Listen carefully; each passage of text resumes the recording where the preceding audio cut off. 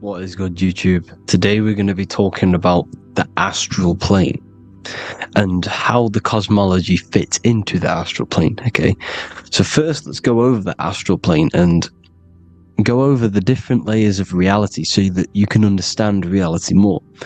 You are a multi-dimensional being.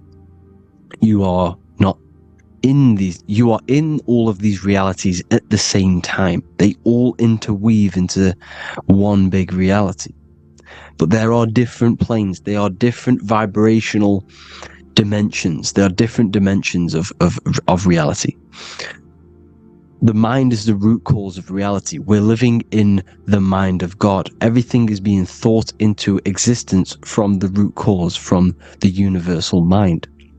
This is why the ancient Egyptians said, all is mind. We're living in the mind of God.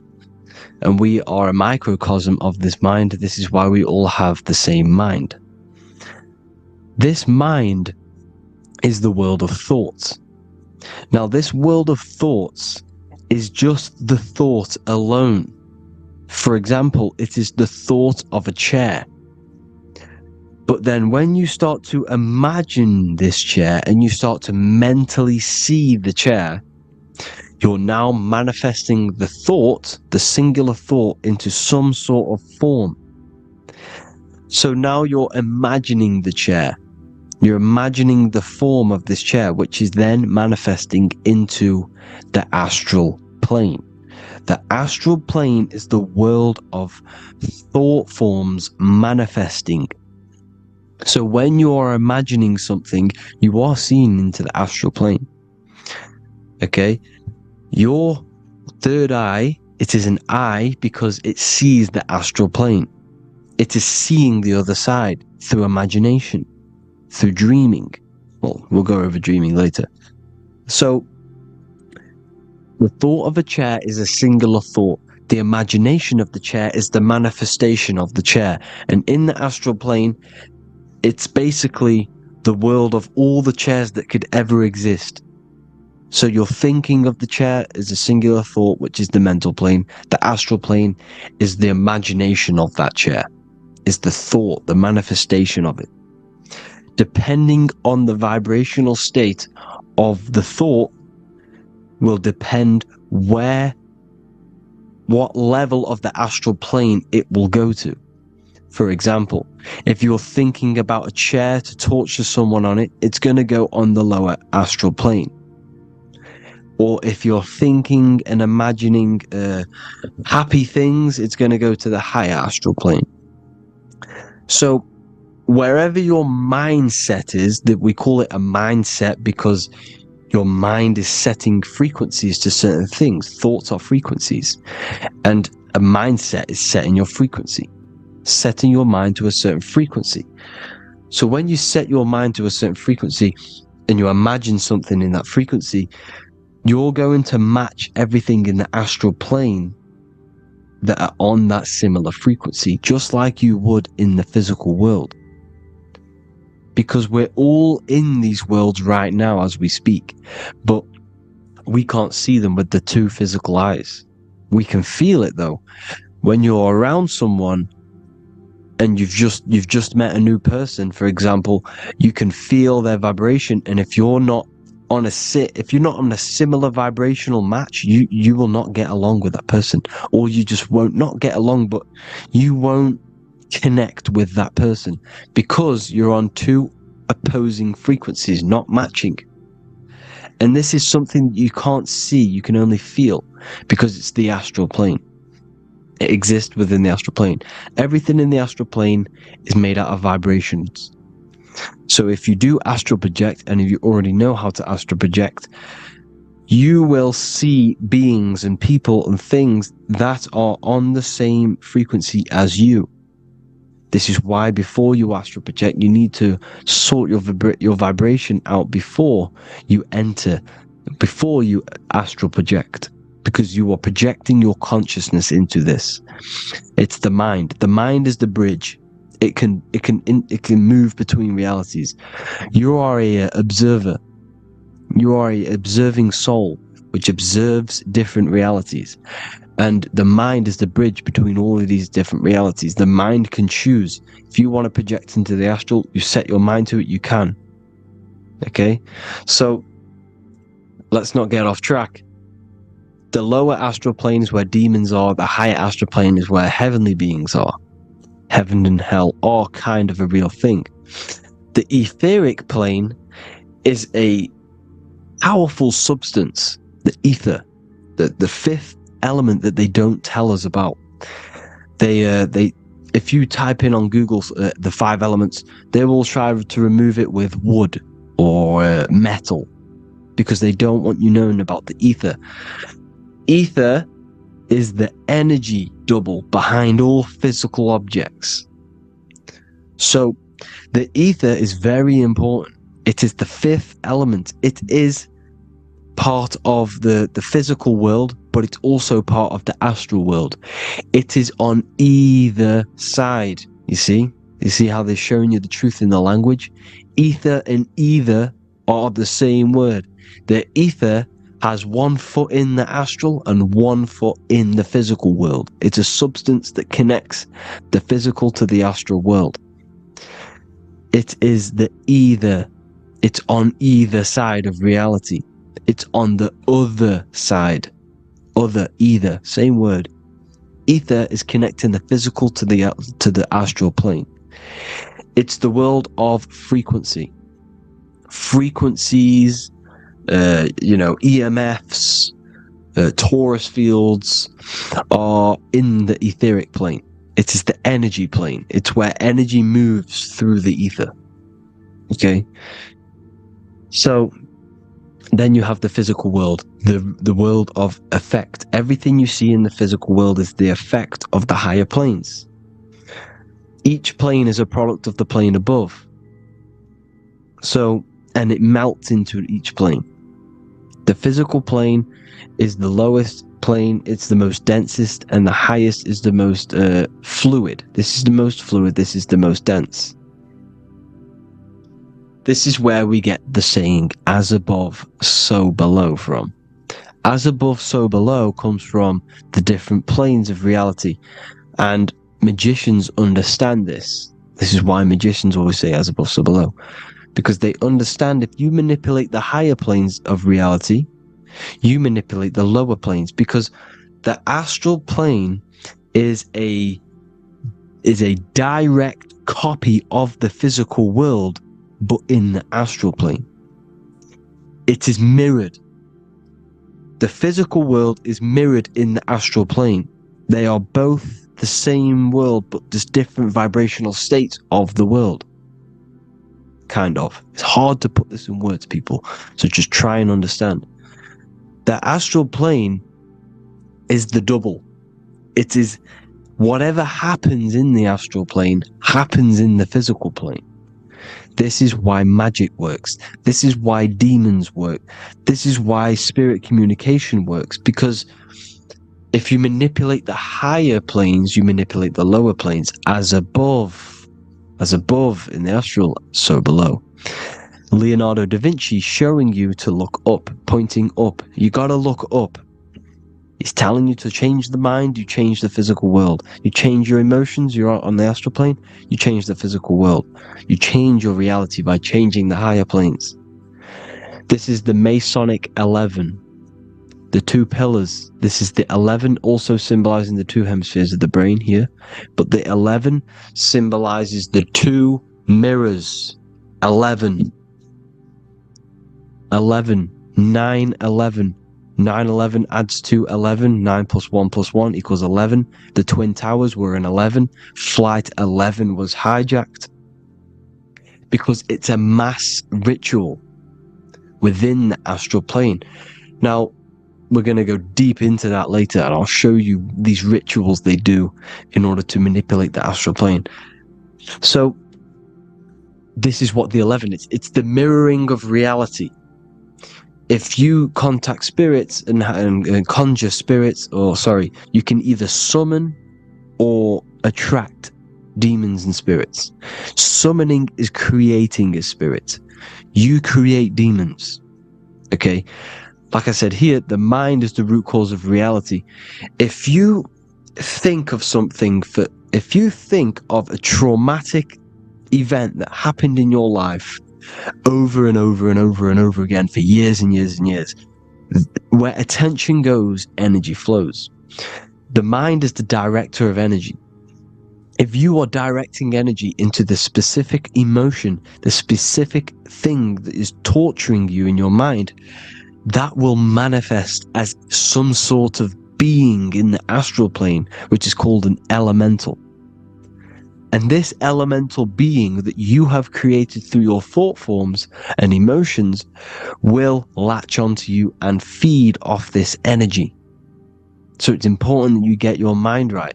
Okay, it's important you sort that you file the mind and you discipline the mind.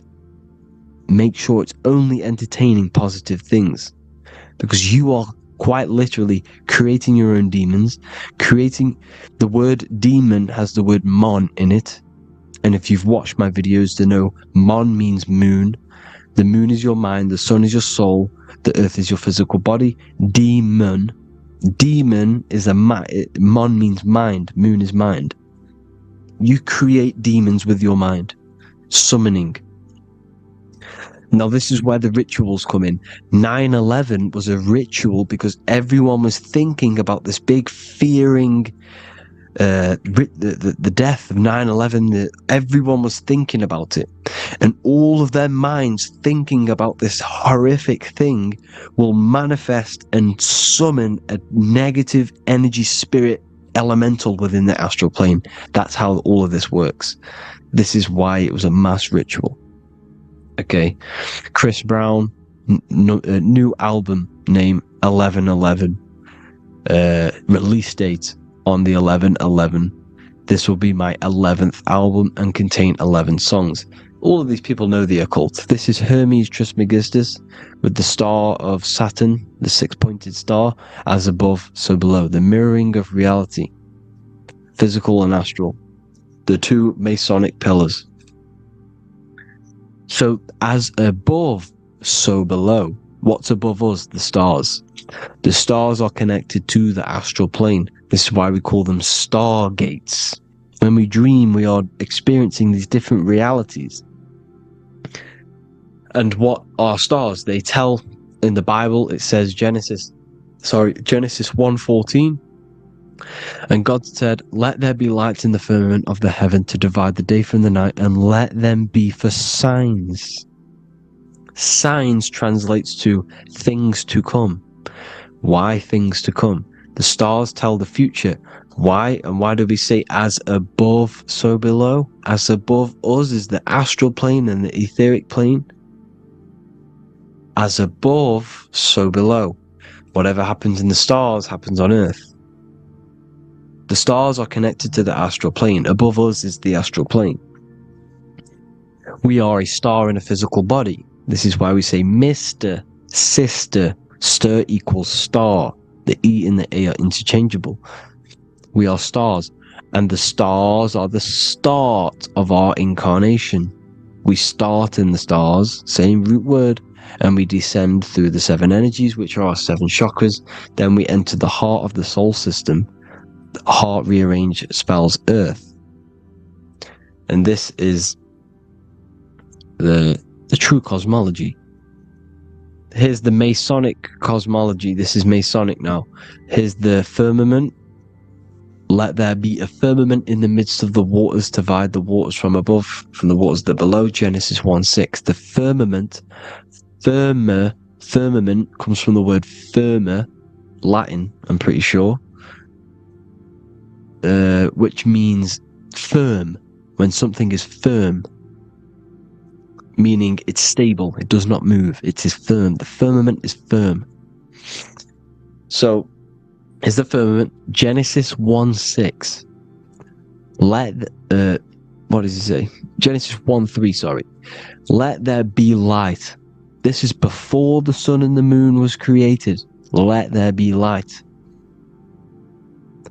Before the sun and the moon was created, light was appeared. So what's that tell you? This is a holographic projection from some sort of light being, some sort of projector. And that projector is the all-seeing eye you see in the Masonic cosmology. This is the all-seeing eye projecting the light beams. Let there be light. Everything is made out of light. The universe is created out of light waves. The torus field is one unit of light. The light projecting this reality is Polaris. Okay, the famous all-seeing eye. Now, what else? Then we have, after let there be light in Genesis 1:16, and God made the two great lights. This is the sun and the moon, electric, magnetic, male and female. Then we have the Masonic checkerboard, the black and white symbolizing dualities within the dualistic reality we're in, spirit and matter, light and matter, rest and motion, positive and negative, good and evil. Everything's dualistic here. Okay? And it's a dance. The universe is a dance between flickering of white and black light, which is the torus field. We're not going to go over that, but this is all connected to the astral plane. This is the true cosmology. The astral plane cannot work on a spinning monkey ball in the middle of space. Does not work. Cannot work. It's impossible. Okay? Impossible. So, even in the Quran, it says, Allah has made the earth for you as a carpet, flat. Quran 15:19, and the earth we have spread out like a carpet, set there on mountains, firm and immovable. It is immovable. In the Quran, it also says 65:12, it is Allah who has created the seven heavens of the earth. The seven heavens meaning the seven layers of heaven, the seven planets. And Psalms 104:5, he set the earth on its foundations and it can never be moved. Never. So here you see in Isaiah 40:22, he sits enthroned above the circle of the earth and its people are like grasshoppers. He stretches out the heavens like a canopy and spreads them out like a tent to live in. We live in a tent. This is the tent. The projection of light. Here you see an ancient picture here. Here you see the ethereal barrier, meaning the firmament, the etheric barrier. And here you see his head popping out. Why is his head popping out? Because your head is heaven. Your heel is hell. Your head has access to the astral plane. This is why your head is heaven. The pineal gland, when stimulated, has access to project itself, project consciousness into the astral plane. Here you see another ancient picture here with the Masonic Royal Arch, with the zodiac here, the zodiac on the top, arching, because there's a firmament above us. Here's God in the brain. Consciousness is God. Here you see the Masonic Royal Arch, symbolizing the firmament. George Washington above the Masonic Royal Arch. These are the stars. This is Polaris projecting reality. Here's ancient churches with the dome. Polaris projecting reality with Jesus. Disney World is under the dome. The seven layers of heaven, ancient paintings, all depict if you go and look at the ancient paintings, they'll all depict the firmament, the arch above us. This is where we get interesting. The Masonic Royal Arch has the 6-9, which is Cancer. The constellation Cancer, which is 6-9 is associated with portals, because CERN is the 6-9. Okay, CERN is opening portals. They're trying to create a portal to the other side. Cancer has the word CERN within it. So there is a link between Cancer and the opening, the firmament opening above us to ascension. Here you see the Masonic art with the Royal Arch and the light and the opening. Here you see the light and the opening. This is the opening of the firmament. Here's the Hebrew cosmology with Sheol, the underworld, and the opening. So Cancer is definitely some sort of portal in and out of this reality. I'm just connecting dots here. Now, we're going to go change a bit now. These celebrities that you are seeing they have not sold their soul to Satan, okay? They have not sold their soul to Satan. Satan is a demonic, low vibrational energy that has been summoned over the thousands and thousands and thousands of years of evil occult arts. So since Babylon was summoning this demonic energy, and this demonic energy in the astral plane will grow and grow and grow. It has no form. It has no physical form. Okay? But you can see it in the rappers. If your third eye is open, you can see clearly that these people are demonic. You can sense the energy that they're manifesting. Selling your soul is not what you've been told. It is gaining, because your soul is pure love, okay? Your soul does not want to do anything bad.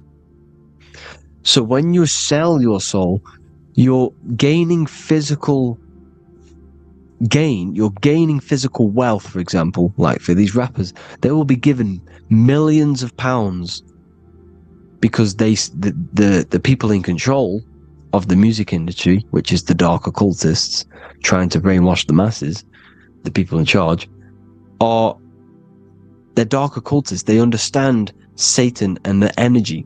They are satanic energy, which has been summoned in the astral plane.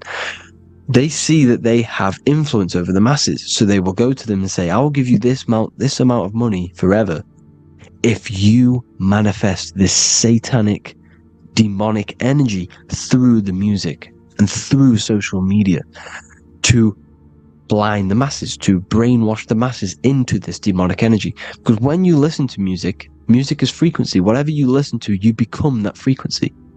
So if you're listening to these people, they're throwing energy, this demonic, satanic energy that they sold out to. Soul, same word. When you sold something, you've got your soul involved. They have exchanged money, physical gain, so that they manifest this satanic energy within the astral plane and through the music, through the videos, through social media, to keep us in this vibrational frequency, in this low state of consciousness. This is what it actually is. It's not, you're not selling your soul to some sort of devil. This satanic energy has no physical form it is formless in the astral plane. It's a summoned energy. Now, the root chakra is red. This is why the devil is red, because it symbolizes the animal nature of man. When you are operating off your root chakra, you will kill, you will fight, you will do anything to survive, because it's all about survival mode in the root chakra. They want you keeping in that fighting mode, that surviving mode, so that you are manifesting this low vibrational frequency, this satanic energy, this demonic red energy. This is why the devil is red. And the devil has a tail with the red arrow pointing down, because it symbolizes your light body. This is your Merkaba. Your Merkaba is your light body. Mer equals light, Ka equals spirit, Ba equals body. Merkaba, this is the devil's tail pointing down, the descension, your heel, up to your heel, hell. Ascension to heaven, head. You see, this is the all-seeing eye with the illumination coming off it, your head, when you're illuminated. The Merkaba is your celestial sphere to portray different planes of reality. It is the vehicle of ascension. It's your light body. It's in the word Kabbalah, Kabbalah, Ka, spirit, Ba, body, La, light. Same thing, Kabbalah, Merkaba. Same thing, it's all about the light body. This light body sees different realities. So when you see the goat in the music industry, it's this satanic summoned energy that's been summoning for thousands of years within the astral plane. When it becomes to the physical plane, it will manifest through different things. A goat, an owl, Satan, Moloch, Baal, same deity, same demonic energy that's been summoning in the astral plane. And this is why the Baphomet has a goat head. Drake's new album is the goat. The Polo G, the Masonic G, with the goat. And here's Rylo Rodriguez in the mirror, with the goat in the mirror and him in his physical body. It symbolizes, the mirror symbolizes the astral plane, because he's manifesting the goat, the demonic energy. He's sold out to the demonic energy. And in the physical plane, he's his physical body. The mirroring, the Masonic 11, the mirroring of reality, the astral and the physical. And what do you call them when they're an amazing rapper, the best rapper? You call them the GOAT. Because the GOAT, you're the GOAT because you're manifesting the GOAT energy, this satanic, demonic energy within the astral plane. So Baal, Moloch, all the same thing. Because in the astral plane, if you want to gain spirits to come to you and communicate you, in the physical world, if you want to communicate with spirits, you have to gain their attention. You can either gain their attention or come together and agree to create some sort of being, which is Satan. Okay. You can, like I said earlier, you can create these beings, you can summon them or attract them. One way to attract them is sacrificing.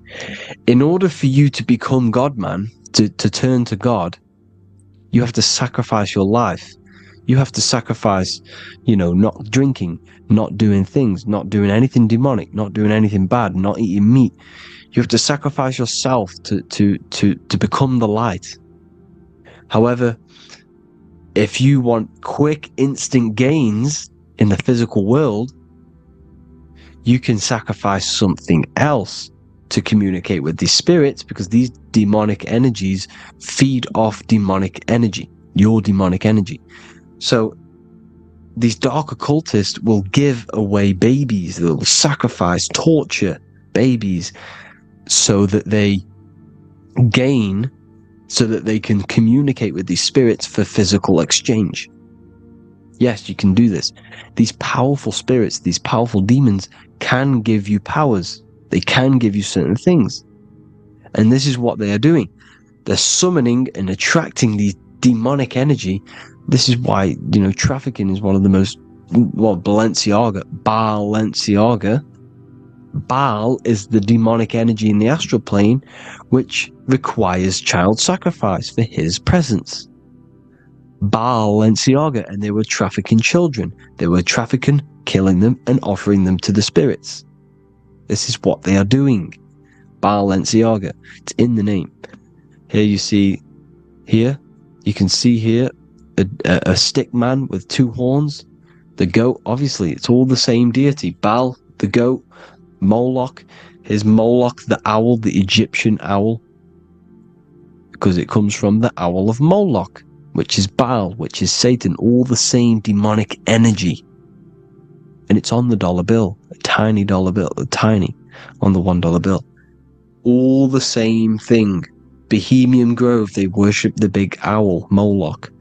It's all the same thing. It's all one big demonic energy which has been summoning in the astral plane. And it's trying to take over Earth, the physical plane. That's what it's doing. So I hope you all gained a deeper understanding of the astral plane and what's actually going on in the world. Please leave a comment if you can to help the algorithm. Drop a like if you like this content.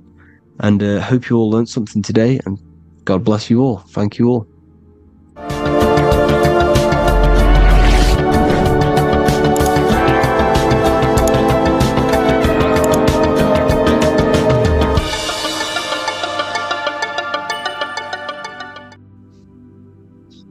Matthew 21:1, Jesus went into the temple of God. Corinthians 3:16, do you not know that you are the temple of God? Now what is this telling you? That God is within you. Hence why in Luke 21:12 it tells you the kingdom of God is within you. And the side of your head region is called a temple for a reason. Because the brain encapsulates the mind. The brain is a physical manifestation of the mind. The heart is a physical manifestation of emotion. So we have these different layers of our consciousness. We have an intellectual, communicative aspect of our consciousness, which we would call the mind. We have an emotional aspect of our consciousness, which is the heart. And to communicate with the divine, it's all to do with the mind. Hence why the ancients always symbolize the mind being God. This is why Michelangelo always placed God inside of the brain on top of Sistine Chapel in the middle of the Vatican. He understood that God is in the brain. God is within you, not outside of you. The church tells you that God is in the sky because they are creating a externalization of the truth to create a business and a distraction so that you don't find the divinity within you, so that you don't find your power. Now you have Adam, the physical man, the physical body, the ego, the lower self. And he is resting. He's not trying to reach to God, but God is reaching because the higher consciousness within you is always trying to communicate with you. It's always trying to wake you up to your divinity. But the lower mind, the lower self, Adam, the physical self, is always in ignorance of truth, always in ignorance, and stays in a materialistic way of thinking, which is the lower animal self. And this is what we call a sleep, or an NPC. This is the lower mind of man. But all you have to do is to move your finger to touch God. You have to look within yourself, within the brain, meditate, and you can find God. This is why in the Bible we see many references to the human body and anatomy to truly connect with God.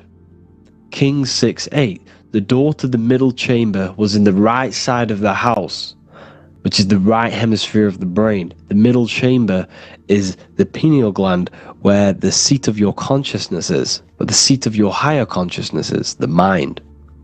And they went up the winding stairs, which is your spinal column, into the middle chamber, and out of the middle chamber into the third. So they went up the winding stairs. This represents raising your consciousness up the winding stairs. Your spinal column acts as a stairway of consciousness. Depending on what sort of consciousness you are operating in, depends on what part of the spinal column you are using. Because the spinal column ascends and descends consciousness. What do I mean? If you are in a reproductive way of thinking and you're always thinking about sex, you're jerking off all the time and you're always eating, all of your brain's power and your mind's power is being descended into the lower aspects of the spinal column, which represents hell, the physical state of man, Adam, the ignorant state. We're basically living off low-level pleasures like an animal. And the stairway to heaven is your spinal column. They went up the winding stairs into the middle chamber, which is your mind, your pineal gland, and out of the middle into the third stage of consciousness, physical, etheric, astral. When you meditate and you start to raise your consciousness during meditation, you enter the astral plane when you turn off thought. But this is the middle chamber inside of the brain. Here we see another painting inside of Sistine's Chapel of God inside of the brain. This is the brainstem. This is the brain. This is the frontal lobe. This is the back lobe. This is the back lobe. This is the cerebellum. Here's the reptilian brainstem. Here's the claustrum. This is what we are seeing here. Anatomy. Here is another one in Sistine Chapel in the middle of the Vatican. This is depicting the brainstem. God's neck looks exactly like the brainstem. Here we see a real brain compared to God's neck, because the neck is just below the brainstem, and this is what they are symbolizing, because they knew that God is within you. God is a part of the human body. God is inside of the body, because the body is a vessel for consciousness, for universal consciousness. Inside of you, inside of me, is the same spark of consciousness, and this same consciousness is spread out into every living essence, because everything comes from the one source, the one God, the one consciousness. Matthew 6:22-23. The light of the body is the eye. If therefore thine eye be single, thy whole body shall be full of light. Practicing the single eye. What is this? This is meditation. This is entering within yourself. So the Bible's telling you to practice the single eye. But if thine eye be evil, thy whole body shall be full of darkness. What does this mean? If your consciousness is in an evil way of thinking, if your mind is filled with an evil, negative mind space, then your body shall be filled with darkness, with evil, with negativity. Because negative thoughts destruct the body. Positive thoughts heal and regenerate the body. So he tells you to be, the light of the body is the eye, your consciousness, the inner eye of consciousness, the eye that lets you see. And what do I mean? You look with your two physical eyes, but you see with the inner eye. What you see is perception. You look with the two eyes, and what you see is perception. You are seeing, you are understanding, and that's what consciousness, the mind, gives you. Consciousness, or the mind, is the force that allows you to be a human being, that allows you to understand things and interact with things and make decisions. It's an infinite intelligence. See, the mind is not the brain. This is a big confusion with people. Hence why the eye on top of the pyramid is separate from the bottom half of the pyramid, because the consciousness is separate from the body, the eye, the all-seeing eye. It represents the observer, the eye that sees into this body, into this world, into this. You are the perceiver. You are the invisible spirit within the body. Theologians 4:17. After that, we are still alive, and our left will be caught up together with them in the clouds to meet the Lord in the air. You don't meet the Lord in the physical air. Okay? This symbolism of the ancient Christian artwork is showing you this is symbolic. These things never happened. There's no man in the sky. Moses didn't go on a mountain to meet with God. The air represents the mind. This is why you say you're an airhead when someone's very stupid. Earth is your body. Water is your emotions. Fire is your spirit. Air is your mind, the invisible mind. So Anton Mengs, an ancient Christian art worker, is showing you anatomy of God in the clouds, but this is the anatomy of the human body. Raising yourself to the mind and turning the mind inwards on itself during meditation. And that's how you meet the Lord in the air. You meet the Lord in an elevated state of consciousness. The air represents an elevated state of consciousness because the air is up. You have to raise your consciousness to meet the Lord in the air. This is why Moses went on a mountain to meet with God. The mountain represents elevation of consciousness, raising the mind up the spinal column, taking all of the mind's attention away from the reproduction and the physical aspects of self and raising it to the brain and turning off the brain and going inward into the air. It's talking about raising consciousness. It's allegorical. It's a spiritual, metaphorical text.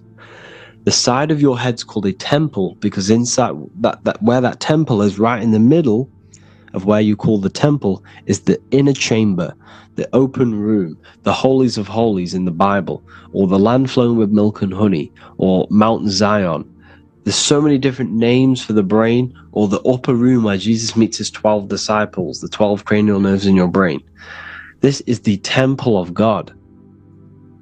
Your body is a temple of consciousness. It encapsulates consciousness. It encapsulates the mind and soul. John 10:30, Jesus states, I and the Father are one. Psalms 46:10, be still and know that I am God. He's talking about the I am within you, not within Jesus. Everyone refers to ourselves as I. I am God. When you say I, you're referring to the highest aspect of yourself. The aspect that is above all thought, above all emotion, and above all things. When you say I, you're referring to your pure awareness, your pure consciousness, the highest aspect of yourself. And anything after I is egotistical. I is God. The letter I is the Roman numerals for one, because there is one God, one consciousness. The letter I is one line, just like the number 1. Matthew 6:3-4, take no thought. Therefore take no thought.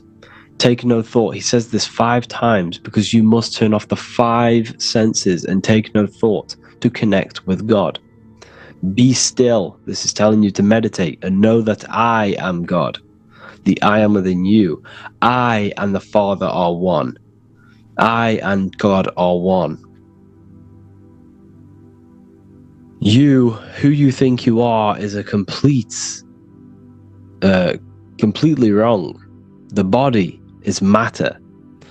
Your name isn't you, your job isn't you, your reputation, your trauma, your memories, your friends, family, worries, bills, interests, dislikes, goals, passions. Anything to do with the thinking mind is not you. Who you think you are is a part of your thinking aspect of consciousness. But once you remove thought, you are no longer your name, you are no longer your body, you're no longer your reputation. You are the I. You are pure awareness, pure consciousness. Pure consciousness. And this pure consciousness has latched on to this name, this job, the body, and your traumas. Your pure consciousness has attached itself to this character who you're playing in the physical world. And this is essentially who you think you are. But you are not. You are the I. You are the self. You are pure awareness. So, in order for you to detach from these things, you must learn how to detach from your name, your job, your reputation. And you do this through meditation, by turning off the thinking mind. Turning off the thinking mind allows other aspects of your consciousness to open up. What do I mean? Your whole life you've been thinking, and all of these thoughts has attached you to this physical body. You haven't allowed your consciousness to open up. And you can only do this by taking no thought. That's why Jesus tells you, take no thought. When you turn off the thinking mind, other aspects of your consciousness starts to open up. Other aspects of your being can open up. And this is how you astral project. This is how you do all these mystical things and things to do with consciousness. It's taking no thought.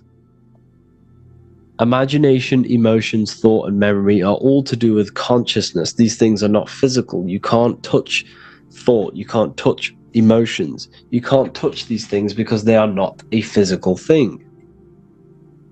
So you must turn off these things for other aspects of your consciousness to open up. Okay?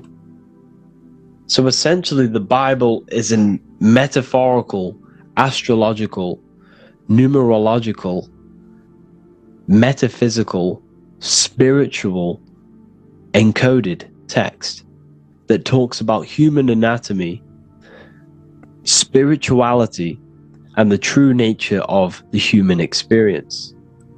Everything they teach you in school is to make you think that you are this body. Everything they teach you in church is the externalization of the true teachings of Jesus.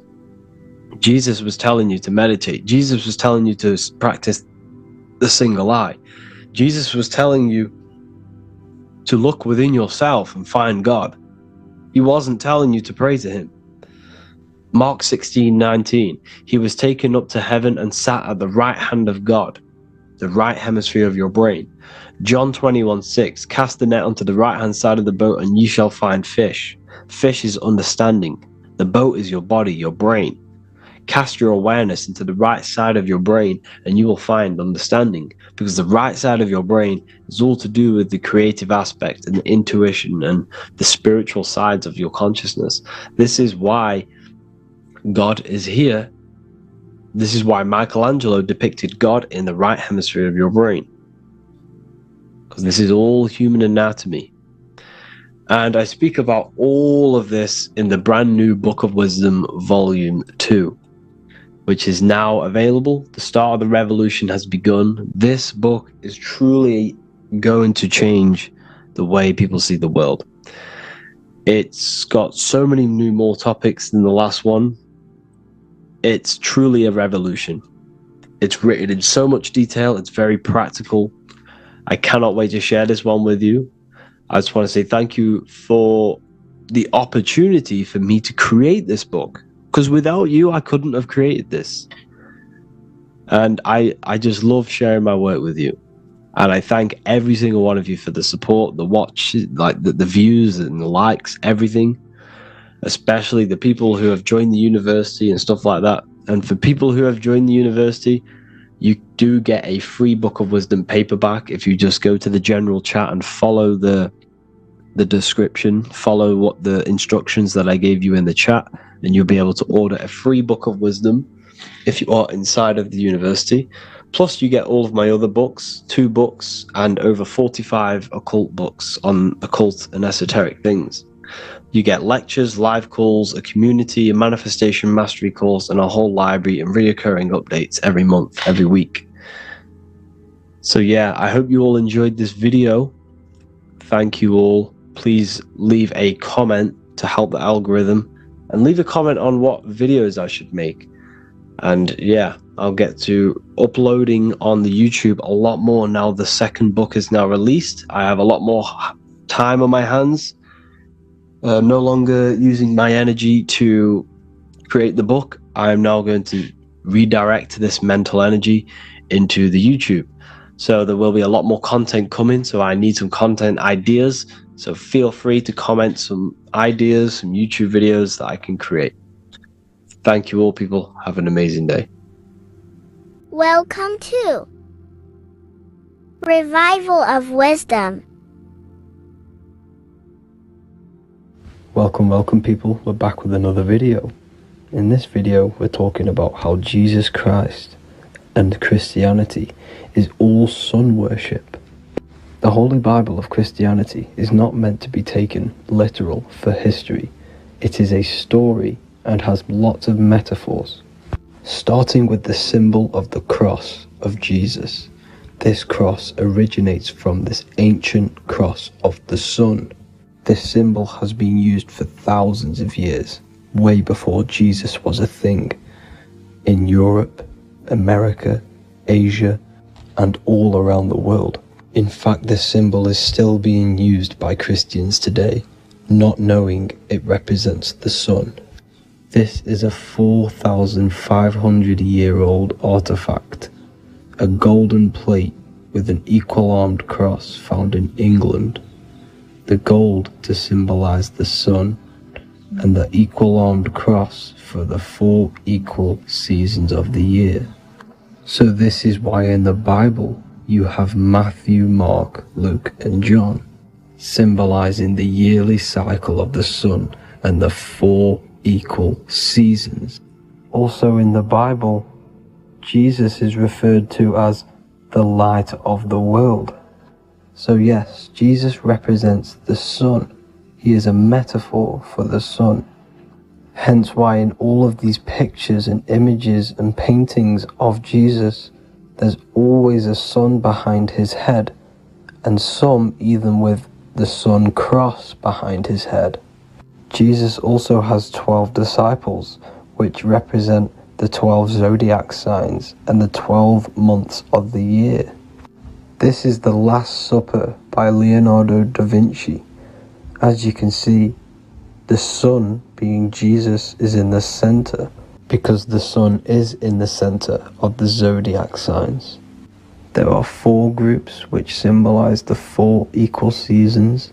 Each group contains 3 people symbolizing the 3 months and the 3 zodiac signs in that season.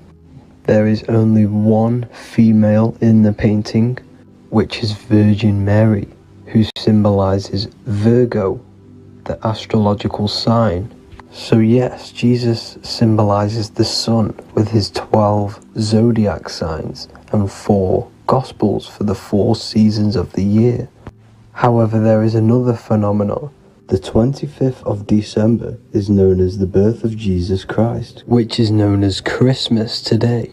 Jesus symbolizing the sun and is born on December 25th. This is the day the sun moves 1 degree northward, bringing back the warmth, the growth of crops, the life and light back to the northern hemisphere. Everything is springing back to life, as we call it, spring. So it is said that the sun is born again on the 25th of December, and Jesus is known as the risen Saviour, because the sun is our risen Saviour, because it gives life to the whole of this realm, the warmth, the crops. And without the sun rising in the morning, we'd all die in about 2 weeks. And we all know how Jesus died on a cross. The sun also dies on a cross in the southern hemisphere. It dies on the Southern Crux constellation. And on December the 22nd, 23rd and 24th, the sun remains in the same position.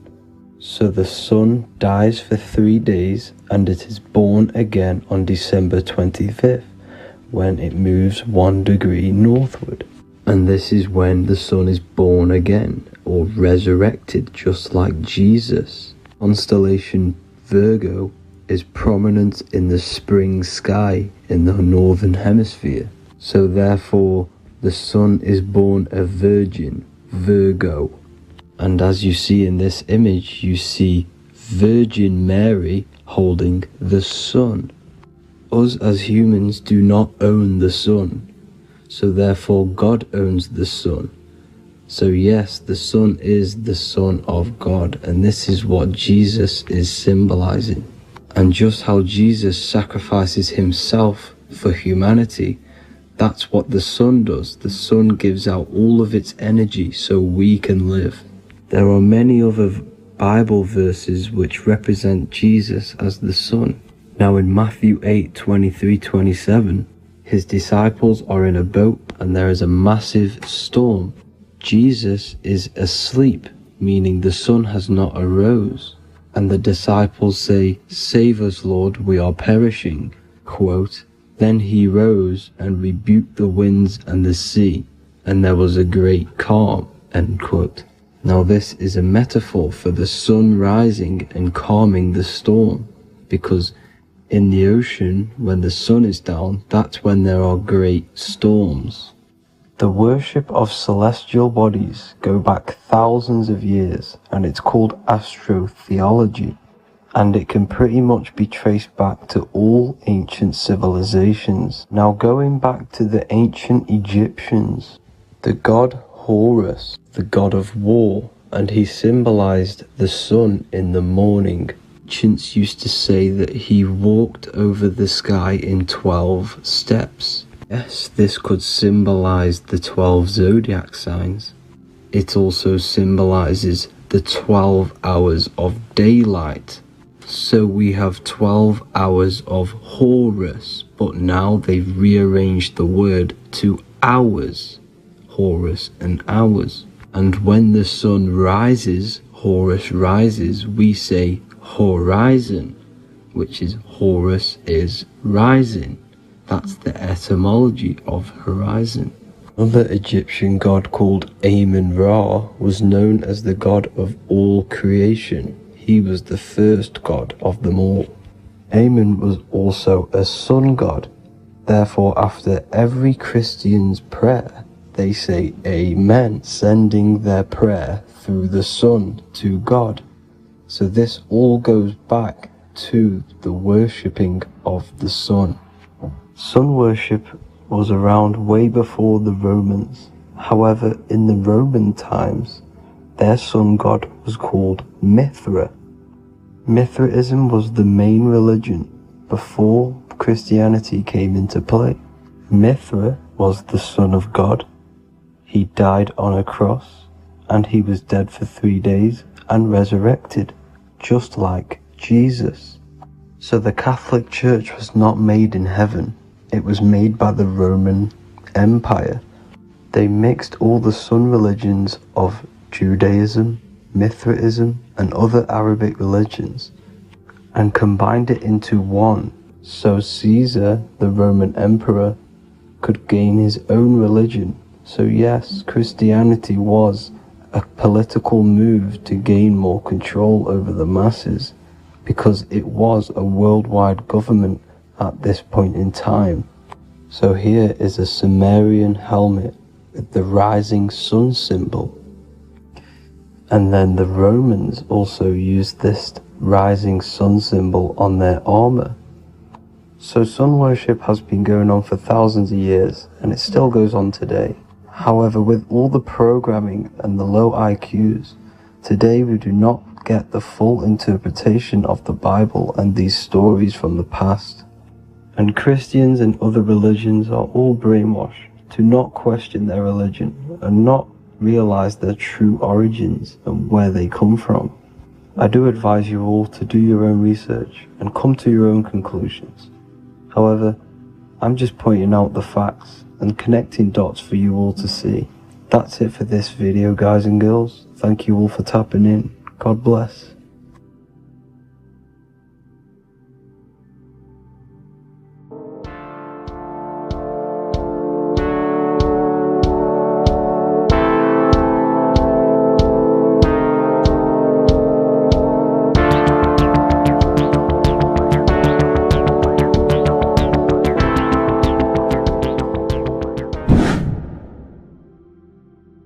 How are we doing, people? It's Revival of Wisdom. We're back today talking about sun worship. Okay? And please enjoy. Sit back and enjoy the video. First thing we need to understand is that the sun is the risen Savior. It's the light of the world. Without the sun, we have nothing. Now, the sun is the Son of God. We didn't make the sun. No one owns the sun. But who created the sun? Obviously, the Creator created the sun. Therefore, it is the Son of God. And that is what Jesus is symbolizing in the Bible. The Bible is a metaphorical story. That's why it's called the greatest story ever told. Because it is a story about the sun, the zodiac. It's about you, the systems in the body. It's about everything that is sacred in this creation. Now you can see the suns behind Jesus' head in all of the ancient portraits. Even the ones that are more modern, you still see a sun on the back of his head. Because he is the sun. He's the light of the world, our risen Savior. And this is what Christians are lost, because they don't realize it's a symbolic story. They think Jesus was a historical person. He's not a historical person. Okay? This is what we need to get out of our mind. This wasn't a historical person. It's the Son, our risen Savior. The Son is the soul. It's the soul of this creation. Because what is a soul? A soul is pure life force, pure energy. Whatever a soul inhabits, it gives life to. Like our soul feeds our body. The sun feeds the earth, because the sun is a soul, and that's why the ancients called it Sol. Because it's the soul, and it's in you, and it's the light of the world. It's the light of everything. It gives life to all things. Here's Jesus and his 12 disciples. The 12 disciples symbolize the 12 zodiac signs. Aries, it rules the head region because the 12 zodiac constellations rule specific regions of your body. Aries, the ram, you have a cerebrum in your head. This is Aries on the head of the table. His Gemini rules the arms and the lungs. The two twins, Gemini. He's holding up two hands for the two hands and arms. The twins. Cancer has a knife in his hand. It's not so clear, but he has a knife in his hand. Cancer is the crab. Crabs have claws. And he's pointing at Virgo's Adam's apple, saying there's no Adam's apple there. It's a woman. Who's the sixth sign? The sixth sign is Virgo, the Virgin. The only woman in the painting. Now notice how there are 3 people in 4 groups for the 4 seasons and for the 3 months and 3 zodiac signs in each season. Spring, summer, fall, winter. Matthew, Mark, Luke, and John with the suns on the back of their heads, because it's the 4 states of the sun.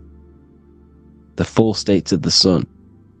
Now, 6th sign, Virgo, the Virgin, the only woman in the painting with no Adam's apple. Then we have the sun, Jesus, red and blue, red shift, blue shift. Electromagnetism. The ancients knew this. He's got one hand open, one hand down, because the sun gives and retrieves. The sun rises and it falls. It gives, then pulls away. That's what the sun does, and that's what he's doing. His arms are out, symbolizing the rays of the sun, casting down onto the earth, giving and then receiving. Libra, his 2 hands are equal. He's holding his arms out equally, because Libra is the 2 balanced scales. Libra is when the sun is balanced between the summer and the winter. It's being judged. The sun isn't balanced. That's what Libra is, the 2 scales. Capricorn is the goat. Goats have 2 horns, and you can see the 2 horns on his head here. See? So this is astrology. This what Leonardo da Vinci is depicting here. It's astrology. And he knew the story of the Bible is all astrology. It's all based on astrology. The Son of God, the real Son. Now here are some Bible verses. I am the light of the world. Obviously, that's the sun. What other light is there that lights up the world? The moon can't do it. It's the sun, the one and only Son, our risen Savior. Because if the sun didn't rise, we'd all be dead. So it's our risen Savior. And it dies for our sins every night, and then gets reborn every day. Now Jesus calms the storm. Mark 4:35-41.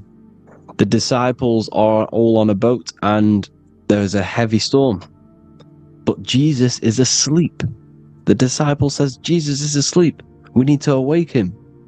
They wake up Jesus, and Jesus got up and rebuked the wind and said to the waves, quiet, be still. Then the wind died down and it was completely calm. Well, when Jesus was asleep, this is the sun not being risen. It's not risen yet. Because in the night times, that's when the storms happen on the sea, in the ocean. And when they awake Jesus, Jesus rises, because he's the sun. He rises and everything calms. Because when the sun comes, the storms go. You see? So it's the sun. It's all about the sun. Here's another, Luke 22:10. A disciple asked Jesus, when will we know it's the end times? And Jesus says, as you enter the city, a man carrying a jar of water will meet you. Follow him to the house that he enters. Well, this is clearly talking about astrology, the topic that Christians think is satanic, when they don't realize the whole thing's based on astrology. Because the end times is the end of Pisces, which is the 2 fish, which is the age we've just gone out of. And you can see all these ancient churches here with 2 fishes, because they knew it was the age of Pisces. There's an ancient photo, artwork with the 2 fish, Pisces. And the end times, as it talks about in the Bible, when Christians think the world's going to end or something. But no, it's just the end of Pisces. As you enter the city, a man carrying a jar will meet you. Follow him to the house. The house is the zodiac sign that he enters. And the zodiac sign is Aquarius, because that's what it is, a man carrying the water. We know this is astrology because that is a woman's job in the ancient times. In the ancient times, the woman used to get the water. You would never see a man collecting water back then. That was the woman's job, whilst the man builds the houses, for example. You see, so we know it's talking about astrology because astrology is the man holding the bucket of water. It's the end of Pisces. Now we are in Aquarius. And of course, Luke 24:36, the risen Savior, the Son. Now the Son is also born on the 25th of December, a virgin, just like Horus, Mithra, Buddha, Krishna, Hermes, and thousands of other gods, all born on the 25th of December. Well, it's because the sun moves 1 degree northward on the 25th of December. And on the 22nd to the 24th, it stays in the same degree because it's moving south. But then on the 22nd, it stays in the same degree on the Southern Crux constellation. And the ancients called this the sun dies on a cross, because the cross is the Crux constellation, the Southern Cross. And it stays on that same degree for 3 days on the cross. The sun dies on a cross, and then on the 25th moves 1 degree northward, bringing back the summer, the light, the warmth, the growth of crops. And this is the sun being reborn again, a virgin, because it's pure. And here's Mithra, another sun god before Jesus was around, before Christianity. It was Mithraism, and Mithra, Ra is Ra, the sun god, Egypt. It's all about Ra, the sun. You see the crown of thorns on Jesus' head, symbolizing the rays of the sun. And here are the rays of the sun on the back of Mithra's head. Krishna, the sun. Buddha, the sun. Horus, horizon. All born virgins, all did miracles, all resurrected. Dead for 3 days. Well, here he is, dead for 3 days on the cross.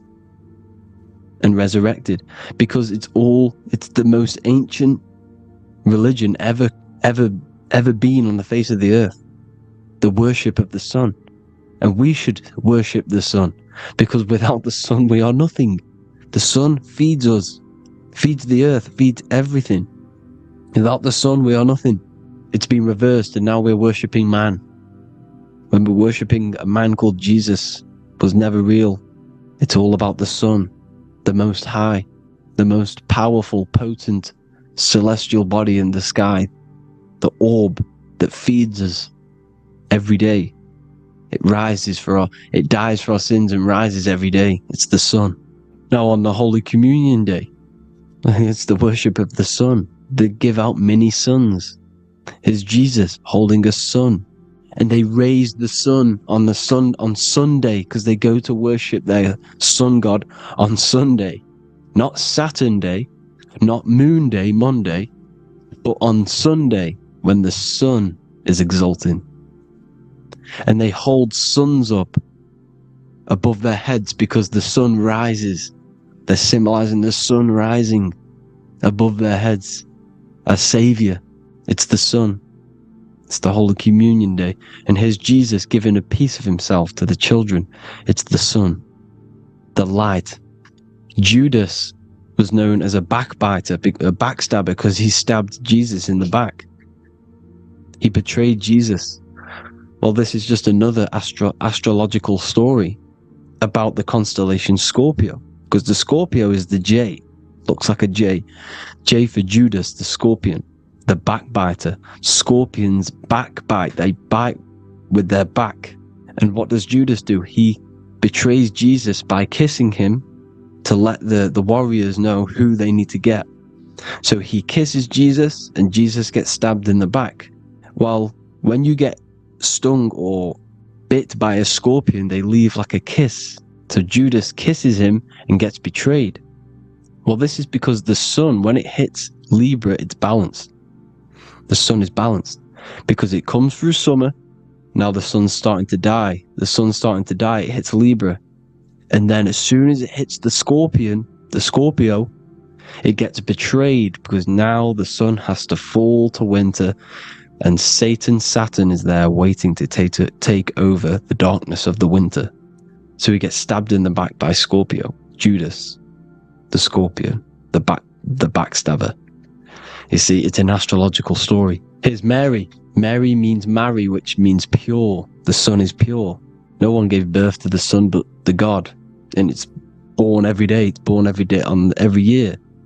It's born pure. There was no controversy. There was no, activity for the sun to be born. It's pure. Now, the 7 metals come from the 7 planets. The sun gives you gold, and this is why the sun is golden. It looks gold. And this is why the banks are backed by gold, because gold is the most valuable metal, because it's the sun, the most valuable celestial orb in the sky, in the heavens. Well, here's Jesus, another ancient symbol of him being crucified on the cross with the big sun, the Southern Crux constellation. The sun dies on the cross constellation. And if you go to the old etymology dictionaries, you will see sun and son is the same word. They come from the same etymology roots. You can use them for no matter what, but they've been confused today. But if you go back to the old dictionaries of etymology, they are interchangeable. You can use them. Son, sun, sol, it's all the same thing.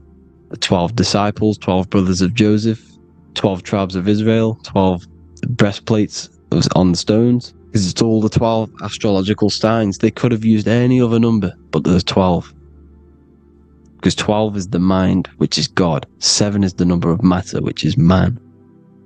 7 energy centers in the body. 12 cranial nerves in the brain, because it's the mind. 12 is the 12ness. The zodiac is literally the mind of God, the signs of God. Now here we see here, Job 38, 31 to 33. Can you lead forth a constellation in the season? He's asking you, can you read the sky? Can you read the heavens? Canst thou bring forth the Mazzaroth in its season? Mazzaroth means 12 signs, the zodiac.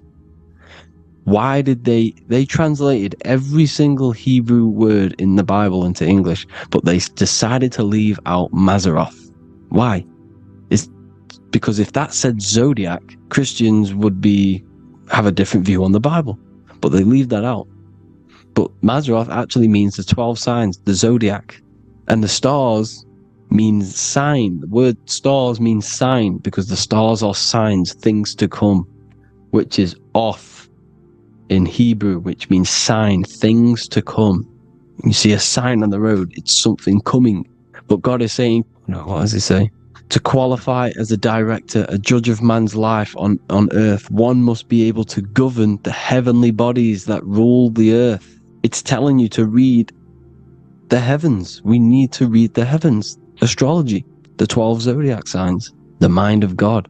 It's telling you, read the Mazzaroth, read the zodiac, because they are things to come in your life. They are signs. It's not satanic, it's made by God. God said, let there be lights in the firmament of the heavens to divide the day from the night, and let them be for signs. Signs are things to come. The 12 zodiac signs.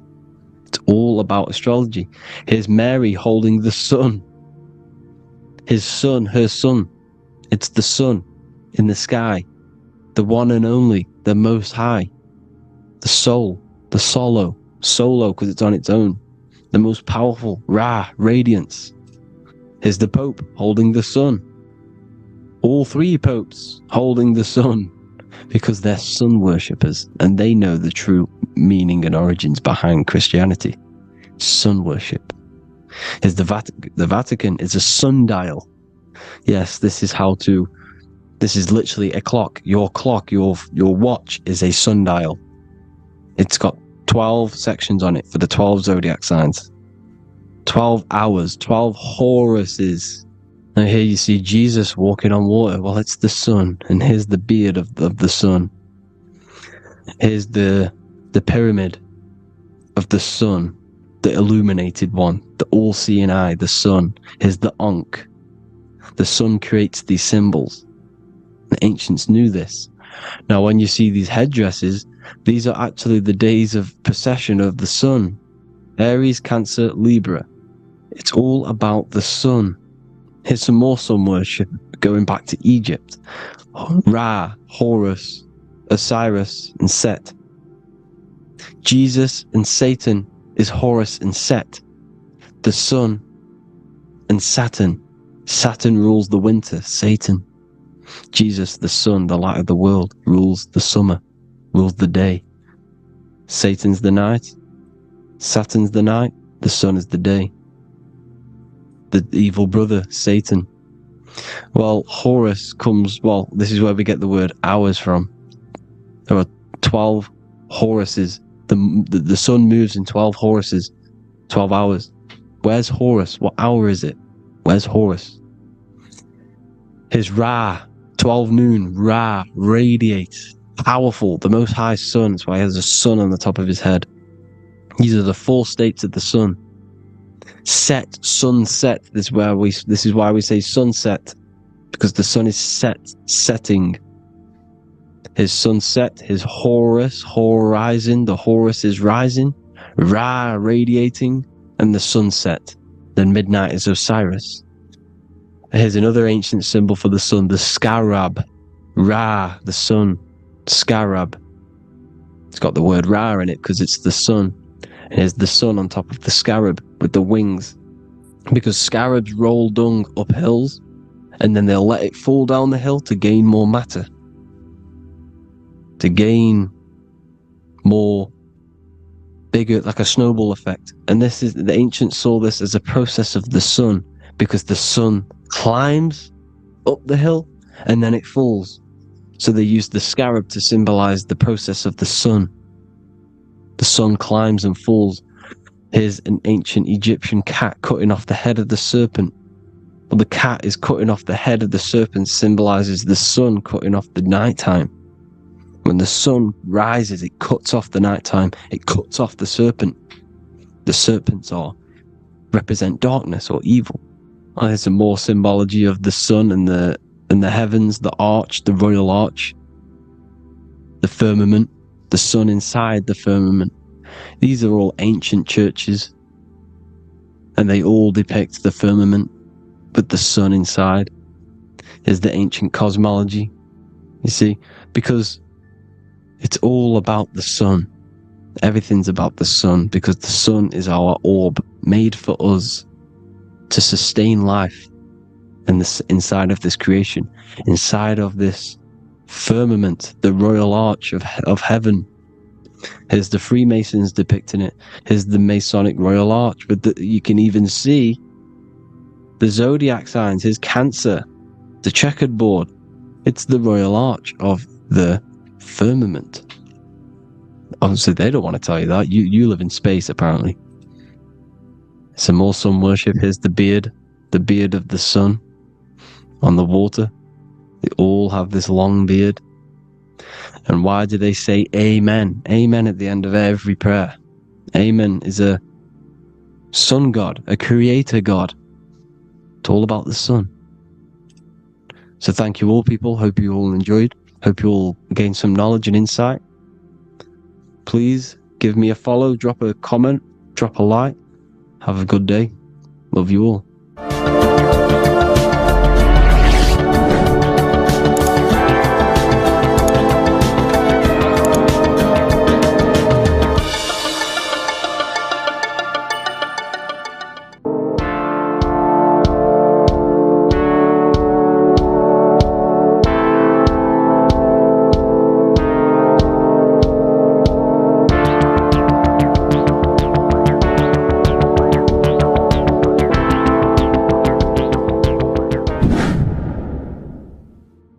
What is good, people? We're back with another video, and today we're talking about the chakras.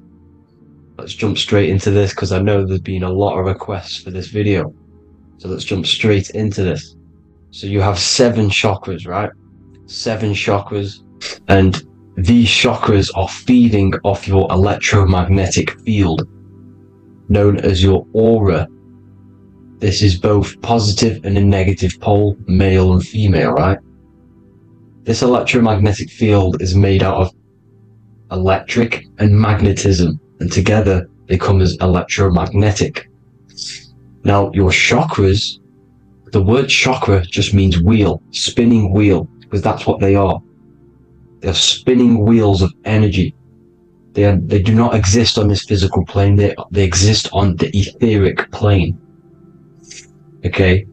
Now, these energy centers are known to regulate your emotions, and each energy center controls the organs and cells in that particular area of the body. So, for example, your sacral chakra will control the cells and organs of your sexual reproduction area. Okay, the navel chakra or solar plexus will control the digestion in your body. Same with the heart, same with the throat, right? So they are like mini brains for each center of your body. They run along up the spine, but notice the crown chakra exists outside the body. It's just above the head. Now, this process of the chakras is obviously the 7 colors of the rainbow, starting from red, which is the lowest vibrational color, all the way to violet, which is the highest vibrational color. This, like I said, these energy centers are feeding off your electromagnetic field. So if these chakras are unbalanced, they are taking too much energy from your electromagnetic field, making it weaker. Now, this is the North Pole. As you all know, the Earth is flat, and we live inside of a giant torus field, and the North Pole is the Earth's heart chakra. And this is why the aurora borealis, or the northern lights, whatever you want to call them, that's why they are green, and they are being emitted from this center point of the Earth, because it's symbolizing the heart chakra, which is green, right? Now, you do work your way up to these. However, this is a torus field. You are a torus field. You have different layers of this torus field, right? And you need to balance all of these chakras, but you can't move up these chakras until you open the one below it. So it's like a stairway. You can't go to your solar plexus without going through your sacral. You see? So you have to work up these. However, you have to work up these and then live from the heart, because the heart is the center of the torus field. It's the balance between male and female poles, positive and negative poles. So you have to balance all of these chakras and then bring them all into one, which is the heart chakra. Now, they exist on the etheric plane. They exist on the etheric plane, and the etheric plane is a layer of the material plane. It's the one higher than the material plane, and then after the etheric plane, it melts into the astral plane. So they exist just between the physical and the astral aspect. Now, this is the yin and yang matter, which is the lowest root chakra, physical matter, and then to spirit, because high vibrational matter turns into spirit, low vibrational spirit turns into matter. So they're interchangeable. This is the yin and yang. Now, when you see ancient paintings with the halos, you see this is like a toroidal field coming out the top of his head, you see, with a halo. This was symbolizing in the old days, in the ancient days, that they've aligned their chakra, they've reached Christ consciousness, which is God consciousness, right? Now, this electromagnetic field is the apple that we bit out of in the Bible, because you see that apple is a torus field. So they were metaphorically or personifying the torus field. That's what the Bible is. It's a massive personification. It's all metaphors. You have to read it properly. It's got a greater meaning behind it. Now, when we bit from the apple, we ate from the tree of knowledge, which is good and evil. Our lower mind took over, so we materialized to feed our physical bodies. We materialized through Saturn. That's what Saturn does. Now, if you don't understand that, go and watch the video previous to this one called Occult Secrets of Saturn, and that will show you how Saturn is the materializer. Now, this is one of the secrets behind the Masonic compass: electric and magnetic, male and female, duality, positive and negative. Now, like I said, they teach you about the torus field, about a magnet in school, but they don't teach you about your electromagnetic field. Everything alive has a torus field. It is the building block of this creation. Absolutely everything has a torus field. There's not one thing without it. And as you can see here at the center of the apple, that's where the seed is. That's where the life is. The reproduction of that organism. As you see, this is where the most electromagnetic energy is stored, in the center, because this is where the two duality, this is where the field meets, at the very center. This is why the seed is at the very center. Now, your spine is a elongation of the brain. The brain is heaven, and the bottom of the spine is hell. So this is Saturn, which is the root chakra. The 7 planets are associated with each chakra. Moon equals mind. Okay, now Saturn is physical matter, as I've just explained. This is the lowest vibrational color, and they want you trapped down here, which is your hell state, your animal nature, your physical nature. They want you to identify as the physical body. They don't want you to reach these higher states of consciousness. Okay? Now, in the brain, you have 12 convolutions. Now, this is what they were symbolizing in the Bible with the 12 disciples.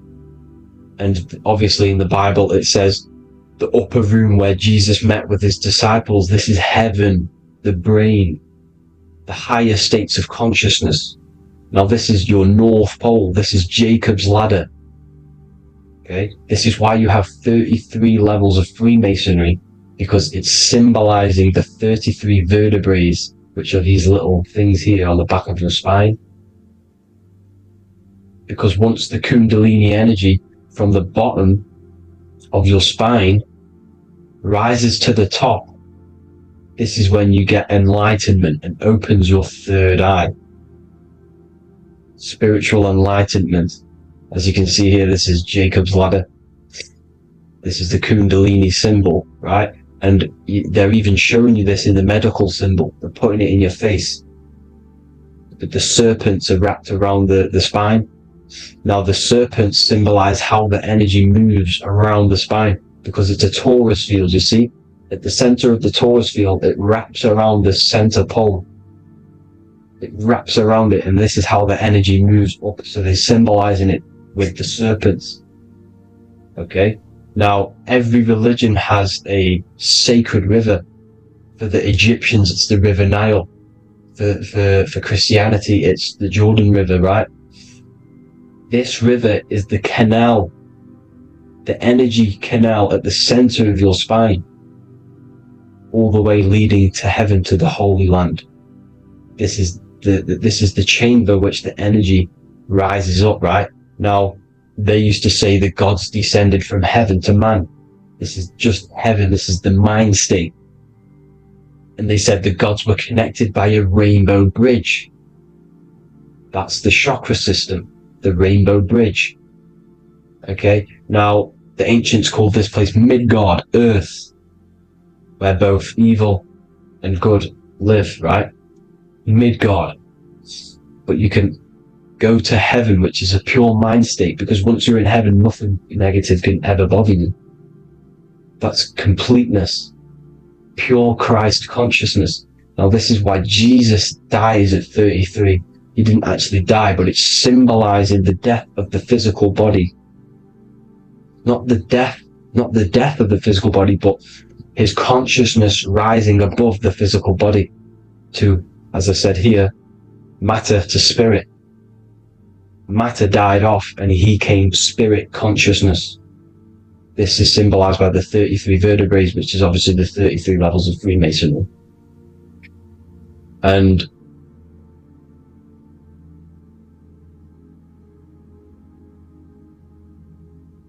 now the pineal gland, which is at the very top of this Jacob's ladder, or the River Jordan, the canal, your 33 vertebrae on your spine. This is where the pineal gland sits, right? At the very top, at the center of your brain. Now, there's multiple ways this was symbolized. The Eye of Ra, which is used by the Egyptians.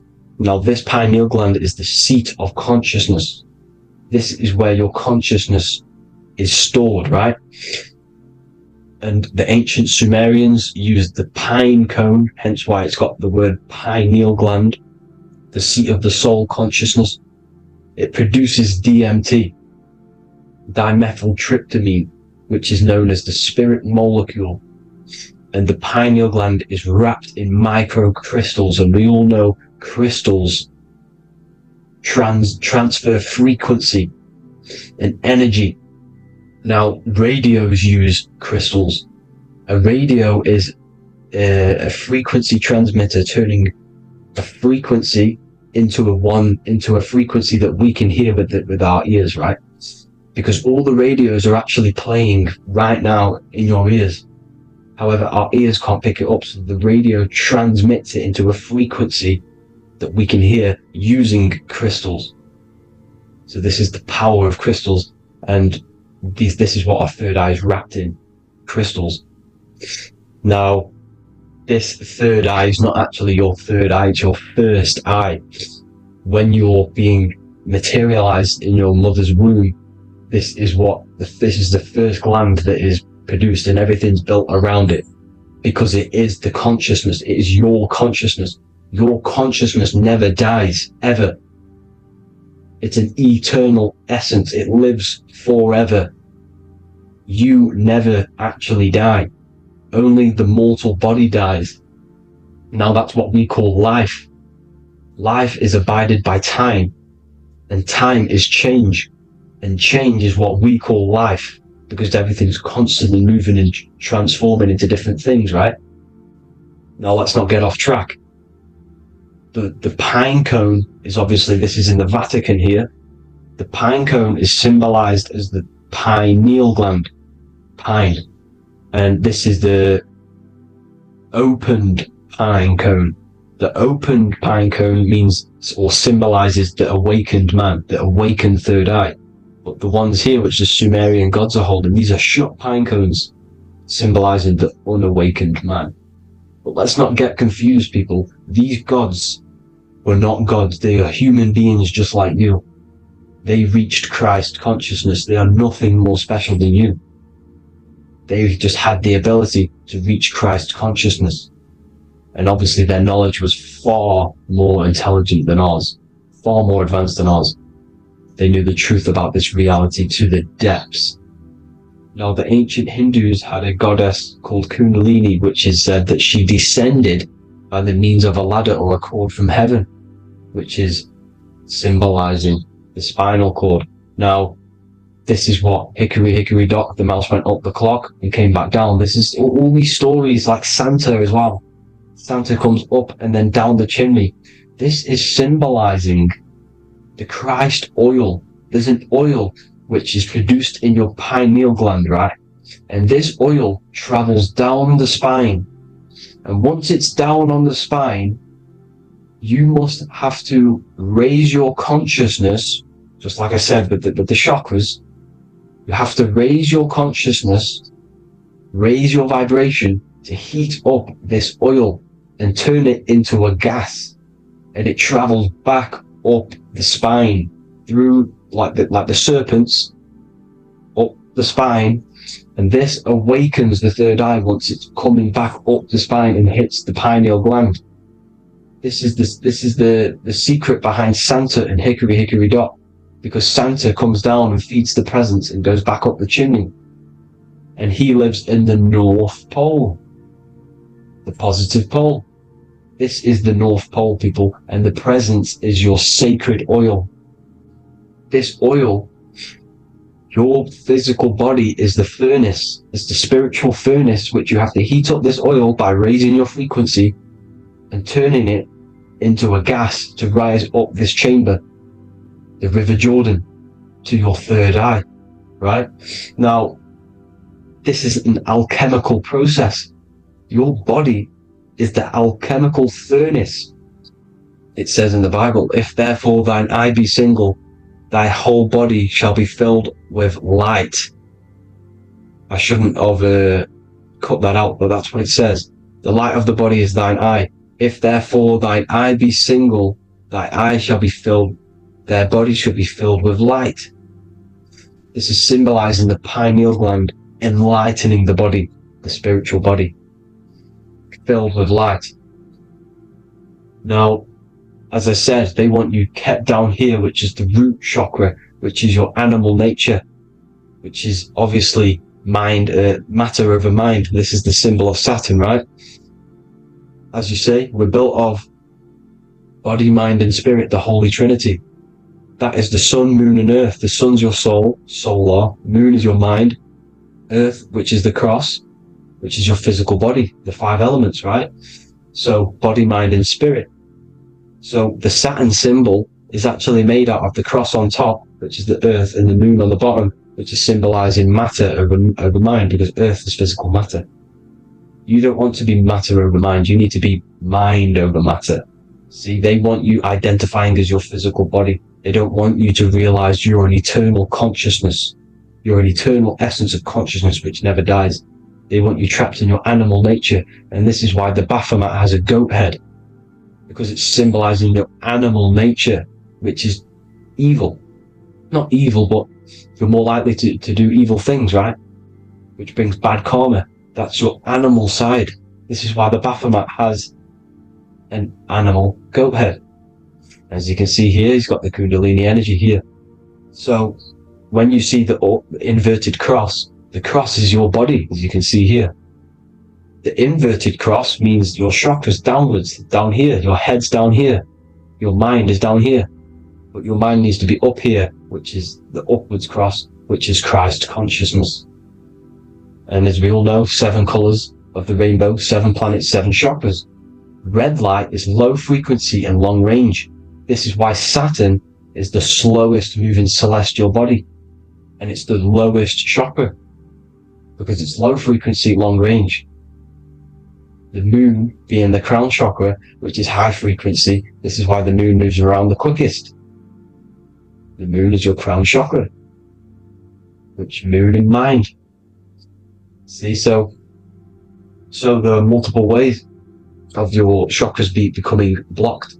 Now, each chakra has a specific intelligence. It has a specific thing that it's doing for the body, right? Now, this can be overused. It can be abused. For example, masturbation. That keeps you down here in your sacral chakra, because you're abusing the energy center. You're abusing your sexual energy, which is then becoming unbalanced. So this is how energy, this is why these centers are pulling more energy out your electromagnetic field, because these centers are wheels. The chakras just mean spinning wheel of energy. So when you're abusing these certain centers, you're pulling energy out of your electromagnetic field, which is making your field weaker, which is making your frequency lower, which makes you prone to diseases, prone to lower negative energy, right? So you need to align these chakras. You need to unbalance them. And as you can see here, you can screenshot these to see how they're blocked. I'm not going to go over each one because it'll take me forever, but have a little read yourself. This is why they're blocked. Now, the ancients used to say Aum when they meditated. Now, these are the 7 vowels. There's not 5 vowels, there's actually 7. Now, when they say Aum, they're aligning all their chakras by saying this when meditated. This is where the Aum originated from. Now, emotion is energy in motion. So if you're feeling a certain way, that's the energy you've put in motion. It's a reflection. We live in a mirror reality. Everything's mirrored. Everything's mirrored. As within, so without, as above, so below. Everything's a reflection of some sort. So whatever you're feeling, you're doing something wrong. It's telling you you're doing something wrong from the root cause. Because your energies are the effect. You're feeling the effect of something you've caused. The law of cause and effect. Nothing escapes it. Now, the Jehovah's Witness believe that exactly 144,000 faithful Christians go to heaven or be resurrected, right? This is not true. This is symbolic. 144,000 go to heaven. Now, the petals on the chakras, this is the root chakra, this is the crown chakra. Now, if you add up the first 5 chakras, the petals, add up the petals on the first 5 chakras, you get 48. And then you get to the third eye, which has 2 petals. 48 times 2 equals 96. 96 plus 48, which you got from here, equals 144. The last chakra has 1,000 petals. Times 144 times 1,000, you get 144,000. This is a frequency. This frequency is the frequency of the ascension up your chakras. This frequency is a high frequency which turns that oil into gas, which rises up the spine, activating your third eye. Right? So this is all the religions are all symbolic for this sacred secret of Christ consciousness. As it says in the Bible, the kingdom of God is within. It's not out there, people. You must look within yourself. You are God. You are a spark of his consciousness. Infinite consciousness, right? So 144,000 is a frequency, and you must achieve this. Like I said, these people in the past, they're not gods, people. These were just humans. Nothing special. They just reached Christ consciousness. Now, they keep you in these lower vibrational states with the food, right? And as you can see here, all of these fast food restaurants are mainly are red and yellow, which are these lower states, these lower 2 chakras, lower vibrational colors, because they want you trapped down here in matter. And these foods are so low vibrational, they will keep you down here, because your gut produces, I think it's like 80% of melatonin. Melatonin is your feel-good hormone. These foods will not make you feel good. This is very low vibrational. Meat. It's not meat, it's raw flesh. These animals are stripped from their family, put on a conveyor belt, watch their friends be tortured, and then get slaughtered in a slaughterhouse. Think of all the fear that's running through their blood. All the hormones, all the fear. And you're going to go and eat that very low vibrational energy. As you can see here, this is the light photons within fruit. You can see the life force in this fruit. You must think, feel, and do positive to raise your vibration.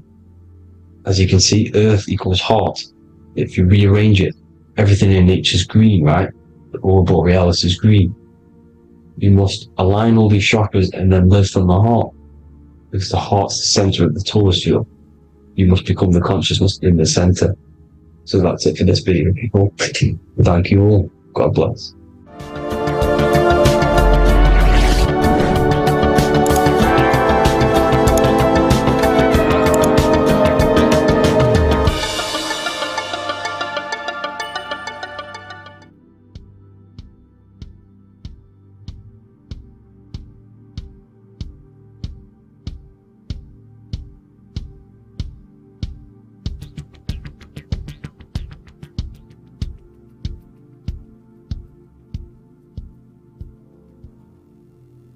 Welcome people, we're back with another video. I will now be keeping track of my YouTube and trying to upload every week. In this video, we'll be talking about the chakras. The chakras are the 7 attributes of God, and they are the 7 planets. These are literally vortex portals within us that connect us to these vices and characteristics of God. Each one of these energy centers are a spinning wheel of energy which controls the cells and organs in that particular area of the body. For example, It's literally a mini brain for that area of the body. Each chakra has a vice which you need to turn to a virtue in order to climb up through the system. They work like a stairway system. You have to go through each chakra in order to unlock the one above. This process is turning matter into spirit as you descended from spirit to matter. Saturn is Satan, that's why it's the lowest chakra, and that's why the devil is red, because red is the lowest vibrational color. When you are in these lower states of consciousness, you are in your animal nature. This is your physical side of your nature, and you are mainly being driven by your animal instincts or your ego. Moving back to your higher self or your spirit self is not an easy process. It takes a while. However, with discipline, consistency, and motivation, you can achieve this, and this is what the ancients called Christ consciousness. Once you have achieved this, it is basically a state of mastery of the mind. You no longer lust for the lower animal nature things. Now, let's start with the root chakra. This is located at the base of your spine, and you can feel this chakra by tensing your anus. This energy center is in control of your survival needs, your vitality, your stability, and security. Now, if this chakra is unbalanced, you will feel insecure, fear, anxiety, unstable, low self-esteem, anemia, over or underweight, and constipation. In order to balance this chakra, you need to feel grounded, embodied, stable, calm, centered, a sense of safety and trust in yourself and the world around you.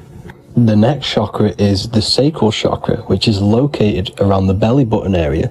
You can feel this chakra just by sucking in your belly. This chakra is to do with relationships, self-worth, creativity, empathy, and most importantly, sexuality. This is the most important one in order to start to raise your vibration overall, is giving up the over-sexualized nature. In order to balance this chakra, you need to come into harmony with all the toxic relationships that you have. Get rid of the fear, the anxiety, the isolation, and 100% get rid of the over-sexualized nature. Lust is one of the most lowest vibrations you could possibly feel. It is literally manifesting hell. In order to work on this chakra, you need to feel self-worth. You need to do creative things, empathy, healthy relationships, and 100% being confident. The next chakra is the solar plexus. This is to do with personal power, will, metabolism, eating, happiness, and your self-esteem and self-identification. You can feel this chakra just above your belly, below your ribs, and you can suck in this area. If this chakra is blocked, you will feel lack of confidence, difficulty in manifesting your desires, low self-esteem, misuse of power, misuse of dominance, weak will, and shame in yourself. Biggest one for this chakra is overeating, as it's to do with metabolism. If you are overeating, you are literally unbalancing a lot of your lower chakras, not just the solar plexus. In order to work on this chakra and balance it, you want to have a positive self-identification. You want to feel happy, a happy self-esteem, effectiveness to people, not overeating, and a strong willpower. Now for the heart chakra, one of the most important chakras. Chakra is to do with love, understanding, trust, hope, openness, compassion, balance, and forgiveness. The most important because your heart is the tree of life in the body. It is the center of the toroidal field. It is the most powerful chakra. Your heart is 5,000 times stronger magnetically than your brain. Once you have hit the heart chakra and you start surpassing the heart chakra, you are now turning matter into spirit, as the lower three chakras are dense and physical, and the above the heart chakra are turning to spirit. As you can see already, this is a hard and long process of working on yourself physically and internally. The symptoms of a blocked heart chakra would be lack of love or too much love, difficulty to accepting or giving love, lack of compassion, loneliness, and lack of emotional fulfillment. Finally, a lack of connection with a divine or to nature. In order to balance this chakra, the most important thing and the most powerful thing you can do is loving people, accepting and giving lots of love. Second most important thing to balance the heart chakra is balance. You need a balanced life. You need balance in all aspects of your life. Now for the throat chakra. This is a very important chakra as it's to do with communication. A symptom of this being unbalanced is a lack of self-expression and putting on a front all the time, acting with the ego. In order to balance this chakra, you need to constantly self-express yourself. You can't be putting on a front. That voice inside your head, you have to let it come outward. Don't just block it off with a wall. Self-expression will lead to you gaining friends who actually like you for being you and not these fake friends that you have to put on an ego for. In order to balance this chakra, you need to express yourself, express the word that's within you. Don't be lying to people, don't deceive or be deceptive. The next chakra is the third eye chakra. This is starting to get very advanced and you are coming very close to spirit. Just before we head on, I want to announce the PDF is now available, containing all the presentations I've ever made, all into a condensed 38-page PDF. The link will be below this video for you to access. And if you want to learn how to create reality using your mind, how to attract your desires, how to get out of the situation you are in, the link will also be there for the Manifestation Mastery course. Now for the third eye chakra. The third eye chakra controls the pineal gland, which is your first eye.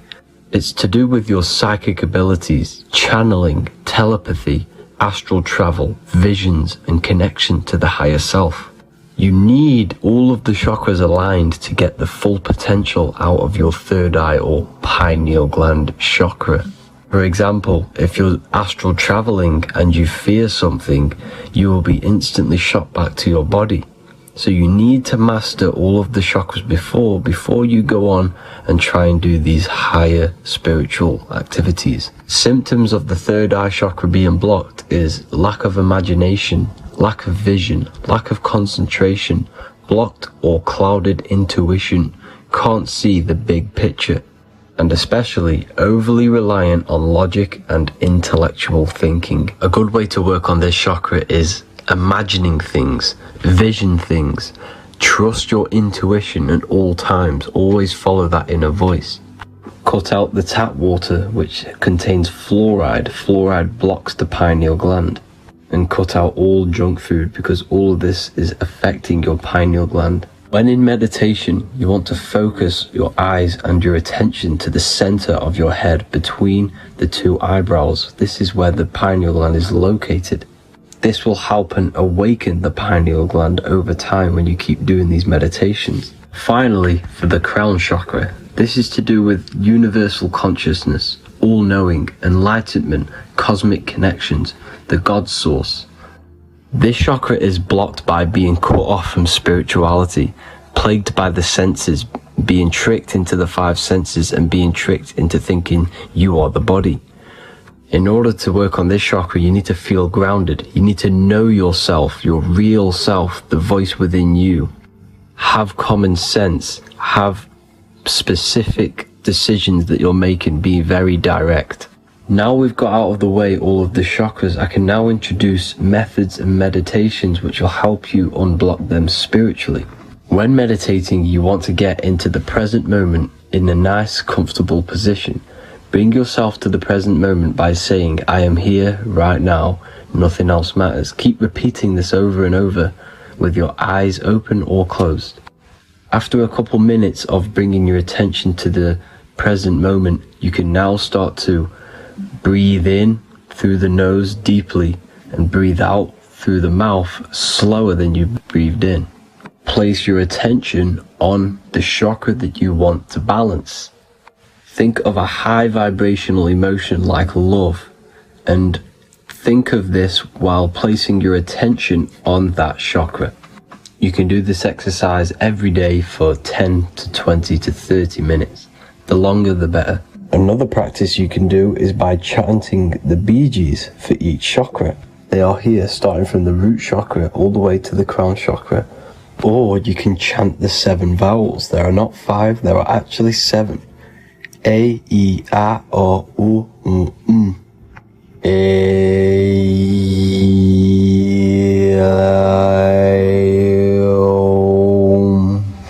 This is the proper way of pronouncing the 7 vowels.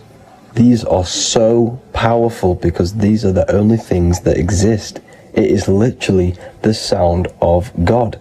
By pronouncing them right, you can actually create a lot of power within you and align your chakras. That's it for this video, people. I'd appreciate a comment and a like to help the algorithm.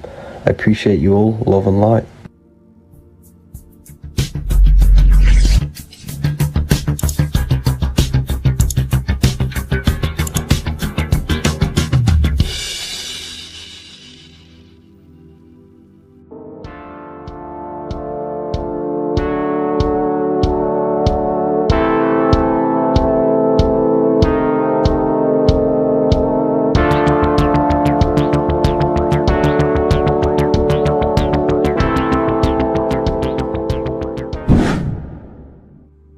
How are we all doing, people? It's Revival of Wisdom from the Wisdom Academy. Today we're going to be breaking down God, consciousness, and the higher and the lower self, and how to overcome the lower self. Now, the first thing you need to understand is that you are the invisible intelligence within the brain, within the body. This invisible intelligence is known as the mind. But you are not the mind. You are the observer of the mind, which is the soul, the invisible entity. The mind is your intellect, your intelligence. Now, the mind is, it's hard to put this in words, but the mind is something that gives you the ability to explore the universe. And this inner self is the I am. It's the quiet, the inner self, the voice you see in you hear in your head. This is why within spells high twin, inside, internal. The I is also the number 1, which is one line. Because the one and only, is the inner self, which is the I am. This is why you say, my name is Harry. You are not Harry, you are the I, the inner self, the intelligence. Okay, this is why Jesus in French is I am. You look with the 2 eyes and you see with the inner eye. I and I, the same thing. Okay, because the I inside is what gives you the perception of what you're looking at. So when someone's trying to explain something and then you catch on saying, I see now, it's because you're seeing with your inner eye, the one that gives you perception, gives you intelligence, gives you the ability to understand things.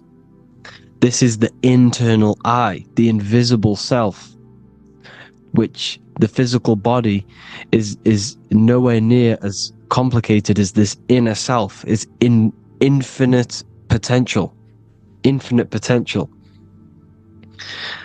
God, G-O-D, generator, operator, destroyer, soul, mind, and body. Brahma, Vishnu, Shiva, the Father, the Holy Spirit, and the Son. They're all the reason why you see God is always a triad is because it represents yourself. Your invisible intelligence is God. Me and you are the same invisible intelligence. We are the invisible intelligence experiencing the program being ran by the central nervous system and the brain. I always say this in my videos, but I have to, in order for you to understand the things that I'm going to say later on in the video, you need to understand this concept, is that you are the consciousness experiencing the nervous system, the tree of knowledge of good and evil, which is you here. You would be in this invisible intelligence right here in the center of the brain. Now, this is why the ancient Christians show God is in the brain. This is the brain stem. This is the brain. This is also the brainstem and the brain. The brainstem and the brain. It's all depictions of the brain, because the brain's the computer, the electromagnetic computer, which decodes the demands created by the invisible intelligence, the I, the inner self, you, your true self. The person if you observe what someone moving, this is going to sound, but if you observe someone walking, it's not the body. The body is moving, but the thing telling it to move is the invisible intelligence. Before you kick a football, a decision is made within your invisible intelligence, your mind. And this consciousness, this invisible intelligence, is either stuck between the lower self and the higher self. Okay? When the invisible intelligence, meaning the true self, identifies itself with the physical body, it will trap its mind within physicality. This consciousness that we have is either operating in the lower self or the higher self. It's either feeding the material body or it's feeding the spirit. Okay? But because we are physical and spiritual, we need to be even. We don't want to be meditating all day long, because we do have a physical body as well whilst we are here. We are playing a game in physical matter. Okay? Now, the reason that you incarnated here is to learn a lesson, because the mind can manifest anything it wants within the astral planes, within the world of imagination. It can manifest anything it likes, but it incarnates into matter, into this game, so we can understand labor, because anything in matter you have to labor to manifest. But in the astral, you can manifest at the click of a finger. You come here to learn the knowledge of good and evil. And your consciousness, I came out a bit off topic there, but your consciousness is experiencing the lower or higher self. The lower self is manifested in the lower parts of the body. Sex, food, and power, the lower three energy centers. These centers are like mini brains. You are literally thinking with these centers. And when your mind is stuck within these lower centers, have you ever heard the term of thinking with your penis, or thinking with your, as a man? Even females maybe, but mainly this is a boy saying, you're thinking with your penis. This is a truth, it's truth in plain sight. You think with these energy centers. When you're living off the lower three centers, all you care about is sex, food, and power. Eating, sleeping, and greed. Power's kind of like greed. Now, when we move up to the higher parts of the body, when we live our life within the higher parts of the body, this is considered heaven. Love, expression, intuition, and wisdom.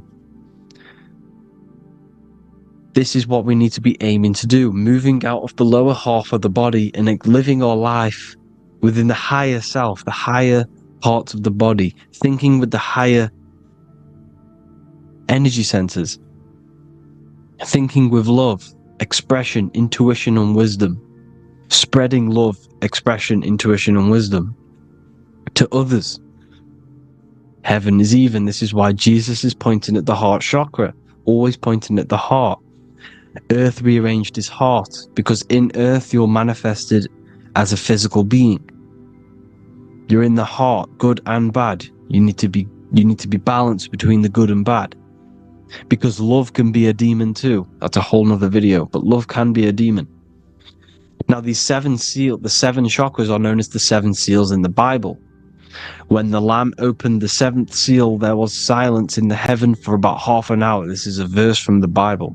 The Lamb is Aries, which is the higher brain, the cerebrum, Ram, Aries. Because when the Ram opens the seven seals, you enter the kingdom of heaven. Because these chakras seal your invisible intelligence. They seal your true self. You are behind these seven seals, your true invisible self, your true consciousness. Because behind these seven seals, you do not think about anything materialistic. Your intelligence is not material. It's not physical. It's not from the physical world. It does not desire the physical world. The body is the beast. The body's the animal, the lower self, which can corrupt our intelligence. It can corrupt the intelligence. Okay? Now, we need to balance these chakras so that we gain a deeper connection between this intelligence and the brain. Because when there's a strong connection between the brain and the intelligence, your body and the intelligence, you have a strong connection. Therefore, you can manifest what the intelligence is saying at all times.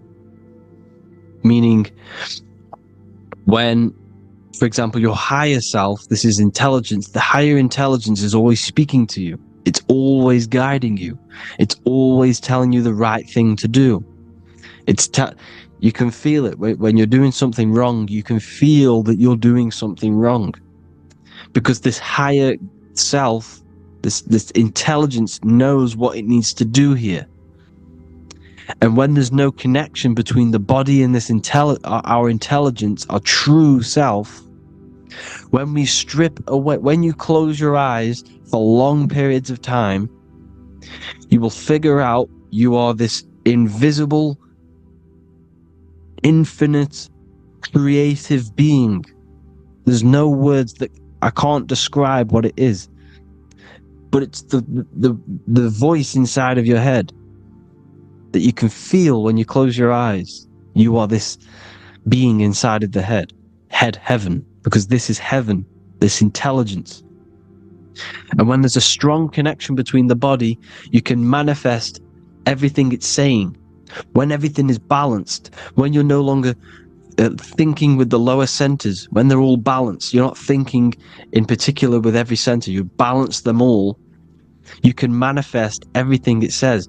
Your body will act out what the intelligence is always saying. This is God in the brain, the intelligence, trying to touch Adam, representing the lower self. This is why they're not touching. Notice how Adam is resting, but the intelligence is always reaching out, stretching, symbolizing metaphorically saying it's guiding. I'm always reaching out. The intelligence, your intelligence is always guiding you. It's always reaching out to you. But Adam is ignorant of it. The lower self is ignorant of it. And that's why he's so relaxed and God is so stretching out. Because at our highest self, that when you think of when you want to better your life, that highest true version of yourself is God. When you're manifesting this, your highest self, this is God. Your truest form, your most perfect form, that is God. Your highest version of yourself, that is God. Emotions are not what you've been taught. Emotions are not something that should be reactive, okay? You should not let the emotion be you, except that you should experience them instead of letting them become you. You need to understand there's a separation in our consciousness. You have the soul, which is the person who is observing your thoughts. When you think a thought, who's the one observing that thought? The soul, you, the I am, the I, the inner self, the one and only. And inside of every single body, inside of me, inside of you watching this video, there is this same intelligence that is inside of me, inside of you. And it's the exact same intelligence, experiencing a different body. And this is what we mean by the universe is mental. We are all sharing the same ball of consciousness in a different body. The animals, the fish, the cells, all expressing this one consciousness. Me and you are the same. This is why the golden rule is treat others like others should be treated, because I am you and you are me in a different body. Now, going back, you need to identify that there's different levels of consciousness: soul, mind, emotion, and body. Okay? Your emotions are on a separate layer than the body, the mind, and the soul. So when you identify there's a difference between all of these, you do not let them become you. You do not let your mind rule you, because your mind can be corrupted. Your soul is the one that is pure good, pure love, but your mind can be corrupted. Okay? Your emotions can be corrupted. The body can be corrupted, but the soul can never be corrupted, only layered on top. You can only throw piles of programs within the subconscious, layering the soul down, but deep down inside of every single one of you, there is a loving being. Because the love comes from the heart. Love is the universal emotion, expression. Now, your thoughts can become bondage, your emotions can become bondage. Now, what do I mean by bondage?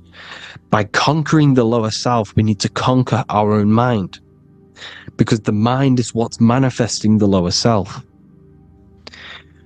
When you're thinking with the lower half of the body, when you're becoming your emotions, you need to experience the emotion, not become the emotion. Do not let the emotion become you.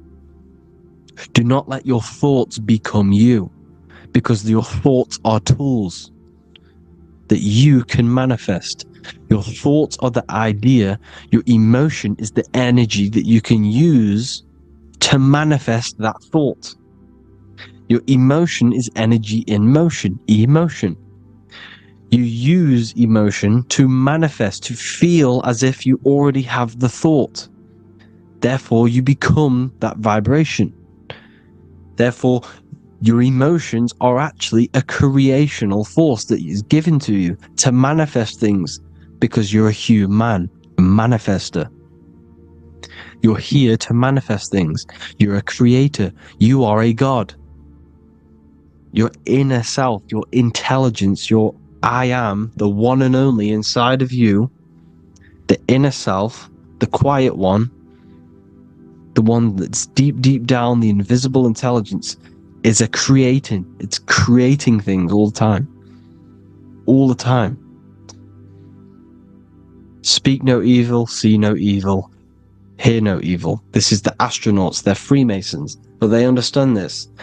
Because thinking, seeing, and hearing can corrupt your mind.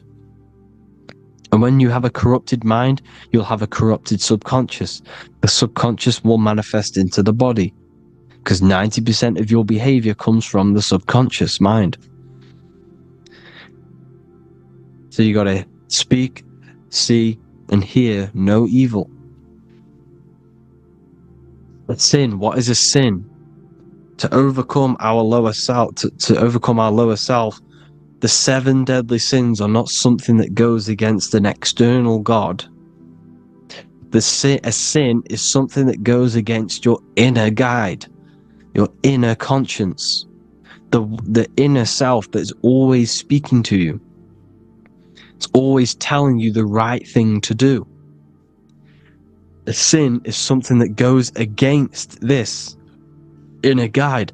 And this is why you can feel something where you can feel you're doing something wrong, because the inner guide is speaking constantly.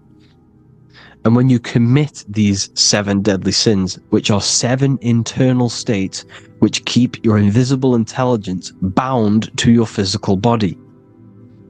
Because evil, right? Evil love bondage. This is why they stay in this realm and they control this realm, because they love the bondage of the body.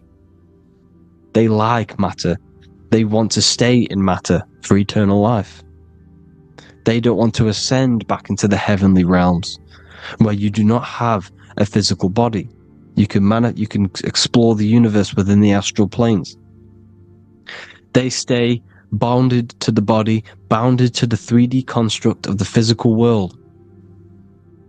They have greed, lust, envy, gluttony, wrath, sloth, pride. They want all of this. And if you want that, that's okay. But deep, deep down, you don't want that, because your soul is always telling you the right thing to do. Your soul knows what to do to get out of here. It needs to detach from the external world. Detach from all of these 7 internal states which bound you to your lower self, your lower centers. That's what a sin is. You know, you have a left and right brain. The left brain is always analytic. The right brain is metaphorical. So the right brain is producing a holistic view of reality. Now, what do I mean? And not view, perception. When you see, because your eyes are parts of the brain, when you look at something, and you look, that image is produced in the back of the brain in the visual cortex. And then the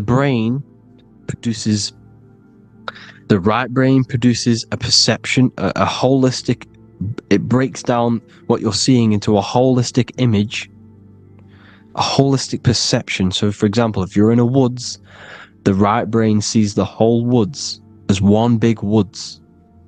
The left brain is breaking that perception down into individual trees, branches, and leaves. So the left brain's to do with duality, the right brain's to do with wholeness, unified. The left brain's dualistic, analytic. This is necessary so that we can pick things up and manipulate them and break things down. We need the left brain, we need the right brain. I'm not saying any of them's bad, but the left brain, sinister in Latin, means left. Because when you're left-brained, you see everything in dualistic. You see everything is dual, when everything's actually one. We need to be focusing and strengthening our right hemisphere. I'm not saying sit in the right hemisphere all the time, but we need to be strengthening our right hemisphere. And this is why left is sin and right is right. Because when you focus on the right hemisphere, you see the holistic perception of creation. The right hemisphere sees humanity as one unified consciousness. The left hemisphere sees everyone as individual persons and egos. Because the left hemisphere is dualistic. And this is why the Bible says, cast the net onto the right side of the ship and ye shall find. John 21:6. What does that mean? Cast your energy, cast your perception into the right hemisphere of the brain, and ye shall find unified consciousness. You shall find your higher self, the one and only. If then you have been raised with Christ, seek the things that are above, where Christ is seated at the right hand of God. Wow. Powerful. What does this mean? Seek the things that are above, where the Christ is seated at the right hand of God. God is your consciousness, your invisible intelligence between the two hemispheres. The right hand of God is the right hemisphere. Seek the things that are above the heart. Love, intuition, expression, and wisdom. Seek the things that are above the heart, the higher self, the higher part of the body. Because when you seek the things of love, expression, intuition, and wisdom, you create a strong aura. You attract the same frequency. And this frequency is heaven, God. This is the Sumerian artwork showing the Lamb. This is a step symbolizing stepping upwards, raising up. He's stepping over the Lamb up to the bird. His hand is going to the bird. The Lamb symbolizes the lower self. Okay? The bird with the wings is in the sky. It represents the higher self. This is why angels always have wings, because it represents the higher self in the sky. The lamb is a ground animal, symbolizing the lower self. He's stepping over the lamb to the bird, his higher self, his invisible intelligence. Horus and Set, Jesus and Satan. Look, Horus has an evil brother, Set, just like Jesus and Satan. Horus is a bird, higher self. Set is a ground animal, lower self, which is the devil and the angel on your shoulder. You see? The right and the left hemisphere. The two wings. So, the devil and angels always speaking to you. The higher and the lower self. It's the battle between the higher and the lower self. Between the invisible intelligence and the physical body. Because the body's the one that wants the sugar. It wants the pleasure. It wants the sex. It wants the porn. It wants all of the materialistic things. It wants the 7 deadly things. Okay? It wants this. There's a battle between the higher and the lower self, your intelligence and the body. This is why you need to become balanced, so that there's a deep connection between the body and the invisible intelligence, the I am. You need to master your mind with discipline, and you gain a connection between the brain, the body and the intelligence. Resurrection, transmuting sexual energy. Okay, this is important. Res is Resh, which is Hebrew. The early Hebrew Resh symbol is the head. This is the head. Resh, erection. Erection is a sexual stimulation. Resurrection is rise-erection. You got to raise your sexual energy up the base from the spine to the head. This is the Christ, the Christos. Because there's a psychophysical germ, psychophysical oil produced in the brain every month. Go and watch my other video on raising the chrism. Okay? And every month there's this fluid produced in the brain, which takes 2 trips, because one's produced by the pituitary, one's produced by the pineal, magnetic female, magnetic and electric charge. And it takes 2 trips down the spine to the solar plexus, the bread of life in the Bible, or Bethlehem in the Bible, because the River Jordan's your spine. Goes down to Bethlehem. It gets born in Bethlehem, just like Jesus. Because when this oil travels to the solar plexus, it creates the seed, the seed of life, and it feeds the body. All the central nervous system, all the cells, it regulates the blood, does all sorts of good things for the body, this oil. Now, when you save your sexual energy and you raise your resurrection, you awake the Christ, you raise it from the solar plexus or the sacrum bone up to the brain, you activate 100% of the brain, and this is the true resurrection of Christ. Instead of wasting the energy and giving away your sexual fluids, because behind the fluids is the energy. So when you release that fluid, the energy is out there. You've released the energy. Your sexual energy is the most potent emotional force a human could possibly feel. Same with any animal or anything. The sexual urge, the sexual emotion is the most powerful, potent emotion that you can feel. It takes over the whole body. When you feel sexually aroused, it takes over everything because it's so potent. And when you fight the serpent, when you fight the sexual energy, which is shown here in the Egyptians, the cat cutting off the head of the serpent, or Hercules fighting the serpent, or in the Greek mythology fighting the 7-headed dragon, the 7 chakras. The serpent is your sexual energy because it symbolizes your kundalini. When you fight it and you transmute this energy, instead of releasing it, instead of acting sexually on it, you can transmute the energy, transfer it from the solar plexus up to the brain. You can do this with other tasks. Instead of raising it from the solar plexus to the brain, you can use it for other things. So, for example, you want to think critically. You can use it for critical thinking. You can use it for going to do exercise. You can transmute sexual energy into anything. But you can do this, you can raise the sexual energy, and you can use this energy to push the cerebrospinal fluid from the solar plexus up through the spine, up the 33 vertebrae to the brain, and it'll activate 100% of the brain. And this is the resurrection of Christ. Jesus was never dead. Jesus was never rose from the dead. It symbolizes the Christ, Jesus Christ. Christ is Christos, which means oil in Greek. The resurrection of the Christ, the Christos, the oil. When it activates 100% of the brain when it's raised, and it can regulate all the systems, it can regulate all the blood, it can regenerate the body. And this is the true Antichrist. They don't want us doing this process. The Antichrist is not against Jesus, it's against the fluid in our body that makes us live hundreds and hundreds of years and makes us live as gods. This is the true resurrection.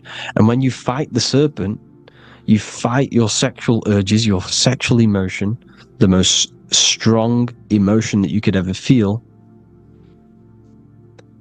You can do this process. And this is the true secret of transmuting sexual energy. Because when you transmute the sexual energy, you can become a god. And this is why Hercules is fighting the serpent. Notice how the serpent is low. He's reaching down to it. It represents the lower self. Because the lower self wants the lust. It desires sex. The body desires sex. There's a fight between the higher and the lower self. But when there's balance, there's even. Heaven is even. When there's evenness between these, this is the kingdom of heaven. This is when heaven is on earth. So at our highest levels of ourselves, the highest level of our intelligence, this is God. God is something that we manifest. We need to achieve Christ consciousness by battling the body. There is no battle outside of the physical body. It's an internal battle. Jesus and Satan have been externalized. Nothing exists outside of you, because I explained in the beginning how you are the consciousness experiencing the central nervous system. Therefore, there is nothing outside of you. It's all internal. Jesus and Satan have been externalized. Why? Because it's business. The church is a business. It's all a business. They've created these figures to be historical when they're not historical. The Bible's not historical. It's all externalized. It's called exoteric, when the truth is esoteric, internal teachings. So anyways, people, balance the chakras, balance the two hemispheres of the brain, balance the conscious and the subconscious. Balance is perfect, the yin and yang. You are spiritual and physical. You live in day and night. You need to be balanced. Oneness. Seek oneness. And this is the true kingdom of heaven. And when we all realize that we are all the same intelligence, the same consciousness expressed in different bodies, when we all realize this, we will realize we're all one. Doesn't matter what race you are. It doesn't matter what race you are, where you're from, your nationality, because none of you are actually from here. None of you are from the physical world. You're manipulating the physical world through the physical body. You are the I am. We all have a soul. Every single one of you has a soul. We all have souls. The reason why they say some people don't have souls is because they're trying to suppress your mind. They don't want you to know that you have a mind. That sounds crazy, I know. But a lot of people haven't realized that they have an infinite intelligence called a mind. And behind that mind, if you can observe your thoughts, the person who is observing the thoughts, you have a soul. Everyone has a soul. Don't listen to all these people saying some people don't have a soul, some people do. We all have a soul. Every single one of us. So anyway, you need to break the lower nature of yourself. At our highest levels, we are gods. Our intelligence, our universal intelligence, the I am, the intelligence that's inside of the brain, is God. Our minds are being corrupted within believing that you are the body, and by the result of this is a society like today, because everyone thinks they're the body, and everyone's living in the lower nature of self, where everyone only cares about themselves. But when we realize we're all one big consciousness ball, we're all the same consciousness expressed in different bodies, there will be peace. So thank you all, people. If you do want to learn more, if you do want to read my book, it's called The Book of Wisdom. I'll put it in the description. It's an amazing book, people. It's going to give you the best understanding possible about creation, yourself, and the world. It's amazing. The Bible, everything. I have just launched a new cymatic library. A friend of mine has just added this to the website. He creates beats, and he creates the purest beats, so they are actually the frequency that it tells you.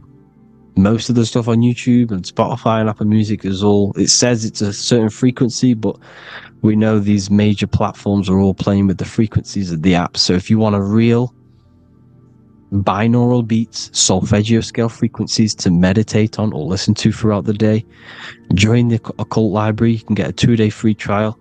I'll put the link in the description. Thank you all, people. Hope you all enjoyed this video. God bless you all.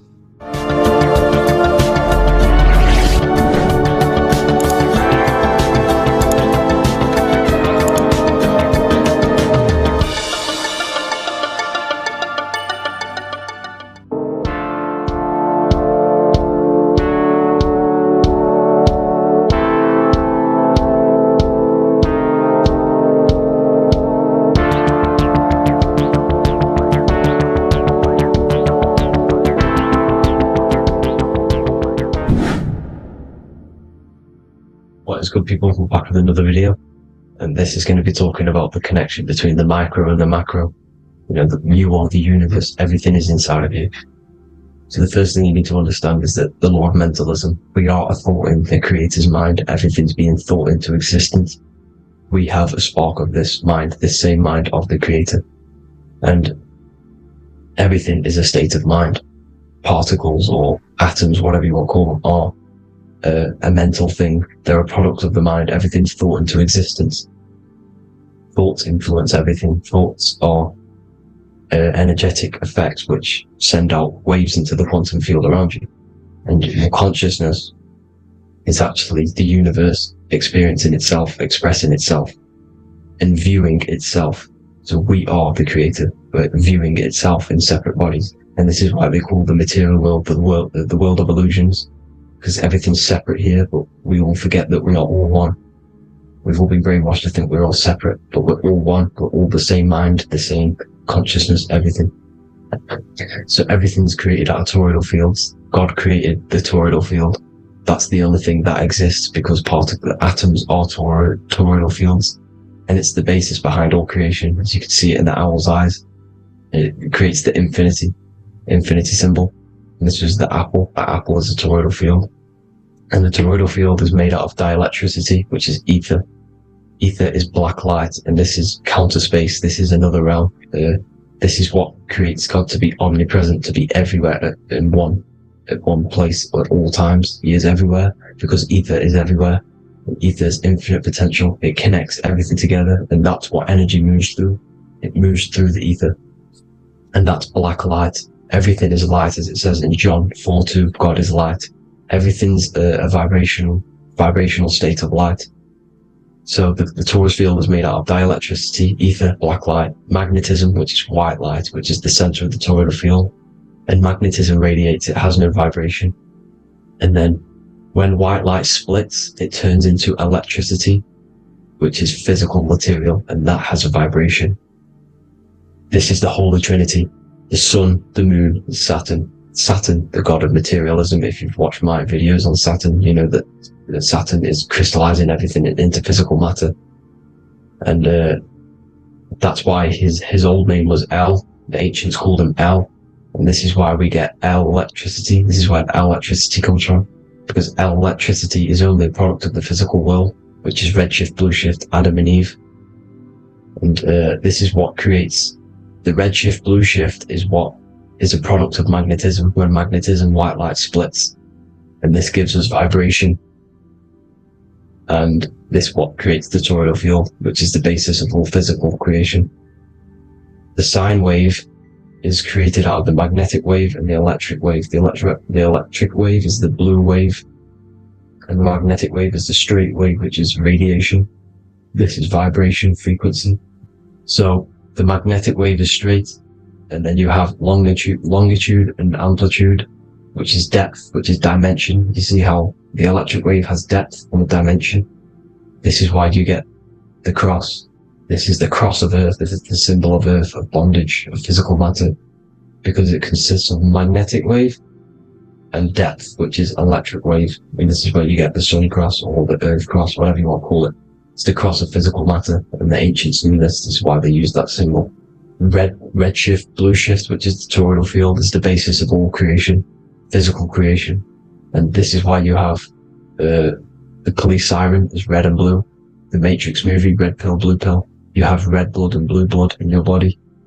The Democrat and Republic, the two parties, red and blue. Like your taps on your taps, you have a red and blue tap. One's generative, one's destruction. Fire, destruction, water, generative.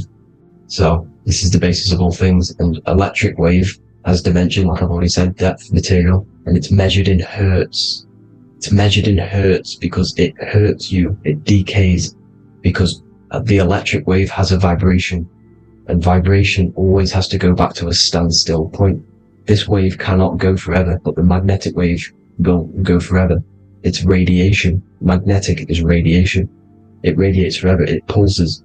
But the electric wave will at some point come back to a standstill point, and that's why it hurts. It decays. That's why our physical body decays, because we contain of electricity. This body is an electric body, and it will return back to stillness like a guitar string. If you vibrate a guitar string, you pull it, it will vibrate, make a sound, and then go back to a standstill point. It's the exact same with every single toroidal field within the body. It will decay, and this is why our bodies decay, and everything in creation decays. So we're born into sin.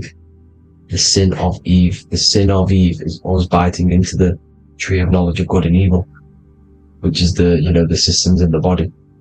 And the sin of Eve is biting into the sine wave. We bit into the sine wave. The sun moves in a sine wave. Our DNA is a sine wave. Time is a sine wave.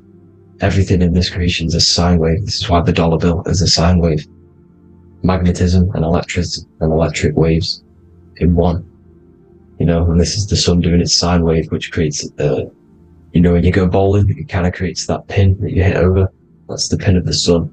The zodiac sign is a sine wave, because the zodiac sign is an expression of the toroidal field, because magnetism unfolds into 12ness. And that's why you have 12 zodiac signs, 12 systems in your body, 12 cranial nerves in your head, in your brain. So if you can imagine this, see where my pointer is, always starts with Aries. Aries is the head. It's the first thing that's created in the womb. And this is Aries, the ram. And this is why it's called a cerebrum in your brain, which is the first thing that creates when you're in the womb. And what's the element of Aries is fire. Fire is the first element. Fire, first, because it's the first thing on the wheel, the first expression of energy. As you can see here, my pointer, this is the center of the toroidal field. It would go Aries, Virgo, Capricorn, Pisces, Scorpio, Cancer. Then we go back to Libra. Libra would be center. But you see how the toroidal field is the expression of the 12 energies. That's what the constellations are, the energy expressions of the toroidal field. So it would go outwards, starting from Aries here, all the way back to Pisces, which is beyond the bottom half. But Libra would be the center. That's why Libra is the equinox. It's the equinox. Libra is when it goes from summer over to autumn. It's the equal. It starts to transition into the winter side. Equinox, equal, which is Libra. And that's why Libra has the two scales. It's symbolized with the two scales. That's because of, you know, the sun moving over. It's being judged. It's equal now, but then it's going to tip over into the winter. That's why Libra is here, the center of the sine wave. And like I said before, magnetic energy unfolds into 12ness. Magnesium is number 12 on the periodic table. It's the sacred number. And this is why the scientists are trying to, well, NASA is trying to bring in another constellation to destroy the holy science of astrology. So Aries rules the head, which is Mars. Taurus rules the neck, the lower head. Gemini, the two twins, which is your lungs, your two twins, your arms, two twins. Cancer, the breasts, or the chest area. Leo, the heart, which is the sun, which is fire, the center of the toroidal field. Virgo, the belly, which is the intestines. Libra, the kidneys, the two scales, the kidneys, balancing out everything. Scorpio, the sex organs. Sagittarius, hips and thighs. Capricorn, I've missed that out, which is the kneecaps. Capricorn, kneecap. Aries, which is the ram, which is the cerebrum in your brain. And then Aquarius, the calves and the ankles. And the Pisces, the two fish, the 2 feet. So everything corresponds, as you can see here. This is an ancient way of depicting it, of the folded human. And this is everything. Each constellation rules that part of the body, gives energy to that part of the body, makes you do certain things. So magnetic energy unfolds into 12ness, electricity unfolds into 7s. That's why when you get electric, the light spectrum that we see, it consists of 7 colors. Why we have 7 planets. The 7 planets give us our 7 metals and the 7 solfeggio scale frequencies. So the rotor, this is the rotor, and rotor is an anagram for Torah. The Torah, which is I think it's the Hebrew Bible. Don't quote me on that, but it's one of the holy books. Which is the Torah, the Taurus. Everything goes back to the Taurus field because it's the basis of all creation. So the chief cornerstone, it says in the Bible that the builders rejected the chief cornerstone. The chief cornerstone, you are the builder. You decided to incarnate into the physical world, into the electric world, El, the world of El, Saturn. When you are created in the womb, it takes you 9 months for you to be created. So for example, if your parents, if you went into the womb here, it'd take you 9 months. So let's say you're born in Scorpio. So you'd go back 9 months. 1, 2, 3, 4, 5, 6, 7, 8, 9. You consist of all of these 9 energies because it takes 9 months or however long you took to be born. Some people are born earlier. You'd have to find out how many months you were in the womb for. But you consist of these 9 energies, and each constellation has a cell salt associated with it. And these cell salts are vital for your health, and your cells and the optimal health of your body. So the chief cornerstone that you rejected is these 3 cell salts, these 3 constellations. So you're mineral deficient in these 3 constellations. For example, fluoride, magnesium, phosphate, and potassium sulfate. So that's the chief cornerstone. And a cornerstone, people always get it rejected with the cornerstone. The cornerstone is not, it doesn't say the cornerstone in the Bible, it says the chief cornerstone. The cornerstone is a cornerstone of a building, but a chief cornerstone is the top of the pyramid. This is why we get the pyramid of the wheel. So you're mineral deficient in whatever 3 zodiac signs you're not. You were not in the womb for. This is the chief cornerstone you rejected. So the human body is the micro. It is the universe in a physical form. It consists of everything in the universe.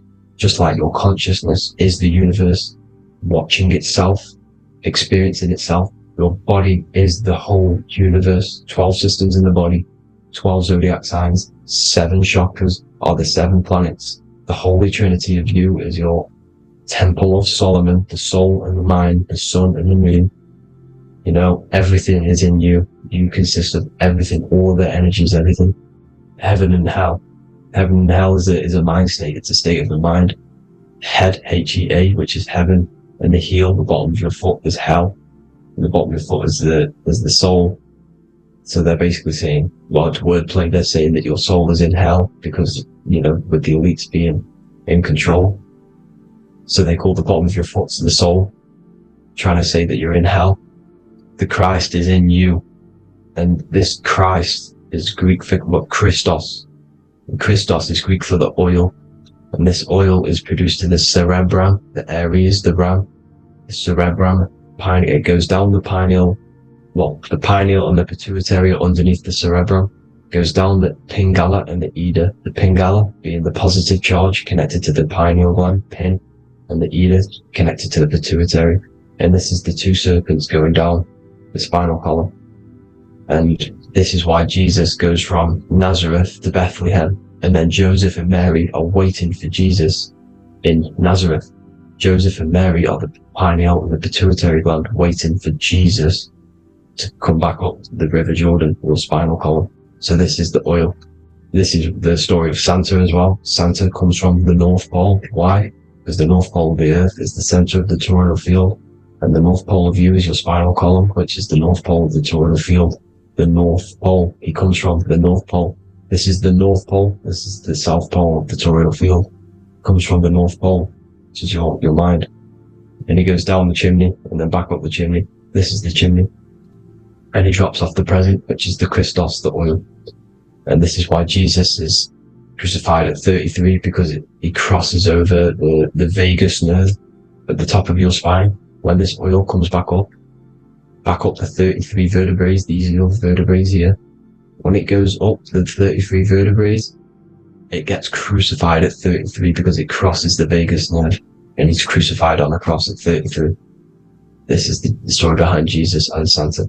The Ark of the Covenant in the Bible is the two hemispheres which cover the vital parts of your mind, the brain side, which is the cerebrum, the pineal, the pituitaries, etc. So the two hemispheres are the two angels, the Ark of the Covenant. This is the Ark of the Covenant, covering the two vital parts of your brain.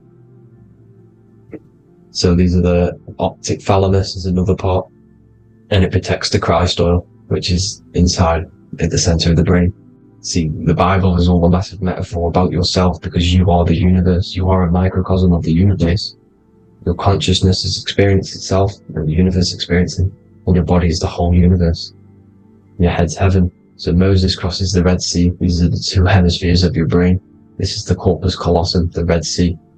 So he's pretty much saying that he's uniting the two hemispheres of your brain, because most people in this generation are stuck in the left brain, which is just logic, reasoning, science and maths, writing. You know, this is what school teaches you to do. It keeps you stuck in your left brain. And you want to cross over to you want to cross the Red Sea, which is the corpus callosum, to the right brain, which is awareness, art awareness, creativity, imagination, intuition, insight. You know, using the higher mind, creativity, imagination. If you don't have intuition, then you can't read energy, you can't pick up on bad things. This is what Moses is symbolizing by crossing the Red Sea. And it's also the upper room where Jesus met the 12 disciples. 12 disciples are the 12 cranial nerves in your brain. It doesn't just represent the 12 zodiac signs. The 12 disciples symbolizes many different things. It's like I said, energy the universe consists of 12ness.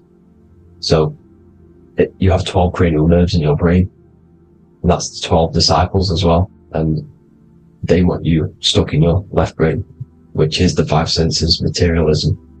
So they say in the Bible that Satan blinds the mind. Satan is Saturn. If you've watched my videos, Satan is Saturn. And you consist of the whole Trinity, which is the sun, moon, and earth. The soul, moon, the soul being your sun, the solar, the moon being your mind, the earth, your physical body. And Satan blinds the mind. Why? Because we enter a soul system. This is a soul system, not a solar system. And Saturn is the Lord of the Rings, which is the outer ring. When your soul enters the soul system, your soul starts to materialize, it hits Saturn. Why? Because Saturn starts to materialize you. You take on the 7 virtues, which are the 7 planets, which are your 7 chakras. to get out of this soul system, you must get out of your lower nature, your animal nature, which is lust, desire, greed, the number of the beast, 666, which is Saturn, Satan. So you enter the soul system, you take on the 7 energies, which you turn into physical matter. And this is your descension from heaven to, well, to say hell. And then you must raise back up from matter to spirit. They say Satan blinds the mind. Why? Because your mind gets materialized. Your soul and mind get materialized. And when you get materialized, it's an intense experience. You lose the divinity within you. You forget the divinity. So Satan, which is the first planet, the first energy you take on, the material body, he blinds the mind. He makes you forget everything, your divinity. Then you must remember, ascend up Jacob's ladder, the 33 vertebrae, to heaven. And this is a microcosm of the macro, because you will ascend back up to heaven if you do this, when you leave your physical body, when your body decays. So when it talks about in the Bible, completely destroy them, the Hittites, the Amorites, the Canaanites, all the ites, this is what God says to the Israelites. It says completely destroy them. It's basically symbolizing saying destroy your lower nature. The Canaanites, cannibals. We're under a Canaanite system now, which is cannibalism.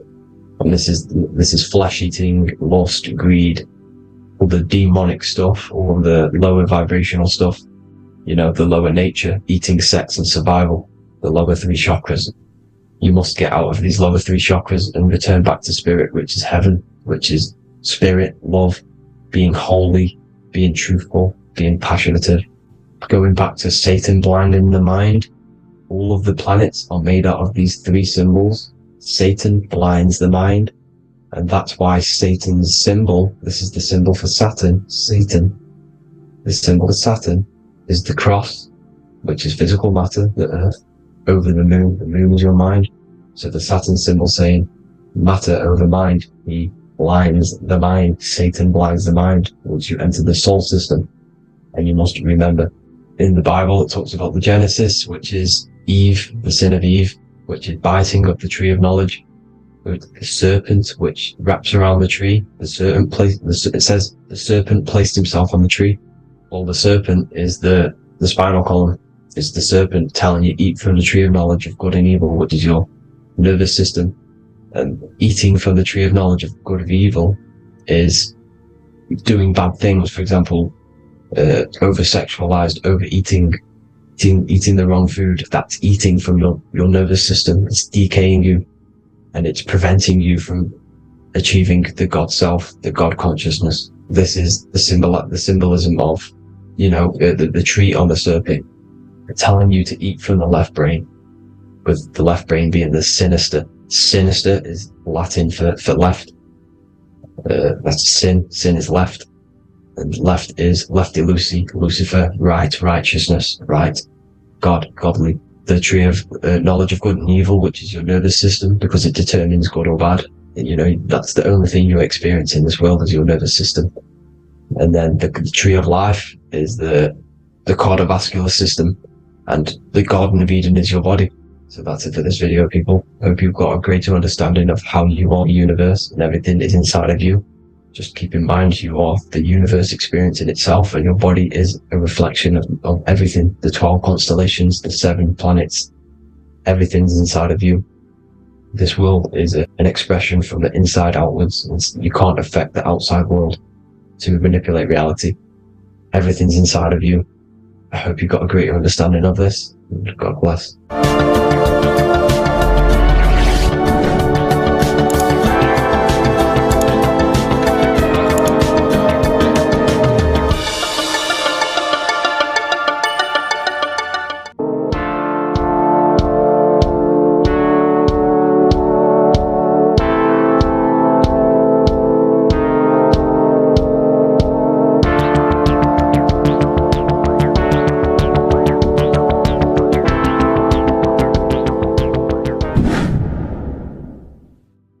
What is good, people? It's Revival of Wisdom. I hope you're all doing well. And this video is how to raise your holy oil or your kundalini. Let's get straight into this. So this is a monthly cycle. Every month, when the moon is in your zodiac sign, this oil is released.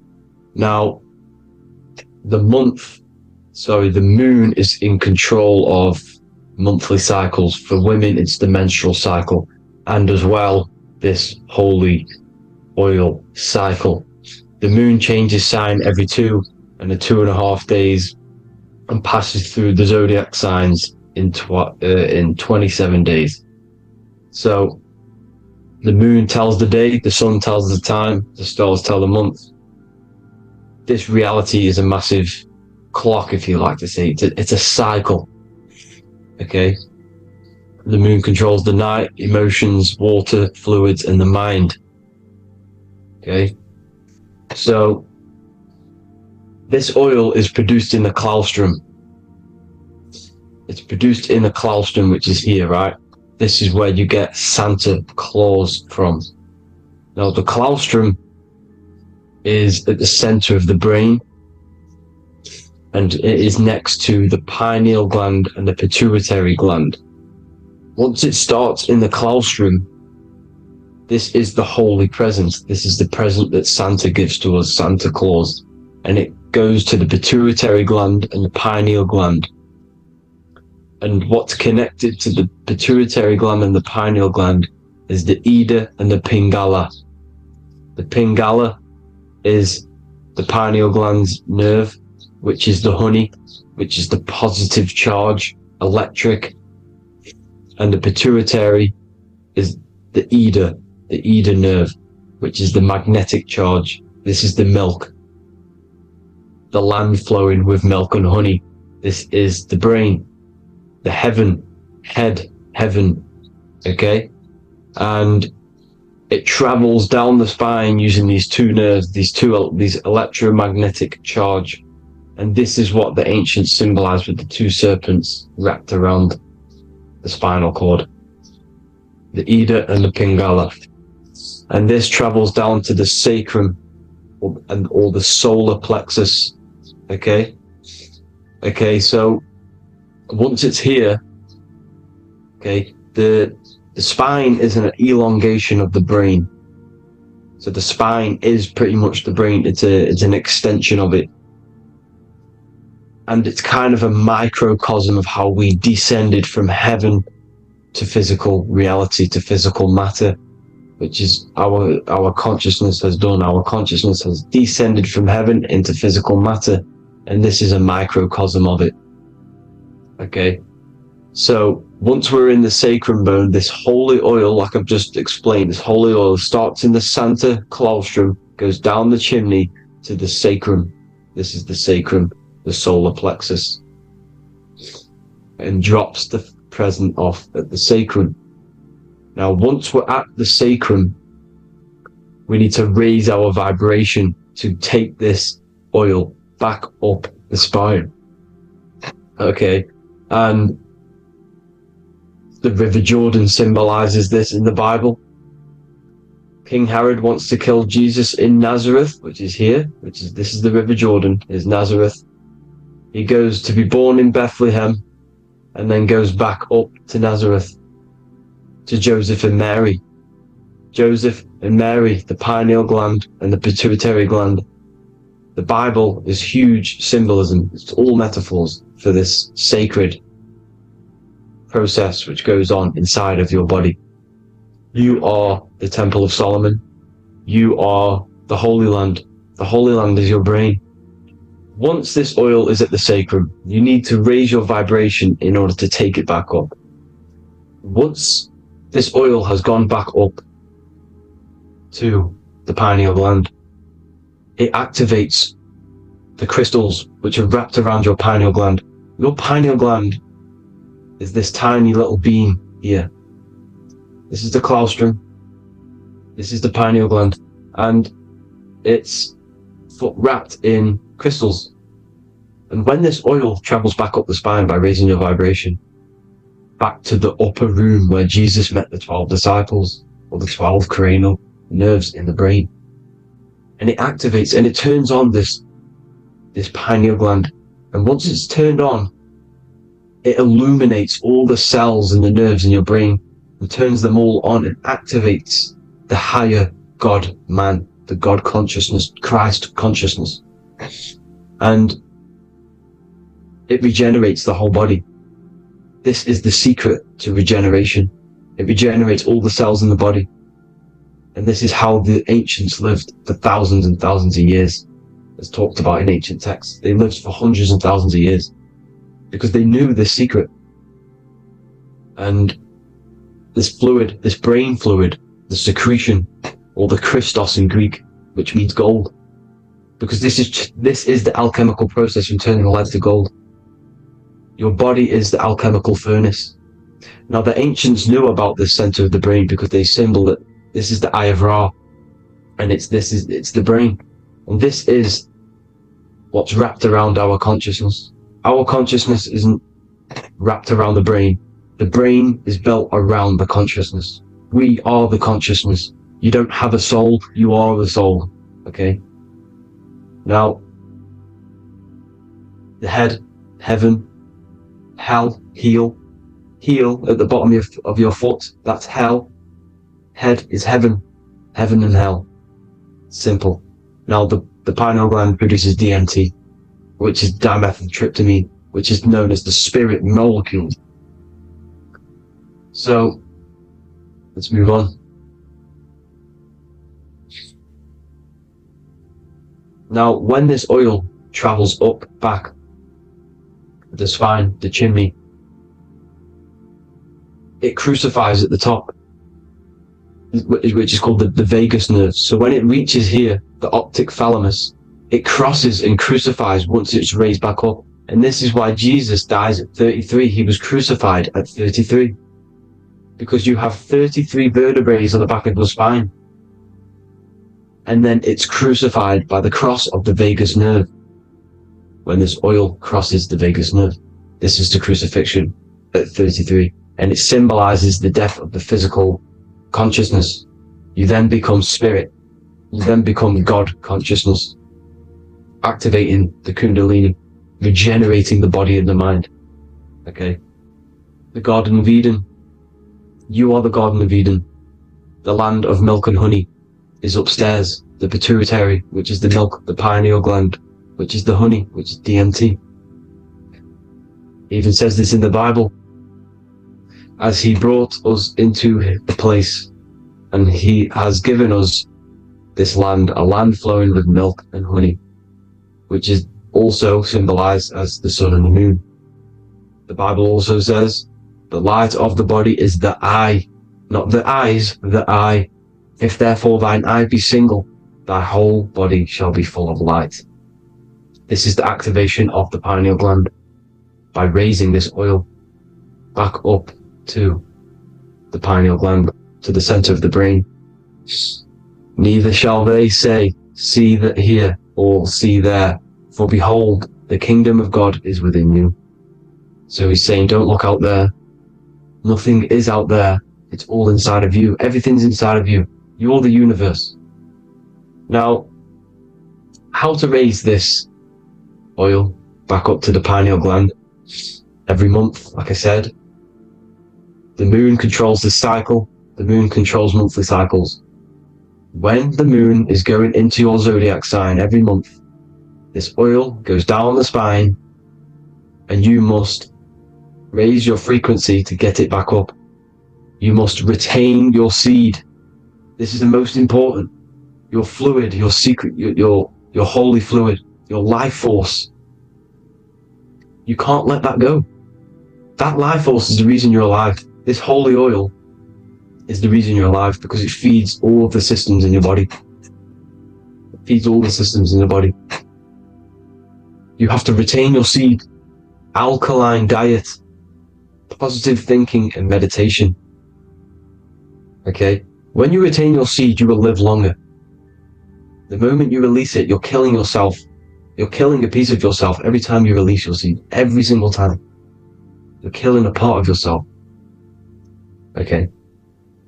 Now, this could be why this could be the illumination, the single eye on the Illuminati's symbol, the Freemasonic symbol, the illuminated eye. the triangle, which could symbolize the body, mind, and spirit, with the eye illuminated. Now, in the Bible, it talks about the two trees, the tree of knowledge and the tree of life. The tree of knowledge is the tree of good and evil, which is the most important system in your body, which is the nervous system. The nervous system, the most important. The tree of good and evil. And the tree of life, which is the cardiovascular system. Now, this oil, when it's released every month, feeds these two systems, and these two systems feed everything. Now, it's important you understand that. Okay? The ancients knew all of this knowledge. The Bible's telling you this knowledge. But it's in a metaphorical way. You have to understand the context behind it so you can read it properly. Now, eating of the tree of life, which is when it talks about in the Bible, eating from the tree of life is actually symbolizing a bad diet, ejaculation, because you're eating from these two systems. You're killing yourself with a bad diet. You're killing yourself with an ejaculation. Okay? So, that's important to understand. Now, this is Jacob's ladder in the Freemasons. Jacob's ladder, which is the spinal cord, it's the stairway to heaven. And this is Jack and the Beanstalk when he goes up the beanstalk and finds the golden egg in the grey clouds. The grey clouds symbolize the grey matter in your brain. Now, the Garden of Eden talks about the 4 different rivers in Garden of Eden. As we see here, the North Pole map, the ancient North Pole map, because the center of the earth is the center of the torus field. Everything's the torus field. Atoms are torus fields. Everything's torus fields. You are the universe. Everything is within you. The North Pole is your spinal cord. This is why they say Santa Claustrum comes from the North Pole. This is the North Pole. And the Santa Claustrum is the center of your brain. Now, there's 4 rivers which come from the Garden of Eden. There's the blood, the Christ oil, which is the oil we're talking about, urine, and saliva. These are the 4 sacred oil, 4 sacred fluids in your body. And these are constantly abused in today's society. These secret societies are targeting these fluids. Okay? This is why porn is free. They sexualize society through Disney. Go and look at some of the Disney movies. There's so many subliminal messages which sexualize these children because they want you sexualized, so you release your seed, which is one of the holy fluids in your body, especially your semen, your sexual energy. So important you retain this. So important, because it's your life force. It keeps you alive. Okay? Now, let's recap on this. If you want to raise your oil every month, you can't just retain your seed for the month. You have to retain your seed forever. Don't just do it for a couple of days. You have to do it. It's a lifestyle. You want to become God consciousness, you got to do what it takes. It's hard in this society because this society is made around, it's designed to kill you pretty much. It's designed to keep you in these lower states of consciousness with all the bad food, the chemicals in the food, the chemicals in the water, the sexualized TV programs, sexualized adverts, sexualized TikTok and apps, videos, subliminally stimulating you. Because that is your weakness, sex. It's your weakness. Now, you have to retain your seed, meditation, and an alkaline diet. Why alkaline? Because acidic is low vibrational. This is the color spectrum. And what's the highest vibrational color? Violet. It's the lowest, red. You have to have an alkaline body in order to raise this oil. When you drink, when you have a bad diet, when you drink alcohol, when you smoke, this destroys the oil. It destroys the oil in your sacrum, and it can't be raised again, can't be raised up. This is why it's so important. Without that oil, you don't live. That oil makes you live. It feeds everything in your body. It's crazy how we're not taught this. It's insane. But that is how you raise the oil, people. I hope you all gain some knowledge out of this video. And I hope this assists you on your journey, your spiritual journey. And please like and share this video. We need this knowledge out to the public to wake up humanity. Thank you all, people. God bless.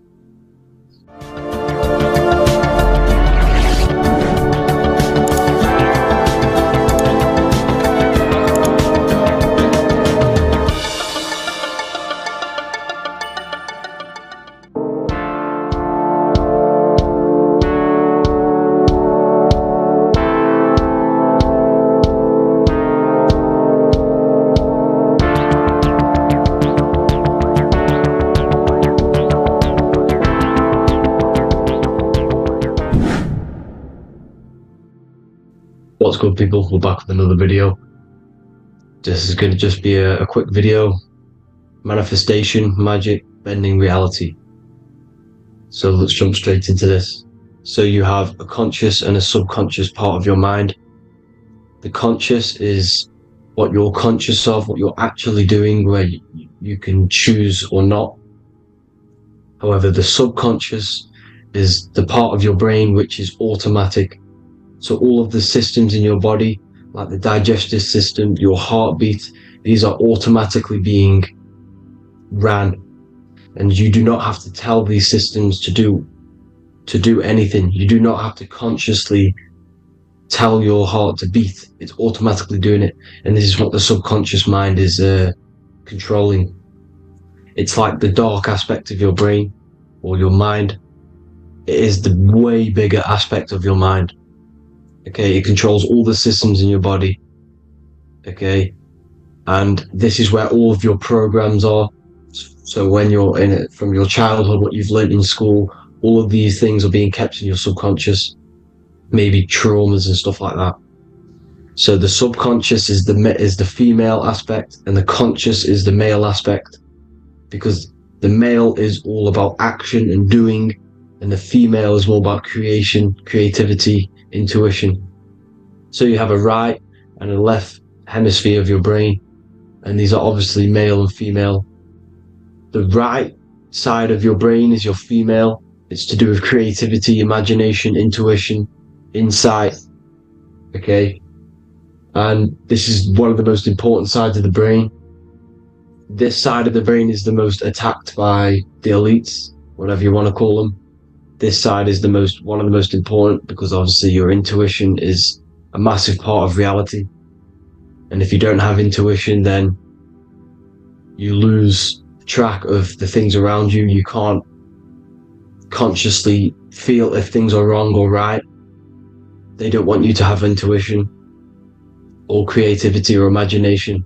They want you in the left side of your brain, which is just reasoning, logic, and basic things. So they just want you to tell you what you want, tell you what to learn, and then that's it.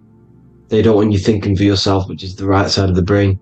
So whatever the conscious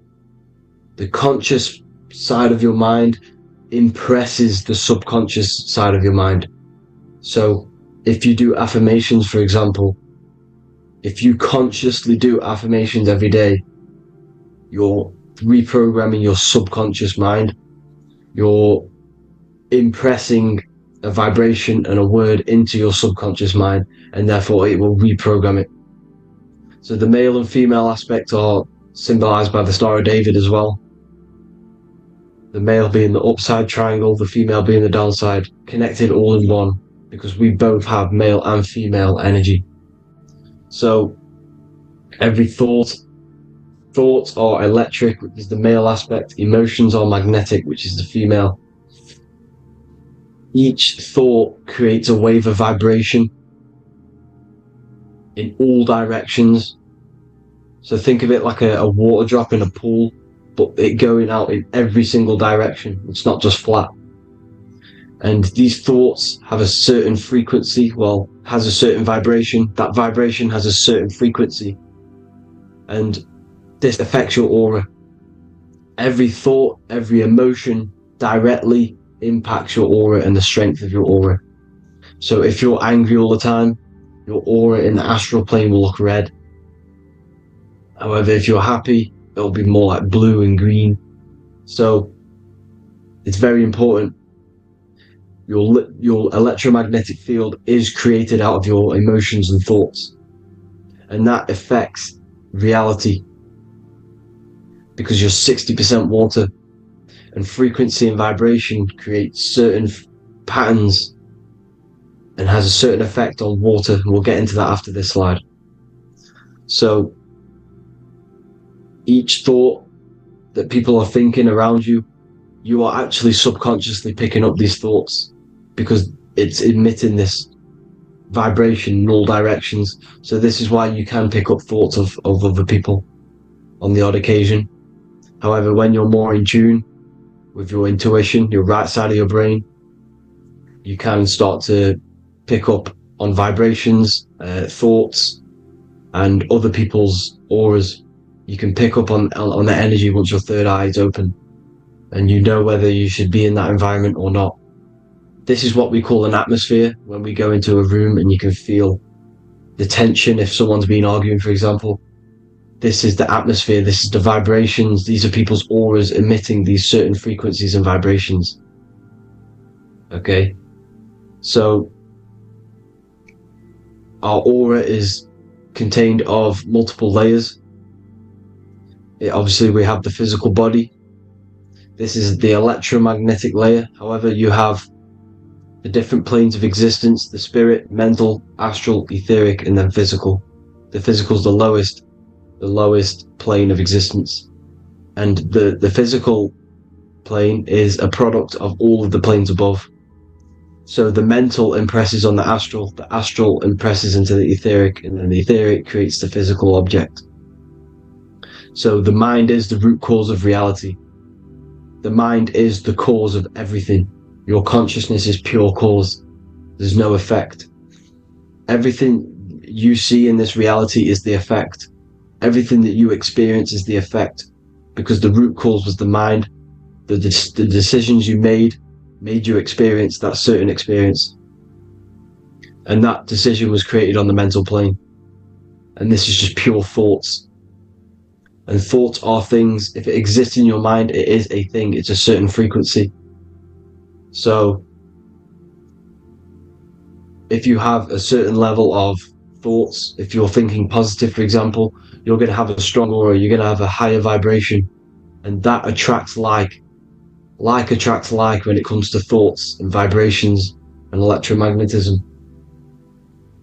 So if you're thinking positive all the time, speaking positive, doing positive, you're then creating a higher vibration, and that's going to attract people on that similar frequency to you. Everything is electromagnetism, frequency and vibration. Everything. You see, so this is why, for example, if I put my hand to a TV screen, if my finger was the same vibration as the TV screen, it would go straight through it. However, the particles in my hand and the particles on the TV screen are two separate vibrations, and this is what causes the friction to stop, and not my finger to go straight through it. So like I said, when you don't feel the vibe of someone, when you don't feel right, you don't really get along with someone, this is a vibration. Your vibrations are not matching, they're not similar, they're two complete different vibrations, and they're not aligning properly. So music has a massive part on this. Music is a massive, massive tool for the elites, because music is frequency. And in 1975, the musical instrument are all tuned to 440 hertz. So Spotify, Apple Music, most of the music on YouTube is all set to 440 hertz. And 440 hertz is not divisible by 3, 6, or 9. And when you can't divide a frequency by 3, 6, or 9, it's not a natural frequency. As you can see here, this is 432 hertz. This makes a nice geometric pattern. However, 440 hertz is a distorted pattern. So when you listen to this, this actually shuts off the whole right side of your brain. Like I said at the start, this is the most attacked side of your brain. It's to do with creativity, imagination, intuition. When you listen to 440 hertz, it shuts off the whole right side of your brain. And obviously shutting off all of these forms of your brain. Music is a very, very powerful tool for the elites because it's the only thing which can enter your soul or your ears without consent, your body without consent. Everything else has to be through consent. You choose whether to eat something, you choose whether to drink something, but frequency, you're going to hear it no matter what. This is why it's so powerful, and music influences the body in many different ways. It's the most powerful imitator of everything. It directly affects all listeners. It directly affects intentions, gestures, movements, and actions. It stimulates your mind, and certain songs, certain catchy songs, can reprogram your subconscious mind, invoking certain emotions. This is why when you listen to slow beat songs, it makes you feel more sad. When you listen to upbeat songs, you feel more energetic. This is because these frequencies have a profound influence on reality and on how you feel. Because like I said, you are 60% water, and as you can see here, each frequency creates a different geometric pattern, and inside of you is 60% water. So like I said, 440 hertz is going to make a distorted pattern in your water, and this is going to have a profound effect on your emotions and your reality. So like I said, health is not just the body. You are made of body, mind, and spirit. You need to look after what you put in your body. You need to look after your spirit and look after your mind. It's very important to keep all these in balance, because once one of these are unbalanced, it affects the other two. So if you're eating wrong, it's going to affect your spirit and mind. If you're thinking wrong, it's going to affect your body and spirit. These are all interlocked. You have to look after them all. So it's very important you understand music. Stop listening to low vibrational music. To be honest, you want to listen to music without any sort of speaking inside of it. You just want pure frequencies, which are the solfeggio scale, like one of these, for example, 432, 528 hertz. These are all good frequencies. It's called the solfeggio scale. And these frequencies make you more in tune with nature. 528 hertz is what the earth vibrates at. So it's very important. And the Rockefellers are the one who changed this to 440 hertz. The Rockefellers, one of the elite families. So if you want to manipulate reality, it's very important to have your chakras aligned and having a high vibration, because the higher your vibration, the more powerful your words and your intentions are on reality. So the lower your vibration, the harder it is to affect reality, because you're on a lower state of consciousness. Like I said, you have the mental, astral, etheric, and physical. Everything is a product of the one above. As above, so below. This is what Hermes Trismegistus was saying in the Egyptian days. This is where it comes from. As above, so below. If you affect above, it directly affects below. So like I said, meditation helps on this, helps align your chakras. Think positive, feel positive. Like I said, your feelings are magnetic, your thoughts are electric. So once you combine these two together, you're then creating an electromagnetic frequency, and that will have profound effect on reality. So the law of cause and effect. The law of cause and effect. Every effect has the root cause. Like I said, your mind is the root cause of everything. Every decision you make is having a different effect on reality. Everything happens for a reason, due to the root cause, which is your mind. You choose everything that happens in your life. Okay? So it's very important you understand this, and you constantly make the right decisions, the good decisions, to have good effects on your reality. You have to be very conscious of this law, because nothing escapes this law. This is the law of all consciousness. So think about it. Imagine a massive ball of consciousness. However, off this ball are different sparks, and each one of these sparks are in each and everyone's body. This spark is governed by these laws, the law of cause and effect, the law of correspondence, the 7 hermetic principles. It's very important you understand this, because this mass ball of consciousness is what is obeying these laws, and everyone has this spark of consciousness inside their third eye. And Like I said, everyone is the same consciousness. This is why if you do bad onto someone else, that will directly affect your reality. So if you hurt someone, it's going to come back to you in one way or another, because you are that same consciousness. This is like a mirror reality. As within, so without. Whatever you feel on the inside, you're gonna see that on the outside. You're gonna experience that reality, whatever you've impressed. So there's different ways to bend reality to your will. This is kind of a sort of magic.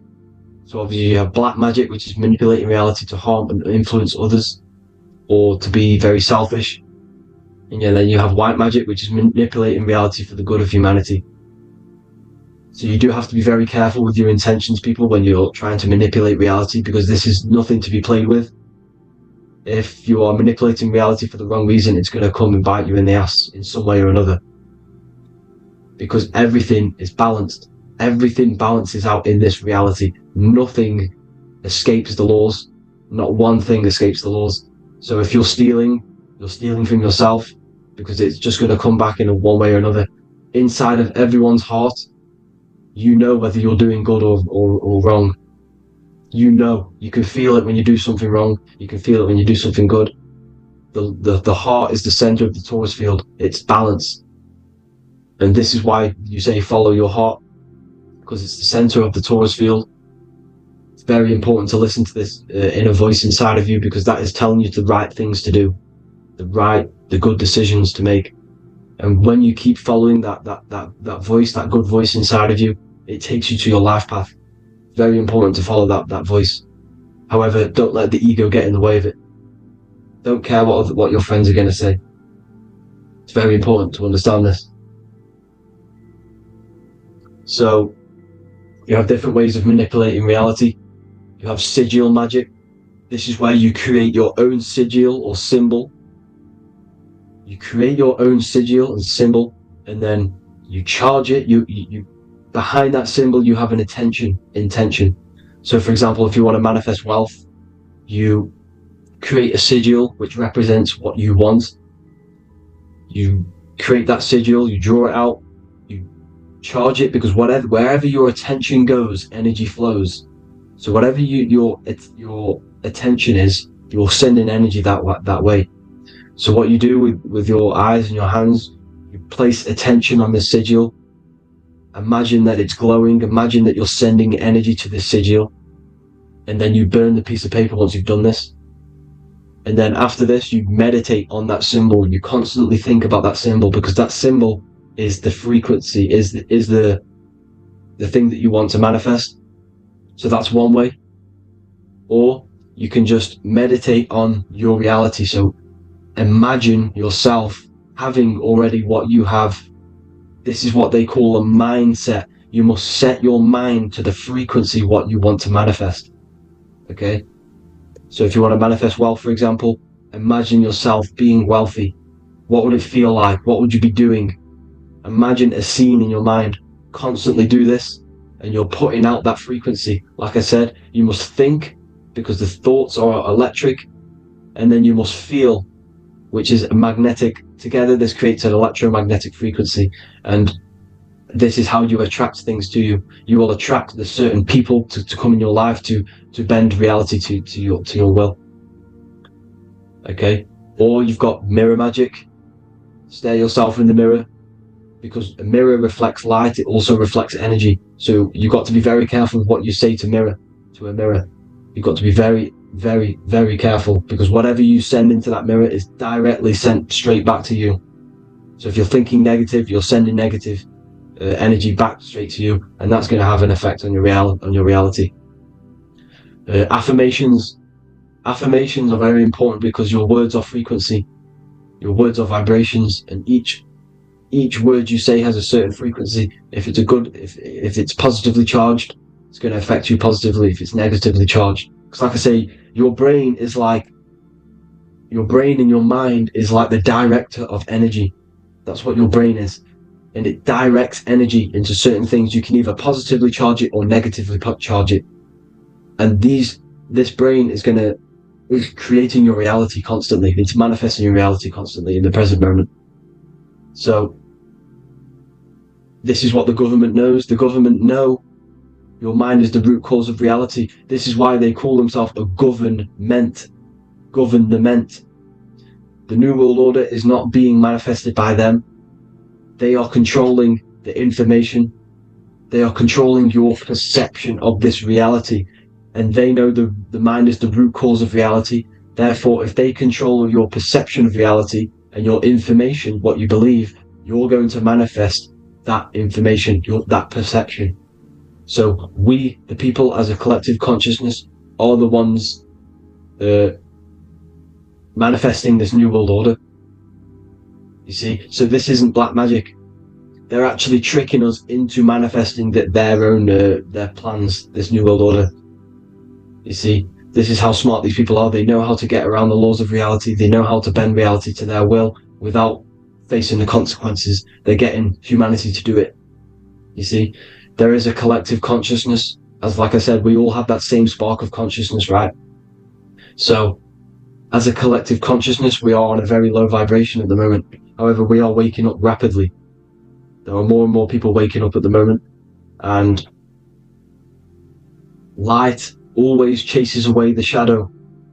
Light is a lot more powerful than darkness, you see. So, one person waking up has a massive effect than one person being asleep. It has a profound effect. Because like I say, the light always chases away the darkness. It's more powerful. The light is always more powerful. High vibrations are more powerful than lower. So that's it for this, people. I hope you all enjoyed. This is a short, quick video. God bless you all.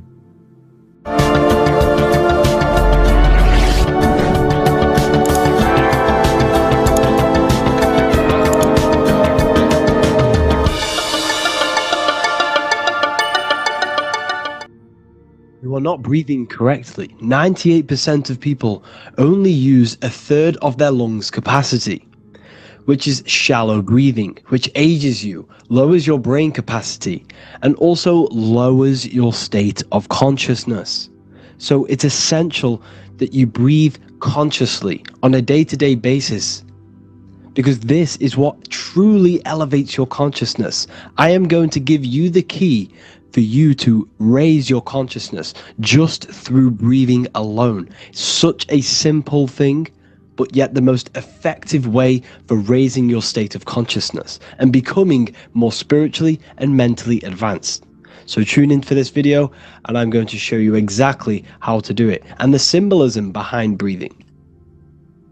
Air is more than just air. It carries electromagnetic energy. So now I'm going to give you the science behind this spiritual truth. This invisible force is what sustains all physical life, providing the life force energy essential for existence. Electromagnetism. Everything is fed off electromagnetism. Your body is an electromagnetic battery.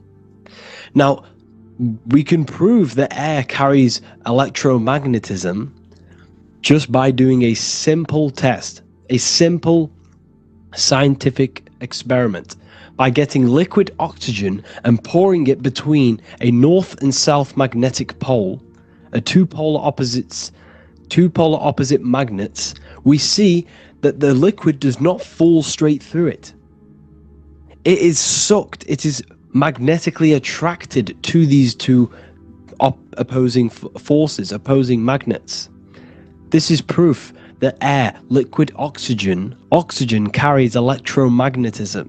When you are breathing electromagnetism, the essential life force behind all living beings. This is known as energy or prana, chi, ether or spirit. This is all the same thing. Air is not just empty space, it is energy. It is prana, it is life force, it is spirit, it is ether, chi, prana. You are an electromagnetic being. Your consciousness is in direct correlation with your electromagnetic aura or biofield around your body. Your state of consciousness is mirrored within this field around your body. Now your breath, when you breathe in, you're breathing electromagnetism or life force. Breath is the vital link between the physical and the spiritual, bridging the body with the soul. Through breath, we connect with both tangible world and deeper, the unseen realms of energy and consciousness. Breathing deeply and properly elevates our consciousness, enhancing the brain's functions, heightening the sensitivity of our five senses. It also brings a profound calmness to the mind, creating a state of clarity and inner peace. Like I said earlier, breathing properly is the fastest way to elevate your consciousness. It is the fastest way, because breathing, when you stop breathing, what happens? You lose physical consciousness. Your body will shut down if you do not breathe in this vital electromagnetic energy in the oxygen. If your body does not get this for 5 minutes, or however you can last without breathing, this makes you lose physical consciousness. Your body will not survive without this essential life force energy. Therefore, air is one of the most overlooked things. This is why we see the symbolism of Buddha having a big belly. Why does he have a big belly? Because it's symbolizing breath work, proper spiritual breath work, the certain teachings of breath work, of when you breathe in through the nose, you have to breathe in through the nose. You don't want to breathe in through the mouth, because the nose acts as a filter which catches dust particles and filters out the air before it enters the lungs. The mouth does not do that. The nose is for breathing inward. We breathe in through the nose, and when we breathe into our belly, not our lungs. When we breathe into our belly and our belly expands outwards, we are then moving this energy down from the nose down the spinal column.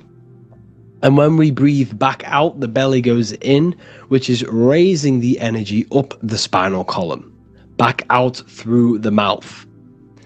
This is the true way of breathing, because when we breathe, we are moving energy. We are moving electromagnetic energy.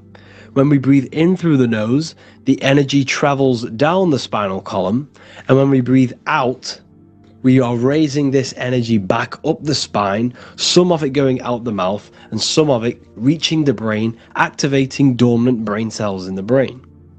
But when we breathe, we need to make sure we are using 100% of our lungs capacity, because the lungs is what transforms this special energy into consciousness, physical consciousness.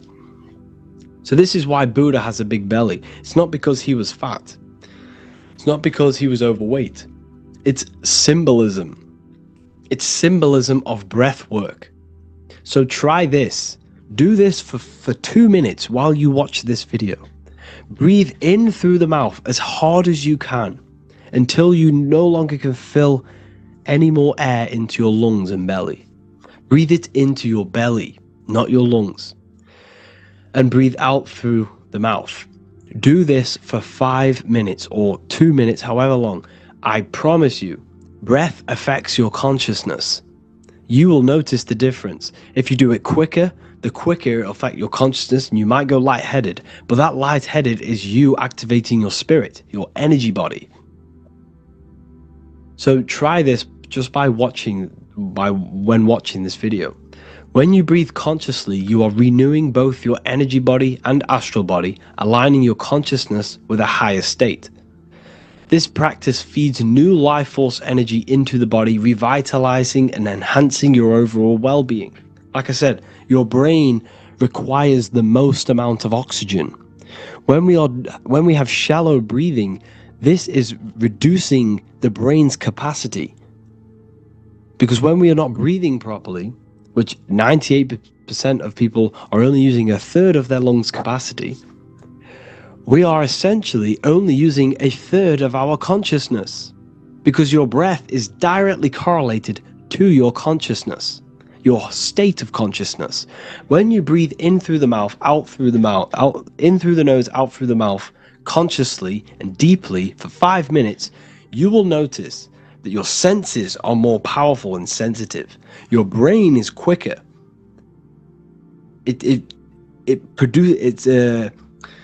What's the word?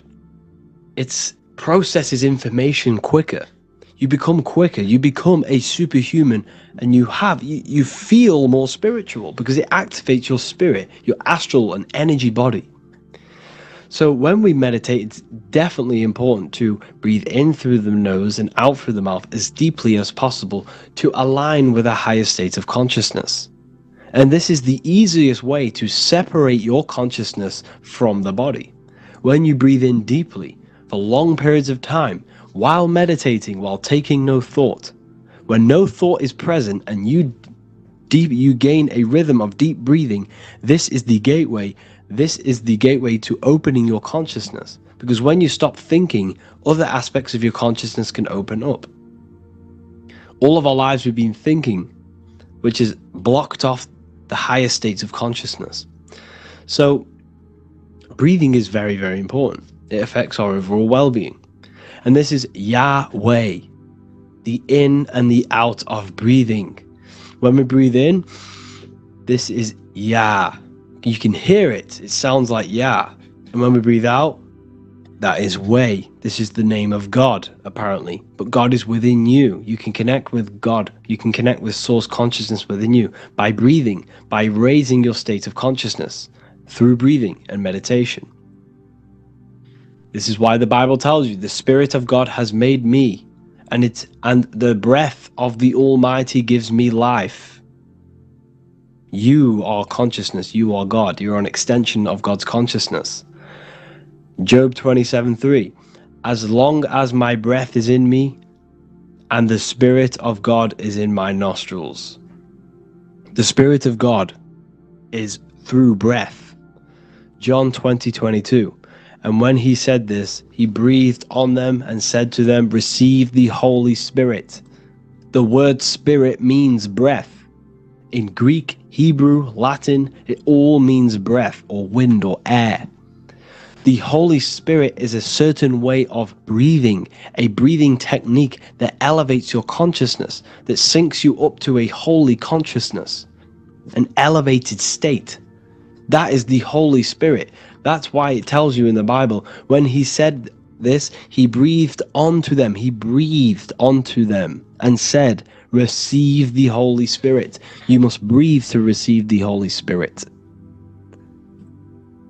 When you breathe, you are renewing the body's energy. You're taking in new life force, which is regenerating your cells, regenerating your brain, nervous system, and also connecting with consciousness, pure consciousness. This is not something that we should be doing during meditation. Yes, it is. We should be doing it during meditation, but this is something that we need to apply all of the time. This is the fastest way you can raise your consciousness. I just want to say, all of this knowledge is inside of the Book of Wisdom, Volume 2. Make sure to give a like and a comment on this video to help the algorithm. And let me know what you think about the last book or this book if you have read them, to let the new people know what they're looking at with this book. This is truly life-changing. The Volume 2 and Volume 1 is truly life-changing. You can get them in a bundle also. Learn hidden knowledge inside of the Ethereal University. This is where truth seekers belong. I'm not here to try sell you this, but this is the place for truth seekers. And if you are serious about your spiritual journey and serious about gaining knowledge, which gives you the advantage over life, join Ethereal University. This will definitely help you. Thank you for watching this video. Please leave a like and comment. Make sure to give me any suggestions on videos that you want me to make in the future. Thank you all.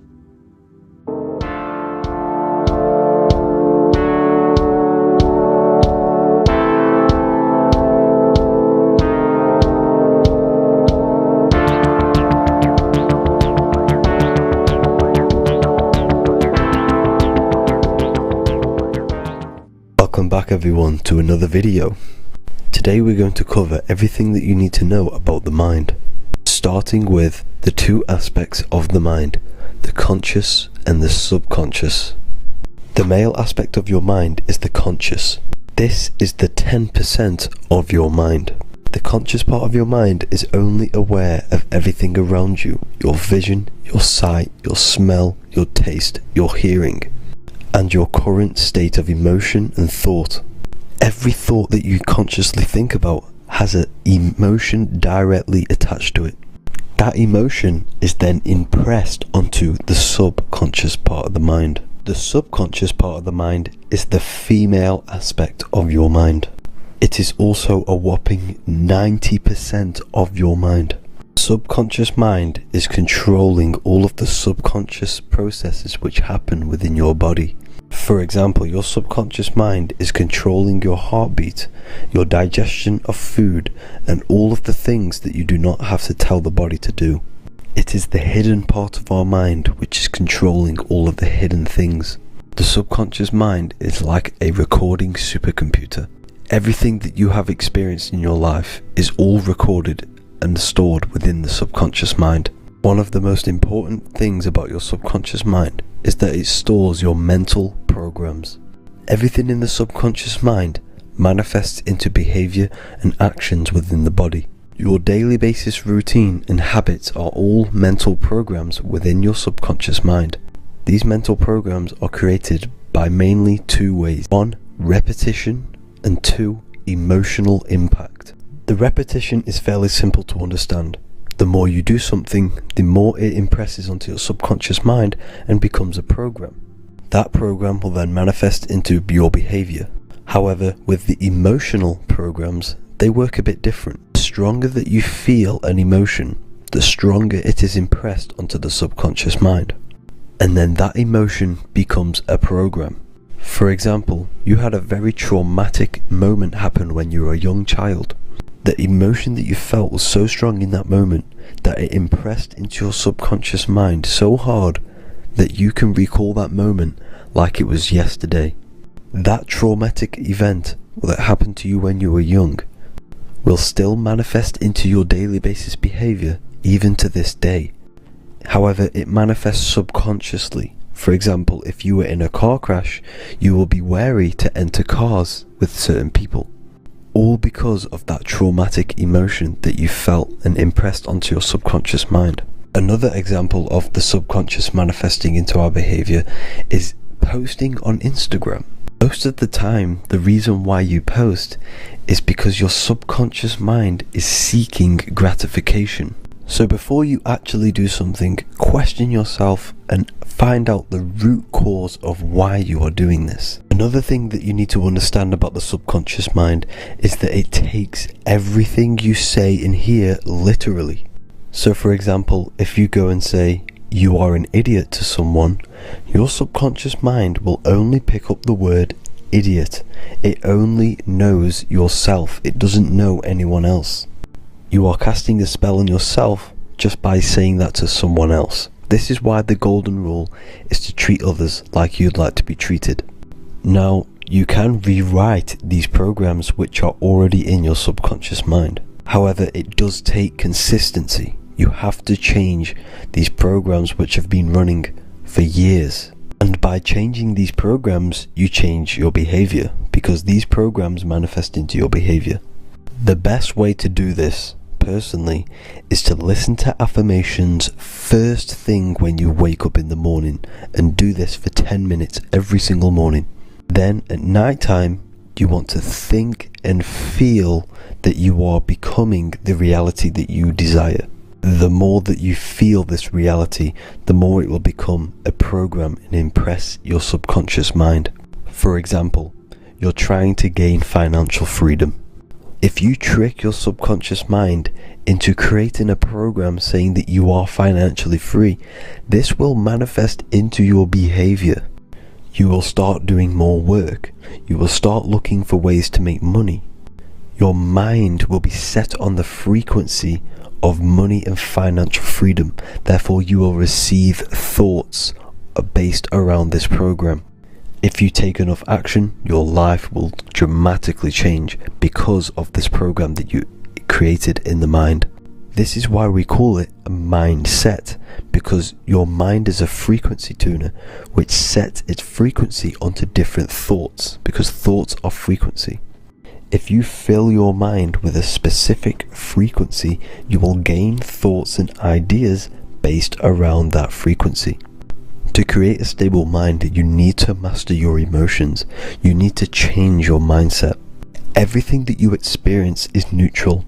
Based upon the mindset that you see it, you either give it a positive or negative charge. By understanding this deeply, you will then control your emotions. I hope you gained some wisdom and enjoyed this video. Please, if you can, leave a comment and a like, and subscribe to the channel if you like this content. Love and light to you all.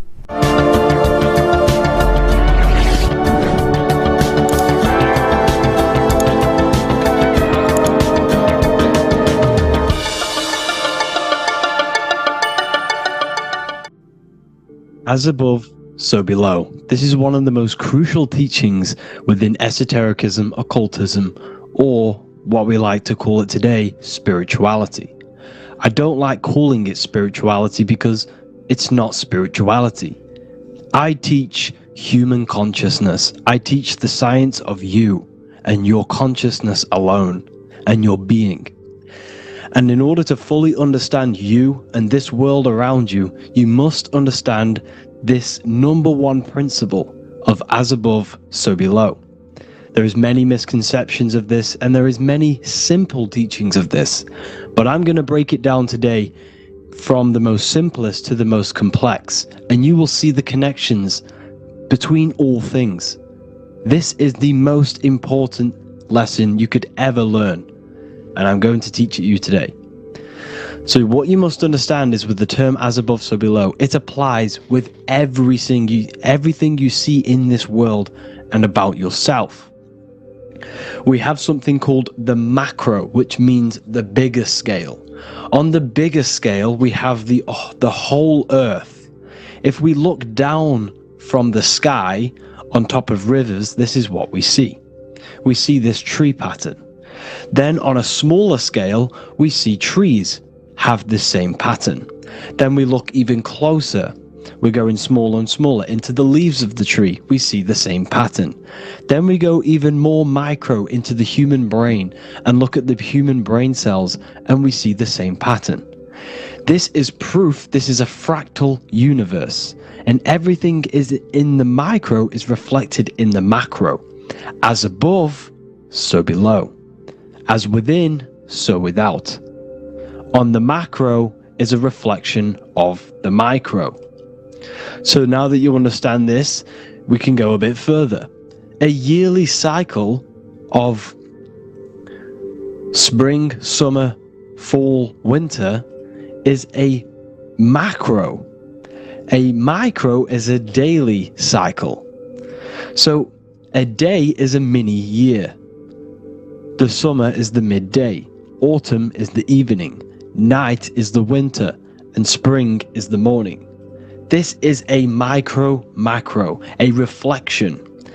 We have a miniature cycle of the zodiac every single day. And this cycle is also reflecting the cycle of life and death. We live, we are born, which is the spring. We live, which is the summer. We then age, which is the autumn. And then we die, which is the winter, and then we are reborn again. This is the cycle of life and death, and you do this every single day. You see, death is a macrocosm of sleep. This is why we say sleep is the cousin of death, because you die every single night. You do this process of life and death every single day. As above, so below. What's in the micro is in the macro. So when you go to sleep, you are essentially dying, and then in the morning when you wake up, you are then born again. This is a fractal cycle that we live in. Everything in this whole world is fractal. Everything applies to as above, so below. We have the sun, we have the moon, we have the day, we have the night. We have the life, we have the death. We have the conscious, we have sleep. As above, so below. We have the conscious mind, because now we're diving into as within, so without. As above, so below more refers to the external world. As within, so without is referring to your inner world and the outer world. What you must understand is about yourself. You exist in two realms. You're an individual. The dual nature of you. You exist in two realms at once. You have an inner world of your thought, emotion. This is the inner world that no one else can see but yourself. And you have an outer world with a physical body which everyone can see. So you exist in two worlds. You have the inner voice, you have the outer physical voice, which I'm speaking to you with now. But I also have an inner voice, which no one can hear, only but me. So you exist in the light and you exist in the darkness. The sun represents your external self, your physical, conscious mind. The moon represents your shadow self, the inner self, the psyche self, the spirit self. There is an as above, so below.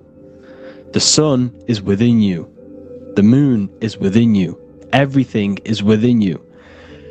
Now that you understand as above, so below, what is your body? Your body is a miniature earth.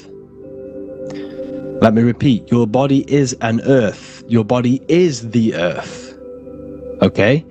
Because like I say many times in all of my videos, you are not in the world. The world is you. You are the universe. Your brain is a computer creating this reality. What you see with your eyes is produced in the back of the brain called the visual cortex. You don't look into the world, the brain produces the world. The body produces the world. When you touch something, you're not actually touching something.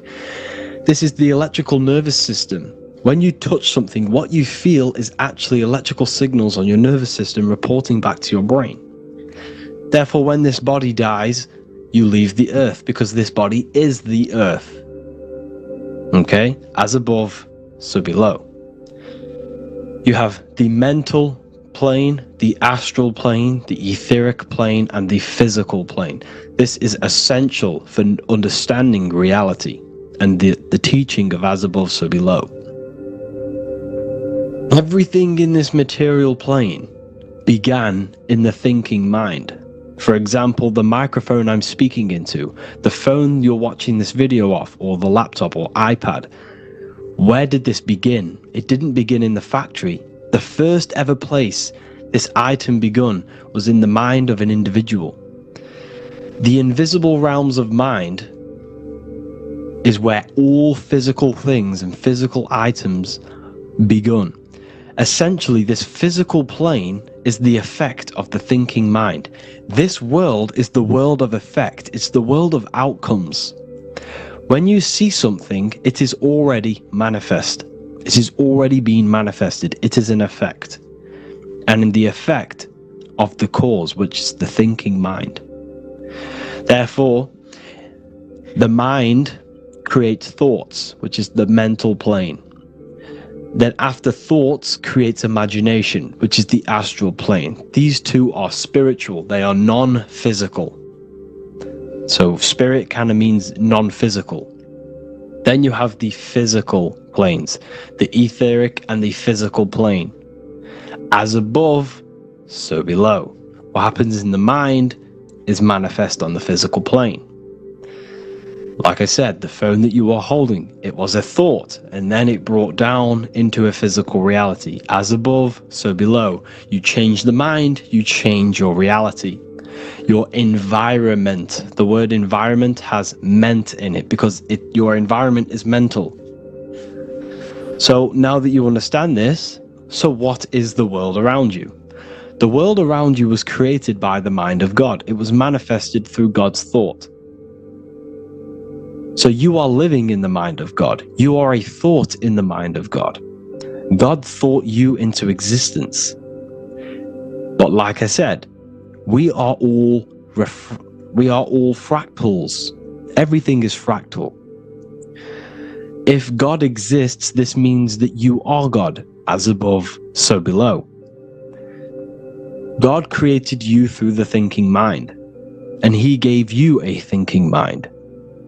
So God created the macrocosm. God created the macro, the whole world. He designed the whole world, the sun, the stars, the moving. He designed this.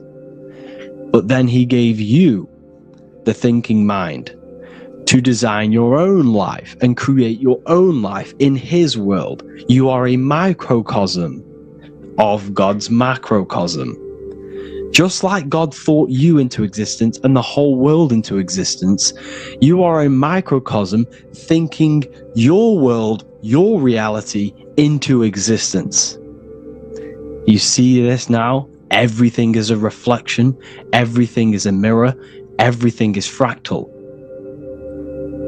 So in order for you to change your reality, you must change these higher planes. Your thought and imagination are the two key aspects of creating physical reality. Every object you see around you was begun in these higher planes of the non-physical, and they were brought out of spirit into physical matter through the thinking mind and physical action. So now we're going to get a bit deeper. The brain is not the mind. Now that you understand, we have spirit and matter. As above, so below. You have a non-physical side of reality and a physical side of reality. The mind is the spiritual brain. The brain is a physical manifestation, a physical effect of the mind. The mind uses the brain to operate in the physical world. And it's the same with the heart. The soul manifests itself physically through the heart. The heart is a physical manifestation of the soul, of the emotion, thought and emotion, the mind and the soul, the brain and the heart, heaven and earth. So you have the inner world and the outer world, the spiritual, non-physical, and the physical. So essentially, we are all on this process of awakening, an expansion of our minds into new fields of thought, into new fields of awakening ourselves. Because essentially, we are born into this world. But you are born many, many times. You can be born physically and you can be born spiritually. Like I said, everything is fractal.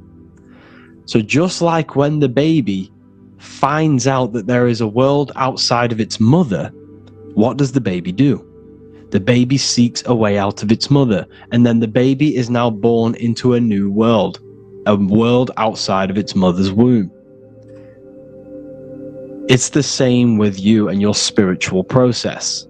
As your mind becomes aware that there are other realities beyond your physical body, it then seeks a way out. And this is why you are probably watching my YouTube, because you are now on the path. Something within you has guided you to this path of knowledge, truth, enlightenment, and expanding your consciousness. And it is your soul who brought you here. Your soul speaks through emotion, like guidance. Emotion is the language of the soul. When you feel very bad, this is your soul telling you you're not in the right place. You're doing the wrong things.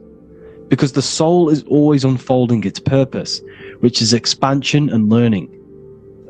That is it. The mastery of the self and the learning of the mind is the only thing that counts in the end after this life. So you are on a journey of expansion, of learning, creating, and spiritual rebirth. As above, so below. What does this body tell you? When I see someone overweight, I don't see the overweight. I don't see the body. I see the mind. I see an undisciplined mind. I see a mind that lacks self-control. I see a mind that seeks external validation. That's what I see when I see an overweight person. I don't see his body. I see the result of his mind. Because what does the Bible tell you? You shall know them by their fruits. It's the same saying as above, so below. You shall know them by their fruit. The fruit is their manifestation. Your body is a direct correlation and manifestation of your mind. Your inner world projects your outer world. As within, so without. As above, so below. Now, what do you see when you see this man's body? I see discipline. I see strength. Mental strength, not physical strength. I see mental resilience of pain. Because all of this man's mental energy has been manifested physically within his muscle. This body is a direct manifestation of this man's mind's pain and suffering, and it shows discipline. This is why people instantly respect you if you are in shape. You walk into a room and you are in shape, people will instantly give you respect because they know that you are mentally disciplined. The body is a reflection of your inner world, and it's the same with your friends, your family, your connections with people. If you think about yourself very negatively all the time, and you don't have a good connection with yourself, you don't have a connection with your true self, this will manifest into every single relationship you have in your life. If you don't have a good relationship with your inner self, you don't have a good relationship with the people and the friends around you. Because as within, so without. If you think negative about yourself, you will only pick up the negative in other people. If I think very highly of myself and I think very happy and good things about myself, I will then see the good things in other people. Because it's as above, so below. As the inner world is, so is the outer world. It's the same with your life circumstances. Your life is a direct correlation of every thought you thought in the past. If you possess millions of pounds, millions of dollars, this is because you have thought this into physical reality. You live the life you are deserved. You live the life that you manifest through your thought. If you live a very poor life, this is a reflection of your mind. This is a reflection of what you have thought into physical existence. Because like I said, everything begins in the mind. As above, so below. And this is even present within the body. So where is the head? The head is at the very top of the body. And where does all manifestation begin? In the mind. That's where the mind is, in the head. And then the thoughts we think travel down the body into the heart, which is the emotion. Every thought we think is in the emotion. Every thought we think creates an emotion. This emotion then drives the action. Where does the action come from? The feet, because the feet move our body. We move with our feet to take action. Our hands. You see, so the body is even a micro I can't even say it. Reflection of the order of manifestation. This blew my mind when I figured this out. You see, the head, the thoughts begin here. This is the beginning of all manifestation. Then it comes down to the heart. This is the emotion. Then you take the action. The thought and emotion then sparks the action, which is taken with the hands and the feet. And where's the lowest point on the body? The feet, and that's touching the physical earth. So the head is where the thought is, the non-physical, and the lowest point on the body, which is touching the physical earth. So the head represents spirit, the feet represent matter, spirit and matter. Your room, if I walk into your room and I see a messy room, I don't see the room, I see a messy mind. The room is a reflection of the mind. If you have a messy room, this is your mind. It's an externalization of your unsorted mind, undisciplined mind. So like I said, we are all God, and we must find the God self within us. And I teach all of this inside the Book of Wisdom, Volume 2. This is not just a book, this is a revolution. This is the beginning of a new age with this book. If you have read it, I congratulate you. You should feel very proud of yourself if you have an open mind. You should feel proud of yourself for watching these videos, because not many people have an open mind. Remember this, people. You are special if you're watching these videos. You have the mind. You have the ability to see through the illusion. And I take my hat off to you. You want to take this to the next step? Read the book. Or if you want to take it to the serious levels, join the university. The university, you gain access to every piece of my material that I've ever done, all of my books, all of my lectures that are hidden from YouTube, that are hidden from everywhere else, the lectures that give you real power. And if you feel alone on this journey, we have a conscious community where you can connect with like-minded individuals, because I've been there. I've been there when you feel lonely, because you feel like no one else is thinking the way you are feeling.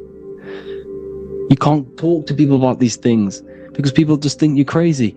That's why I put together this, so we can connect, so we can unite, so you can connect with people, so you don't feel crazy about thinking about this stuff, learning about this stuff. And if you truly want to level up your life, people, and take your studies serious, this is for you. We do live calls, we do lectures. There's a whole library filled with books you can read. It's the perfect place for the truth seeker. I thank you all for joining. Please leave a like, a comment, a subscribe. Let me know any future videos you want me to make in the comments. Thank you all. Have an amazing day.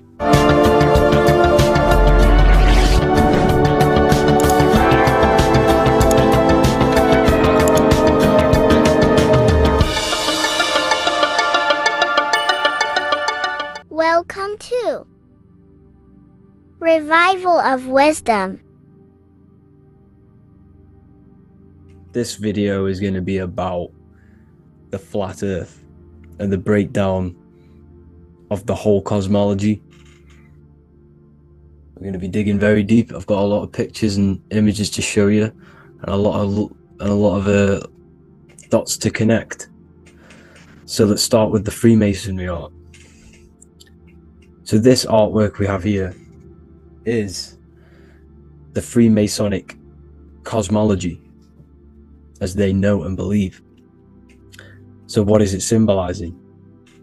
We obviously have to start off with the 4 pillars representing the 4 corners of the earth.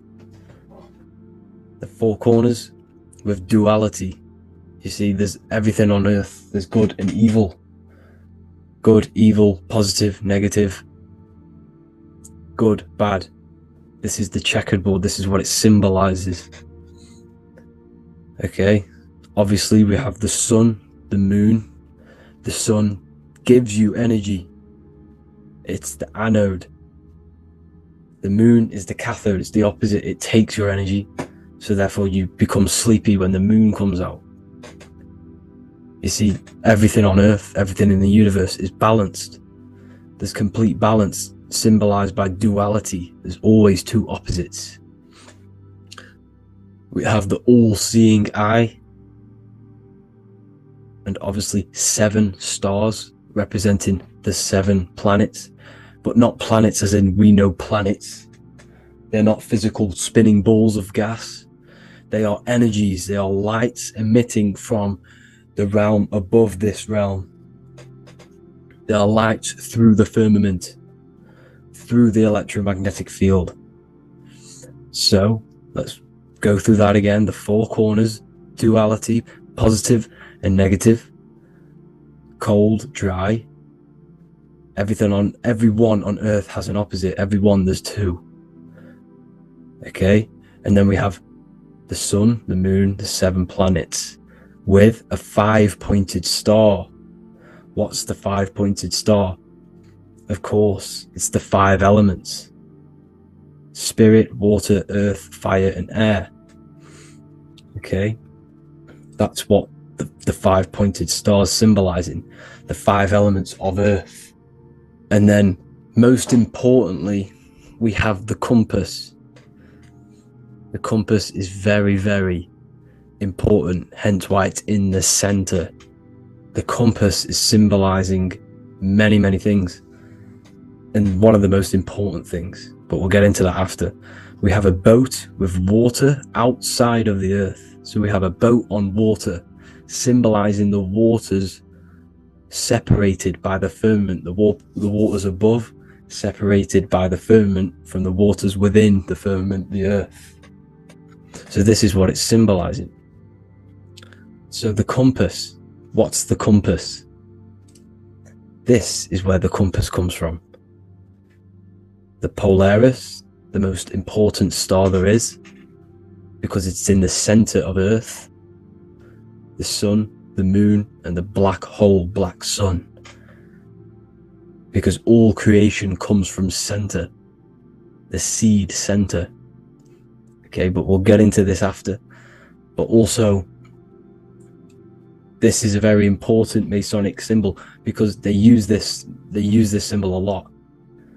This is one of their main symbols, hence why Neil Armstrong has the Masonic ring with the compass on it. The people who supposedly went to the moon, which obviously they faked to push this globe model, because the globe model is based upon fear. Because the globe model, if they can sell you the globe model, they can sell you anything then. You don't know where you actually are. The globe model is to push fear upon the masses, because the globe model means there's not enough resources. There's also risks of asteroids hitting the planet. There's also risks of space extraterrestrial invasions, global warming, asteroids. You see, this is all the fear that they can gain off selling you the globe model. Okay, because they don't want you to know that this is an intelligent design. And also, they're hiding God, the creator, the source. This is why they are satanic. They are opposites. They are lefty, Lucifer, right, righteous, godly. Hence why they do the symbolism on their eyes. 666. This is another famous, famous astrologer, astronaut. This is another famous astronaut doing 666, showing that he's in the alliance of the occult. But even look at their 10th anniversary stamps. They have a Masonic compass on there. Also the Order Out of Chaos. Order Out of Chaos, double-headed eagle. Okay, the Order Out of Chaos ring, which they wear. So all of these astronauts are in the occult. They are lying to you. They are in with this order, this Masonic New World Order, whatever you want to call it. So let's break this compass down a lot more. Because as I showed you here, the center, okay, this is what the compass is symbolizing. Let's go into the North Pole map. This is from 1595. This is a rough estimate of where this map came from. It's from around the 1500s to the 1600s, maybe 1400s. There's not an actual set date on this map because obviously our history has been tampered with. But let's break down this map and the symbolism that they use towards this map, because this map is the map of the North Pole. Okay, so in the center, we have the black rock symbolizing the tower. The tower, the pole, North Pole. And what's on top of the North Pole? Obviously, it's Polaris. North Pole and Polaris. Okay, with the 4 islands around the center. Okay, 4 islands around the center. And this is what blew my mind, right? They say that Santa sounds similar. And if you look at this pole that's pointing to the North Pole, you see this line here. So this is obviously from the 1600s. What color is Santa? He's red and white. just like this map pointing to the center is red and white, and Santa comes from the North Pole.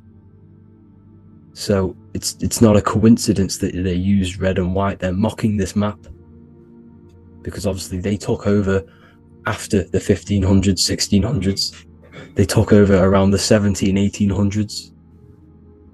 So they're mocking this map with Santa coming from the North Pole with this red and white line to the North Pole.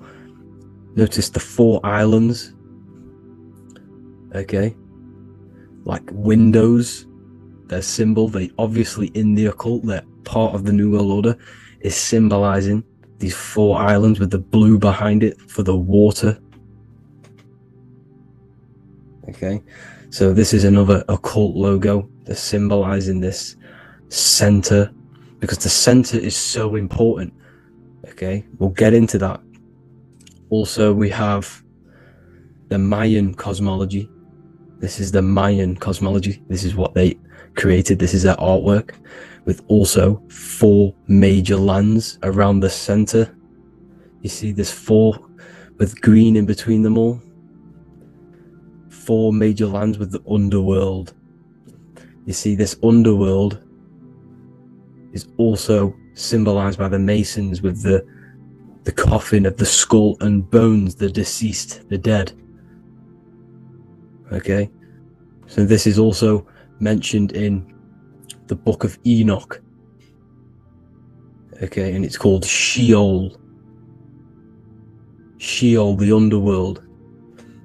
Okay, and in the book of Enoch, it says all spirits of the dead go to these hollow places, that they are wait until their appointed time of judgment.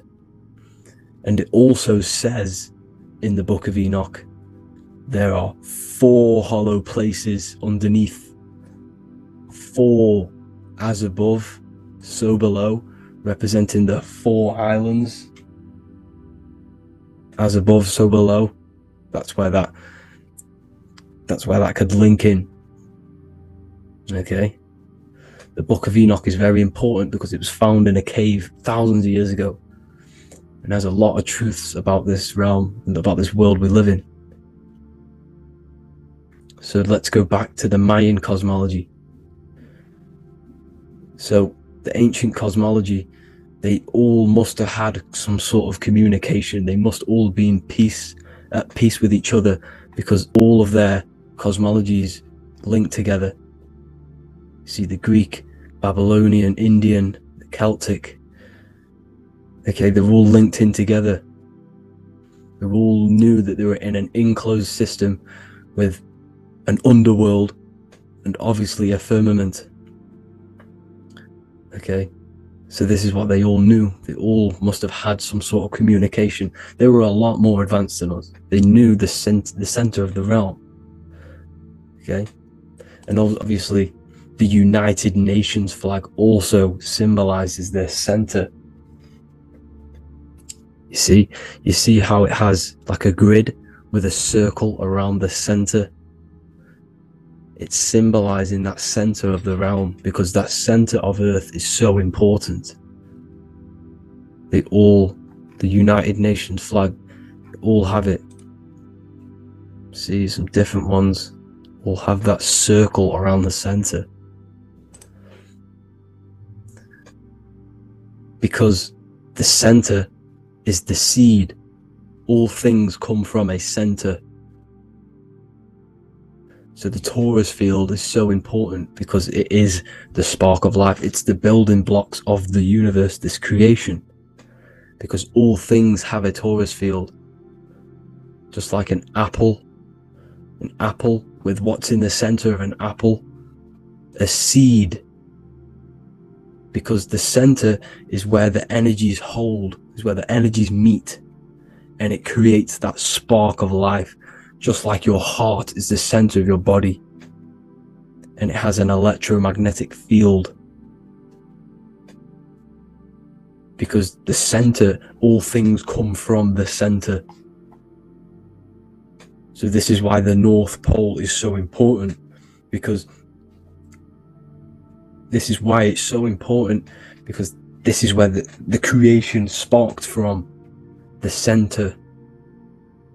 This is where the most electromagnetic energy is stored. So this is why the northern lights come from the center. It's electromagnetic energy.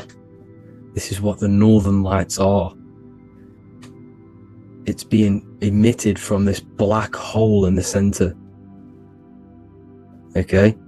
And obviously what else is on the center? Polaris. Polaris is the center star. Okay?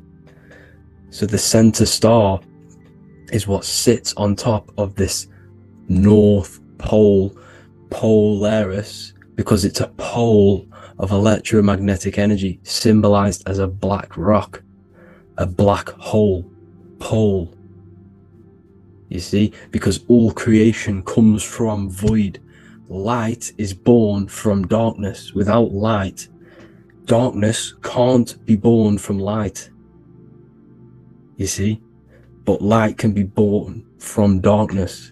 This is why darkness is so important. And this is why there's a black hole in the center of our realm, like the black sun. The black sun. The Polaris star, the North Star.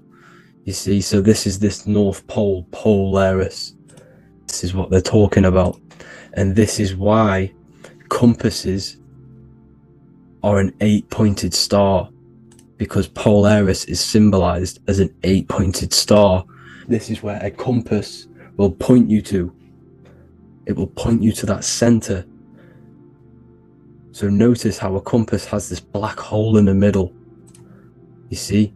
And it will point you to this meeting point, the north, because in the center is the center of the torus field of the earth.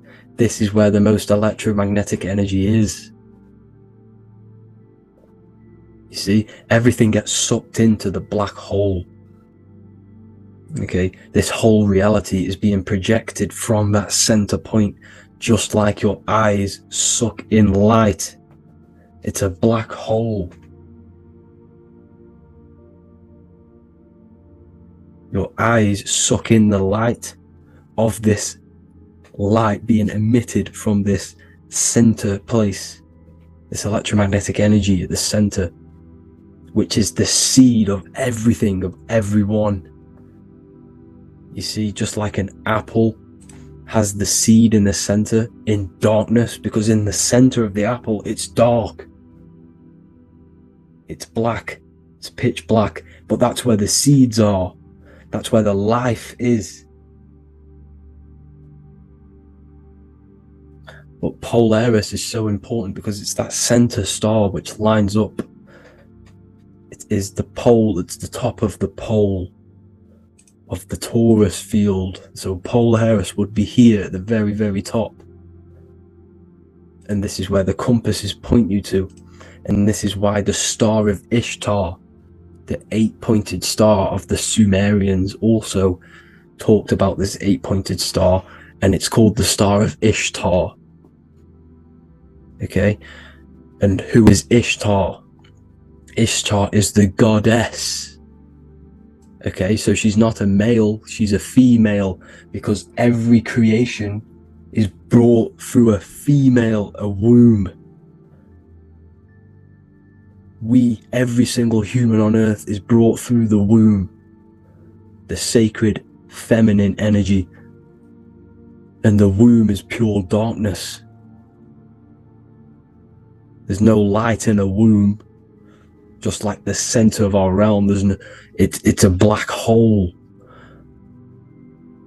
Okay, and guess what? She's the god of fertility and sexuality. She is responsible for all life.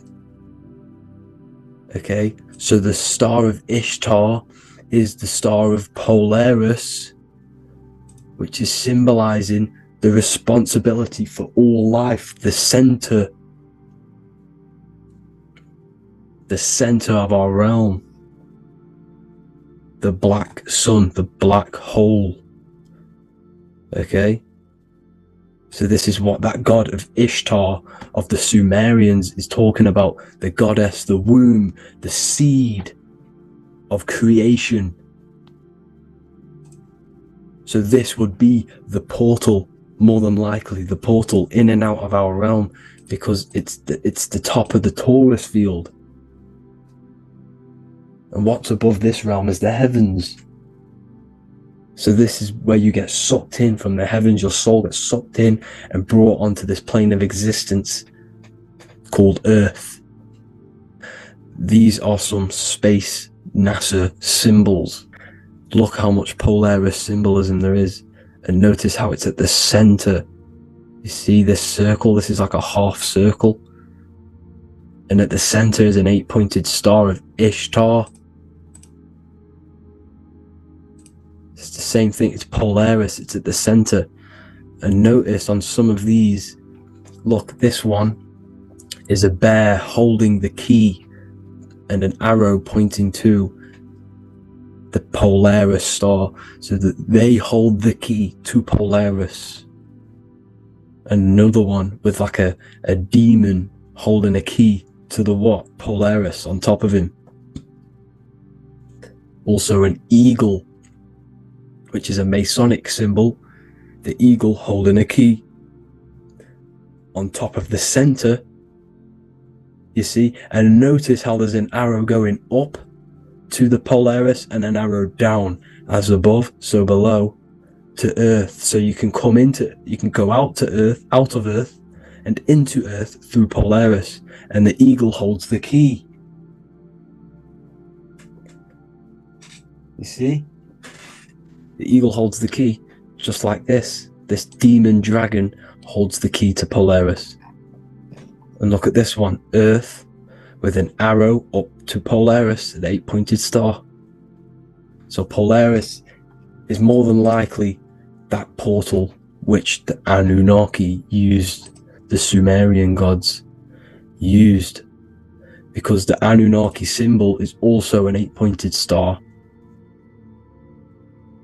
Okay, and like I said, that center is the seed of creation. The center is the black hole. Okay, just like your pineal gland is at the center of your brain.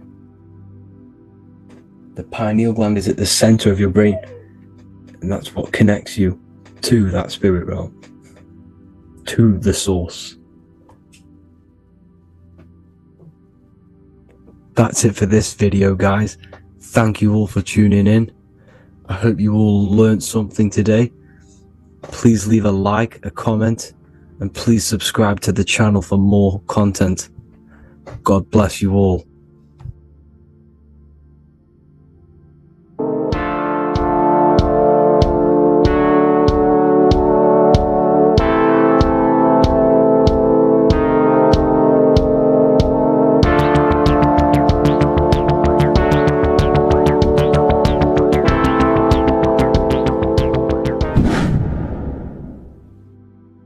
Welcome back, people. We're back with another video. Let's jump straight into this. Make sure to tune in till the end, because this has got so much information in this video. So sit back and enjoy. So everything's Taurus fields. The Earth's a Taurus field. Everything's Taurus, which is electromagnetic field, electric and magnetic. The center of the Taurus field is where the two opposing forces meet in the center. And this is what creates the plane of inertia, the dielectric plane of inertia. Okay?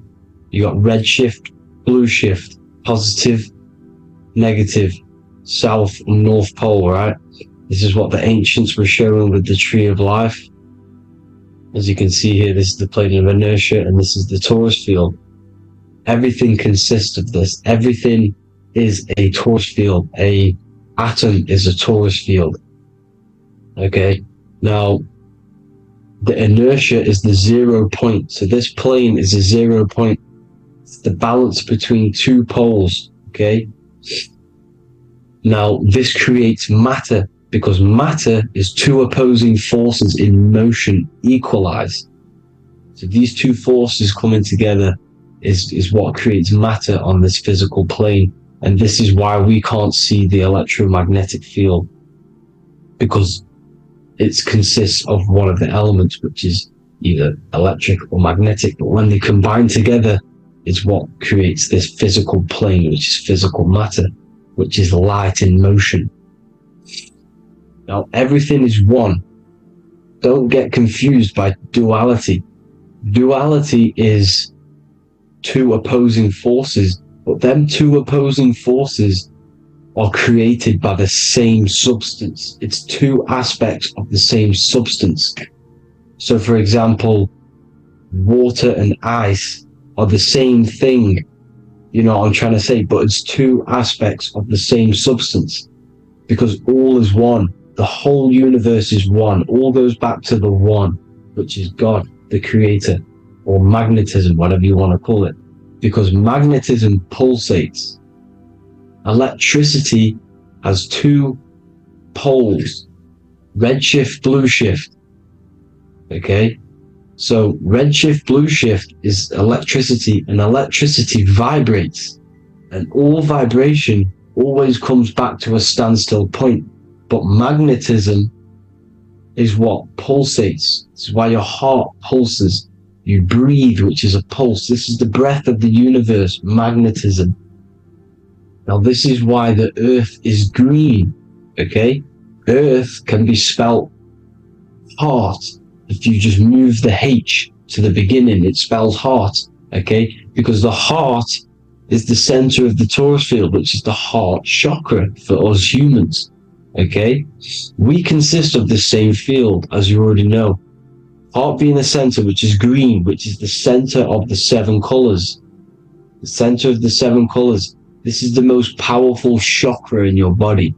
People think it's the crown chakra, but it's the heart chakra because it's the center of the torus field. You must align them all and combine them all into one, which is the heart chakra. Now, earth is green. Nature's green. Okay, this is because we live on heart chakra, the plane of inertia. It's the center of the torus field. Okay, and this is what the Egyptians called Isis, which is nature. Nature is balanced, and nature is female, Mother Nature, because it looks after us with the fruit it grows with abundance, and the water. It's a female energy, Mother Nature, and this is the symbolism of an equal, balanced arms. This is the scales, it's balanced. Mother Nature is balanced. This is why the sky is blue, because what comes after the heart chakra? Blue. Sky is blue. We live in Midgard. This is what the ancients called Midgard. You don't have to take this tree literally. It's a metaphor. We live in Midgard, where both positive and negative duality here. Now, Mount Meru. Mount Meru was known as the center of the earth, okay, or known as Hyperborea. And this is the North Pole, the electromagnetic North Pole. But when I say Mount Meru, it's not an actual mountain. They weren't saying there was a real mountain in the center of the earth, a magnetic rock. No. The plane of inertia, okay, there's something called a hyperboloid. That's what it's called, a hyperboloid. And this is the center of the torus field. And this hyperboloid is what is in the shape of a mountain, you see? So if I go to this next one, they say Hyperborea on this map. Why do they call it Hyperborea? Because this is the hyperboloid in the center of the torus field. And this is the electromagnetic mountain, a metaphor. Mountain, what they're metaphorically saying, this is the electromagnetic mountain at the center, the double vortex, the center of the torus field, which is the North Pole. Pole of electromagnetic energy. So this is why they call it Hyperborea. It comes from the word hyperboloid. And the center of the earth is so sacred, and they symbolize this with, obviously, the North Star, which is Polaris. And this is where the swastika comes from, because it's the 4 seasons moving around the North Star. This is the Big Dipper constellation. moving around the North Star, which is Polaris. There's that pole again. Pole. Magnetic pole of the torus field. And this is where the green, emerald green, aurora borealis comes from. It comes from this center hyperboloid at the center of the Earth, where the most electromagnetic energy is stored. The center of the plane of inertia. The center of the plane of inertia. This is the all-seeing eye as well. As you can see, they've got the sun, the moon, this is the Masonic cosmos, the sun, the moon, and the all-seeing eye, because the eye is Polaris, the eye of the stars. It's all a big eye. Now, the eye means a lot more as well. It's not just that. There's different ways you can interpret symbols. Now, this is the emerald tablets. Deep in Earth's heart lies the flower, the source of the spirit that binds all in its form. Okay? The flower of life is thine own place of thine spirit, and stream through the earth as thine flows through thy form, giving off life to the earth and its children, renewing the spirit from form unto form. This is the North Pole. This is what he's talking about. He's talking about the aurora borealis. Aurora borealis. It's the Earth's aura. Emerald green. Heart chakra. Plane of inertia. Green. Earth. Heart. You see? All related. Now, there's many symbolism of this. So much symbolism of the ancients. The 7 layers of heaven. 7 layers of heaven, which are the 7 planets. Okay? These planets are the solar system. It's the solar system because we are the soul. We are the sun, the soul. And we're inside of a solar system, which is the 7 planets. That's why there's 7 layers of heaven. Okay? The rings of Saturn, the rings of the planets are moving around us. Okay? So, this is what the ancients were depicting in their cosmology. Now, this is the Hebrew cosmology of the Earth. This is the Mayan cosmology of the Earth. You see, it's all an enclosed system. We live inside of a giant torus field. All is atum. It's what the ancients said, the ancient Egyptians said. All is atum. Atoms are torus fields. Don't be tricked by the modern science today with the current model of an atom. It's completely wrong. They're hiding the torus field. They're hiding the electromagnetic field, which is in everything. Absolutely everything is in motion, and motion comes from this field. And you see, this is upside down, but this is I think it's pretty sure it's candles, but the 7 candles, the 7 planets, the 7 Elohim. You see? It all goes back to the stars and the heavens. Now, this is how the Earth really works, with the stars on the outside of the cosmic egg, and then the torus field spinning around the sun and the moon, the positive and the negative charge. The sun gives you energy, the moon takes your energy. The moon controls monthly cycles. Moon is mon. This is etymology. Mon, month, money, demon, monster. Stir is star, moon star. We are all stars. Youngster, minister, superstar, Hollywood star. We're all stars. We come from the stars, which is heaven. Our soul comes from the stars. You see? We are the universe. The image of man is made in the universe. We are a microcosm of the universe. The universe is a macro. We are micro. We consist of everything. The body, mind, and spirit. The sun, the soul. Moon, the mind. Earth, the body. Body, mind, and spirit. We have 12 systems in the body, which are governed by the 12 zodiac signs. Starting at the Aries, which is the ram of God, all the way down to Pisces and Capricorn, kneecap. It all goes back to the stars. We are the stars. We are the universe. Everything is inside of us. Everything. Like they say, the Temple of Solomon, the Temple of the Soul, and man, the soul. The temple is the body. The soul is the soul. And the mind is the mind. The temple of the soul and the mind. Body, mind, and spirit. We consist of the 5 elements. Air, spirit, water, earth, and fire. We consist of everything. We are the universe. We're made in God's image, which is the universe. You see? Now, Everything goes back to the stars. The ancients worship the stars because the stars govern everything. They govern the systems in the body. They govern your life. This is why your zodiac is so important, your sign.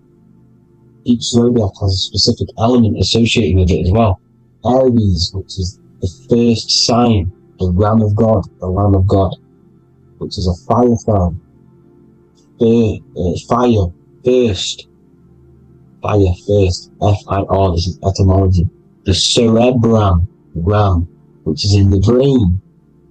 Aries, the ram, controls the head, the face, and the nose upwards.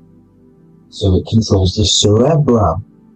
The Torah, which is, I'm pretty sure it's a Hebrew Bible, which is the Taurus.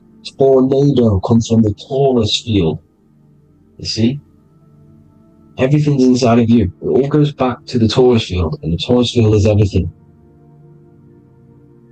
Now, like I said, 12 zodiac signs, 12 systems, 12 cranial nerves in the brain, the 12 disciples of the Bible. All symbolic. Have to read the Bible properly. Now, this center at the center of the earth, right?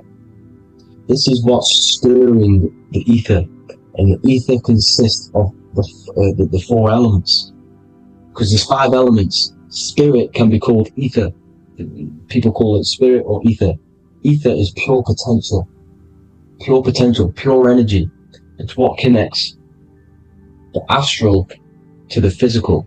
It's the dimension between the physical realm, which we're on, and the astral. So it has pure potential. It's pure energy. This is why we say either. I either want to go there or there.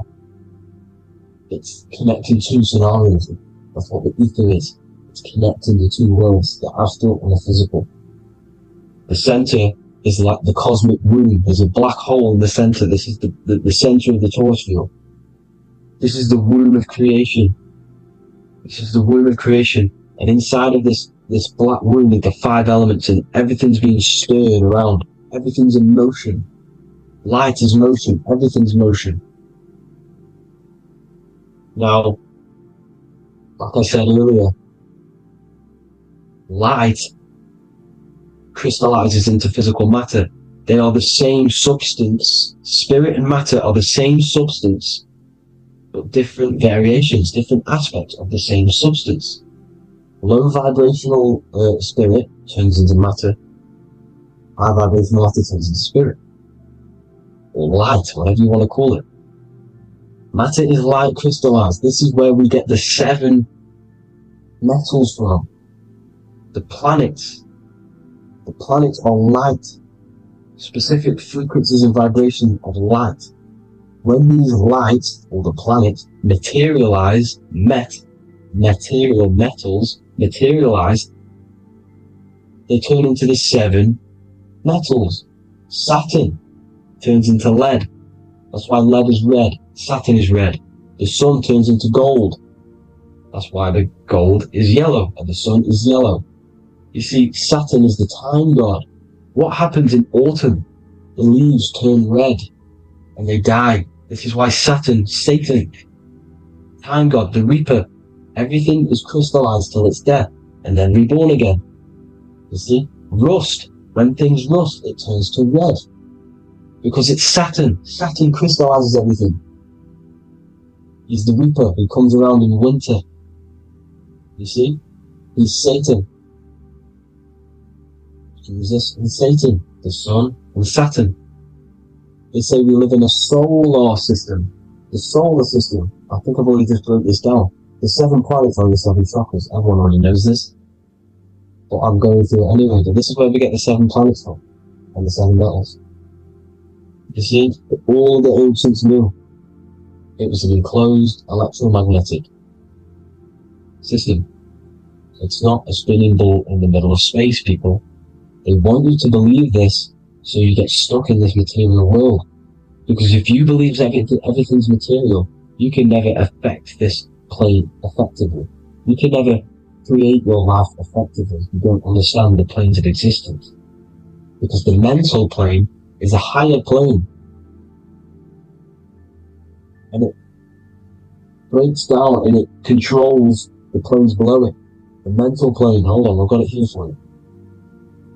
The mental, the astral, etheric, and physical. Etheric connects the physical to the astral, but the mental is what's above them all. You see?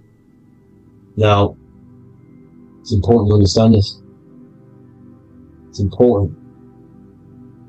However, the ancients always talked about the enclosed system. Only NASA, which is introduced around the Roman times, not NASA, but the globe Earth was introduced around the Roman times. Okay? By these Masons. These Masons introduced this because they wanted to take over the minds of the masses and control them. These people worship the physical realm. They know how it works. They know the ins and outs of it. They know how to do the magic. They know how to do it all. They understand it all. That's why Masonry have to take the oath. The oath of not speaking. You're not allowed to speak about anything you learn about in Masonry. Because they're discovering the truth about your mind and how it creates reality and stuff like that. So, this is the Masonic cosmology. The 5-pointed star, the 5 elements. The checkerboard for duality, positive and negative. The 2 aspects of every substance. This is another ancient painting depicting the firmament. The stars inside the firmament. The sun. You see, the ancients worshipped the sun because it's so important for sustaining our life. It's the only reason we're alive is because of the sun.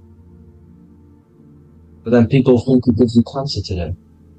They brainwash you to think the sun gives you cancer when it's the #1 source of all life. They want you to believe it's a big, spinning, dangerous ball in space. It's not. It's here to give us life. It's God's son. That's why Jesus is known as God's son. It is the Son of God. God created that to sustain us. You see? So it's important you understand the true cosmology of where you are, because if you don't know where you are depleted of all of your morals. You're depleted. You're demoralized. You're lost. You don't know where you are. You don't know where you exist. Okay? Once you accept the globe model, the heliocentric model, you will subconsciously think that you come from nothing. This is why they implemented the evolution theory just after the globe model was introduced by Charles Darwin. Charles Darwin came in after the globe model. He's a Mason, he was another Freemason, and implemented evolution where we came from monkeys, because they want you thinking less of yourself so they can manipulate your mind. You see? They want to manipulate your mind, and they have done since you got here. Since you came through that portal, you were manipulated from that day to believe this, believe that. The true cosmology, the truth will set you free. You will understand things better. You will feel better in yourself when you know the sun is here for you. You'll feel better in yourself that you know that you didn't come from a monkey. You were created as a human, a manifester, a creator. You're so intelligent. Your mind is amazing. You can manipulate matter, mind over matter. See? Thank you all people for tuning in.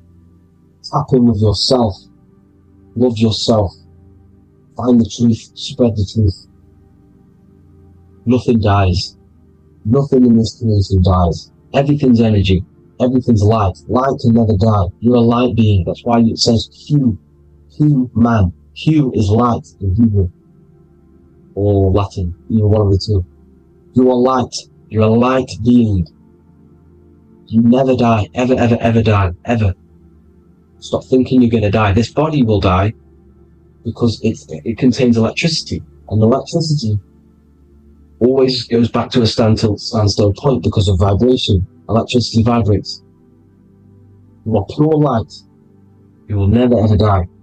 Thank you all people. God bless. Make sure to like, subscribe and share.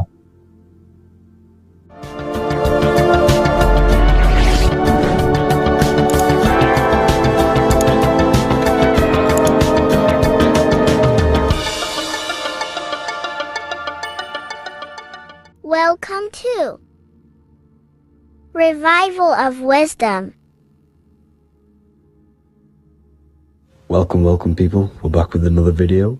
Please make sure to hit that like button, subscribe, and turn on notifications to never miss a video. The Earth is a giant torus field consisting of a positive and a negative pole. The Sun being the cathode with a positive charge and the Moon being the anode with a negative charge. This is why the Sun rules over the day, giving you lots of energy, and the Moon taking your energy from you, making you go to sleep. Now, the plane that we live on is called the plane of inertia, and at the center of this plane of inertia is the North Pole. This is where the two electromagnetical energies meet. Now, this is where the most electromagnetic energy is stored. This is why all compasses will point north, because it's the most magnetic place in this reality. So the Sun and the Moon is spinning around this center point, which is stirring the ether of this reality and making everything move in circles, meaning this is a cycle. Everything's recycling itself. It's an organic simulation. The ancients also knew about this sacred land at the center of this reality, known as the North Pole. As you can see on this map from the 1500s of the North Pole, you can see 4 islands around this center black rock. Ancient civilizations like the Mayans, the Buddhists, and ancient Chinese also depict these 4 islands. The endless symbology of these sacred lands at the center has been going on for thousands of years. These sort of secrets are now kept by the elites, but as always they have to show the truth in plain sight, and this is what they are doing with the Windows symbol and also the Wizard of Oz. Now in the Wizard of Oz, as you can see, there's something called Munchkin Land. Munchkins are these unusually short people. Then on the ancient 1500s map it says Pygmy, and then the Pygmy people in mythology are also these unusually short people. Just like Santa and his elves, they come from the North Pole, and elves are these unusually short people. These stories that we are told about Santa and Munchkins are putting truth in plain sight about this sacred land.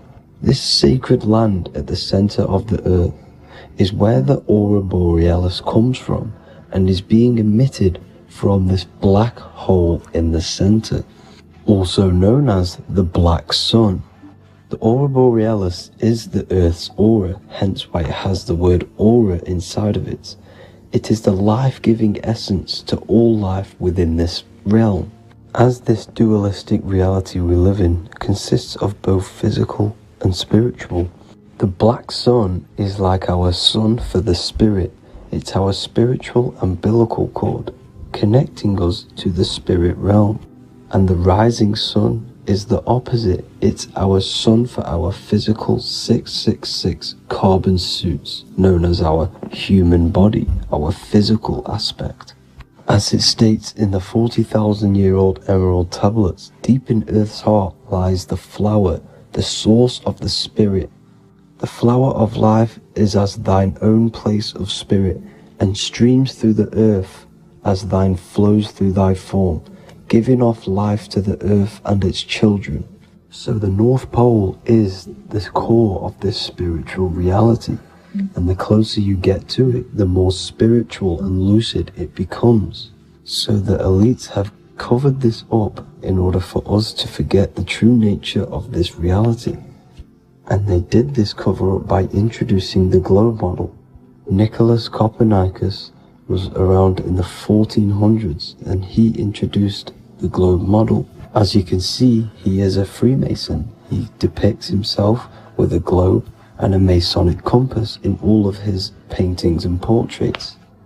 Galileo was also a Freemason, as you could see in all of his portraits with a globe and a Masonic compass. He was also a massive part of introducing the globe model after Nicholas Copernicus.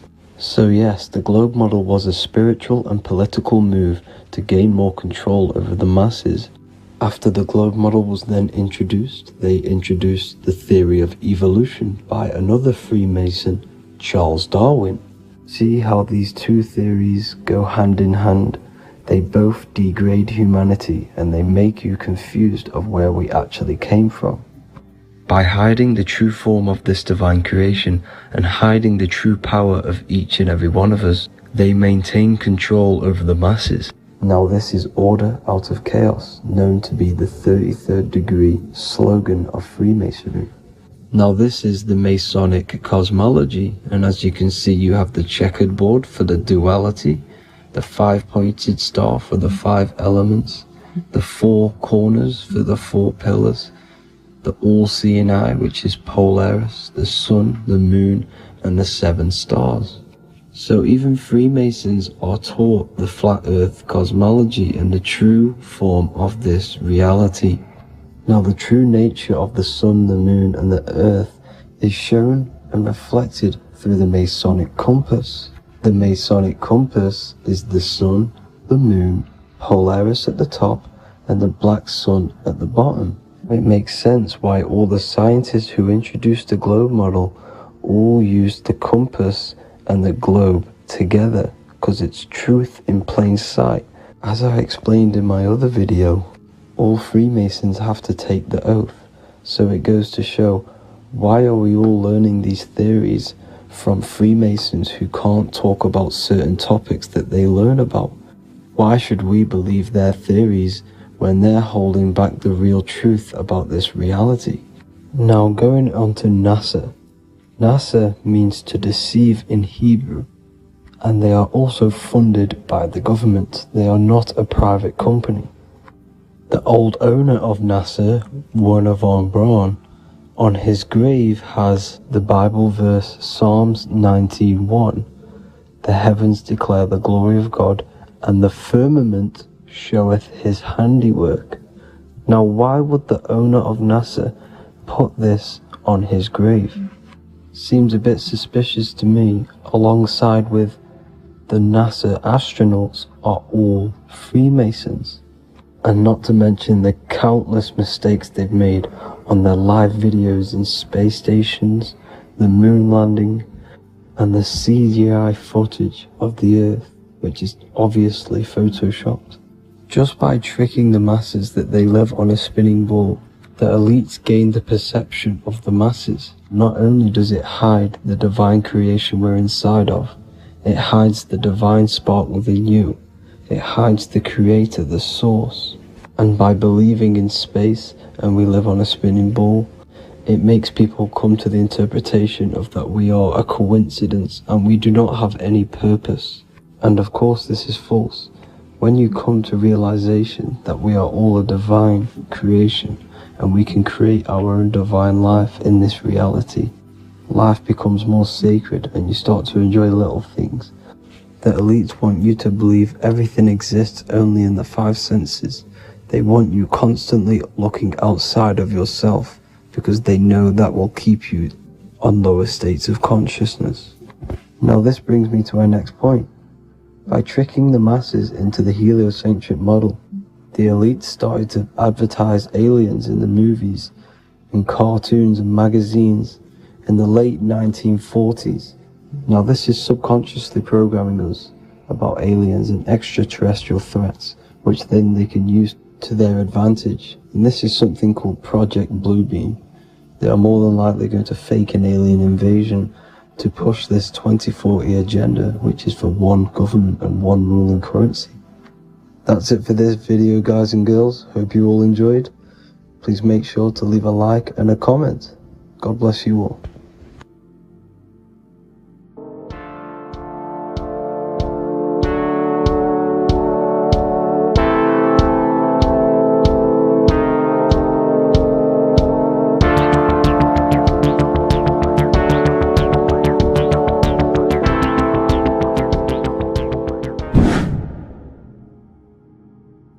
What is up, people? How are we all doing?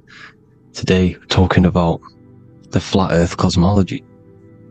So let's jump straight into this. Please drop a follow and leave a like to help the algorithm. So, we live in a torus field. Everything's made out of torus fields. And every torus field has motion. It's what it is. It's the motion of energy.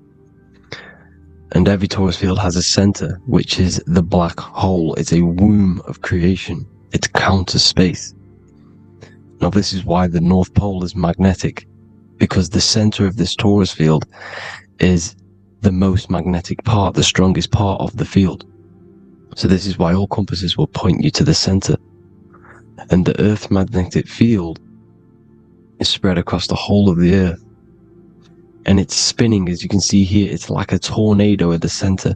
And this tornado is the force which is spinning the sun and the moon around us. You got the sun, the moon, Polaris, just like in the Masonic cosmos here. The sun, the moon, Polaris, the all-seeing eye. Now we'll get into Polaris a bit later, but the sun is the magnetic force. Is the electric force, because every field is electromagnetic. Now, the sun is electric. It's positively charged. It's going to give you energy. It's feeding energy. The moon is more magnetic energy, which is taking your energy away from you. And this is why you become sleepy when the moon comes out. Because it's taking away your energy. So, these two forces is the balance. It's the yin and yang. It's the balance. Everything in this creation is balanced. Because the torus field is the Earth is the plane of inertia, the 0 point within the field. Because physical matter is a result of two opposing forces equalized on the plane of inertia. And that is where matter crystallizes into physical results. And this physical plane is the plane of inertia, planet Earth. And at the center of this plane is the black hole, the womb of creation. And outside of this black hole gives birth to light. So the torus field is constantly rotating, going into counter space, the black hole, and then out of counter space gives birth to the white hole, white light. You see? So it's going around, black hole, birth again, black hole, birth again. And it just keeps going around. It's an infinite cycle of energy. And this is where the infinity sign comes from. This is the motion, this is the force which is creating everything to spin inside of this circle. Okay? And it's making the stars spin. It's making the sun and moon spin around us, around this center point. Now here you see Horus and Set putting their feet inside of this dome. This is the royal arch, the arch of the dome above us, which is like you see in the Masonic cosmos, the royal arch of Freemasonry. This is the dome above us, the firmament that the Bible talks about. You see, they're putting their feet in because Set symbolizes the moon and Horus is the sun. Horizon, Horus. Horus is rising, the sun.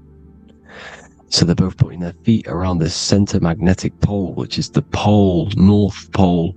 And above the North Pole, you have Polaris, the pole of electromagnetic energy. You see? And this is how we get the sun and the seasons. Because the sun, for us, when it becomes summer, it's on the Tropic of Cancer. Then it spirals outwards, going out and out and out, then goes to the Tropic of Capricorn. That's winter for us. Then it comes back in and creates summer again. So it's constantly spiraling around this center magnetic North Pole. You see?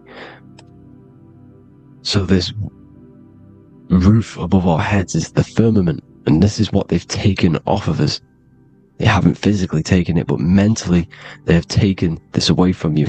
It's a female energy, and this is what the Egyptians called Nut, the sky god Nut.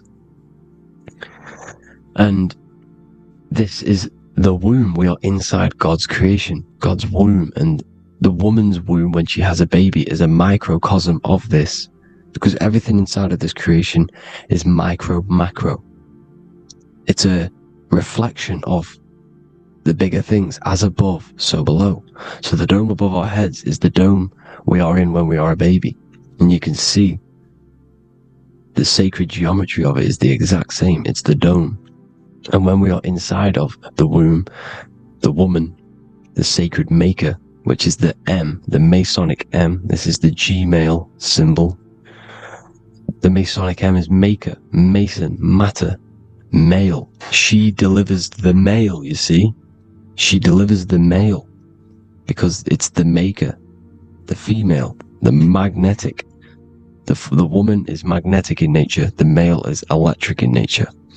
So when we are in this womb, the female, we are being fed by the center umbilical cord, by the center of the mother's stomach. We're connected to the center of the woman's stomach, just like we are when we are in the earth. The center is where the aurora borealis is being emitted from, the electromagnetic aurora borealis, the northern lights. This is our spiritual umbilical cord, connecting us to counter space, connecting us to the realms beyond this world. Because at the center of every torus field is counter space. And at the center of the earth is our spiritual umbilical cord, and this is the earth's belly button, as you see. As above, so below. We had a physical umbilical cord, we have a spiritual umbilical cord, and this gets cut when we die, when we're cut away from the physical reality. You see, here's the ancient Egyptian tablet showing this female. You can see the hair, it's a female above us, because the female energy is nurturing, helping, looking after. And that's exactly what the dome is. It's protecting us. It's the Ark of the Covenant, the Ark covering us. You see?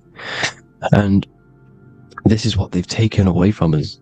By you believing in space, it completely destroys the idea of this being a sacred creation. They've taken the roof off your head, whether if you believe in space, you believe that there's chaos, there's planets, there's asteroids about that could kill us at any moment. But this isn't true. They've made you fear your own creation that you're inside of. They've made you fear what's above you. You see, and it's to hide the power of astrology, the power of the lights in the firmament, which are constantly flowing through the ether.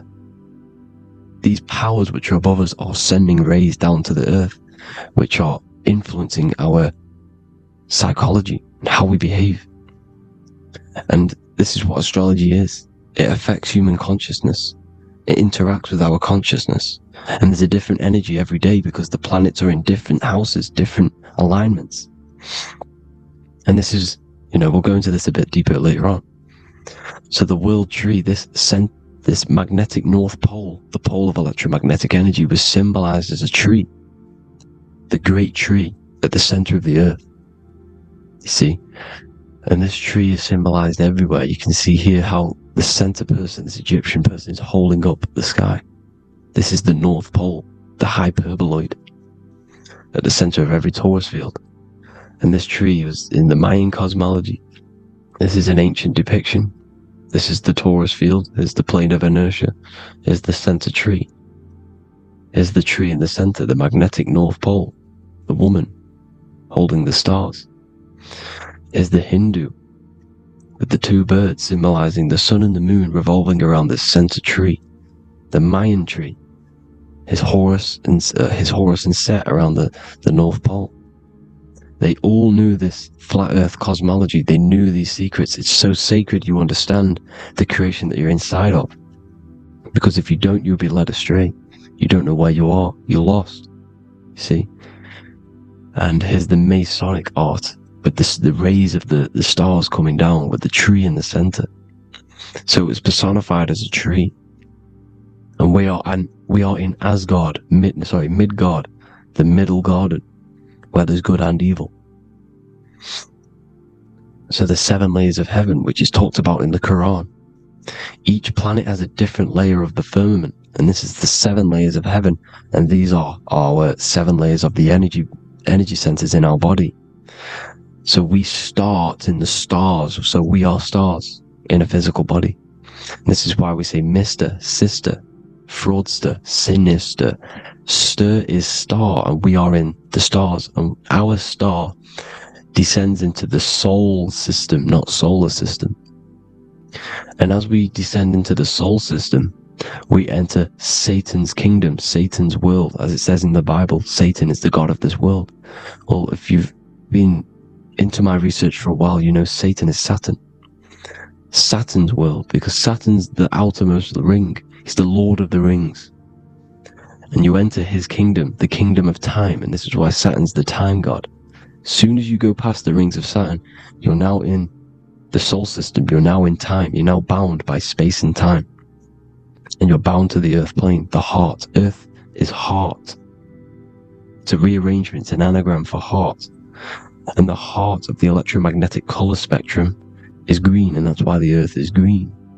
And above green is blue, and this is why the sky is blue. In order to go to heaven on the macro scale, you have to go through the blue sky, through the 7 layers of heaven. In order to reach heaven in your body, whilst you're here, you have to go through the blue chakra to your head, which is heaven. It's micro, macro. Everything is micro, macro inside of this creation. It's an ancient, I think this is a French image, piece of art from the ancient French, with obviously the 7 layers of heaven, which they all depict. And notice how it's like a dome. We'll go into this dome symbolization, the Royal Arch of Masonry, which is next. But these 7 layers of heaven give us the 7 metals, the 7 days of the week, the 7 diatonic tones, the 7 chakras, the 7 everything. It's God's favorite number. And this is why the Masons use the G inside of the compass, because the G is the 7th letter, and God starts with G. You see? So it's 7. God is 7. Here's another depiction of the heart, the soul system, the 7 layers of heaven. La fermenta. You see, la firmament, with the stars on the outermost layer. Here are the 7 planets: Jupiter, Mars, la Sophie, the sun, la Luna, the moon. So Saturn. So we are in the heart of this soul system. In order to ascend, we need to ascend up our chakra system, reach 144,000 hertz. God consciousness, the God man. You have to unfold God man, master of the mind, mastery of the mind.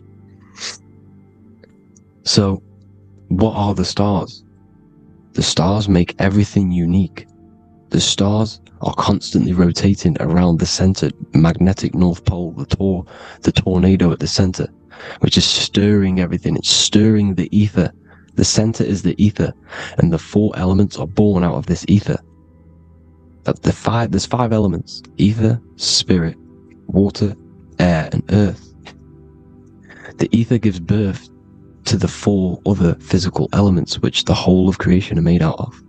About them 4 elements. 4 is the number of stability. You know, a chair, a table has 4 legs. It stables things. It's a foundation, and these 4 elements are the foundation of this creation. You see, and this magnetic North Pole is stirring this, and the 4 vibrational states of the ether are the 4 elements. Now let me get back to the stars. I just wanted to give you that. The stars are being stirred around this center point, center. It's stirring everything, and they're always in different alignments. Every millisecond, they're moving in different placements of the stars. And the planets are called the 7 wanderers because they're not fixed. The stars are fixed, but the planets are called the 7 wanderers, the 7 layers of heaven, because they move faster and slower than each other. Each planet is slower and faster, has a different rate of speed it's moving. So these alignments are mixing in with the energies of the different 12 constellations.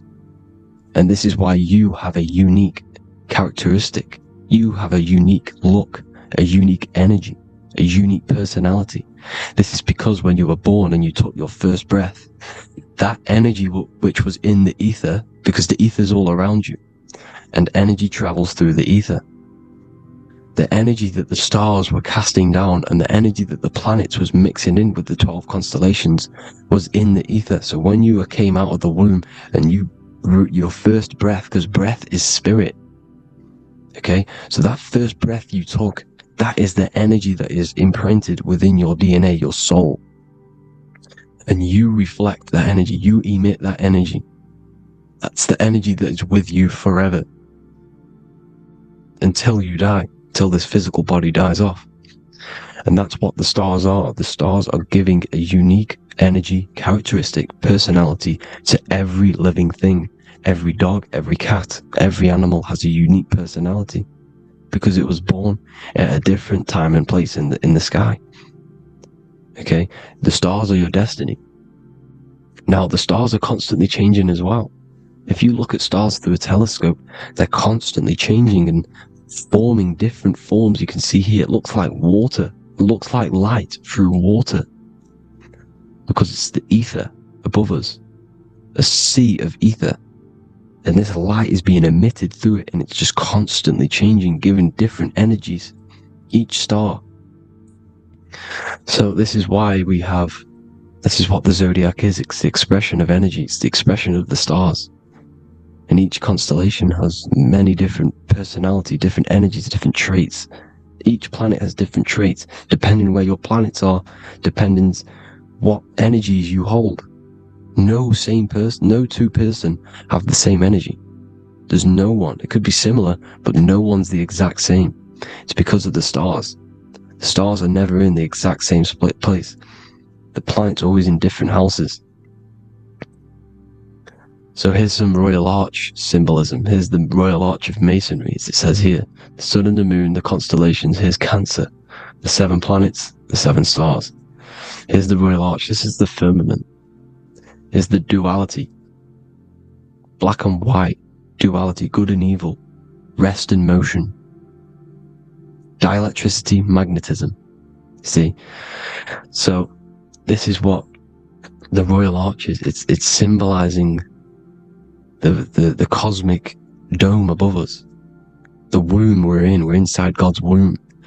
And here's George Washington, the Freemason, inside of the Royal Arch. You see, with the G, the Masonic G, God, 7. Here you see another depiction of George Washington with the stars in the dome above his head. His Polaris, the sky vault, Polaris. We'll get into that later. Go inside of all of your ancient churches, you will see the dome. Go to the Vatican, you'll see the dome. All of your ancient churches have this dome because it's the dome above your head. The ancients knew this. This was known. We did not live in space. It was known back then. They all knew. This is Crown Court, which is one of the most important courts in the UK. You can see it's clearly so much Masonic symbolism. You've got the 4 pillars of Masonry. The Royal Arch is like an arrow pointing upwards to Polaris. His Disney World is under a dome. In his Polaris, the sky vault. You see? And also 666 in the symbol. Here's more 7 layers of heaven. Here's an ancient depiction of the firmament. Here's the astral plane outside of the firmament. The Royal Arch. You see? It's everywhere. Here's Polaris, the 8-pointed star. Polaris is in between the sun and the moon. It's at the center of the Taurus field. And Polaris corresponds with the pineal gland as well because it's the all-seeing eye. See? So, here's Polaris, the 8-pointed star, which is at the very top. It's the very center. It's on top of the North Pole. And it's an 8-pointed star that's always symbolized as an 8-pointed star. Here you see the Vatican. The Vatican is a giant key with an 8-pointed star. See, it's a key. Here's the dome. Here's the Space Delta, the USA Space Delta logos. Here you see the Egyptian god looking from the center of the North Pole, looking upward to an 8-pointed star, Polaris. An arrow pointing up to Polaris. Here's another, the bear holding a key with an arrow up to Polaris, 7. Holds the key to Polaris. Here's an eagle holding a key above the North Pole to Polaris. Polaris, and here's another one. There's another bird, like a dragon, holding a key to Polaris. Because Polaris is definitely something to do with leaving this creation. Okay, maybe, I can't say for sure, but maybe it's to do with ascension, and this is why the Vatican hold the key to the 8-pointed star. And this is why the space, well, we all know space is a lie, but they're showing Polaris and its sacred symbology. Maybe it's to do with something leaving this creation, going to another. Here's some North Pole symbolism. As above, so below. You see the four seasons of the Big Dipper constellation going around Polaris. This is Polaris, this is the Big Dipper constellation. And this is the swastika. This image gives us the swastika, because all the symbols we use are created in nature. They're created somehow in nature. This is how we get them. As above, so below. This is the map of the North Pole with the 4 rivers looking like the Big Dipper constellation. It's the Masonic, here's the ancient cosmology with the 4, you see the 4 islands, Mayan cosmology, 4 islands. This is the alchemical symbol for Earth, 4 sections. The windows, because the center at the North Pole is a window to another dimension. The 4 lucky 4-leaf clover, which is supposed to be lucky. It's truth in plain sight. And here's Hitler looking at 2 flat Earth maps. So this swastika has been used for thousands of years, thousands and thousands of years. And it's symbolic for the most sacred land on this plane, the North Pole. Shambhala. Do some research on Shambhala, people. It's a it's a Hindu mythology about the sacred lands. The sacred lands at the center of the earth. And it's known to be full of enlightened beings. And it's all symbolized at the center. You can see their paintings of Shambhala. It's all at the center, the North Pole.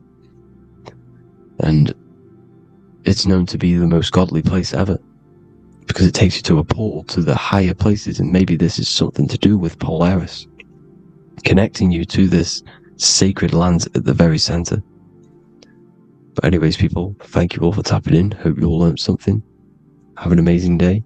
Please follow, subscribe, like, all the links in the description for the courses, the PDF. Please have an amazing day. God bless.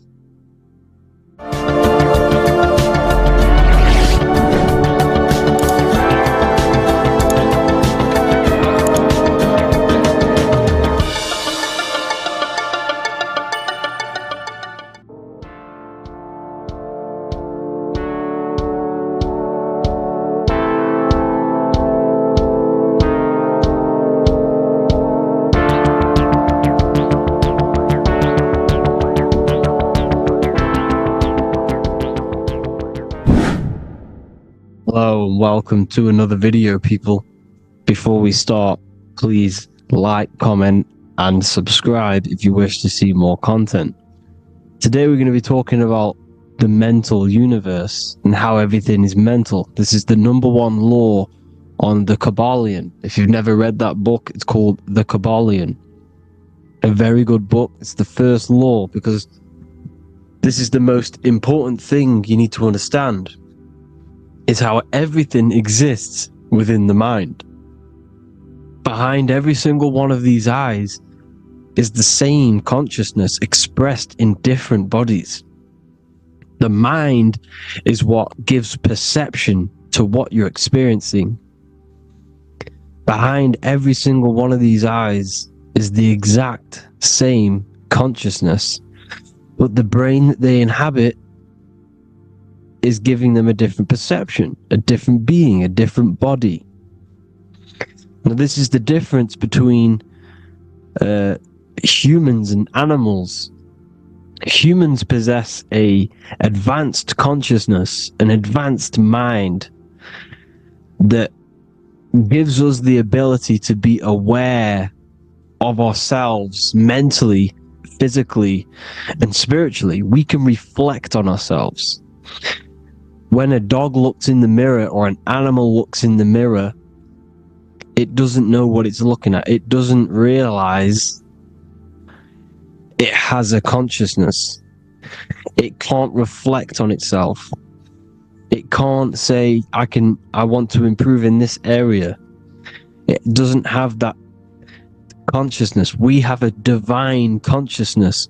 Take away the N for divine, and you get with a D, put it with a D, you get divide, because we have a divided two-way consciousness.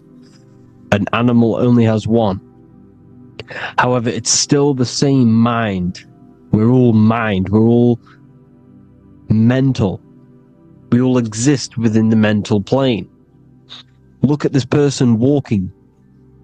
The body, the brain, is sending electrical signals through the 12 cranial nerves, which the 12 disciples that spread the gospel of Jesus, right? You have 12 cranial nerves in your brain. There are 12 disciples which spread the gospel of Jesus. Jesus represents the mind, the intelligence, the invisible intelligence that we all are, the same intelligence, the same exact consciousness, which then sends a command into the brain. Then the brain sends these 12 electrical signals through the 12 cranial nerves to control the rest of the body through the nervous system. This person walking is not, the body is not walking. The mind is telling it to walk. And the brain is it's a supercomputer which is decoding these demands given to it by the mind. Because the pineal gland will have something to do with the ether, because the ether is physical and non-physical. The mind is sending the commands through the ether to the pineal gland, which is then getting broken down into electrical codes within the brain and sent throughout the nervous system to control the body. And this is why in the Sims simulation, because the body's the simulation, it's a false reality, it's the fake reality, it's not the real you. You are formless. There is no form, but the third dimension is a dimension within your mind. Matter, mind, light is all a product of your mind. It's all in the mind. Now, this is why The Sims has this green little diamond on top of the head. Because this is you. This is your invisible intelligence controlling the character. Okay, it's controlling the character, and this character is in the world. Your consciousness isn't in the world. The world exists within you, but the body is a vehicle for that realm that you land in. When you have a dream, your mind transcends this body into another body, duplicates your body into another unite. Unite is one. We're all one. It's all one universe, expressed in many different ways, infinitely. And the vehicle that you land in is the body to operate in that realm. This is the all-seeing eye, as you see here. The eye, this is all the intelligence. This is the ball of consciousness, God, expressed in different bodies. We're all this same one in different bodies, as you can see here. And this intelligence is expressing infinitely throughout the universe. An infinite universe. There's no beginning, no end. There was no beginning of the universe. There is no end. It's infinite. Always has and always will. But the mind is what gives you the ability to explore the universe, to make perception of it. We are God in disguise. We are God in disguise. We are God in flesh. But the body can become attached to the mind, can become attached to the body if the mind is not aware of itself. When the mind is that blinded by matter,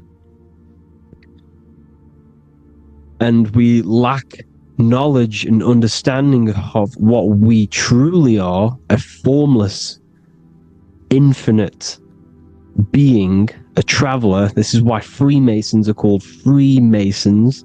Mason means traveler, free. You're a free traveler because your consciousness is a traveler of the universe.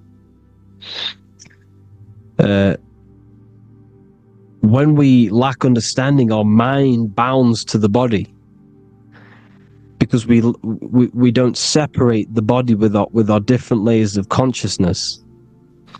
When we separate them and identify that we are mind, body, emotion, you then can apply this knowledge to when you want to astral travel and explore the different realms of your mind, because the mind is the universe. People, this is what we need to understand. The mind is the universe. I am you and you are me. This is the Egyptians showing you this. The Ankh is the symbol of life. This is the one ball of consciousness, mind, giving it the Ankh life to all the different life forms. The cows, the birds, the snakes, and the big Ankh given to the humans, because the humans are the most intelligent. We have the most advanced consciousness. We have the most advanced consciousness. This is why the one is giving a big Ankh to the humans here. Here you see again, this is not the sun. This is also showing Ankh giving out its life to all things infinitely. And this is the Most High. We are the Most High in disguise. When we strip off the body, we strip off the desires for the physical world, we strip off all of these fake identities that the mind gets attached to. That is God. The universe. You are the universe experiencing itself.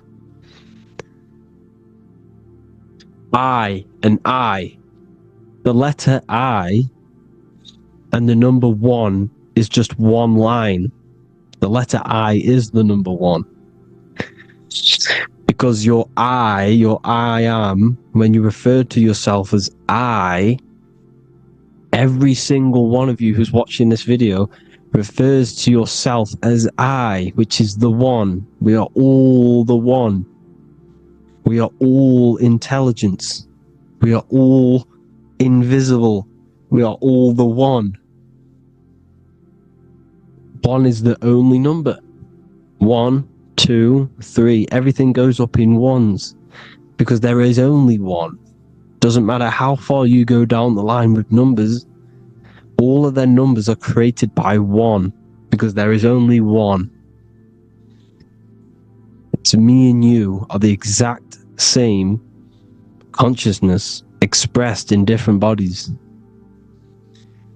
Mind, cause. There is only one cause. There is only one mind. There is only one being. But because we lack understanding of this, we think we are the bodies. And this causes division, because the physical world is the most illusionary world. It's an illusion. It's all an illusion. Now you see with the two, you look with the two eyes, but you see with the inner eye, the mind.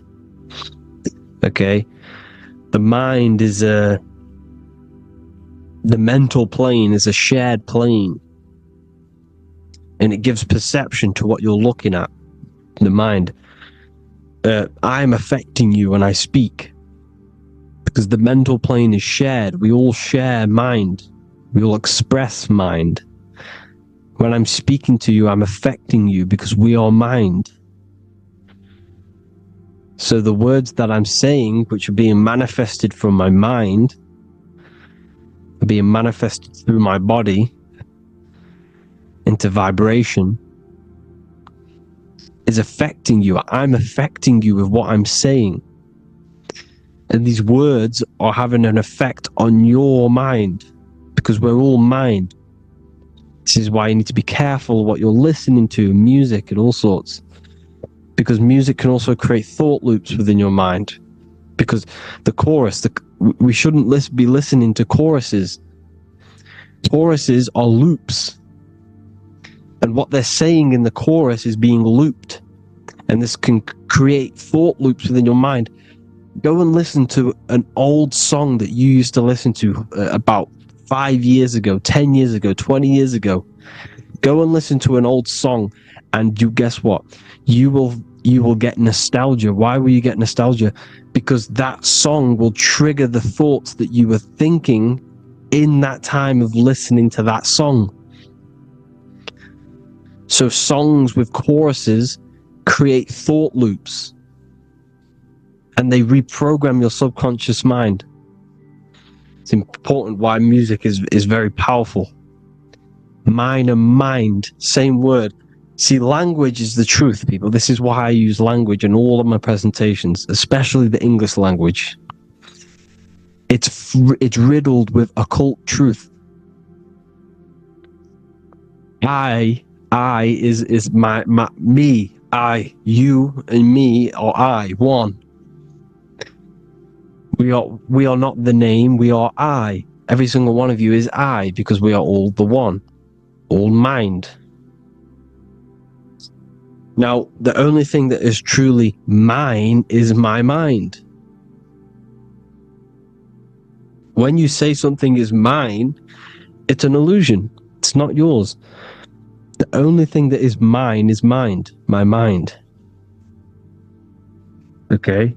It's my mind. It's the only thing. It's the same word, mine and mind. Like I said before, everything's one. Hot and cold is different degrees of the same thing, of the one substance, of degrees. The 7 colors are different frequencies of the one white light. Everything is one. There is only one. We are all one. Everything is one. Hot, cold, day, night. It's the same degree of one, which is mind. The mind's perception is what's giving it, labeling it hot or cold.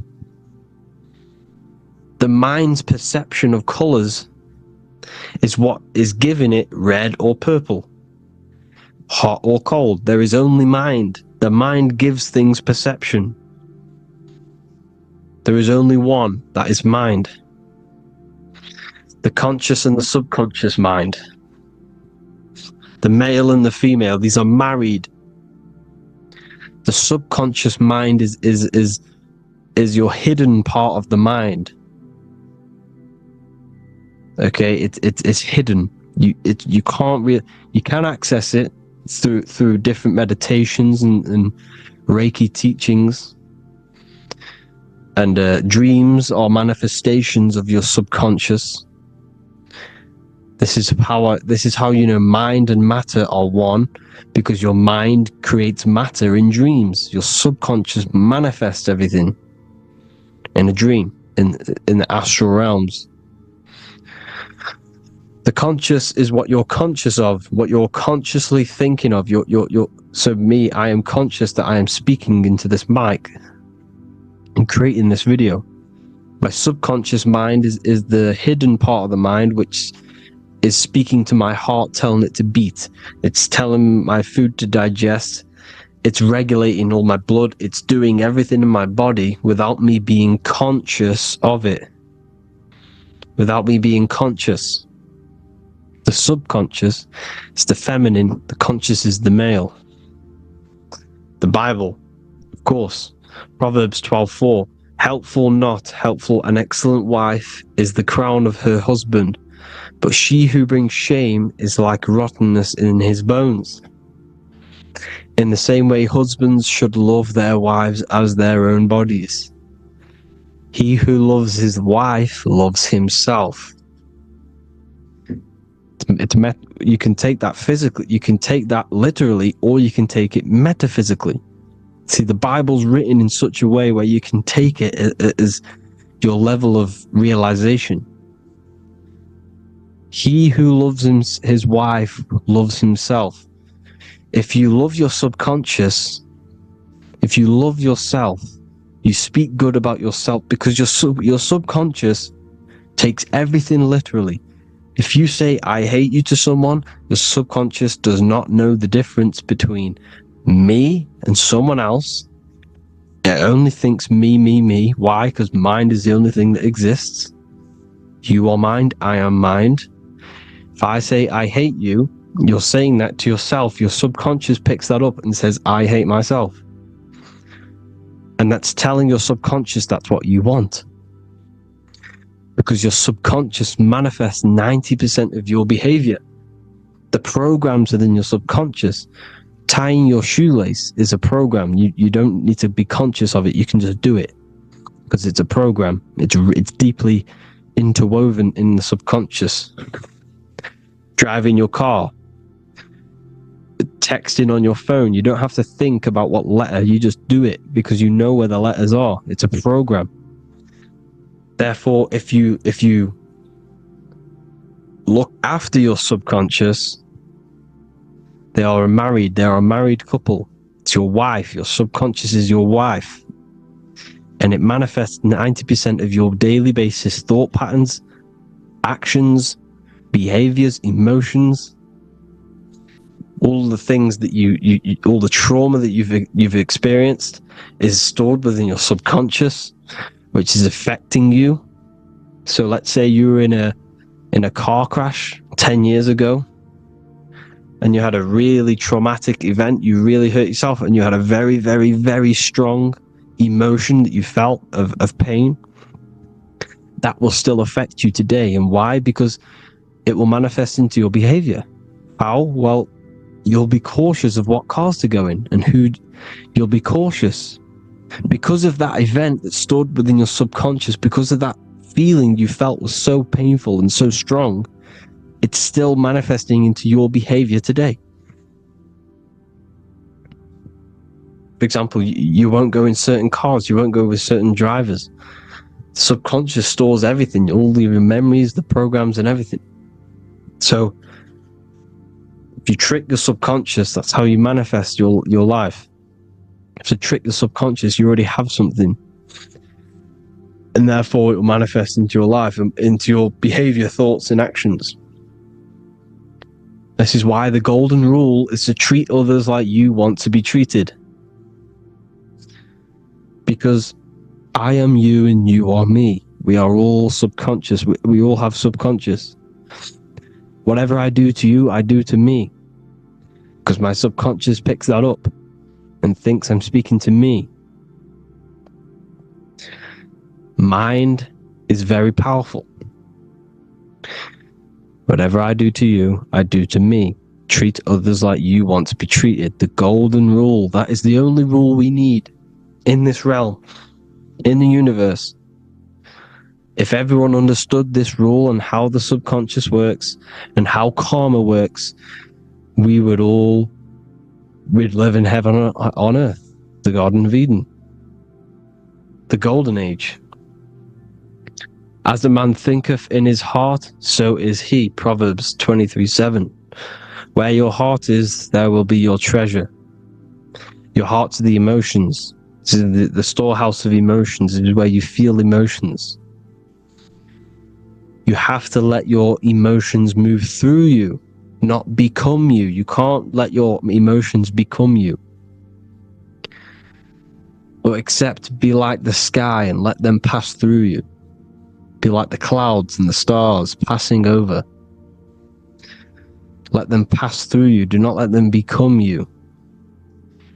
And this is how emotions can take over your mind. We are driven by, when a man is driven by emotions, he has no self to control. You must control the mind, because the mind can be corrupted. Because your thoughts are electrical in the brain. Your thoughts come from the mental plane. So how the mind works is that you place your attentions on something in the mind, and infinite information just flows in. Think about it. When you think of a certain topic, as soon as you think of that topic, information comes flying into your mind. Different ideas, ping, ping, ping. It's all connected. This is why we call it a mindset. Because your mind sets itself to frequencies. And when we think of something, we tap into that frequency, and just the universe, the mind, the mental plane just flows in information based on that frequency and that thought. The universe is just information. All of the information out there, nothing is new. It's all there. You just have to tap into it. You can tap into these different thoughts, and it's all there. Everything already exists within the mental plane. You don't think anything. You receive thoughts. We all share the mental plane. We affect each other. I'm affecting you. Listening to me is affecting your mental plane, your mind. The physical plane is the lowest plane. It's the world of effect. Everything you see in the physical plane is the effect of mind. Like I said, the person walking is the effect of their mind telling the body to walk. The physical plane is the lowest dimension of your mind. Mother Earth, we are in a mother. We're in the womb still. The Earth is feminine. It looks after you. It provides you with food for free. It grows on trees with water. It's Mother Earth. It's the womb. The dome above your head is your mother's belly. Okay? Is your mother's belly. You're in the womb still. You're forever in the womb because your mind's constantly expanding. Because when the baby's mind figures out that there is a reality outside of its mother, starts to hear the people on outside of its mother, what does it do? It figures a way out of the mother, and it becomes born again in the water, in a hospital, into the other world. It's the same with our minds. When our minds figure out there is other worlds beyond this physical, we explore them. The astral plane, for example. You figure a way out of the body. Because when you're the firmament, look at the word firmament, meant at the end. Firm is firm, something strong, something like a rock is firm. If your mind is firm like a rock, you will be stuck under the firmament. So, for example, people who are very programmed and can't think outside the box, they have a firm mind and they'll be stuck under the firmament because your mind is the only thing that's keeping you under the firmament. It's the only thing. When you're doomed, doom is dome. This is the dome, which is your head. Your head is the dome. Above your head, above the earth is the dome, the ethereal barrier. But that's just an external manifestation of your head. You don't leave the earth, you leave your body to leave the earth, because your body is the earth. It's a dimension within your mind. So when you're doomed, you're domed. Your reality is your level of realization. You realize something, or when you have an idea, the mind,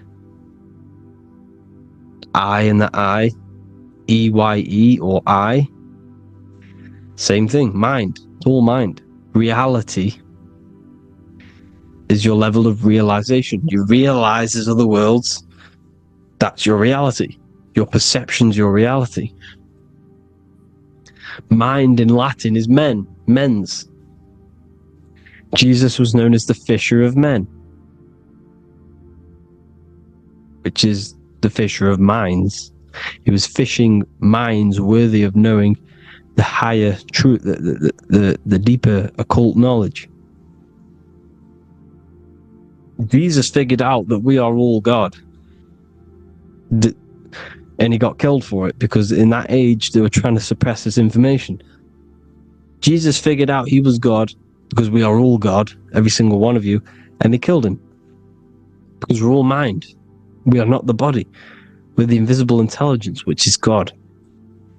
But you are not God if your mind is attached to this physical world, to the worldly pleasures.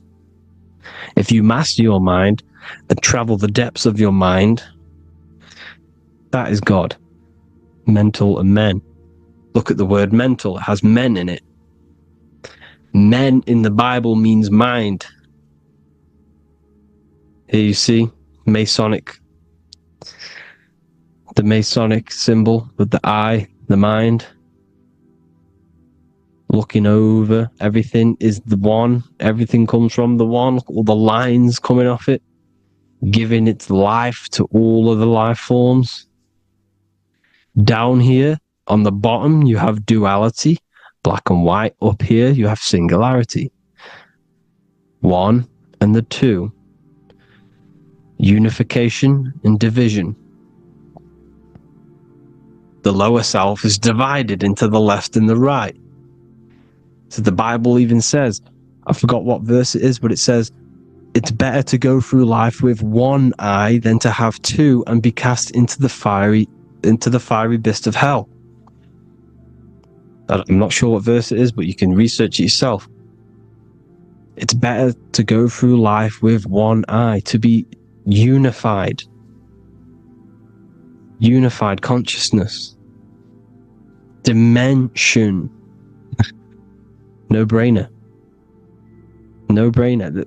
The language tells you the truth, people. Dimension. The dimensions are in your mind. Entertainment. Entertain the mind. Disappointment. It's all in the mind. Environment. The environment that you are in is a product of your mind. Within, rearranged spells high twin.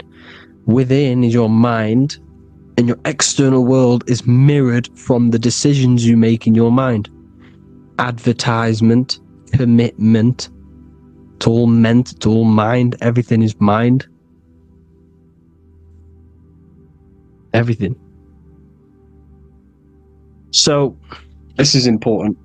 The collective thoughts and collective beliefs. The collective, because we all share the mental plane. And because of this is why we are in a weakened state of consciousness at the moment. Because the collective thoughts and the collective minds overall are asleep. And they don't believe in anything. You see, everything is true within the mind. You think of something, it is there instantly. You think of a chair, it's there in your mind. You think of anything, it's there instantly. So everything is true within the mind. Anything can happen in the mind. Anything can happen on the physical plane if the collective consciousness, the collective minds, believe it to be true. This is why back in the days, in the ancient days, you look at all the old world stuff, you see all this crazy technology, and it's because as a collective, as humanity back then, they believed that they had much more open minds. Therefore, the things manifested in the physical world were a lot more out of the box, so to say, compared to today. For example, magic is not as powerful today because the masses don't believe in it. It's still powerful, don't get me wrong, but if the masses believed, or if everyone knew magic could be real, because it is, anything's real in the mind, it would be a lot more powerful. You see? So and what they're trying to do is create a hive mind worldwide.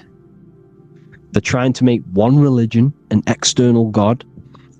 What happens when you worship something external? You give energy to it, because where attention goes, energy flows. Where your mind gives attention to, energy goes there. And when we all believe in external gods and give our worship and our power to these external things, we all give energy to it, which will manifest as a demon in the astral planes. It's a hive mind. They're trying to make a hive mind to summon our energy. Trying to summon our energy. through mind, through collective thoughts, the hive mind. They want one religion, one government, one currency, one belief system, and that will create a hive mind, which will limit our consciousness, which will limit what we can do in the physical world. Because if everyone doesn't believe in certain things, it cannot happen, because it's all in mind. Mind is so powerful. I am you and you are me. I hope you all enjoyed this video, people. If you haven't already, join the Wisdom Academy. The Wisdom Academy, we have many occult lectures just like this one. Also, we have just launched Mindwave Hub. If you want genuine frequencies, genuine binaural beats, because the ones on YouTube, the ones on Spotify, Apple Music, they're all tuned to A440 hertz, which shuts down the right hemisphere of the brain. If you want to gain access to your true consciousness, your mind, you need to balance the two hemispheres and balance the chakras. You can do that externally by listening to binaural beats. If you want true frequencies, true binaural beats to hemisync the chakras, hemisync the brain, to gain access to the different dimensions of your mind, well, you can gain access anyway, but it's going to help you if you're trying to learn this. Join Mindwave Hub. The link will be in the description. Listen to the binaural beats, meditate to them, listen to when you go to sleep. They'll massively benefit you. Thank you all, people. Hope you had an amazing, lesson. Hope you learned a lot. And please subscribe. God bless you all.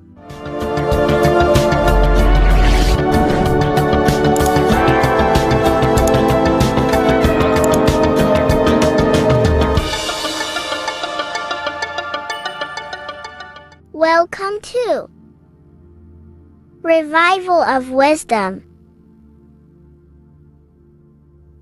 Welcome people, we're back with another video.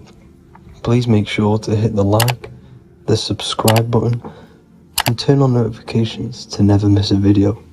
The Vatican is a giant key from a bird's eye view, and it also contains an 8-pointed star.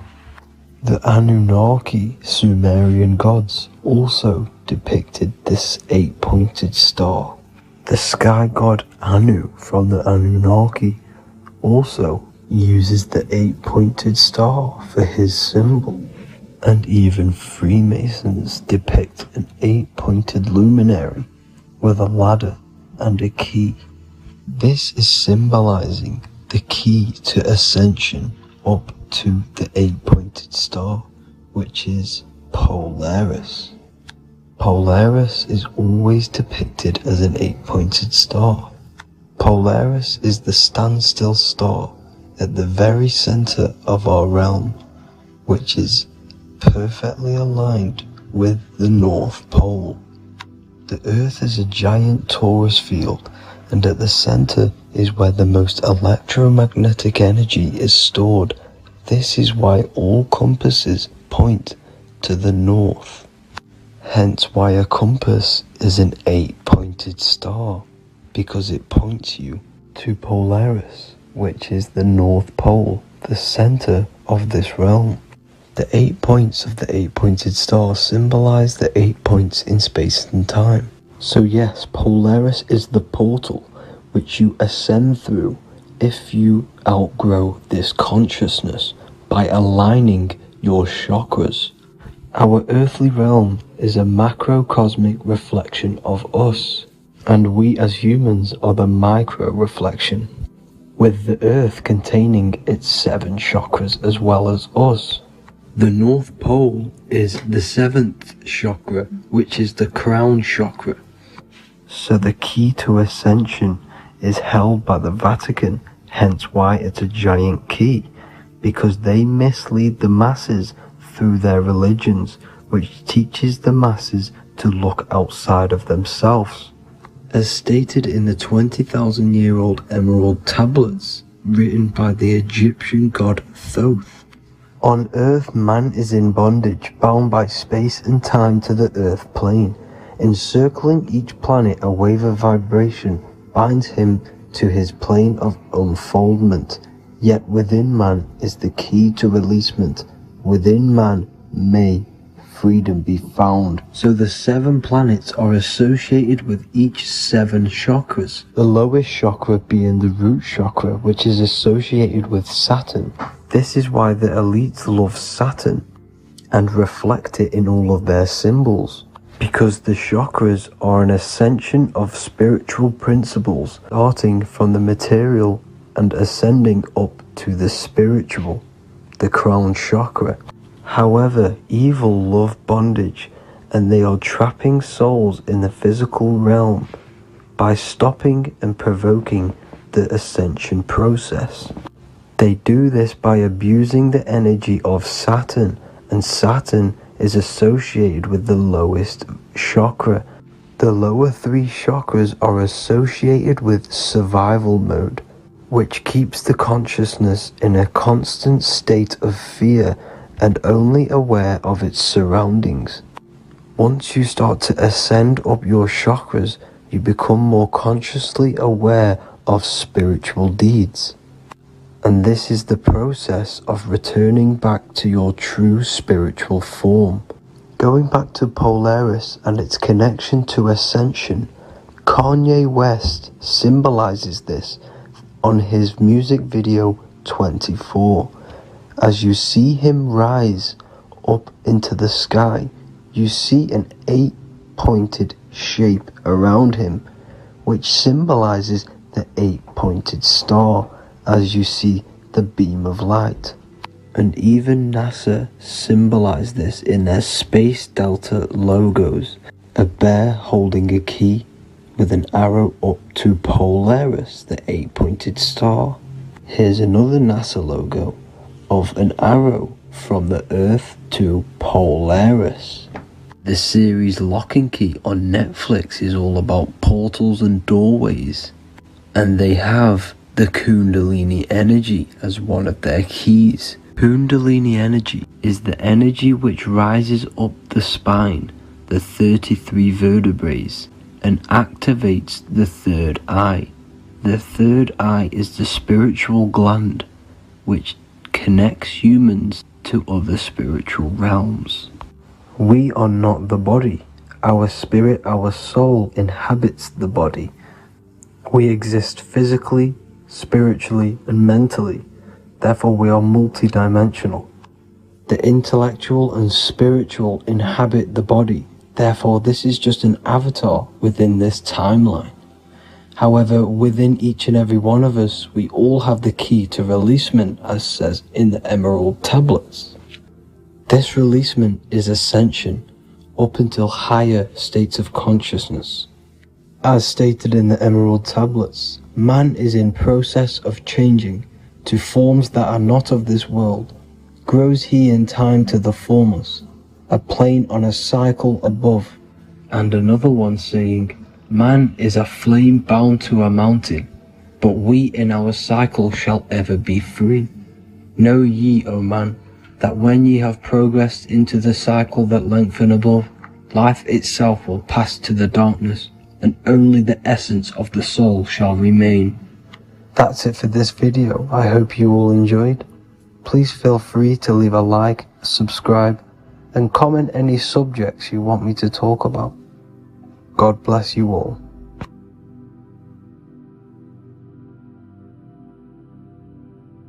Welcome to Revival of Wisdom. Today, we're going to be talking about portals, portal symbolism, what portals are, okay, and how they show them to us, because they have to tell you the truth, guys. This is the thing with the universal law. They have to tell you the truth, and they tell you through symbols, they tell you through movies, and different things like that. But let's jump straight into this. So first I want to talk about the Freemasonry symbols. Okay, so first we got, obviously this is some Freemasonry art. But notice how you've got the ladder with a key. Okay, so this is ladder symbolism with a key. So maybe this is talking about ascending. Okay, because look, because this is ascending into the heavens, because it's a ladder with humans going up it with a key. In order to ascend, you must have the key. Okay, so what else do we have with a key? Well, the Netflix show Lock and Key, which is all about portals and keys. Because what the keys do, they open doors, gateways. Okay, so what's interesting about this is that they've got this key here, which represents the Kundalini energy rising up the spine. Okay, but we'll come back to this. But it's that same portal key symbolism. We've also got the Vatican. The Vatican is in the shape of a key. Okay, so you can see the start of it here and the end. So this is key symbolisms. Keys open doors. And notice how it's got the 8-pointed star. Okay, what is the 8-pointed star?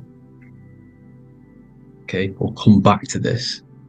This all ties in, guys. I'll break it all down for you. But then you've also got the god Janus. Janus, okay, is known as the god of the doorways. He's an ancient god of Rome, and they worshipped him. However, he's not a god, he's more like a high-level ranked demon. Because he is the god of the doorways. And notice how he's got two faces. Because doorways always have two sides. You're going into somewhere, there's always two sides of a door. And he's always depicted with two sides of a face and a key. Because he holds the key to the doorways, to the portals, to other worlds and realms. Okay, as you can see, he's always got two faces and a key. Okay, so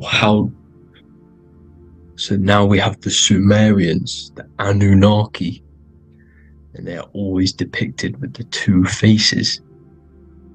Why do they have the two faces? Because they're symbolizing doorways, and the Anunnaki come to Earth through doorways and portals. So these are what these gods are symbolizing in their artwork. But they always have the 8-pointed star. Okay, what is the 8-pointed star? You see how they always have. Look, let me try to find another one. It's the 8-pointed star. This 8-pointed star is Polaris. Okay? Polaris, just like the Vatican has the 8-pointed star with a key. Polaris is the center star. Polaris is a fixed star. It doesn't move. Okay? So the Anunnaki's symbol is also the 8-pointed star. So this is symbolizing the portals and doorways that they come through in order to get to the Earth. But Polaris is that center star which does not move. It's always symbolized with the 8-pointed star, just like a compass. Why is a compass the 8-pointed star? Because at the center of our realm is where the most electromagnetic energy is stored. As you can see, we have an aura field, an electromagnetic aura field. So does the Earth. And in the center, so like our heart, for example, is where the most energy is stored. And like the center of the Earth, this is why all compasses point to the center, because this is where the most electromagnetic energy is stored. It's at the center of our realm. Okay. So like I was saying with the lock and key series, see this here? The Kundalini energy rising up the spine, just like your Kundalini energy rising up the spine. Let me try. I can't zoom in, but you know what I'm trying to say here. Let's go back to Polaris, because at the center is where pole. Can you see the pole of electromagnetic energy? Polaris, the North Pole. It's symbolized. The truth is in the words. It's like a pole of electromagnetic energy. And this is where the aurora borealis comes from. Notice how it's got the word aura in it, because it's the Earth's aura, electromagnetic field. Just like you have an aura, also known as the Northern Lights, because it's coming out of this center hole in the center of our realm, where the black sun is. And this is where the electromagnetic energy is coming up from. And this is what the aurora borealis is, or the Northern Lights. It's just electromagnetic energy. And it's symbolized through our symbols. The original O. Okay, because it's like a hole through the middle. Polaris. So this Polaris is the sky vault. It's the portal into this realm. Because this is what the Anunnaki are always talking about. Always symbolize it with the 8-pointed star. And just like a compass, it's the 8-pointed star pointed to the center, to Polaris. Okay. See here on the Sumerian tablets with the 8-pointed star again.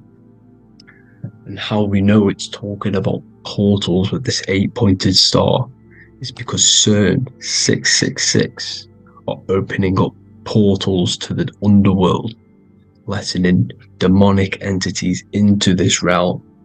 How do we know it's a portal? Because their Hydro Collider has 8 points, just like the 8-pointed star. So they are creating synthetic portals to the underworld to let these demonic entities into our realm. But what is the key? Because if we're talking about ascending through Polaris, notice how here on the masonry art, this luminary here, so this is the sun, that's the moon, this is Polaris, because it's a luminary with what? 1, 2, 3, 4, 5, 6, 7, 8 beams coming off the luminary, just like the 8-pointed star. So you see the ladder with the key going up to Polaris. It's symbolizing ascending out of Earth. So what is this key that they're keeping from us?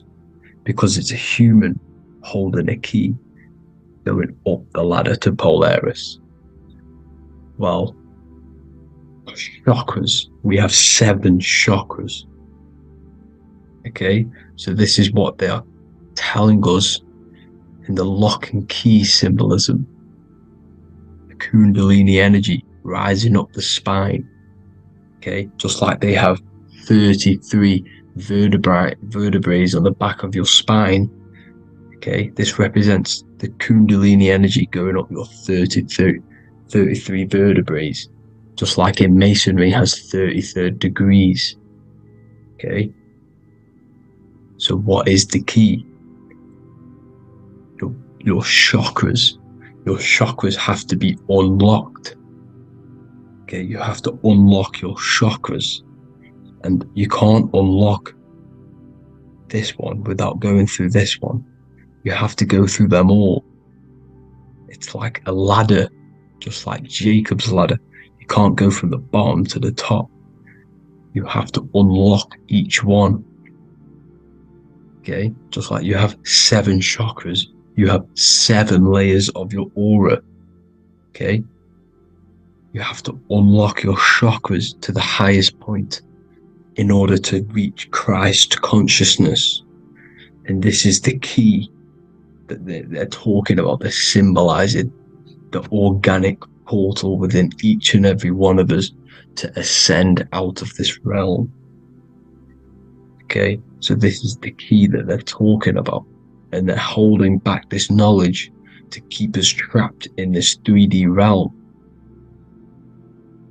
Okay, so like I was saying with the 33 vertebrae and the Kundalini energy coming up the spine, 33 vertebrae, you can see this sort of symbolism going up to the light, because it's the light. You see here, your crown chakra turns on and becomes enlightened, just like the Illuminati symbol. Can you see it? But also, Jesus also died at 33. So this is symbolizing, okay?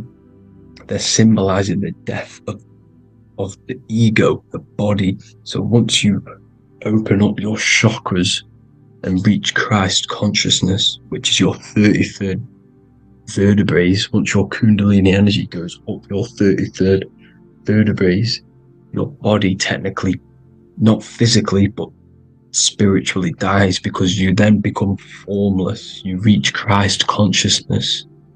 So then you can travel other worlds. Okay? This is what they're talking about with Vatican, 8-pointed star, and the key. Janus with the key. The Sumerians with the 8-pointed star.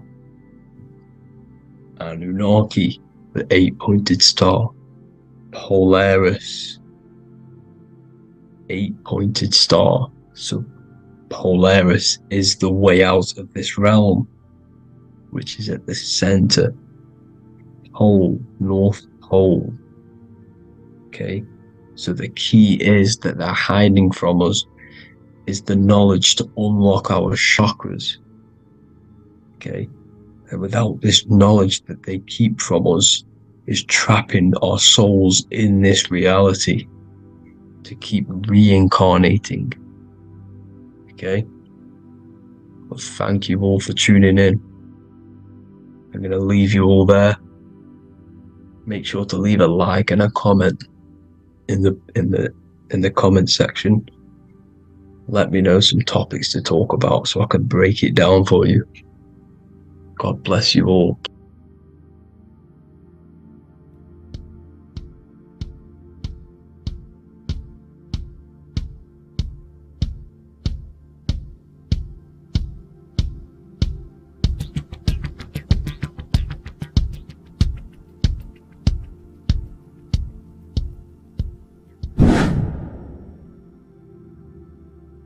What is good, people? How are we all doing? Today we're going to be talking about the different planes of existence, the occult side of the world, the things they don't teach you in school.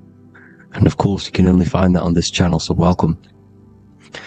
So you need to understand is that your consciousness moves through these different planes of existence, these different states of consciousness, which make up all of you. Okay? They are all interlocked planes. They are all interpenetrated into each other.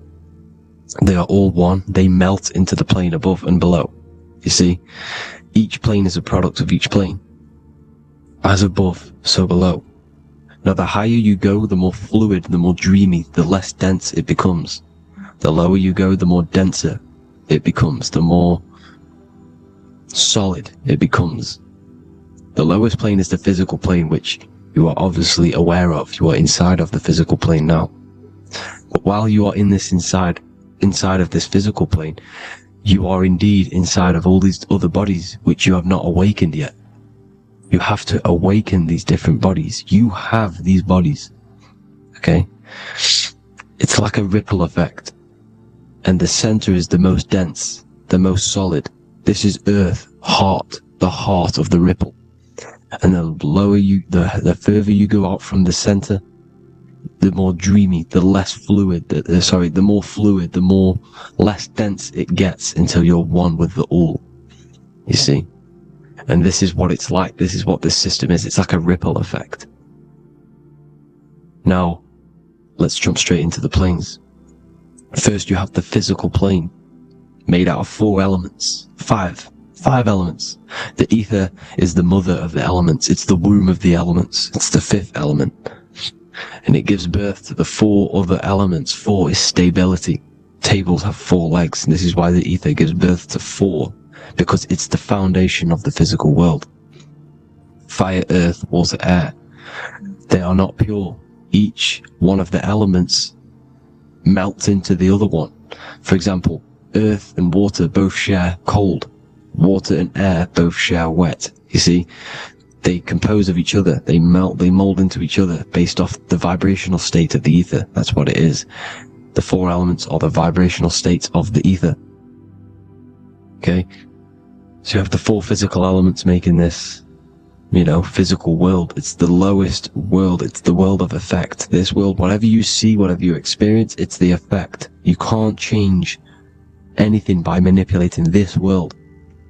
You got to manipulate the higher worlds to affect this world, you see? As above, so below. This is the lowest plane. It has 3-dimensional. It's the 3rd dimension. Space, height, and thickness. That's all it is. Front, backwards, upwards. You see, it's 3-dimensional. We cannot perceive the hidden side, which is the interior of this existence. We cannot perceive the interior from our exterior view. We are looking into this world. Okay, this is the exterior view. We can't see what's inside of that. That's the 4th dimension, which is the next one. It's the most gross and dense plane. 4 states of matter, the most slowest vibrational molecules exist in this plane. Above this plane, you have the ether.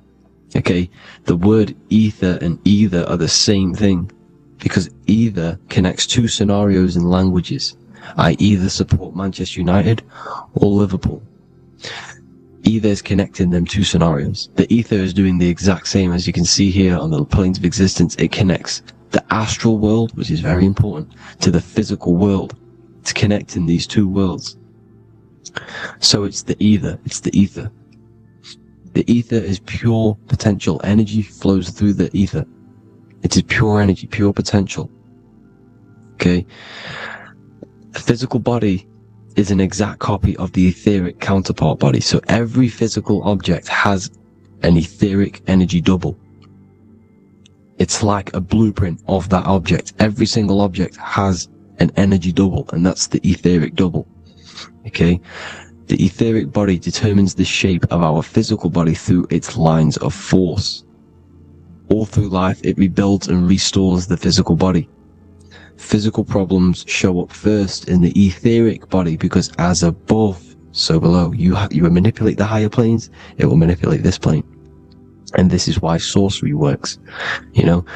Contact with astral plane entities. We'll get into that a bit later. So, the reason why we can't see this plane, this energy world which is all around us, which we are inside of right now as we speak, is that the molecules that compose it are further apart than those of the physical plane, making it invisible to the 2 eyes. That we can't perceive it. Our eyes cannot physically suck in that sort of information, and our brain cannot decode it. This is why, they brainwash us with all these programs to keep us asleep, to keep these other bodies we have asleep, so we don't find out about these other bodies, and is to make you believe that everything's just a material. Only the material world exists. They don't want you to know is that everything that you see is a result of something you cannot see. As above, so below. There are realities within this reality. This is what I'm breaking down now, these different planes, on how this reality works. So your etheric double is your energy body. You can see here the physical, etheric, astral. Astral is your spirit. The ether is a part of the physical plane. It's like just above the physical plane, but it's still part. But then the astral plane is completely separate. It's another plane, but they're all interlocked. Don't think they're apart. They're all interlocked. They're all one. They all melt into each other. The chakras that we have are inside of our etheric body. They are our sense of organs which tune us to the fourth dimension. These 7 chakras connect us to the astral world, the fourth dimension. Okay? They are points for the flow of energy from the universe / 7 planets, because the 7 chakras are your 7 planets, and the 7 planets are connected to the astral world. They are feeding these 7 centers in our body. They connect us to the universe, to our etheric counterpart, and then to us, supplying the physical body. Because the energy comes from above. As above, so below. These 7 centers, these 7 etheric chakras, are being supplied with energy from the universe, the 7 planets, the solar system. Then it supplies the physical body. You see? So, the ether is very important. And this is, that the ancients understood the science of the ether, and they could, harness free electricity from it, because it's all around us. The ether is all around us. And this is what they were doing. They were harnessing free energy using the ether. The astral plane, the fourth dimension, very important plane. Very, very important. We've all been there. Every single one of you has been there. Okay? The fourth dimension is unseen of what we see. It's the interior of the exterior that we see. We see the third dimension, but we cannot see beyond what's making this third dimension. This is the fourth dimension. Okay? It's the dream world. This is where you go when you dream. Okay? This is where you go when you dream. It's the place of disembodied spirits or ghosts, entities, whatever you want to call them. When you hear ringing in your ears, that is not tinnitus. That is an entity around you. Okay? That is an entity around you. The fourth dimension is where thought forms exist. Mental images. Thought forms as in what you see in your mind when you think of an image, because the mind is the highest plane of existence. Mind is the highest plane of existence. And it manipulates all of the planes below. So it goes the mental plane, then the astral plane. So the thought is in the mind, the mental plane. That just the thought alone, no image, but then the form depiction, the thought form exists. It manifests in the astral plane as a sort of image, an entity, a living conscious being. So this is why thoughts are things. You see, thought forms exist within the fourth dimension. So when you imagine something, when you are, for example, right now, look into your hand and imagine there's an apple in your hand. If you can see that, you are seeing into this fourth dimension. You can only see into this fourth dimension using the mind's eye, not the 2 eyes, the mind's eye. When you shut off the 2 eyes into darkness, the third eye opens. The mind's eye is open. And you can see, this is astral travel. You got to work on astral travel. And you will see this astral plane, this fourth dimension.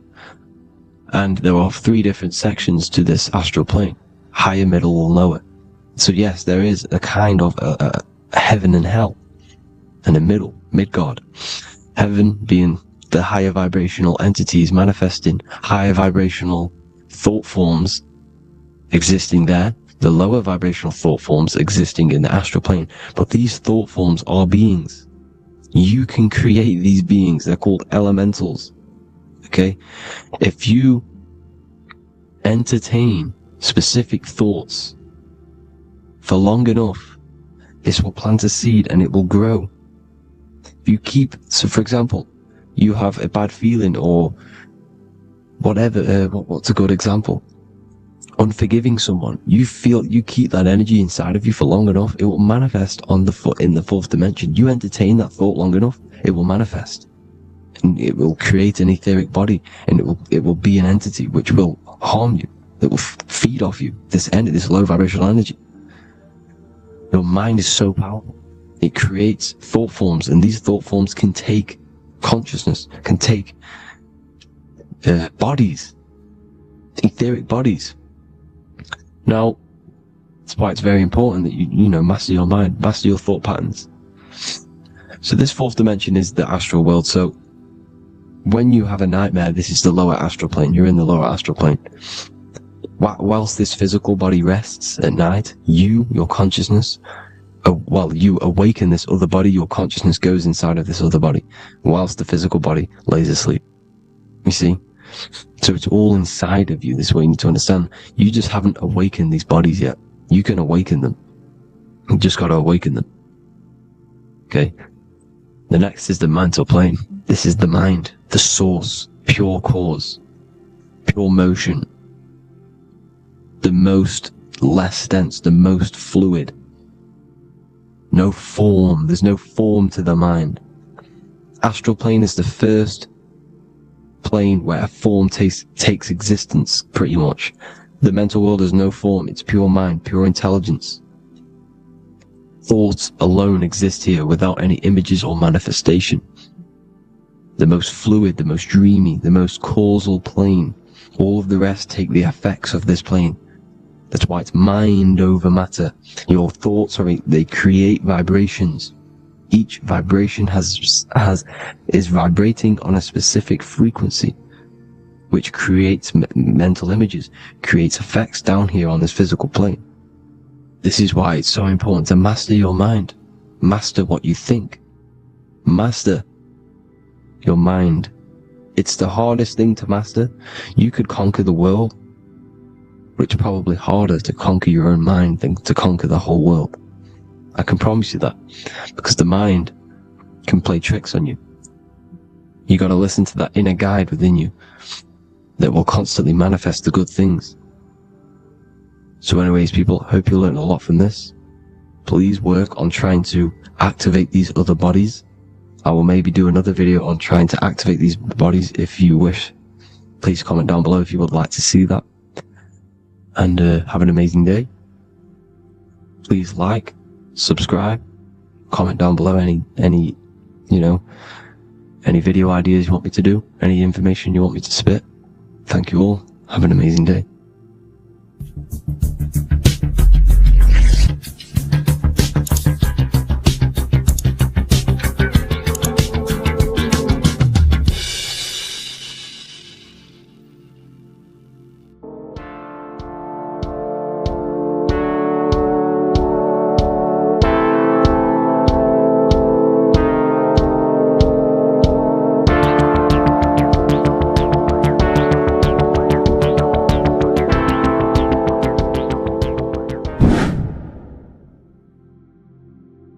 How are we all doing today, people? It's Revival of Wisdom, and today we're going to get real deep. This video is going to get real deep. A lot of people are not going to be ready for this sort of knowledge. Okay, you really have to do is to really deprogram the mind, because everything we've been taught is a complete lie, is to keep us trapped. Okay, this is really advanced knowledge. Now, let's get straight into this. All of the ancients depicted other worlds, and they called this place Midgard. Midgard is the mid-garden, the middle garden. This is why the Masonic symbolism on the floor is always a black and white checkered board, symbolizing the polarity here, the good and bad, because we're in the middle garden, the heart. Earth rearranged spells heart, because we're in the heart of this system, or whatever it is, a super quantum computer, whatever you want to call it, simulation. Now, in the Quran, it talks about the 7 layers of heaven. All of these ancient artworks are depicting these different layers of reality. Okay, and look at the Egyptians here with the boat outside of the firmament. Boats travel on water, and this is exactly what the Masons are doing. So they're still using the same symbols. Why? Because it's the same knowledge, just hidden. The Egyptians have the same knowledge as the Freemasons. It's just hidden. Now, this cosmology that they're showing here, which is probably made maybe 100 years ago, this painting or artwork, is the exact same as the one we see here, with the arch, the boat. It's similar, because the boat is symbolizing traveling these other worlds, because the ether is also symbolized as water, because if you look up at the stars through a telescope, it looks like it's water. It's shining through water, because this ether, whatever this substance is outside of this world, was symbolized as water. Okay? And look at all these ancient depictions showing these different layers of reality. Now, we are being trapped within this 3D dimensional world, which is the cube, the Saturn cube, because there are 6 sides to everything in this world. Front, back, left, right, up and down. 6, which is the cube, because we're in the Saturn's world. Okay? Now, always been depicted as a tree of life, the tree of the universe has always been depicted as this tree. Because let's get a bit deeper. Now, the cosmology of this reality is the sun, the moon, and Polaris, always in the Masonic art. The sun, the moon, and Polaris, the all-seeing eye. If you go inside of the temples, of the Masonic temples, they always have this star in the middle, shining light beams. Okay? Look here. The light beams coming from the big star in the middle, which is Polaris. This eye is God. It's God's light shining down from his abundance. Now, when you astral travel, you will see this big ball of light above you, and this big ball of light is God. But you cannot travel towards it until you are pure.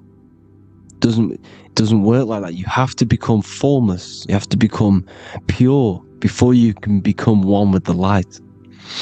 In all these Masonic artworks, it's all depicting the star in the center.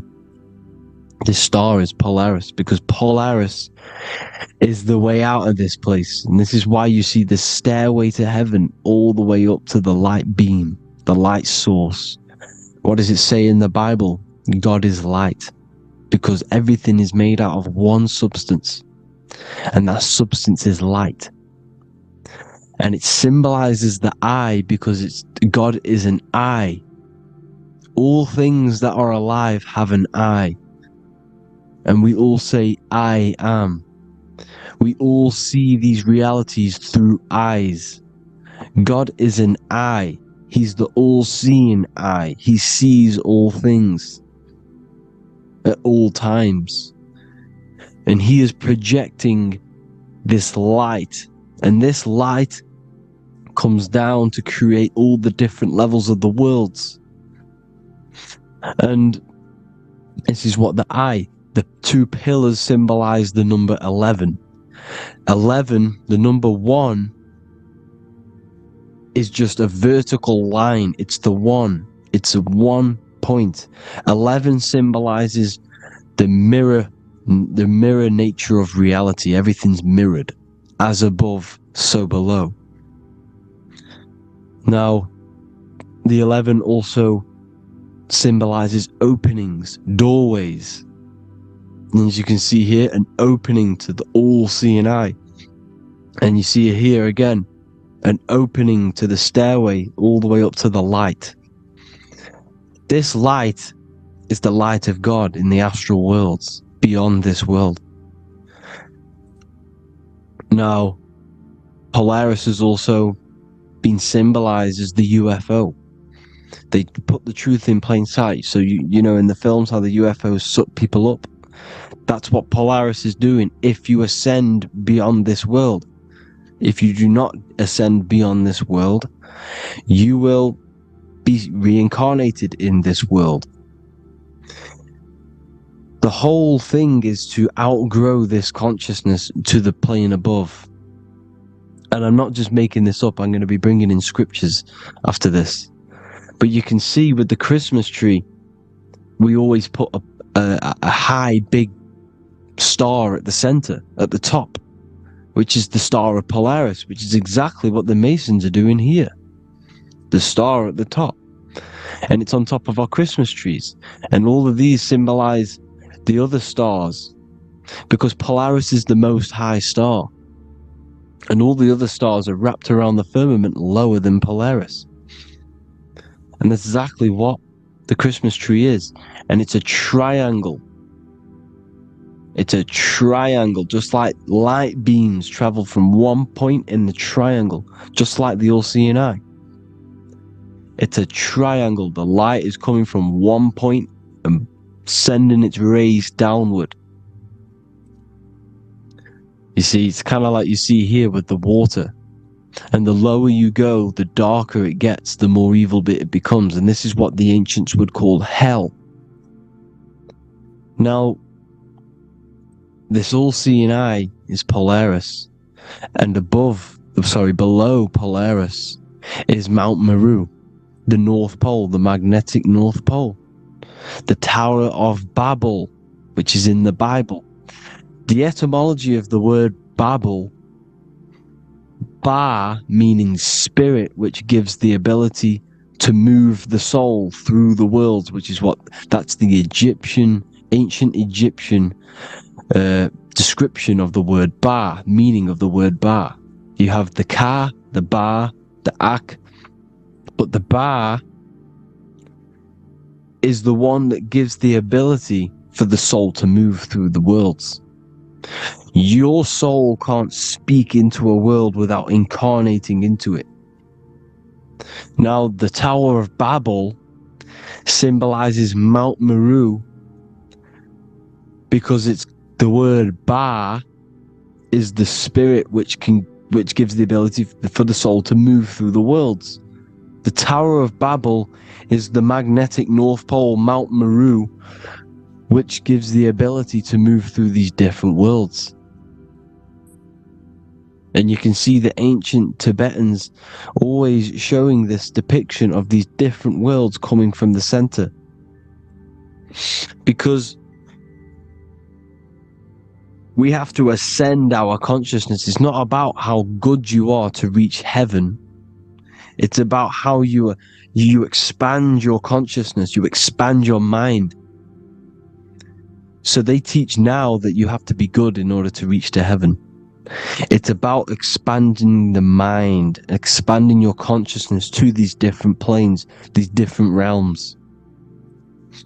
So that's what it's about.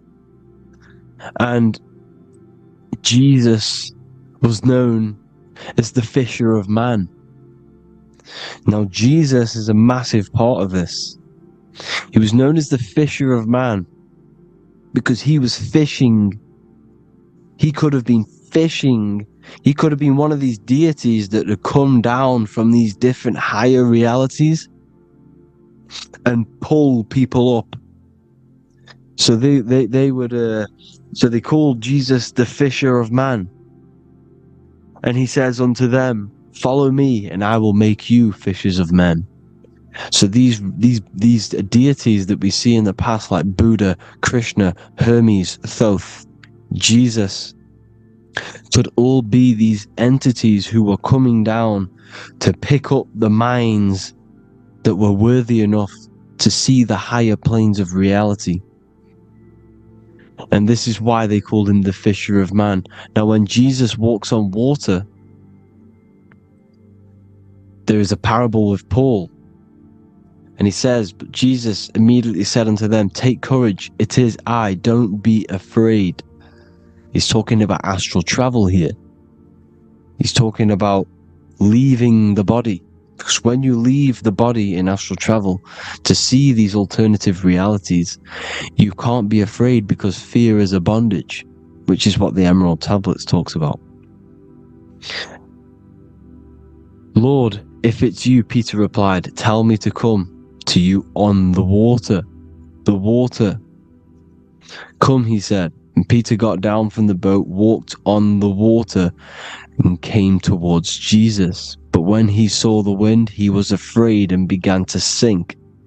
When you become afraid in astral travel, you sink back into your body. Lord, save me.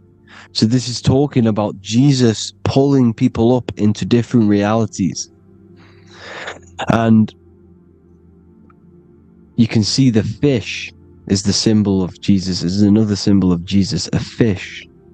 Because fish Fish symbolize deep occult knowledge because fish travel the depths of the ocean.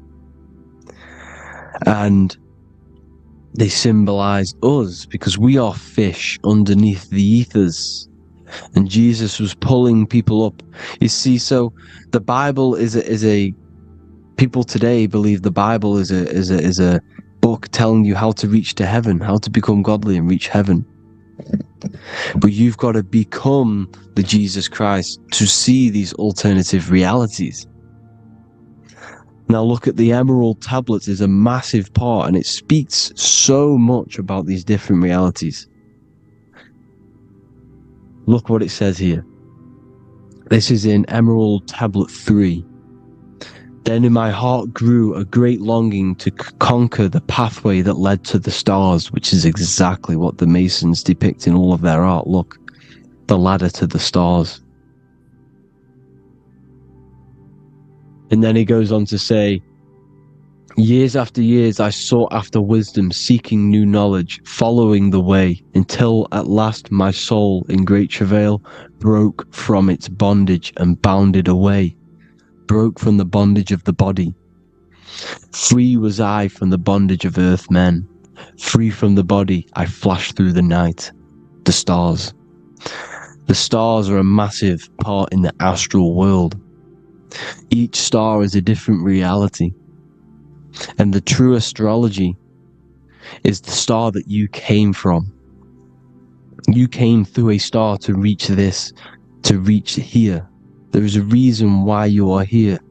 There's a reason why you have the personality traits, because your soul came from a specific star. This is why we call them stargates, because they are gates in and out of this reality. And Polaris is the way out to the higher worlds. Now look, far into space, my soul traveled freely into the infinite circles of light. Beyond knowledge were some planets and great gigantic beyond dreams of men. Then he goes to say, lift up your flame from out of the darkness, fly from the night and ye shall be free. Lift up your flame. Your flame is your soul, because it has to be lifted up out of the darkness. This is the darkness, this world, this body is the darkness.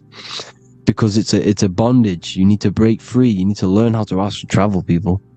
You have to learn this. If you want to get out of this world,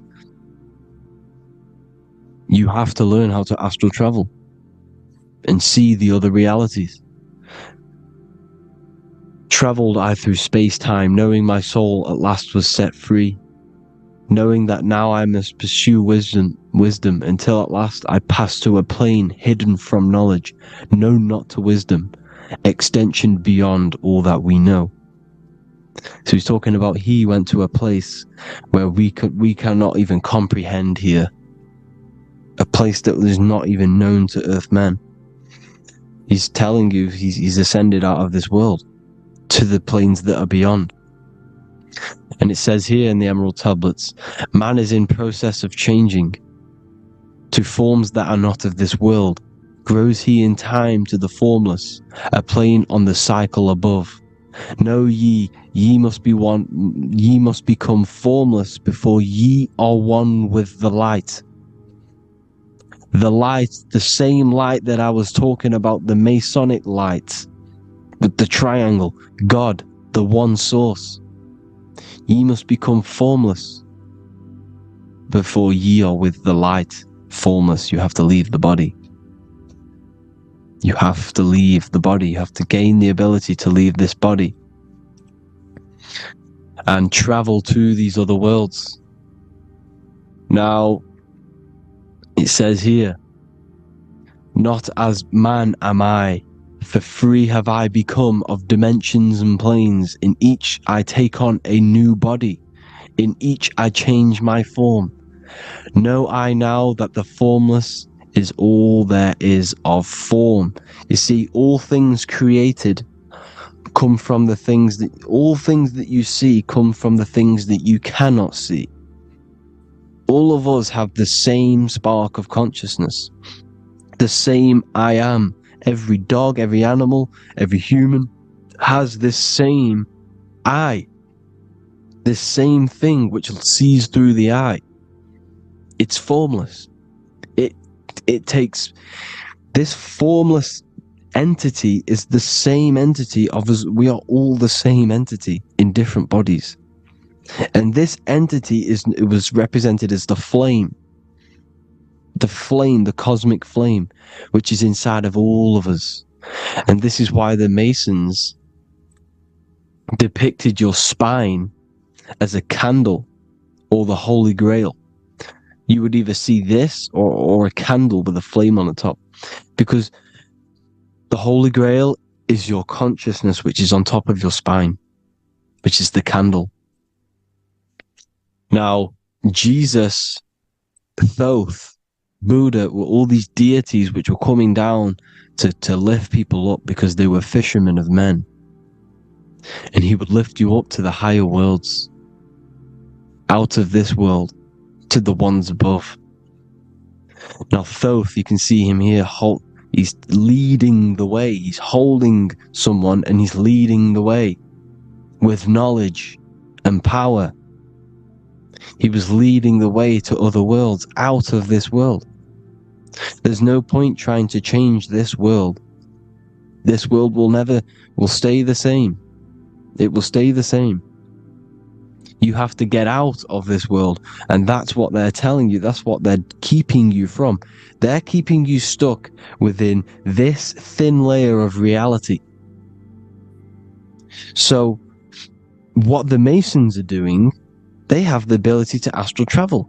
They're living not stuck and bound to one reality, but living within the different layers of reality. And this is what Morpheus was doing in the Matrix. Morpheus was going into the Matrix to go and get Neo, which is exactly what Jesus was doing, pulling up people out of this world to the ones higher. And that's exactly what Morpheus is doing in the Matrix. If you haven't watched the Matrix, go and watch it. It will blow your mind. Everything I'm saying in this video, you will see it. Except that you don't need to use a machine to enter the Matrix. You just use your body. Well, you use your consciousness to leave this body. You see, Neo was also uploading himself into the simulation to pull people out of the simulation. And this is exactly what all of these gods were doing. The fisher of man. Look, he was pulling people up out of this reality with the knowledge. Now Jesus was always depicted with the mushrooms. Look at all this mushroom art. Mushrooms were literally the origin of Christianity. You can see it everywhere. There's mushrooms in all of the ancient art. Every single one of these paintings you see here, there's mushrooms on them. Mushrooms have the ability to see alternative states of consciousness. Now, if you go and do them, and you go to sleep, if you pop mushrooms, you go to sleep, and you will wake up in another reality. You will wake up in another reality. Don't try it if you don't want to do it. But if you've got the heart to do it, do it. Eat them, and go to sleep. You'll wake up in another reality. And Jesus was handing out mushrooms to the bright minds, to the minds that he wanted to fish out and pull up to the higher realities.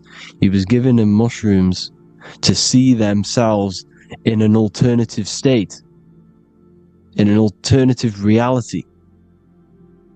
This is why there was so much mushroom art, and it's not just ancient Christians. It's Sumerians, it's the Mayans, the Celtics, the Egyptians. All used mushrooms. All of them. Look at all this art. It's on stones. It's everywhere, because mushrooms.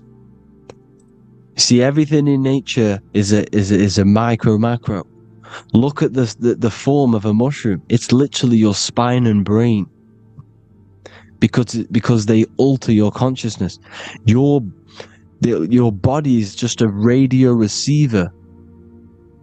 Everything that you're experiencing is a program being ran by the central nervous system, and your consciousness is experiencing this program, these electrical impulses of the nervous system, because it's all feeding back to one point, which is the pineal gland.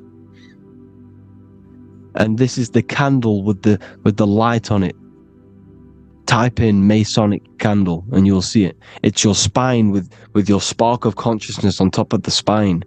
And it's a mushroom, because this sends you to alternative states of consciousness, alternative realities. Now, they were all doing this, the Egyptians, the Mayans. Now, there's more symbolism which goes into this. Look at the Christmas trees we use. The Christmas tree with the presents underneath them. Magic mushrooms grow under trees. And these are the presents under the trees that we symbolize today with Christmas. Santa's red and yellow for the red and yellow mushrooms. The same mushrooms Mario has to collect. And when he gets enough mushrooms, he levels up. And then what does he do when he go past the world? When you win that world in Mario, you go to another reality. You go inside of another world. It's truth in plain sight. And it's using mushrooms. It's using mushrooms.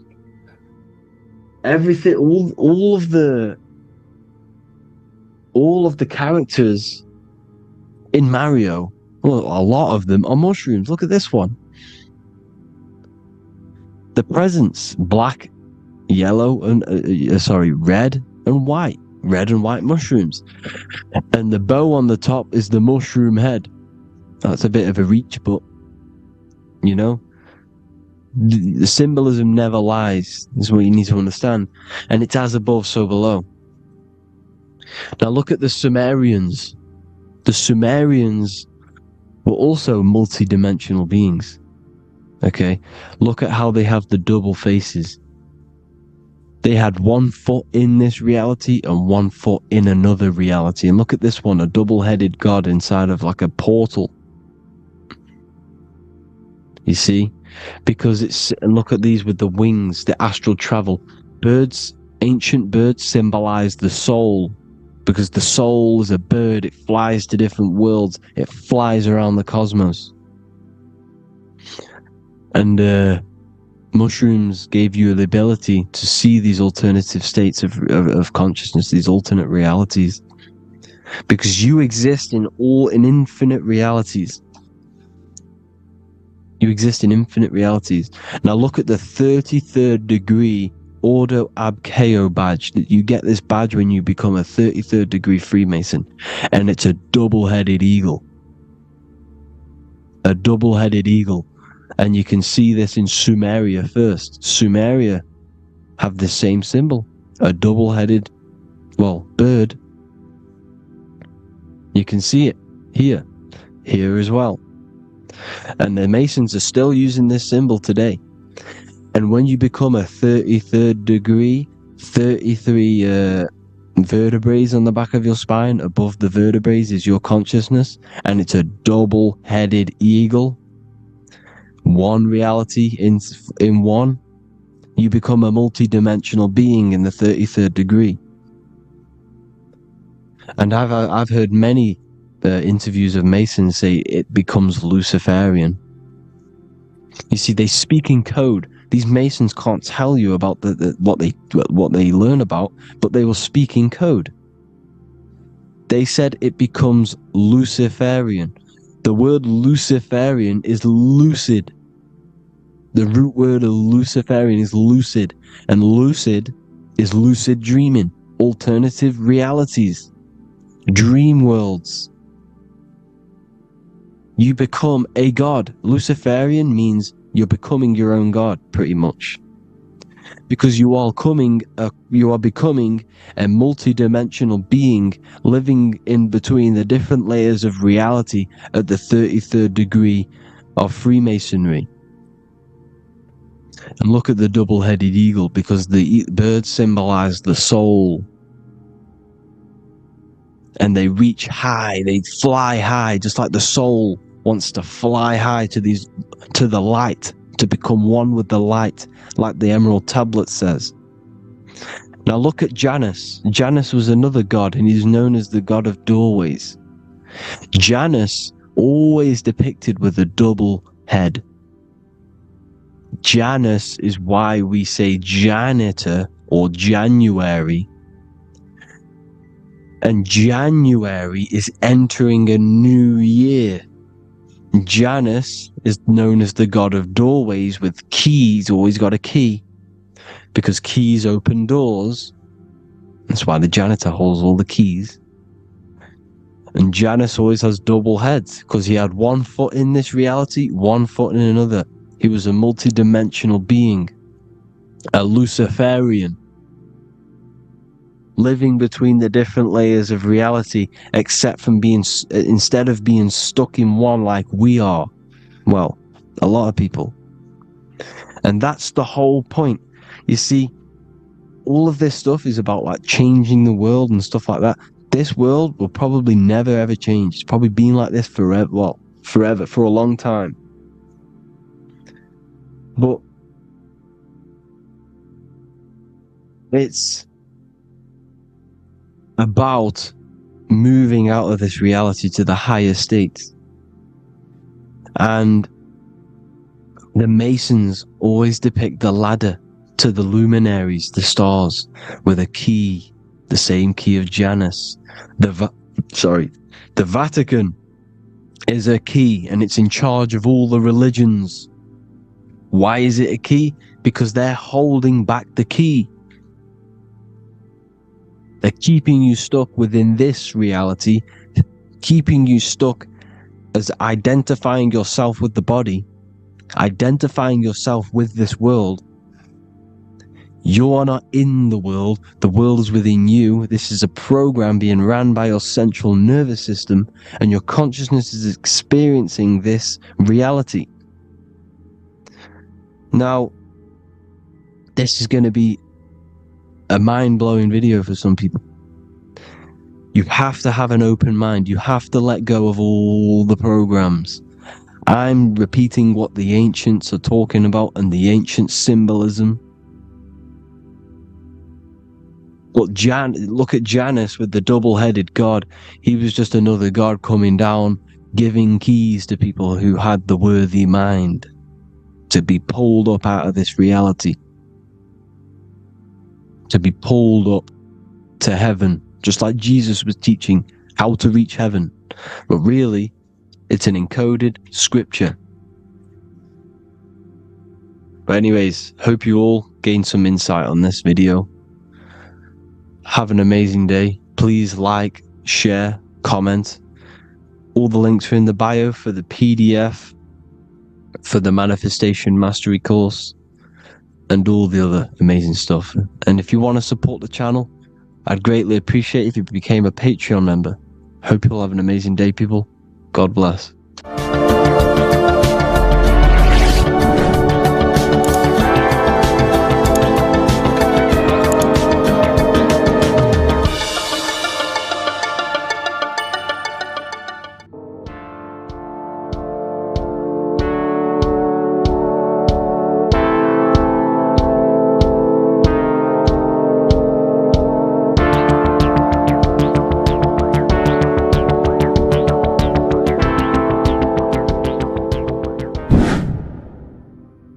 Earth has become a realm in order to trap souls within, so that they can harness our electricity, our energy. Even the Bible is talking about how this realm is controlled by the wicked one in John 5:19. We know that we are the children of God, and that the whole world is under the control of the evil one. Ephesians 6:12.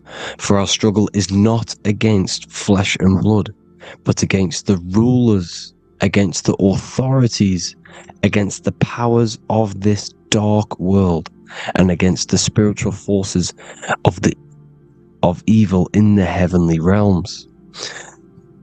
So the Bible is telling us that this is not the only world. There are other worlds, there are other realms that we can go to, considered as heaven. Heaven being a higher realm where there is no evil, no darkness. This is a midpoint realm where there is good and evil. Now, we're going to explain how the soul trap is how it's working, and how your soul is being harnessed for its energy, and how you are tricked to come back to this realm after death. What you need to understand is that you are the invisible intelligence behind the physical body. You are the mind and soul. The soul is the true you, the good you. It is pure love, pure bliss, eternal, never dies. The mind can be corrupted though. The mind is the intelligence of the soul. It is invisible. It has no true form. The intelligence inhabits the brain. The brain is the computer to control the electrical machine called the nervous system, which is choice, program, and action. You are the invisible intelligence behind the body, and this will prove it even more. You do not even see into the external world. You are seeing an image produced by the brain, because the light is being sucked through the retinas of the eyes. The image is produced in the visual cortex at the back of the brain. What does this mean? This means that we are the consciousness in the center of the brain, in the pineal gland, that is experiencing the program being ran by the central nervous system in the brain. This is the sigil of Lucifer. Lucifer in Latin is Lucy. Lucy is light in Latin. Lucifer is known as the light bearer. This is how the eyes work, people. It's not a demon or a devil. The sigil for Lucifer is how the eyes work, and how the left eye is controlled by the right brain. The right eye is controlled by the left brain. There is a crossover. It's the same with the body. The left side of the body is controlled by the right brain. The right side of the body is controlled by the left brain. There's a crossover with our hemispheres in the brain.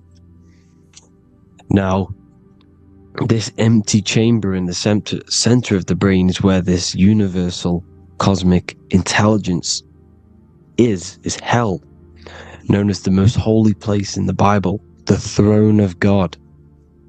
Okay? This is above the 33 vertebrae on the spine.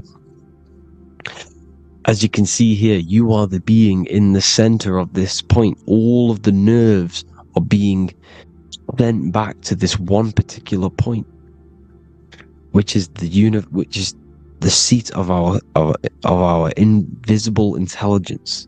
You can see it's an empty chamber. Our consciousness, our intelligence is not a physical thing. This intelligence is the true voice inside of your head. This is why your head is heaven, your heart is earth, your heel is hell. Your head is heaven because this is the seat, the throne of God. God is in heaven because the consciousness, this divine intelligence that's controlling the body, is sat in the center of the brain. The brain is taking commands of this invisible intelligence. When you close your eyes, you can feel your awareness, your consciousness, your intelligence is all in the brain. Your awareness is not in the feet, the heart, the legs, the arms. It's all in the center of the brain. Now, if you meditate deeply, you will find that you are beyond the mind. You are the being observing the thoughts. You are the soul observing the thoughts. Now, with this being said, you are the consciousness experiencing the program being ran by the central nervous system in the brain, because you're not seeing into the external world. It's an image, it's a simulated image produced by the brain and the central nervous system. You do not experience the external world. You do not feel the external world. You feel electrical impulses on your nervous system. Your nervous system is decoding what you are feeling. So the only thing that you truly feel is the electrical impulses on your nervous system. This is why the nervous system is the tree of knowledge of good and evil, because it gives your invisible intelligence, your mind, the knowledge of good and evil.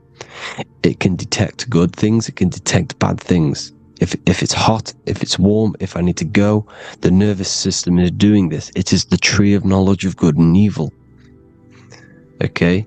Now this universal intelligence is symbolized as the single eye. Okay? Matthew 18:9. It is better for you to enter life with one eye than to have two eyes and to be thrown into the fire of hell. What does this mean? It's symbolic, it's metaphorical, people. It is metaphoric. Your universal intelligence is the single eye, the one eye. It's the balance between the two poles, between the left and the right, the good and the evil. It knows the right thing to do all the time. This is our inner guide. The inner self is the inner guide.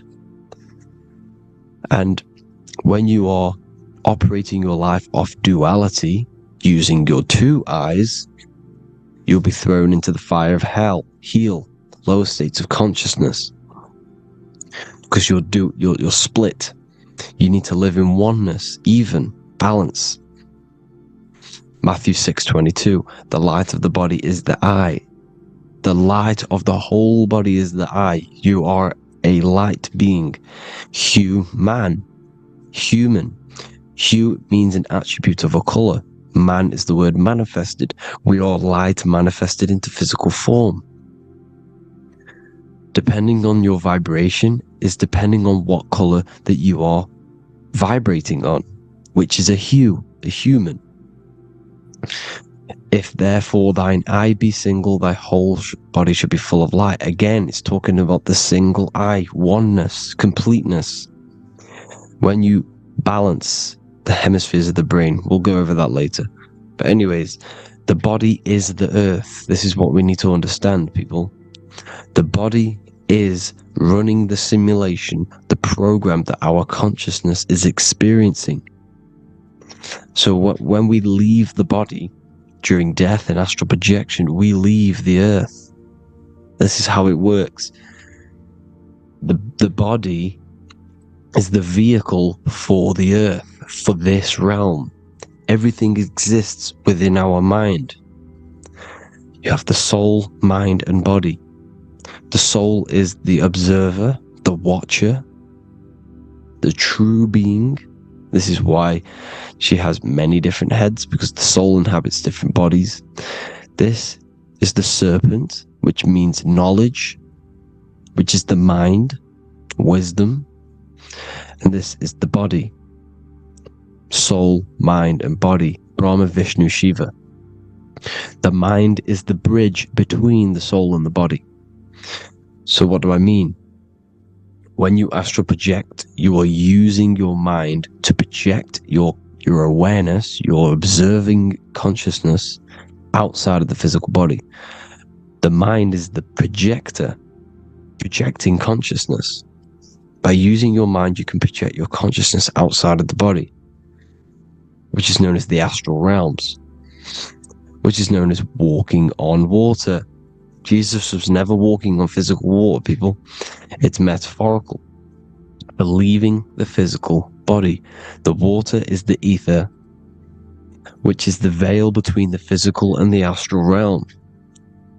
It's fluid substance. It's on either side. It's physical and astral. The ether is the fifth element that they hide from us. Why? Because they're trapping you in the physical. They are hiding all of these realms. Etheric, astral, and mental. People think their mind is their brain. It's two separate dimensions. These are completely different dimensions. The mind is way more intelligent. The mind is formless. There is no form to the mind. You can think anything you want. You can manifest anything you want within your mind. It is not a physical object. The physical realm is being controlled by the mind. Everything's being controlled by the mind. Everything exists within the mind. This is why the Egyptian says the universe is mental. So when we project our consciousness outside of the physical, we go to the astral. The ether is the water that Jesus is walking on. This is the veil between the physical and the astral world. The word together has ether within it because it joins the two worlds together, together, the astral and the physical. The word either is ether because the ether is on either side, physical and astral, physical and spiritual, physical and non-physical. In the astral realm, the mind can manifest anything we want. We incarnate to restrict our minds. This is why Saturn, if you go and watch my video on Saturn, how Saturn is this simulation, okay, our minds can manifest anything we want in the astral plane in the click of a finger. However, when we incarnate in matter, we now have to labor for our manifestations. This is why Saturn's known as the great teacher in astrology, because he teaches you a lesson. When your mind incarnates into matter, it's teaching your mind a lesson, the knowledge of good and evil. This is why the Bible says, you shall be gods and know the knowledge of good and evil. When you incarnate here, you have to know the knowledge, you need to know the knowledge of good and evil to become a god. Okay? Now, the square is the physical plane, the triangle's the ethereal plane, the circle's the eternal plane. The circle has no beginning, no end, it's eternal. The physical plane is the square, it's limited. Square is limited. The cube is the geometric shape which gives rise to matter. Now, the term think outside the box has truth in plain sight. You have to think outside the box to project your consciousness, use your mind to project your consciousness outside of the box, the physical plane, into the astrals. The astral realm is the realm of the stars. Above us is the stars. Through the stars is the astral plane. This is why astral has the word star within it. The devil is the de-veil. When you sell your soul to the devil, quote unquote, it's metaphorical. The devil exists in the physical plane. It's the lowest state of consciousness. The de-veil, you de-veil yourself into the physical when you are the devil. The de-veil. The ethereal plane. Now, we all know what the famous symbol of the all-seeing eye, right? The all-seeing eye with the eye in the triangle. Look at the Masonic artwork showing you the triangle above in the sky. This is symbolizing the ethereal planes. The eye in the triangle symbolizes your invisible intelligence, your mind, which has the ability to see on either side. Because the triangle is the ethereal plane. The eye is your consciousness, your intelligence. And this intelligence has the ability to see in the physical plane and to see in the ethereal planes, in the astral planes.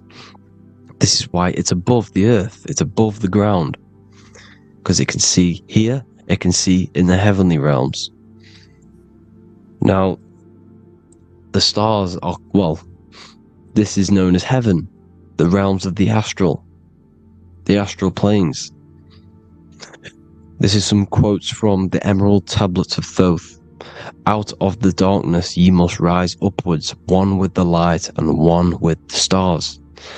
Man is in process of changing to forms that are not of this world. Grows he in time to the formless, a plane on the cycle above. So there's other worlds. The Bible's telling you there's other worlds, there's other realms. Know ye must become formless before ye are one with the light, the astral light above, which shining through the stars. Not of the earth are ye, earthy, but a child of the infinite cosmic light. You are the invisible intelligence controlling the physical body. The body's not you. It's the vehicle that your soul lands in when your mind projects your consciousness into that realm. Free from the body, I flashed through the night. Unlocked at last for me was the star space. Wow, that's powerful. The star space, the astral planes. This is what he's talking about. We are all a star. We descended from the astrals, which is the star. We are all a star. Look at the ancient paintings of Jesus' birth. It's the star beaming his consciousness down into the physical plane. Here's another one. Here's some Freemasonic artwork showing you, again, the ether, that invisible intelligence, the I, manifesting itself inside of here, in the physical realm, where the people are. You see? It's the same here. This is Jesus. Here's the bird symbolizes the Holy Spirit, your invisible intelligence, descending into the waters, the ether, the ethereal, everything. The ether's the base of all physical matter. Here's Truth in Plain Sight. Mr. Bean, the famous TV program in England, in the UK. He begins the program like we all begin the program for falling from the stars. He falls down with a beam of light. And this is Truth in Plain Sight. This is false. The aliens don't exist. They're a lie, alien. But this symbolizes the star beaming our consciousness. And when we die, this star will suck us back up. Just like this UFO is doing. It's Truth in Plain Sight. So, this is some more Freemasonic artwork. Going from duality to singularity. Sun, moon, masculine, feminine. Right hemisphere, feminine, left hemisphere, masculine. The consciousness in the center, the balance point. Here's another more Freemasonic artwork. The two pillars, left and right hemispheres, and the invisible intelligence between the left and right hemispheres, the light of the body. This is why light's coming off it. Because it's light, it's pure light. The blazing star. The stairs go from the checkered board, the duality, up to oneness, in between the sun and the moon, the masculine and the feminine. This is symbolizing going into oneness. What did the Emerald Tablet say? You've got to become one with the stars, one with the one with the self. Balancing the two hemispheres so that you can gain, because when the two hemispheres are balanced, you can gain a more deeper connection with your invisible intelligence. Same with the chakras.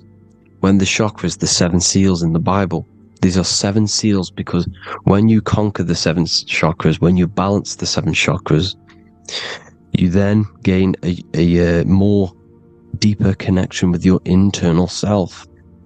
Because your mind is not filled, it's not being ran, it's not being dominated by these 7 deadly sins, the 7 seals, the 7 chakras. These are 7 energy centers which are concealing our true form. Balance makes us have a stronger connection with our true cosmic intelligence. Heaven is even. This is why Jesus is pointing at the heart. The even point is the heart. You got to balance the chakras and live from the heart, because the heart is the earth. You're in good and evil. The body manifests the lower and the higher self. The higher self is in the higher parts of the body. Wisdom, intuition, expression. The lower self is in the lower parts of the body. Sex, food, and power. This is how they are trapping your soul, people. Like I said, the mind is the bridge between the soul and the body. So by tricking the mind, not giving it the right knowledge, and keeping the mind stuck in the lower 3 centers, thinking about power, food, and sex, this is low vibrating energy. It's going to keep your mind addicted to the physical realms. Okay? This is why you need to go even, balance, heaven. Okay? I will explain the soul trap in a second, how it fully works. But I'm telling you all the science behind it so you can understand. When you are doomed, you are domed. This is the dome, the firmament, the firmament, the mind. Ment is mind, firm is firm. A firmament is doomed under the firmament. You must have a loose mind, an open mind to expand your consciousness beyond the stars, beyond the ethereal barrier. You have to vibrate higher than this world. Your consciousness must be expanded more than the physical plane. You need to learn how to astral project. You need to learn how to leave the body, how to operate outside of the body, so that when you do leave the body, you will have recognition. You will have knowledge. You will have practice. But this is as above, so below. The woman's belly is the earth. It's as above, so below. It's a microcosm of the macrocosm. We are the children in the womb. We are the people in the earth being ready to be born into the heavenly realms. As above, so below. It's a microcosm, macrocosm. Everything is in everything on a bigger and a smaller and a larger scale.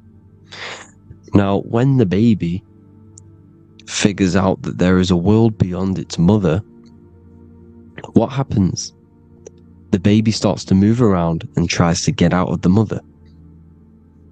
Because once it starts to hear the external world, starts to hear people, it's going to wonder, what's outside of why am I in here? What's outside? So the baby will force its way out of the mother. It's the same with our minds, as above, so below. When our minds figure out that there are other realms beyond this world, we will seek a way out. This is the womb, the Mother Earth, Mother Nature. It's the mother. We're in the womb. We can be born out of this world, which is being born again in the Bible. When you are doomed, you are domed under the dome, under the firmament, the firm mind. The firm mind will keep you under the firmament. Due to the law of polarity, there has to be other realms.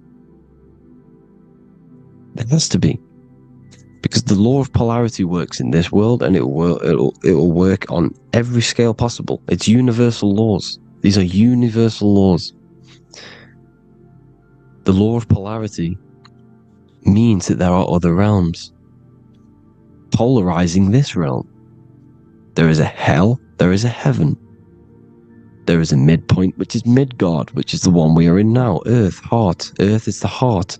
Heart is the center, good and bad. The balance between good and bad. Your reality is your level of realization. Your mind realizes other worlds, you will seek a way to them worlds. It's that simple. The soul trap is to keep you stuck in this physical body, which is the earth. This body is the earth. It's running the program, like I said at the beginning. It's running the simulation that your consciousness is experiencing.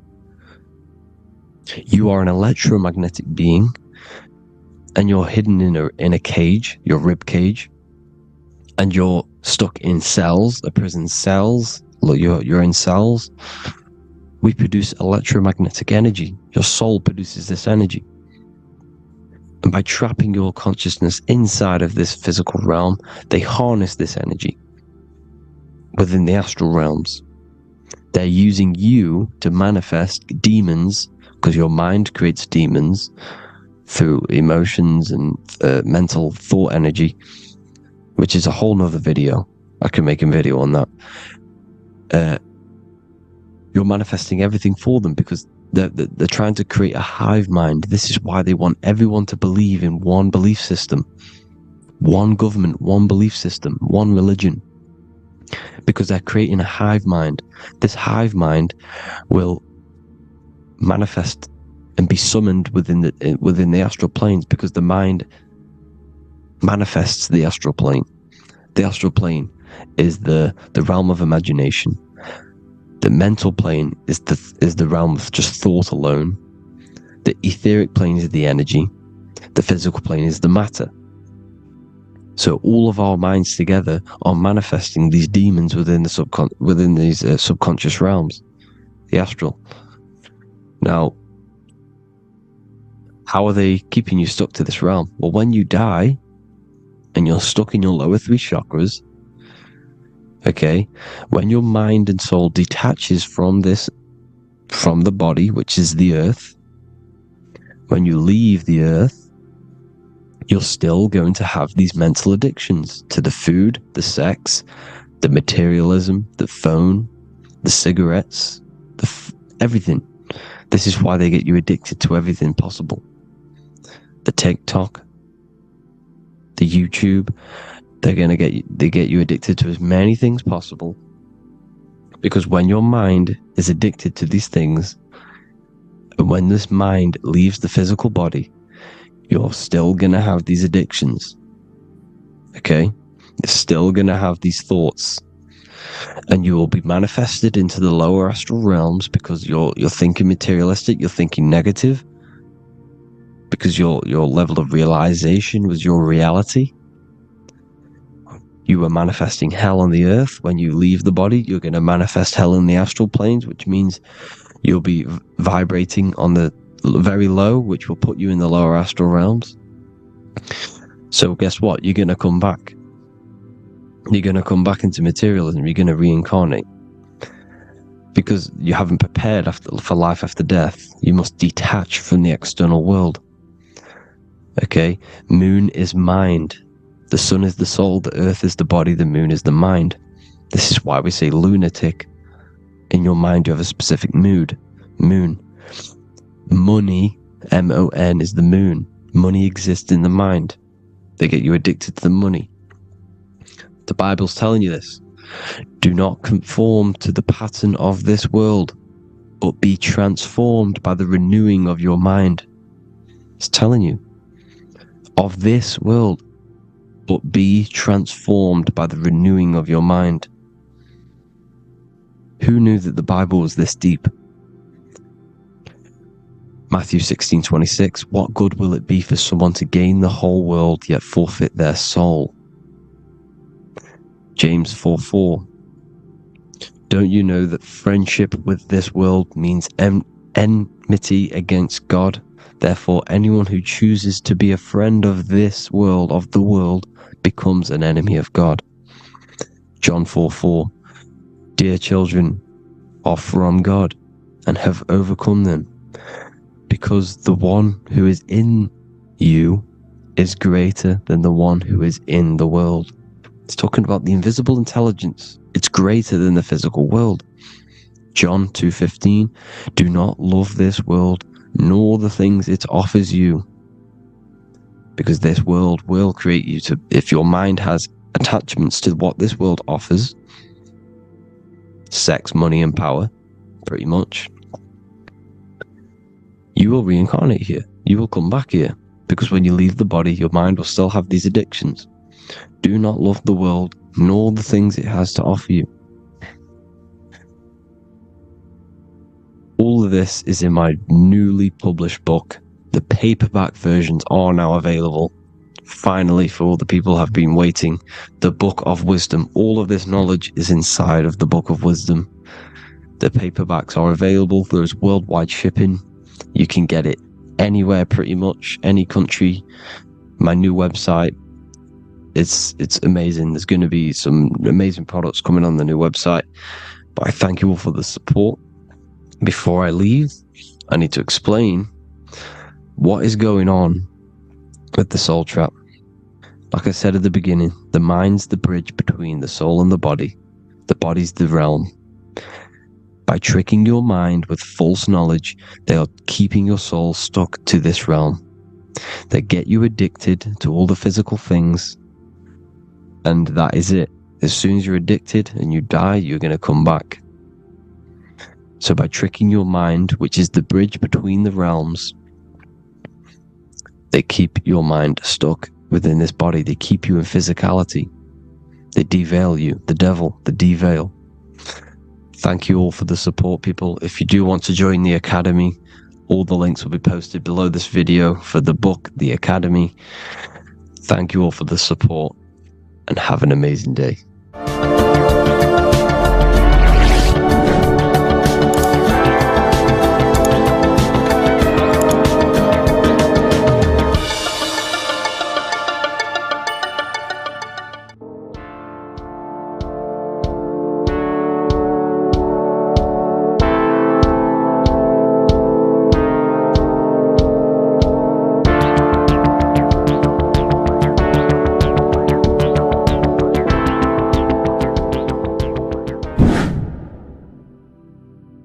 People, how are you all doing? It's Revival of Wisdom, and today we're going to be talking about your birth certificates and how we are slaves to a system and how they have trapped us into this system.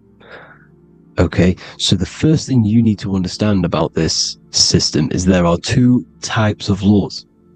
You have the law of water, which is Admiralty law, and the law of the land.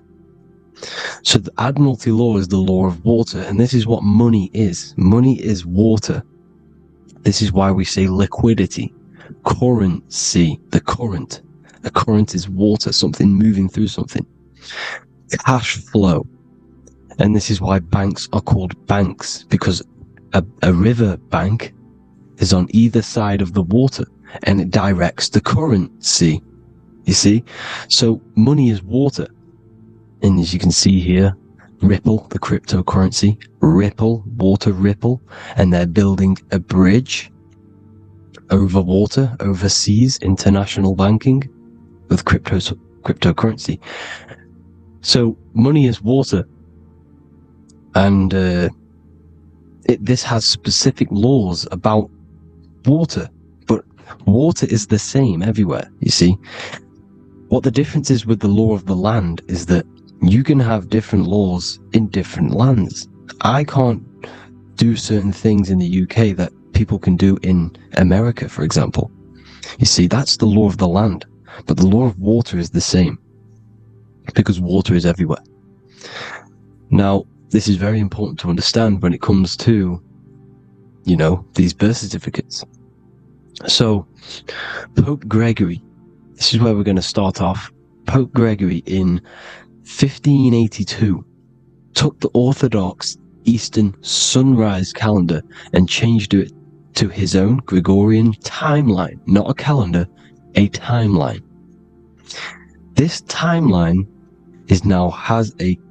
was copyrighted by Pope Gregory under the name of the Vatican. So the Vatican owns the timeline that we are using today, 2023.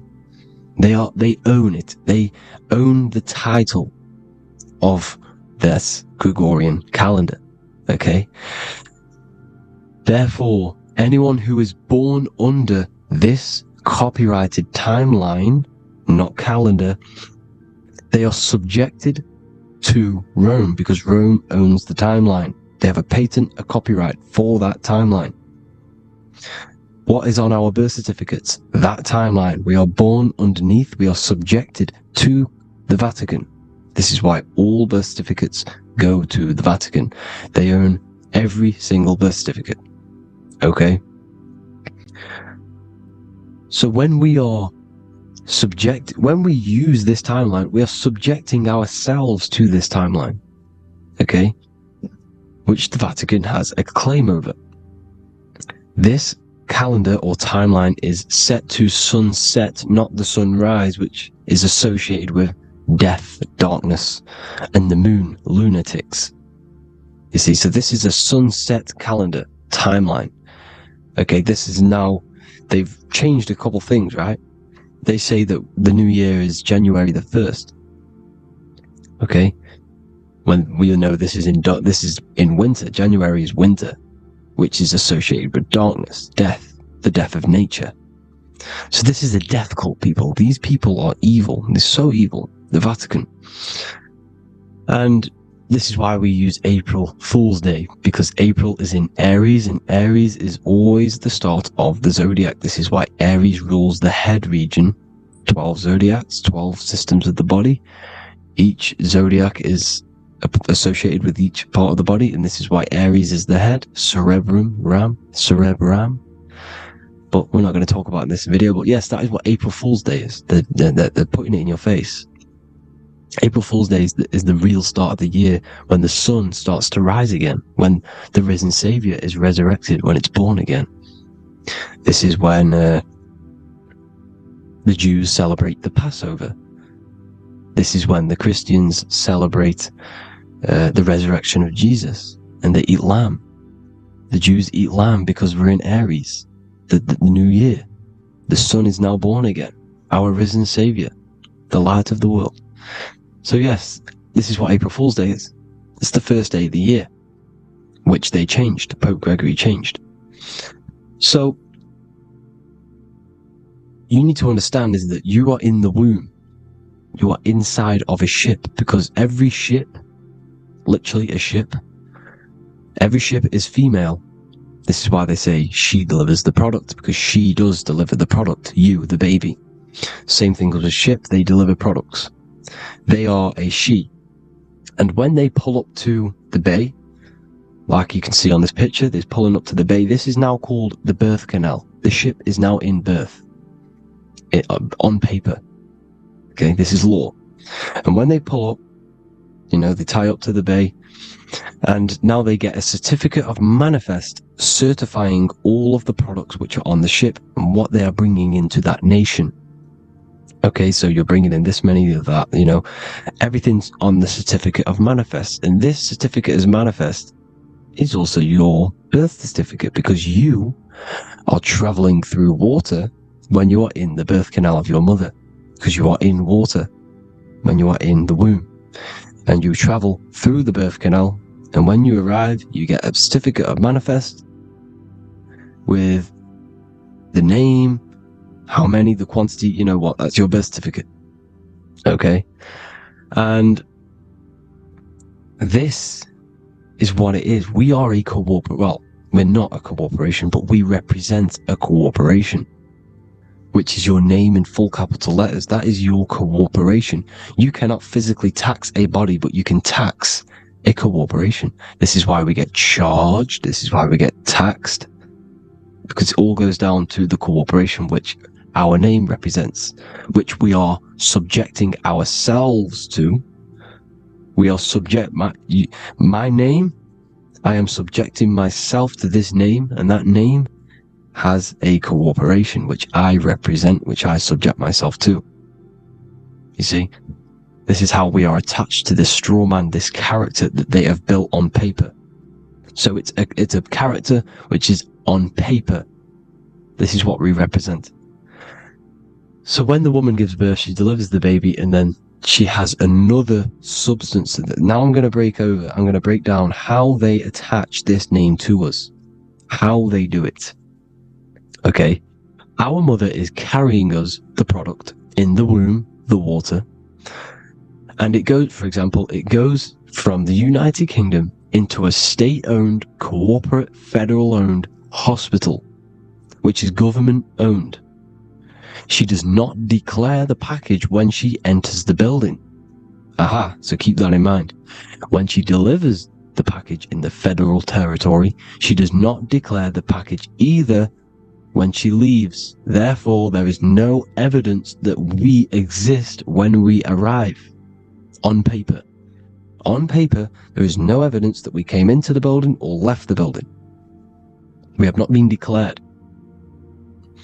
So we do not exist on paper at this point. When the woman gives birth, she delivers the baby, and then she has another substance, which is called the afterbirth material. Okay? This afterbirth material has the same DNA as our physical body, with the body, mind, and spirit. Okay? This is how they get this corporation. Hold on. The afterbirth material does not get claimed by the mother nor anyone. Therefore, they salvage that substance because we are under the Vatican. Every state is all Catholic. Your birth certificate is Catholic. No matter what religion you think you are, every single birth certificate is Catholic because we are subjected to Rome. All roads lead to Rome. Rome runs all of this. Okay, we're still under the Roman Empire. Okay, so Rome are Catholic and they believe in salvation. This is how religion comes into this. This is how they use religion to get this. So they salvage the afterbirth material and they claim it and they salvage it and give it and charge it to Rome. And they give it a name. Here's the legal term, born alive. Here's what it says. Each product of such birth is considered live born and fully recognized as a human person. So each product of such birth, so that could be anything, the afterbirth, the person who actually comes out, the baby. So your afterbirth, which we do not take with us, we take the baby with us, they keep that in the hospital, they collect the afterbirth, and they salvage it, and they give it the name, which, it is us. We are a representative to that afterbirth material, which they put the name on, they claimed, which is subject to Rome. So we are walking around our whole lives as a representative to that claimed salvaged afterbirth material, which the federal state have. Okay, we are under the Catholic Church, Vatican. Therefore, the afterbirth material is a child of God. See, on paper, therefore, they believe in salvation and salvage the afterbirth material. This material has no mother or father. The state pick it up. It becomes a war to the courts and gets charged to the state. So we are a representative to that character they salvaged because it is the exact same DNA as you. Subject is the name or the title, and the matter is the physical aspect left behind in the hospital, which represents us. You see? So now we're moving on to Unum Sanctum. Unum Sanctum was in 1302, a very, very important year. Very important year. Unum Sanctum says this is basically how they claim everyone in the world. So the Vatican had all this power, all this gold, all these people under them. They need to get a claim for them so then they can rule over them and make them slaves. So what they did, they created Unum Sanctum. Pope Boniface VIII did this. And it says, the spiritual man judges of all things and he himself is judged by no man.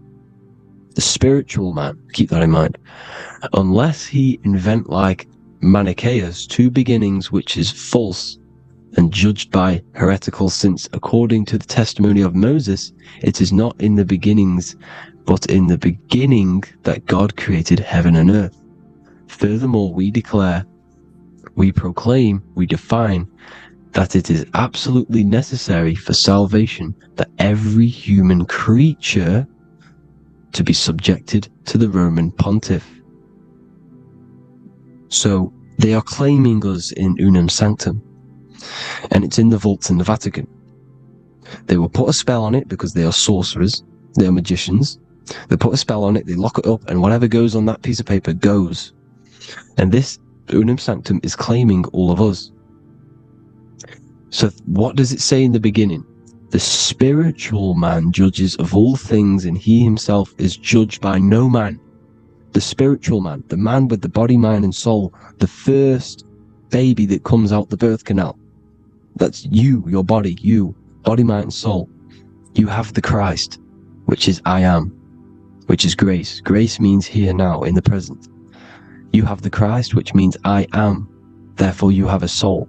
If you can say I am, you have the Christ. You have a soul.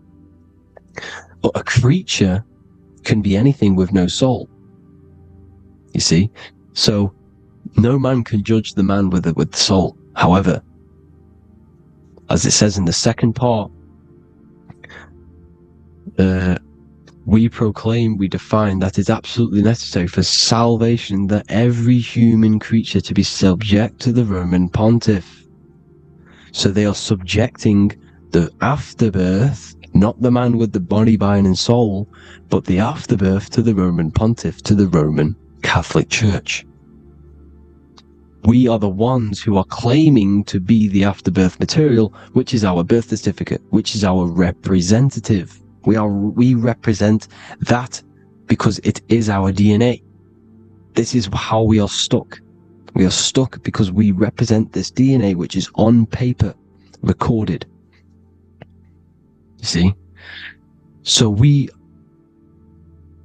being untaught, uneducated in these subjects, we are subjecting ourselves to this system, to this slavery. Because we just want to live. We just want to live happily. No, just peaceful. Think about it. Where's all this coming from? Where's all this war, all this killing, deaths coming from? We just want to live.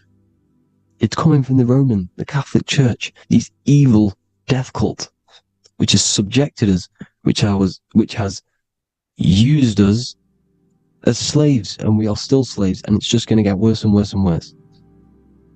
So this is how we have subjected ourselves to be the slaves to this system. It's a lot to take in, and there's a lot more deeper stuff which goes into this. I'm just going over the surface. I'm going quite deep, but there is little details that I still need to learn myself. But this is the general how that we've been stuck to this slave system. So we are batteries, okay? This is why we get charged. When you go in a court, you get charged, okay? Because you're a biological battery. This is why cities look like motherboards, because we are feeding energy to this matrix. Okay? When we look outside of ourselves, when we give power to so-called Jesus Christ, worshipping idols outside of ourselves, where attention goes, energy flows. We are feeding the matrix with energy. By looking within, placing your attention within yourself, you are taking back your power. Because the I am is Christ. The you, the soul, is Christ. It's God. The awareness is God. Okay? However, we are subjecting ourselves to this system. We're subjecting ourselves to this system and the feeding of our energy. So what we need to look for the future is that, think about it, with the end goal is to change our DNA, is to literally make us robots, transhumanism, slaves. This is why we have smart cars, smartphones, smart watches, smart meters, smart cities. And all of this is going to be connected by the smart grid, which is 5G. This is why 5G is rolling out. 5G is going to connect all of these technologies to one. It's like a big net system. And you know why they're doing this? It's because all of this is going to be connected through AI, through this 5G, and that 5G is going to be controlled by the elites. So you say anything wrong, you do something wrong, you say the wrong thing online, they'll turn off your car, they'll turn off your phone, they'll turn off your smartwatch, they'll turn off your TV, because it's all going to be connected and controlled by the smart grid. And this is what the Great Reset is, people. But they're going to trap us inside of these 15-minute smart cities, so we can't leave the area, because they're going to use climate change as a tool to enslave us to not travel because of so-called climate change and the fumes that we are putting into the air, which is all BS. They're doing this to push these new cities, to push all of it. But listen, they're trying to get inside of your body. The only way they can do that is to get you addicted and using this technology. First, they got on the body with the smartphone. Well, first of all, we use the technology. We get used to it with it in our hand. The next step for them was to get on the body, which is the Apple Watch, as you see down here. They have now successfully got onto the body. The next thing is to get inside of the body. This is the brain chip. You see how they've slowly lured their way in, slowly got you addicted to this technology, got you dependent on this technology. And what they're going to do is that they're going to mold society to be dependent on the brain chip. So in order, for example, if you want to go and pay for food, you're going to have to get a chip to pay for the food, because it's all going to be digital money. And that digital money will be connected to the chip, and you'll need the chip to pay for things. You see? So this is how they're slowly transhumanizing us. These phones, these apps, these things which are all we are all using was created by Freemasons. Mason means traveler, because they travel the depths of the mind. They understand human consciousness. They understand the brain. They understand the mind. By the deepest root cause, they understand it. This is what Masonry is. It's the occult. So these technologies is designed by these people. This is why they're so addictive, because they understand how it works. They understand how to get people addicted, because they understand human consciousness, the brain, the body, and the mind. So this is the advantage Freemasons have over us. And these secret societies, which have gone through the orders of Freemasonry and progressed onto these secret societies, which are the evil side, because I'm not saying Freemasonry is evil, okay? But the societies which they go beyond Freemasonry, because you can go beyond the 33rd degree into these secret societies, and they use this knowledge for the bad, to enslave people. And this is what's going to happen. Transhumanism. So I hope you all learned some insight for today. Please do a bit more research on, birth certificate and stuff like that, the straw man. And have an amazing day, people. Please like, comment, and subscribe. Peace.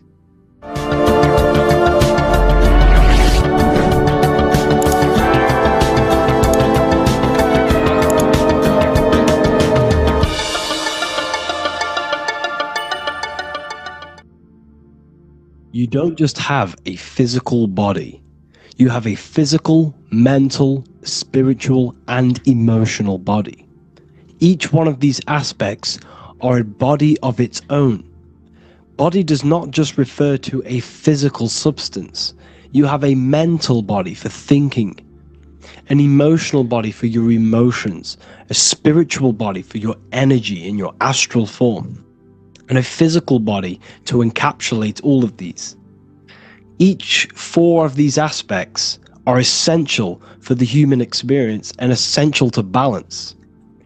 Now, today we're going to be syncing the four aspects of your consciousness with the four seasons and the four elements, and how this ties into the Bible. So we have four physical elements. We have 5 elements in total, spirit being the most important. But spirit is pure invisible. We have 4 physical elements. We have air, fire, earth, water. Earth and water are feminine. Air and fire are masculine. Air and fire are active. Water and earth are passive. The air corresponds with the mental body of consciousness. This is where your intellect, this is where your communication, this is where your thoughts, intuition all comes from. This is the mental body of consciousness that allows you to think, allows you to process, figure things out, and have intellect and gain knowledge.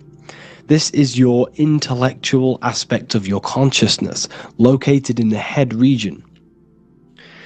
We have a fire nature, a spiritual nature. This is our astral body.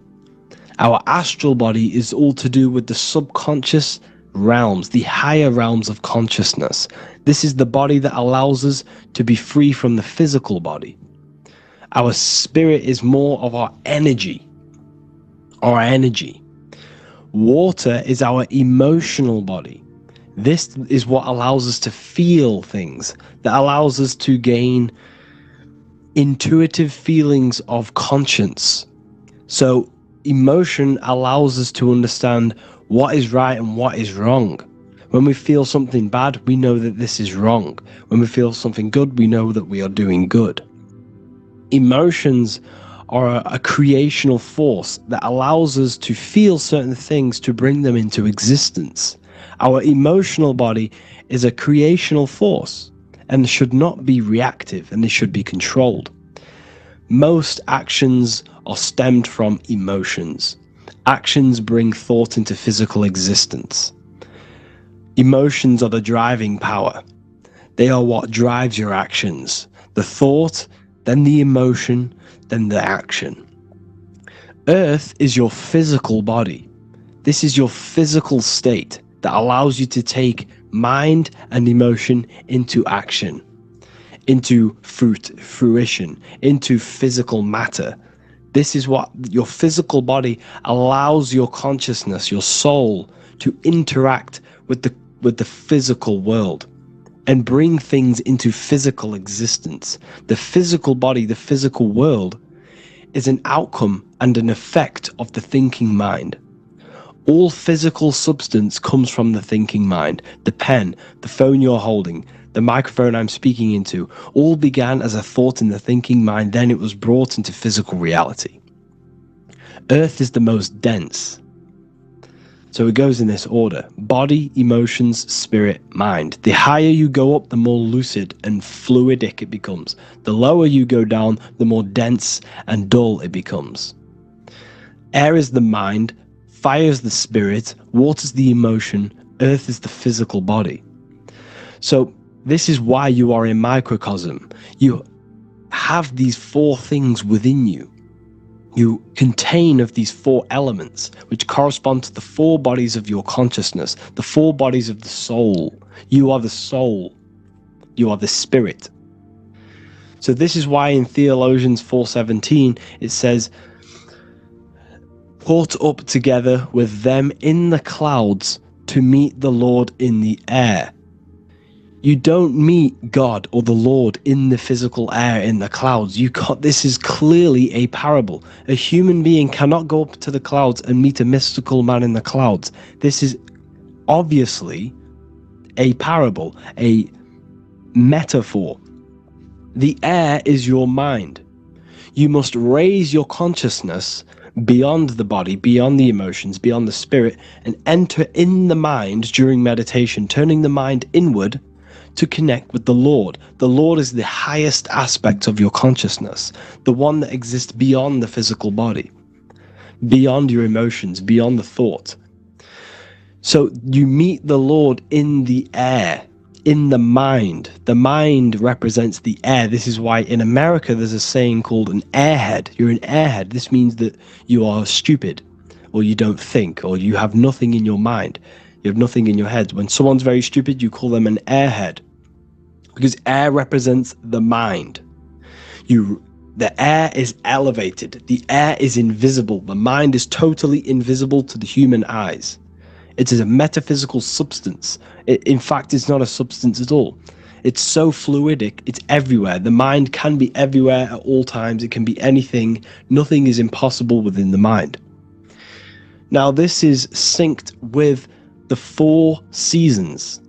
The four seasons represent the four aspects of human consciousness, the four bodies of your consciousness, the four bodies of your soul. The sun is your soul, okay? And the sun travels around four seasons. Summer, when the sun is the most hottest point. Autumn, when the sun starts to move away from the hottest point. Things start to die. Then it goes to winter. This is when everything dies. This is when things enter in within itself. This is when darkness occurs. Then spring. This is the reignition of the sun. This is when the sun starts to bring back the warmth back to the summer. You have 4 seasons which correspond to the 4 bodies of consciousness. Fire is the spirit. This is when you are passionate. This is when you are taking action. This is when you are fiery. The sun is blazing. You're taking action. You're very passionate. You're very spirit. You're in the spirit. Autumn is water, emotion. This is when you start to become very reflecting. This is when you start to feel emotional. Because in autumn, there's lots of water. This represents the emotional body of consciousness. Winter is the mind. This is air. Winter, what happens in winter? Everything enters within itself. The leaves die. The trees die. Everything dies and goes within. This is the mind.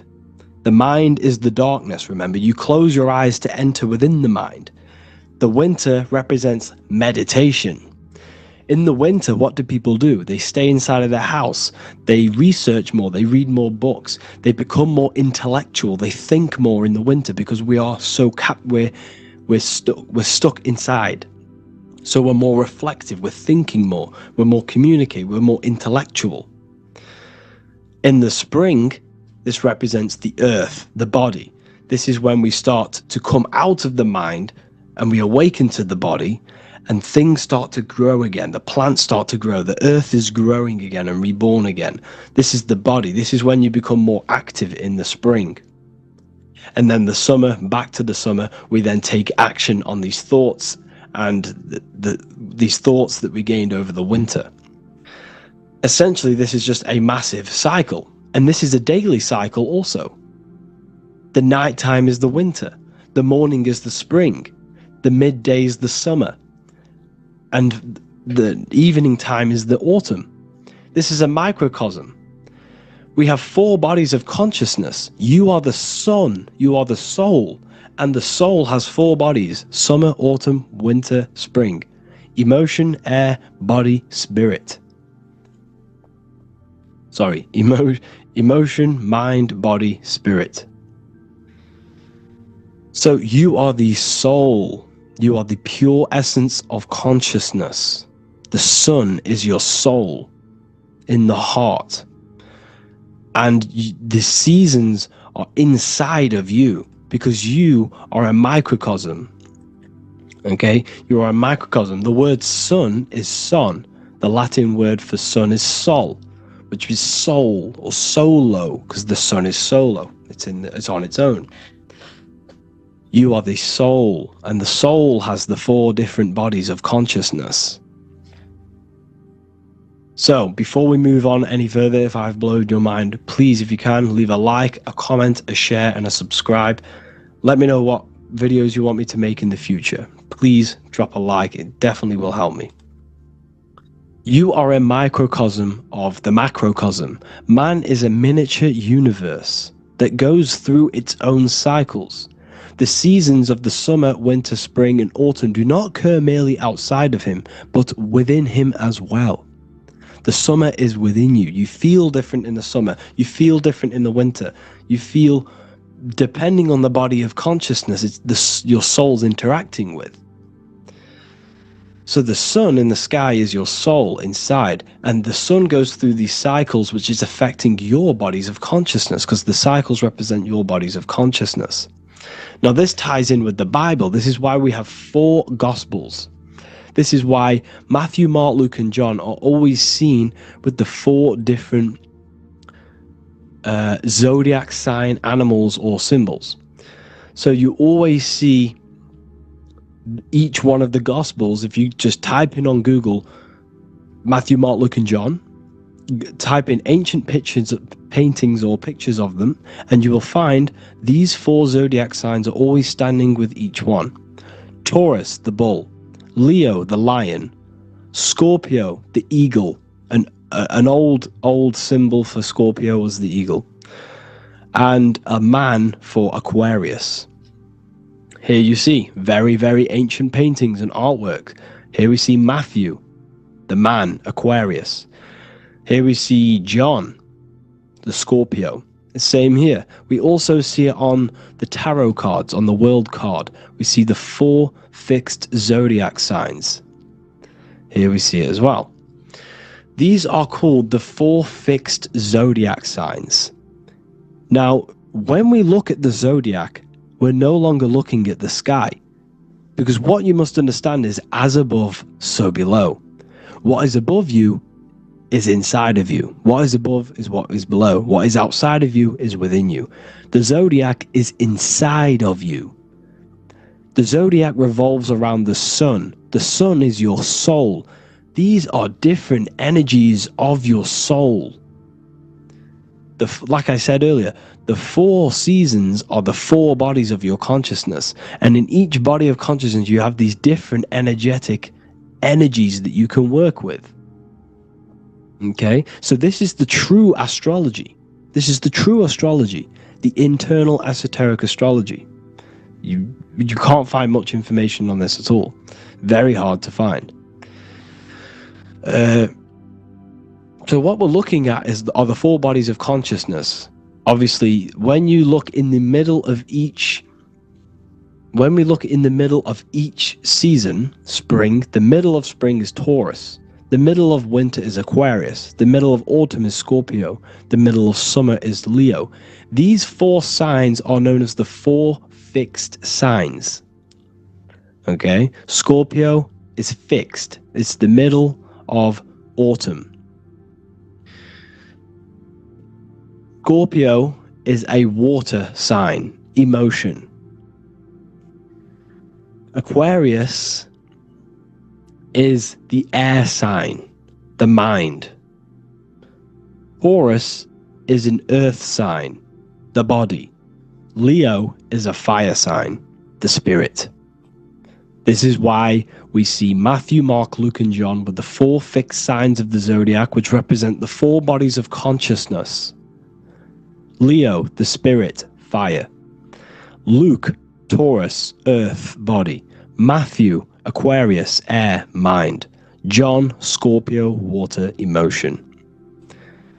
Each gospel is depicting Jesus and showing Jesus in each gospel. Each one of these gospels is showing and depicting Jesus according to the different body of consciousness. In John, this is when Jesus starts to turn water into wine. Water is emotion. Wine is transmuted emotion. This is when he does miracles with his emotions. Water into wine. Aquarius, which is Matthew, air, the mind. Inside of the Gospel of Matthew, this depicts Jesus as an intellectual person. A person is communicating and using his mind, his mental body a lot inside of the Gospel of Matthew. Go and read it, and you will see this. Luke, Taurus, earth, the body. Luke shows and depicts Jesus according to the body of consciousness, the physical body. He shows Jesus as a human, being a human being, helping people physically and helping people's physical needs, like giving away food and doing all sorts of good things for other people. Leo, Mark, inside of the Gospel of Mark, this shows Jesus as a spiritual teacher, a passionate person who is taking action. Each gospel is showing Jesus according to the different body of consciousness, and Jesus represents you, the sun. That's why it's called the Son of God, the light of the world. Jesus represents your soul, and your soul has these 4 gospels, the 4 bodies of consciousness, the 4 fixed signs, the four elements, and the 4 seasons. These things all correspond to your consciousness. So this is Leonardo da Vinci showing you the exact same thing. Jesus is the I am, the sun, the soul, in the middle, on his own. Luke, spring, earth, body. There are 3 people in each group. There are 4 groups, and there are 3 people in each group. 1, 2, 3. 1, 2, 3, 1, 2, 3, 1, 2, 3. fall, winter, summer, spring. These are according to the 4 bodies of consciousness. Here we see Aries, which rules the head region. He's on the head of the table. Gemini, he's holding up the 2 hands because Gemini rules the 2 hands, the 2 arms. Gemini is the 2 twins, which is the 2 arms and 2 hands, and the 2 lungs. Here we see the beginning of summer, which is Cancer. You see the big knife here? Cancer, him here, this grey-haired guy, holding a knife for the crab. Cancer, they pinch. You have a knife, symbolizing the crab. Leo, the middle of summer, showing dominance. The sun is very dominant. He's got his elbow on the table, showing dominance. Virgo has no Adam's apple. Cancer here is pointing at this woman's neck, saying there's no Adam's apple. This is Virgo, the virgin, the only woman. Jesus, the sun. This is Libra, the balancing. He's holding his arms out, balanced, showing the balancing of the sun, because when the sun enters Libra, the sun is balanced between winter and summer. So it's balanced. This is all astrology, but this is internal. Okay? This is Ezekiel's vision. Ezekiel had a vision in the Bible, and he saw the face of a man, the face of a lion, the face of an ox, and the face of an eagle. The eagle is Scorpio, the ox is Taurus, the lion is Leo, and the man is Aquarius. He saw the throne of God, and he saw the different bodies of consciousness. This is all symbolic for the different bodies of your soul. So when we look at the zodiac, we are actually looking at a map and the energies of our soul, and the energies of our bodies, and the energies of our consciousness. This is what we are looking at. Each zodiac is an aspect of our consciousness and an energy that we can work with and that we must purify. Balance and purification is essential.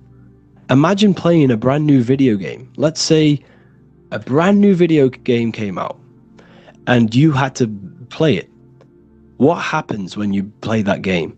You don't know the controls. You cause chaos in that game. You can't really run properly. You can't do anything properly. You're getting destroyed by other people who are playing that game.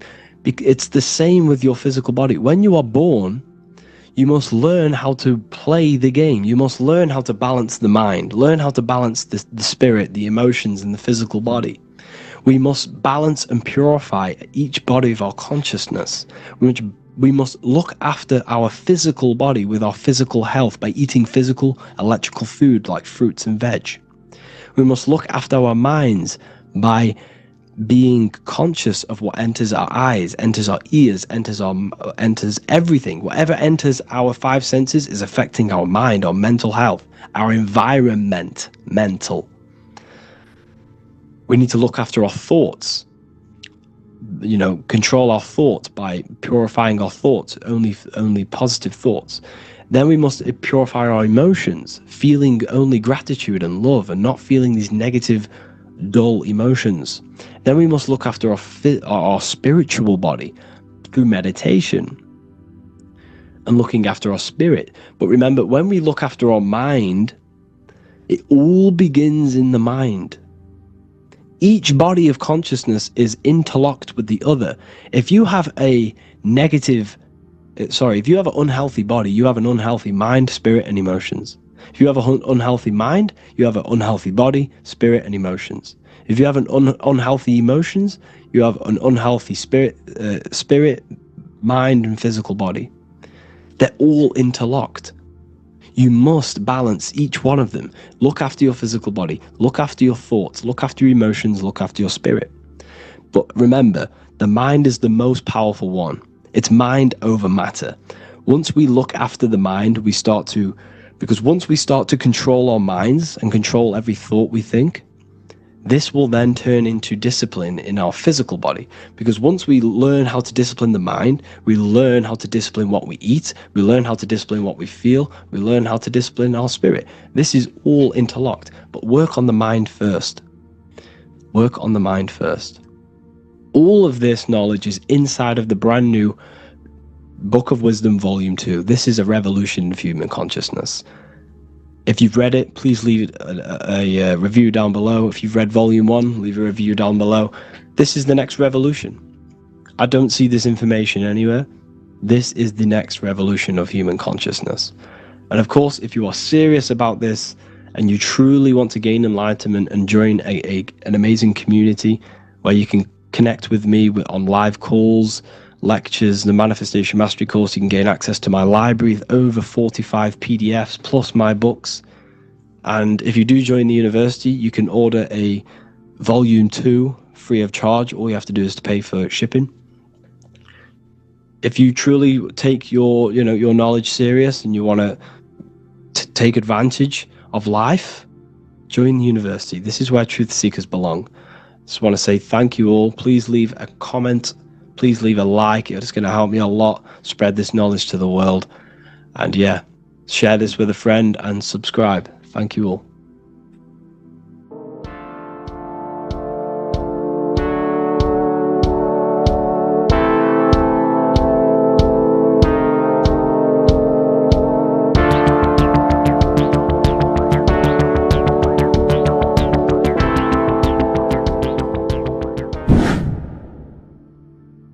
What is good, people? It's Revival of Wisdom. Today we're going to be talking about Saturn. I've done this video in the past. However, this video is going to contain a lot more in-depth explanation of Saturn. So the 33rd degree Mason, Manly P. Hall, said, Saturn is the key to crystallization, physical matter. Light is matter, matter is light. They are interchangeable. Low vibrating light turns into matter, high vibrating matter turns into light. And Saturn is the god of this world, this physical world. He crystallizes light into matter. This is symbolized as the Masonic checkerboard, matter and spirit, matter and light, light and matter. He's also the god of time, destruction, justice. He creates and destroys, because all things in time die. He creates and destroys you. So, because we live in this physical world, which is the electric world, this is why we say electricity, because it comes from the root word of El, Saturn. They used to call Saturn El, E-L. This is why we used to say Elohim is God. The real god of this world is Saturn, but it's being hid. This is being hid. Jesus is Saturn. All of this is Saturn. It's all Saturn worship. It's the real god of this world, So, physical matter is a result of two opposing forces equalized on the plane of inertia, because everything is created out of electromagnetic toroidal fields. And these two poles equalize on the plane of inertia, which gives you planet Earth, plane of inertia. The plane of inertia is what Saturn is. It's the ring around the center of the plane of inertia. Thank you to Walter Russell saying, physical matter is a result of two opposing forces on the plane of inertia. This is what Walter Russell says, so please check out his work. He's got many books, many books on light and electromagnetism and stuff like that, so I advise you to check him out. So the torus field gives you the binary code 0 and 1, the female vagina and the male phallus. This is the code for this world. Saturn crystallizes physical matter.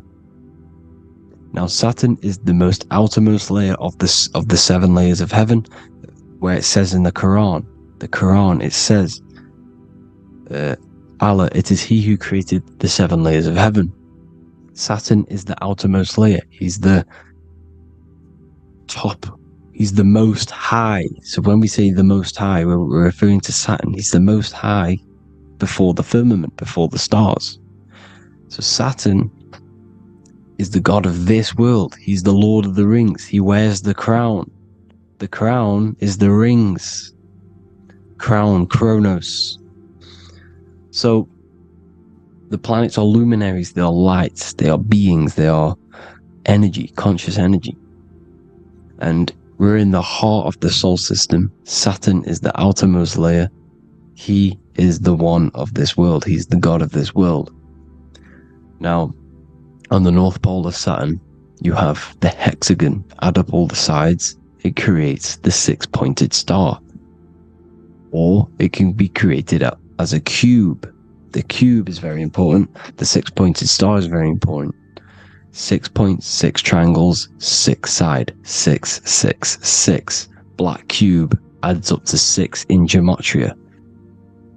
Now, what did I say in the beginning? Saturn crystallizes the physical world. He creates physical things out of light.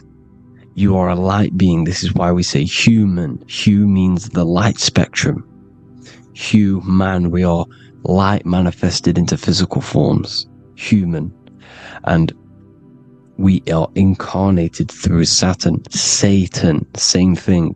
The number of the beast is 666, and the 666 comes from the 6 points, 6 triangles, 6 sides of Saturn. 666.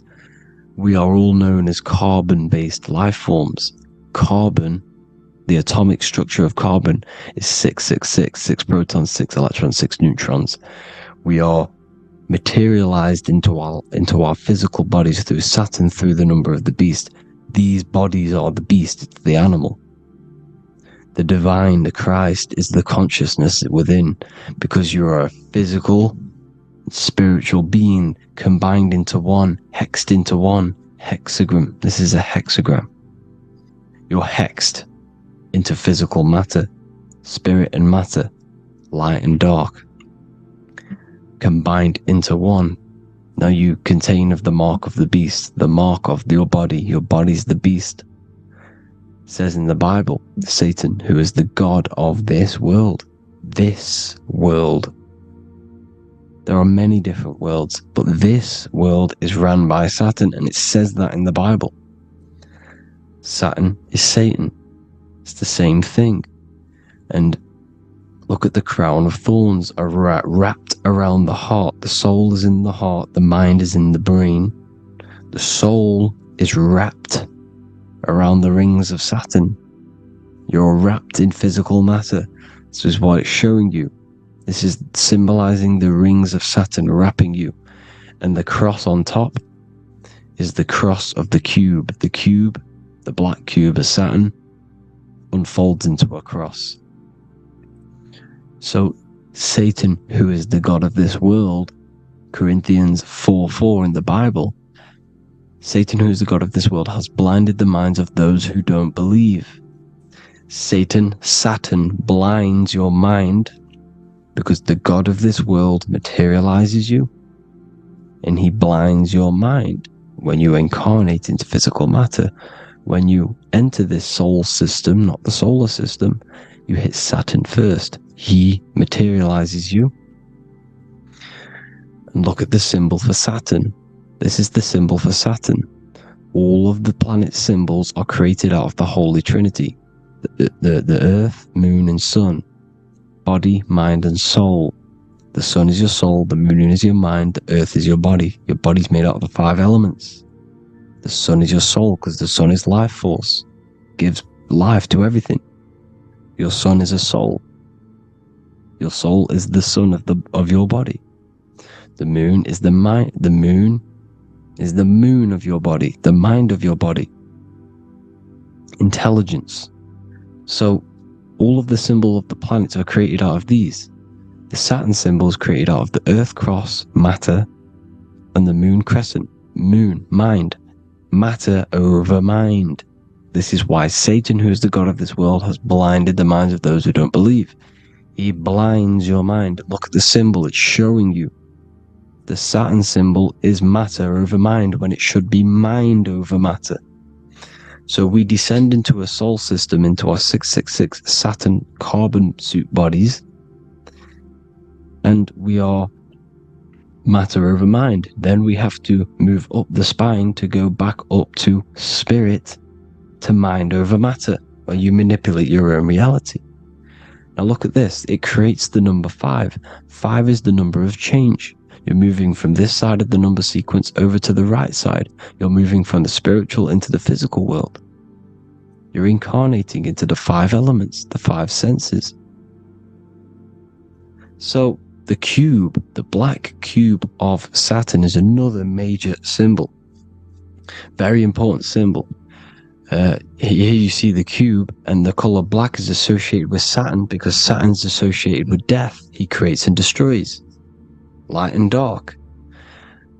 Death is associated with black, spirit, because you can't see spirit, which is blackness.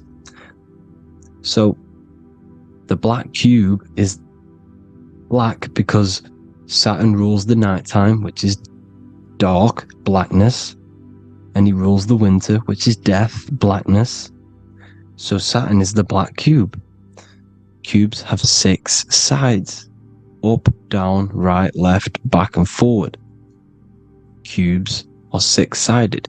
Everything is 6-sided inside of this creation because you're incarnating, you're materializing, crystallizing into the cube, the world of the cube. Everything's a cube. Everything's got 6 sides. Here's Leonardo da Vinci showing you that you're in the cube. Leonardo da Vinci did this famous painting. You're in the cube, you're hexed into physical matter, where you're incarnated into the 3rd dimension, the 3-dimensional world, which is a cube, 3D. And black cube adds up to 6 sides of the black cube. The Kabbalah means cube god in Arabic. And look at what they do. They worship the cube, the black cube, and they stand in rings like the rings of Saturn. Australia, Denmark, Manhattan, Santana all have these black cubes. You go to New York, you will see the black cube there as well. These black cubes are everywhere because it is the real God of this world, So look at the cross. The cross unfolds into the cube. Xbox, Nintendo GameCube, Sega Saturn, anything to do with a simulated gaming reality, they put Saturn in it because we're in the simulation of Saturn. This is a simulation. And this is why they reflect this through the Xbox, GameCube, Sega Saturn. Anything to do with gaming, simulations, is all Saturn. Because we're in the cube of Saturn, the black cube. We're in the GameCube, the Xbox, the Sega Saturn. As above, so below. So they reflect it through the simulations that they create inside of this simulation. Cubes have 8 points for the 8 points of time and space. 8 is the number of time. Everything's cycling, infinity. So, look at the cube. The cube is symbolized as in Judaism. The Judees have the black cube. They wrap themselves in a black band and they cover their eyes into blackness. The black cube for the black cube of Saturn. They use the star of Saturn, and they worship their god on Saturn Day because it's all Saturn worship. And look how the Saturn god is wrapped around with these thorns or leaves, just like Jesus is wrapped around his heart. And Jesus on the cross is us on the cross. We are in the cross. We are in the cube. The cross is the cube. And the cross is even in the Saturn symbol. This is another symbol for Saturn. There's 2 symbols. You got this one, the one I've just broke down. And there's this one. This is the cross of Saturn, the cube god, the simulation, the game cube. Now, Chronos is another word for Saturn. Chronos means time.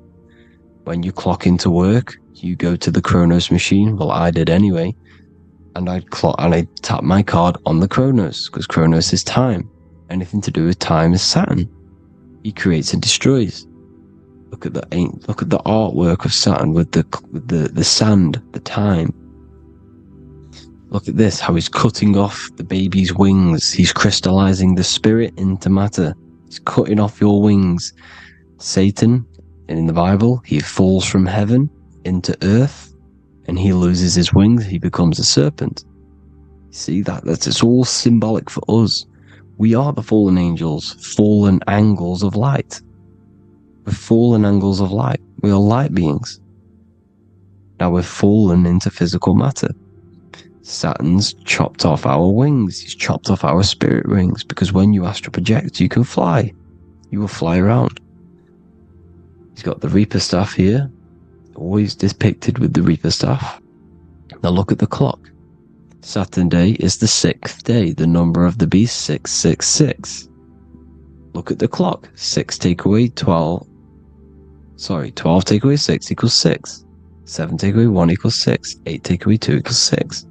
60 seconds in a minute. 60 minutes in an hour.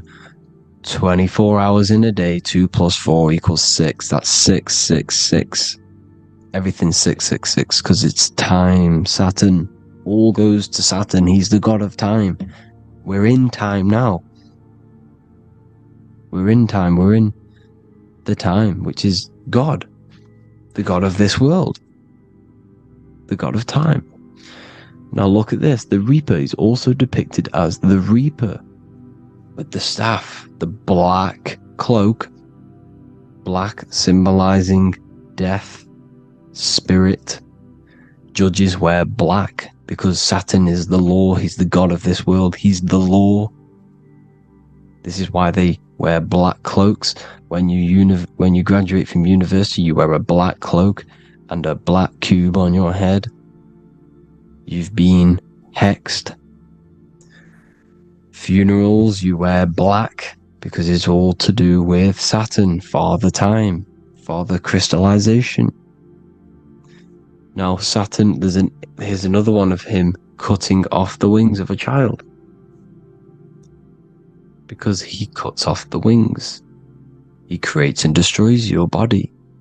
We're in the electrical world. Everything that is electrical vibrates. All vibrations have to come back to a standstill point, which is death. This is why your body dies. Your atoms stop vibrating. Corona. Look at the crown. The crown is the corona. Corona means crown. And look at this is an alcohol brand for beer. You can see the staff of Saturn in the symbol with the moon crescent. Corona, which is the crown. Saturn, the crown on Saturn, the rings. And then you've got the staff. It's all Saturn worship.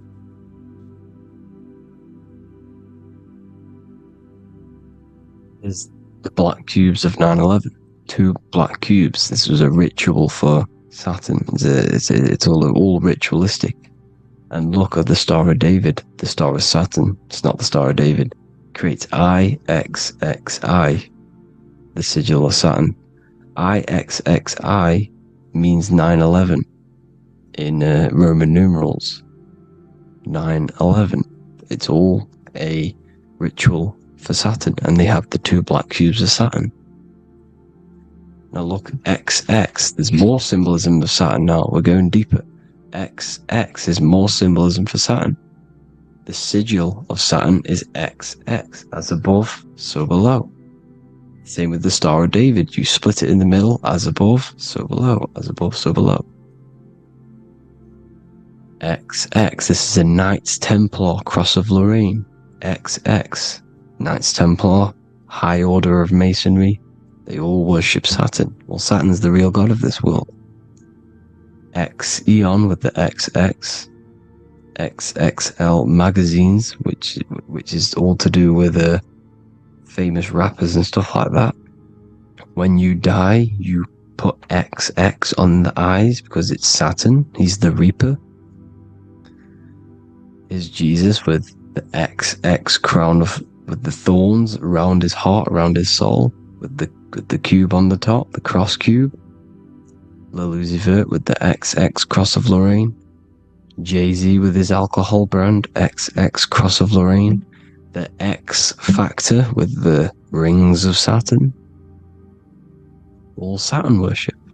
The seal of Melchizedek is also Saturn. This is the cube. This symbolizes the cube with the 8 points for the 8 points of space and time. And this is the cube. It's another ancient symbol for Saturn. Here you see the star of Saturn with the Melchizedek symbol around it, which is all to do with Saturn. Here you see an altar, the Holy Grail, the Melchizedek symbol on it, and they're worshipping it.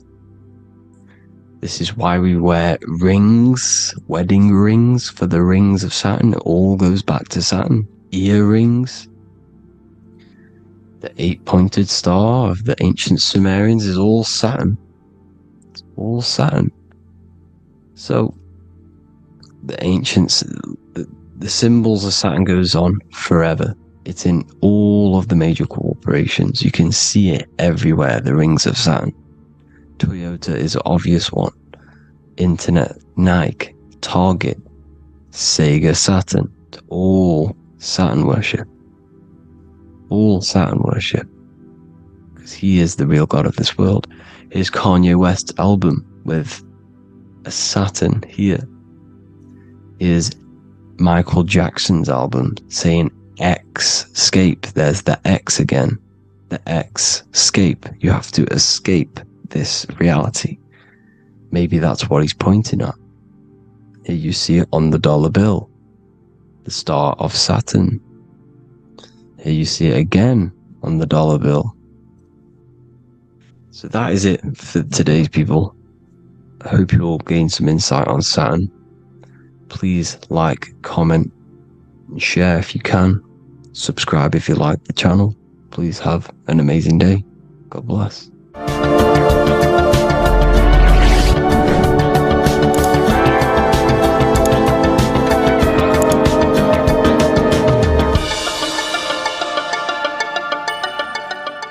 Welcome to Revival of Wisdom.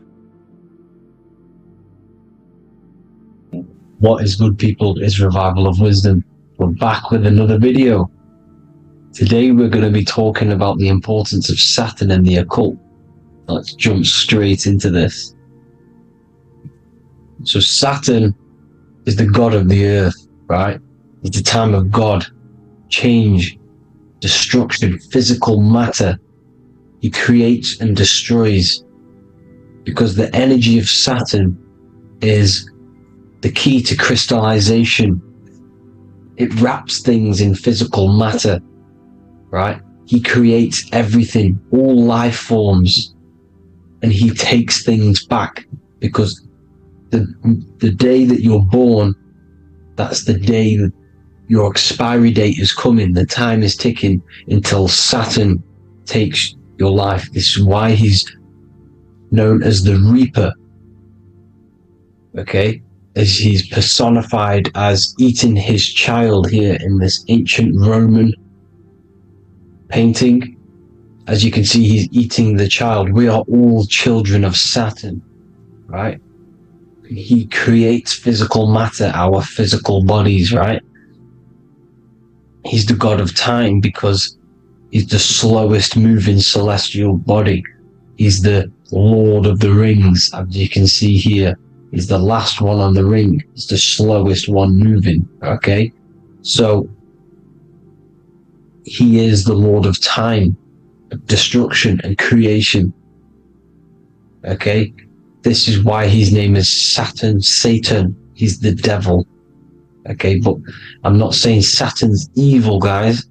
It's a part of life. Everything lives and dies, right? He's the key to crystallization. Now, as we have the clock here, our god Saturn, or Chronos in Greek, just means time. He's also the god of time, as I've already said. 60 seconds in a minute, 60 minutes in an hour, 24 hours in a day. Add 2 plus 4 equals 6.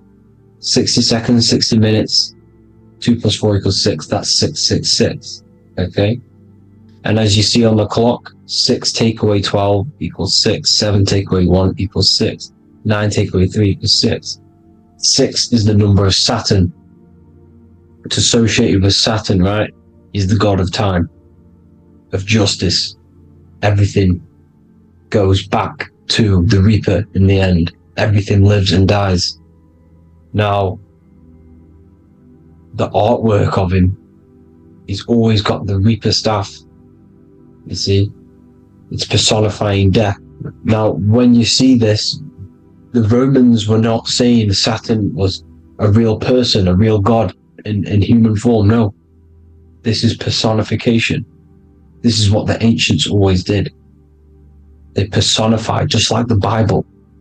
It's all personification. So the personifying Saturn eating its children because it eats, it's the Reaper. No one can escape the Reaper. No one can escape death. Now, Saturn is 666, which is in the Bible, the number of the beast, right? The number of the beast, Satan, 666, right? So on the North Pole of Saturn, you have a hexagon which makes a cube, right? Now this hexagon, when you join up all the corners, creates the six-pointed star known as the Star of David, right? In the Jewish religion. Now, as you can see, the six-pointed star has 6 points, 6 mini triangles, and a 6-sided hexagon. That makes 666. And also, your Saturday is named after Saturn, the 6th planet, the 6th day of the week, and has a 6-sided polygon in its North Pole. That's also 666. Now, this Star of David, this symbol goes back thousands of years, and it originates from Saturn. It's not the Star of David, right? It originates from Saturn. It symbolizes the physical and spiritual aspect combined into one, which makes us humans, right? Also symbolizes the male and female combined into one. These two sacred energies create the human. We consist of both male and female energy, also known as the Seal of Solomon. And we all know if Solomon was a real person, he talks about communicating with 72 demons. He could apparently in the text, he could communicate with 72 demons, and this is sorcery. This is black magic. Now, this symbol is associated with hexing people. When you place a hex on someone, that is a form of witchcraft, which a hex is just a curse. When you're cursing someone, this is black magic. Now, the black magician would stand in the middle of the symbol and cast his spells onto other people. Now, this symbol is obviously on the $1 bill, twice on the $1 bill. And it's very, very ancient symbol, and it originates from Saturn. And let's keep going. So the cube. So I just said how you see the cube on the North Pole of Saturn, right? The cube is limited. It's a 3D shape. It symbolizes limitations to the physical 3D dimension, the third dimension, the physical realm which we are in. Now, as you can see, the color associated with Saturn is black, right? Black is infinite potential. Black is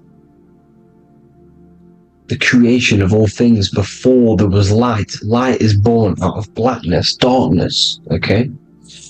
Now, black is physical matter. And as you can see, the black cube, black symbolizing physical matter, the cube being limited, as the physical realm that we are in is limited. It's not like the fourth dimension where everything can exist in a thought. The third dimension is limited, right? And this is what Saturn is. It limits you to the 3D 666. Your body limits you to your physical body. Now, these black cubes are placed everywhere. As you can see, Australia, Denmark, Manhattan. There's one in New York. As you can see, the Apple have a cube. The Nintendo GameCube, Trump Tower is a black cube. This is worshipping the energy of Saturn, the god Saturn. Okay, it's not a god, it's a celestial energy. However, it rules over Earth because it pretty much created the physical realm. Now, as you see, when you go to a funeral, you wear black, a black suit symbolizing Saturn, which is the color associated, black. And as you see in Mecca, they walk around the black cube in rings. As you can see here, they're stood around in rings, like the Saturn, the rings of Saturn. The Mercedes symbol. You probably wouldn't notice that, but yes, it's Saturn. And when you graduate from university, you wear a black cube on your head. This is all symbolizing Saturn. Okay? Now, as you can see, the Jews here have a black cube on their third eye whilst they pray.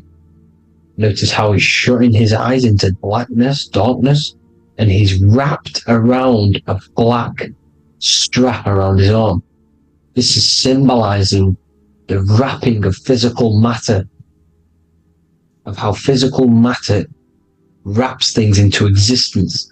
And as we all know, the Star of David is a Jewish symbol. So he has the black cube and the Star of David, right? So all of these religions are secretly worshipping Saturn. Okay, this is all Saturn worship, Kronos, the god of time and destruction, the physical reality. Now, as you can see, it's symbolized everywhere in all major corporations. Pepsi, internet, that's obvious. NASA, of course, NASA. NASA means to deceive in Hebrew. Universal, Walkers, that one's so obvious. Nike, Toyota. So many different ways they symbolize it. You either see the rings of Saturn or the black cube, as I just showed you here, the Nintendo and the Mercedes, right? It's absolutely everywhere. Now, they also use 666 to symbolize it, as I've just broken it down to you. 666, the World Economic Forum. We all know how they're trying to enslave us into this new world agenda. Google Chrome, CERN, Disney, Coca-Cola, Cadbury's, all of these have 666. Now every UPS barcode has 666, and even www. is Hebrew for 666, as you can see here. Monster, it's the same Hebrew letter, it means 666. Drake, 6 God, that's his God, Saturn. Why? Because they love physical realm, they love the physical dimension, the third dimension, because they can rule here through riches. They can build an empire here. It's not like the fourth dimension. They don't want to ascend. They want to stay down here in the physical realm. Okay? Now this is why they're cloning. They can move their consciousness into other clones to live forever. This technology exists. This is why they love the third dimension. As you can see, all of these sellouts here, Drake, Leonardo DiCaprio, you know, all of these people doing 666 because this is their God. This is their God. They love the physical realm. They sold their souls for wealth and fame in this physical realm. So why would they leave? You see? Now, this isn't all just evil, okay? So you have 7 chakras, right? You have 7 days of the week, 7 solfeggio scale notes. These are frequencies, the solfeggio scale. Now, it's called the Saturn Moon Matrix because the moon symbolizes your mind, because you're created out of the Holy Trinity, which is body, mind, and spirit, right? That's the triangle, the equal triangle. body, mind, and spirit. Now, the three main celestial bodies are Earth, Moon, and Sun. The Earth being your physical body, the Moon being your mind, and the Sun is your soul, hence why it's called solar. It's a solar soul. Now, these symbols are alchemical symbols, so when you're doing alchemy, you use these symbols to obviously symbolize what we're talking about.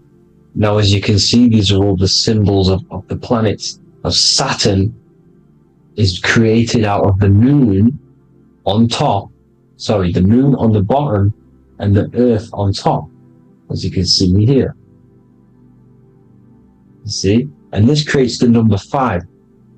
Now, with the moon being your mind and the earth being your physical body, this is mind over matter, because the earth is your body's matter. This is matter over mind. You don't want to be matter over mind. This is low states of consciousness. You won't be mind over matter. You see, to manipulate matter, to create your own reality. Now, obviously, we all know Saturn is associated with the lowest chakra, which is the root chakra. This is to deal with your animal instincts. When you're down here, you identify as the physical body. You don't know anything spiritual. You're pure physical. You have a pure physical mind. You don't believe in anything spiritual. This is survival mode, consumption. They want you trapped down here, which is matter over mind. They don't want you to create your own reality, which is mind over matter. You see? Now, that's what Jupiter is. Saturn is the moon on the bottom and the earth on top. But Jupiter is the moon on top with the earth on the bottom. That's mind over matter, you see? So, these chakras are an ascension process from spiritual, from matter, physical matter to spiritual. This is the ascension. This is the stairway to heaven. This is Jacob's ladder. You see? Now, the number 5, which is obviously associated with Saturn as well, which create the symbol for Saturn, created the number 5. You have 5 senses, 5 elements, 5 physical elements. As we all know, Saturn crystallizes everything into physical matter out of the 4 elements. 5 fingers and toes, 5 points of man. Okay, the number 5 is the number of justice. Saturn holds things back. He restrains things from you, makes you learn the lesson. Now, 666 is not all evil. 666 is the atomic structure of the carbon atom. 6 protons, 6 electrons, 6 neutrons, right? We are carbon-based life forms. All life forms are based on the bonding properties of the element carbon. Because Saturn crystallizes everything into physical matter.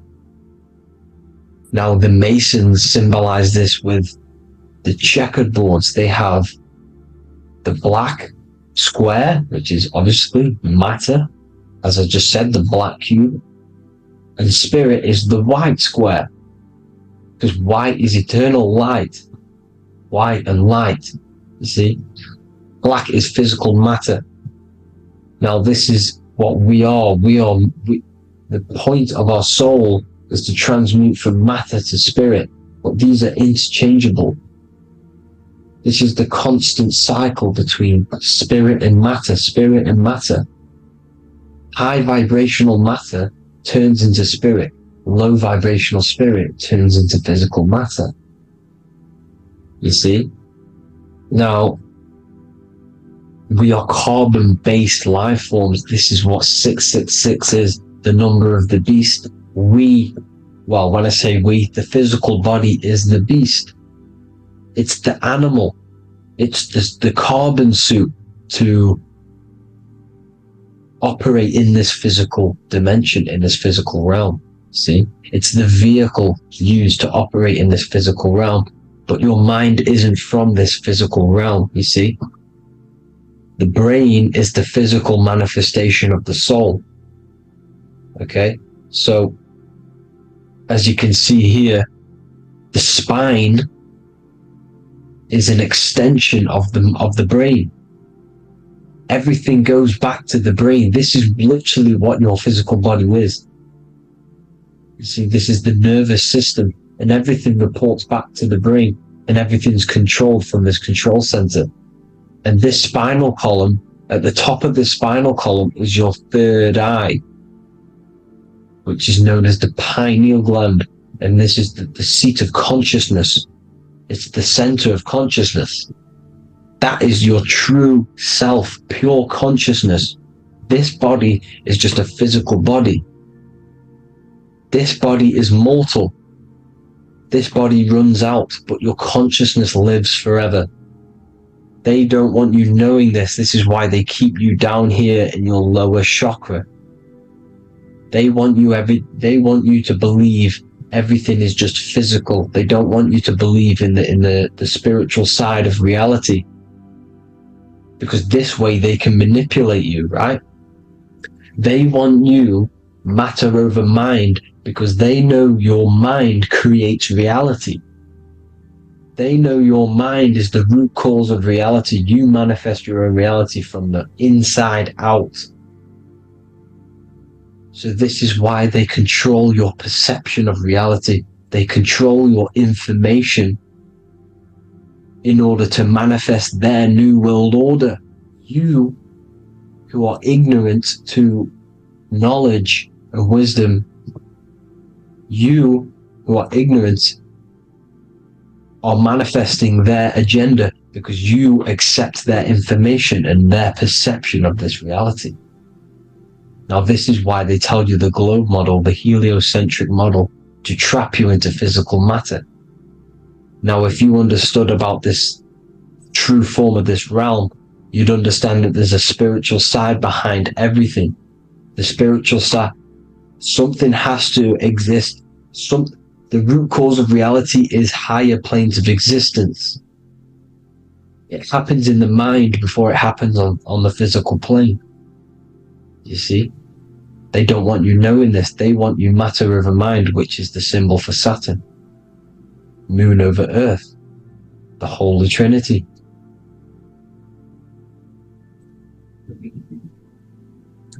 Now, as you can see, the cube also makes IXXI. This is Roman numerals.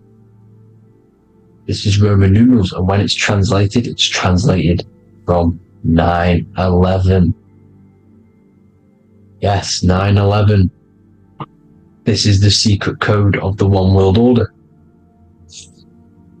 The two twin towers, when the two become one.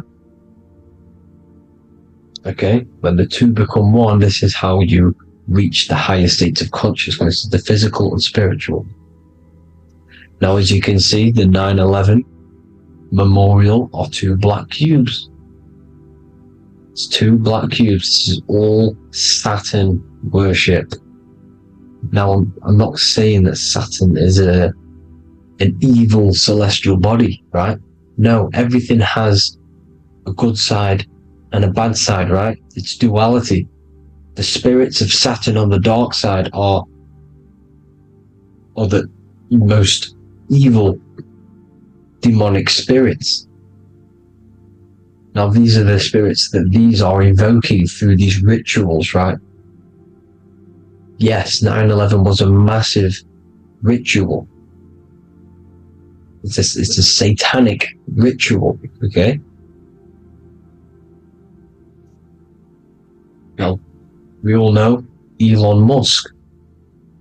Elon Musk is coming with the mark of the beast. In English gematria, this equals 666, right? 666, as I said, is the number of the beast. You are the beast, your physical body. You see how the Bible twisted things up to make things more confusing, right? But it's there. You just have to have the knowledge to be able to read the Bible properly. as we all know, we had this virus. I'm not going to say the name because I'll get flagged. This virus adds up to 666 because this is all part of the New World Order. It's all part of keeping you in this physical dimension. Okay, now as you can see here, Novus Ordo Seclorum on the back of his shirt, on Elon Musk's shirt. This is also on the $1 bill, Novus Ordo Seclorum. This means New World Order. Yes, New World Order. This is on the back of Elon Musk's shirt. And as you can see here, he owns Neuralink, which is the brain chip which they're going to be putting into implanting this onto your brain. This is the New World Order, to connect you and merge your consciousness with AI. Neuralink and Meta, he owns Meta as well, which is the metaverse. These are going to be linked in, hence why they have the same symbol, but just in a different format. It's the infinity symbol. And the infinity symbol comes from the torus field, as you can see here, your electromagnetic field from around your body. Now the end goal is, for this New World Order, is to trap your consciousness inside of an alternative reality being projected from the metaverse. Because the metaverse will be the reality, Neuralink will be the brain chip inside of your brain, projecting your consciousness into an alternative reality while they harness your energy of your physical 666 body. Now this stuff gets real deep, people. Now this is the end goal of the New World Order, is to connect you with AI. This is why they're trapping you and keeping you in these lower states of consciousness in a Saturn associated root chakra, so you don't find out about the spiritual side of reality. Because if you knew the truth of this reality, you wouldn't connect to AI. You see, you have the power within you to travel to other worlds, the astral plane, for example. You travel to different worlds when you are sleeping. Okay? They want you to know it's just a dream. However, their end goal is to trap your consciousness and feed off your energy, spiritually and physically. Okay? I don't know why these people are just pure evil. As I said, evil love bondage. They love the physical dimension. They don't want to ascend to other realms. These evil love the third dimension. This is why evil spirits will inhabit bodies, exorcisms, because they miss being in the physical realm. They miss it. Evil love bondage. So this is why they're cloning and putting their consciousness in clones, to stay in this third dimension, to stay as further away from the source as possible. Okay? This is why they're doing it, and this is how it's all linked in. So I hope you all enjoyed this video. Hope you gained some wisdom. Please feel free to join the Telegram, and please leave a like and a subscribe. Thank you all, people. God bless.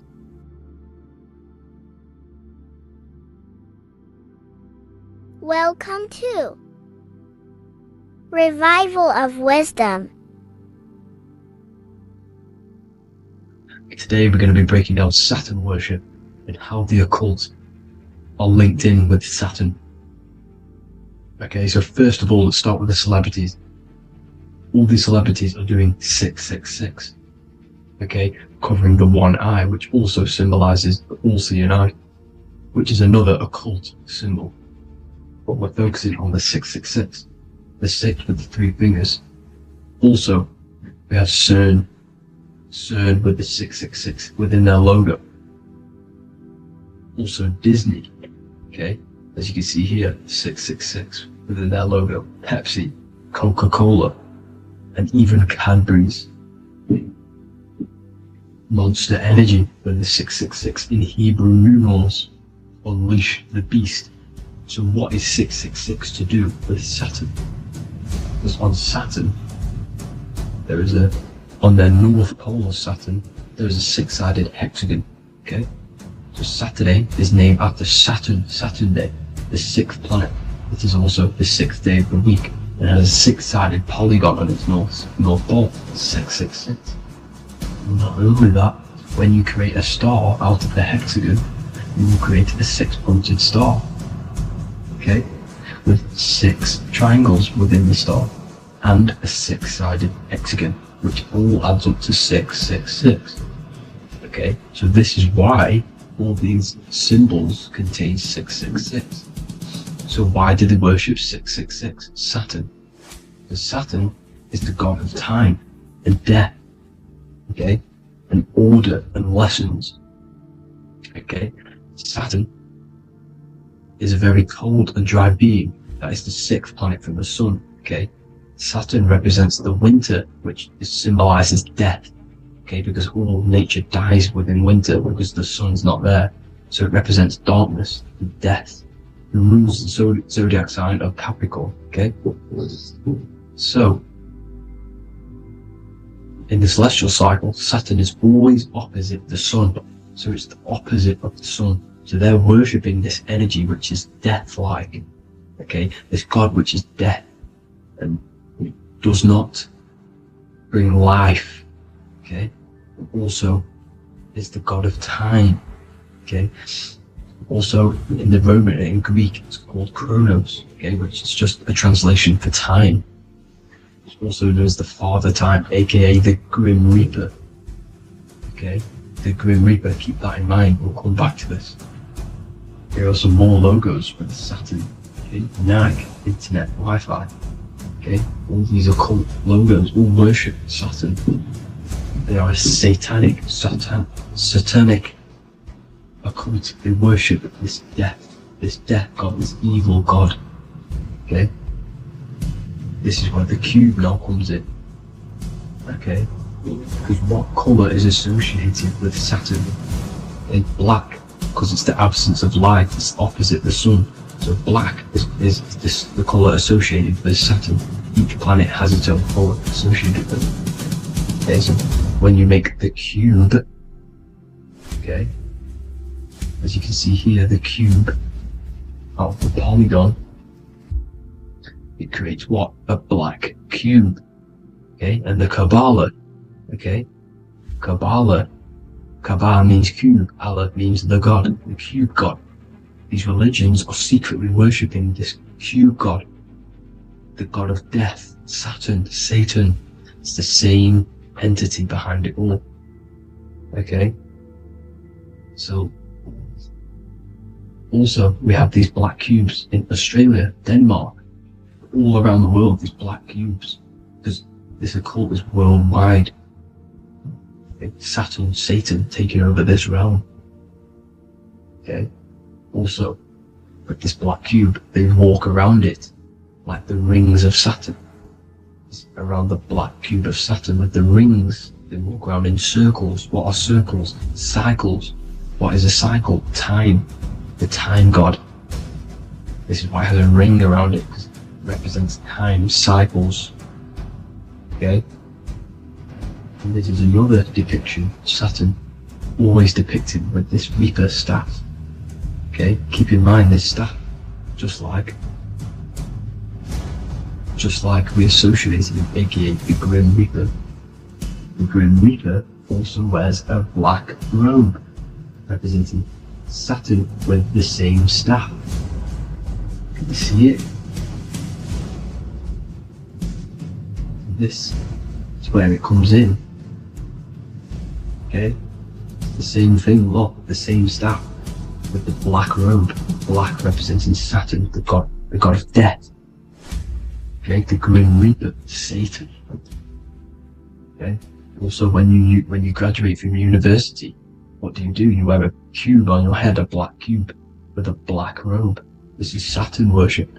See, this is how Satan has tricked the world into worshipping him, not God, the sun, which represents God. So what is a corona? Because a corona is a crown, a circle, okay?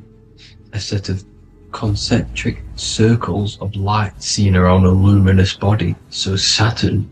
So this is why they used to worship Saturn by wearing crowns in ancient days, and we still do to this day. The king or queen has a crown, a corona. Also, corona, the drink. Corona adds up to 666, just like Saturn is 666. But like you see in the corona, you see the staff. You see this staff, just like the staff of Saturn, the Saturn god, like the Grim Reaper, with the black robe and the staff, just like the Saturn god. What is the Grim Reaper? It's a killer. It represents death, just like Saturn, the god of death and time. So all these occults and secret societies all worship the 666 god, which is Saturn, Satan. All of our energy is being put into Saturn, okay? And Saturn, Satan, is harnessing all of this energy. So gradually, this is what the mark of the beast is. Like it says in the Bible, the mark of the beast, or the name of the beast. Here is wisdom, let him know that he hath understand and count the number of the beast, for it is 6. It is the number 6 of a man, and is 600, 666, 666. So this is what the mark of the beast is. They are going to eventually put green chips, just like Neuralink, which is what Elon Musk is pushing. Okay, so this chip is the mark of the beast, and it's going to be implanted to our hands or brains, okay? And they will manipulate our consciousness, and it will manipulate our DNA, and it will directly connect us to AI, and AI is linked in with Saturn, Satan, as the demons and the people who rule this world are in love with AI. They want to connect humans to AI, and this will control our consciousness completely and give all of our energy back to Saturn, Satan, this deity that they all worship. Just like when you get married, you wear a wedding ring, the rings of Saturn, over the finger, which represents the sun.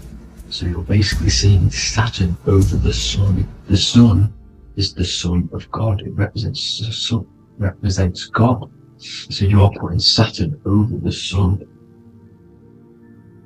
So thank you guys all for tuning in. I'm going to leave you guys here. Please leave a like, comment some topics that you want me to talk about, and please subscribe for more amazing content. God bless.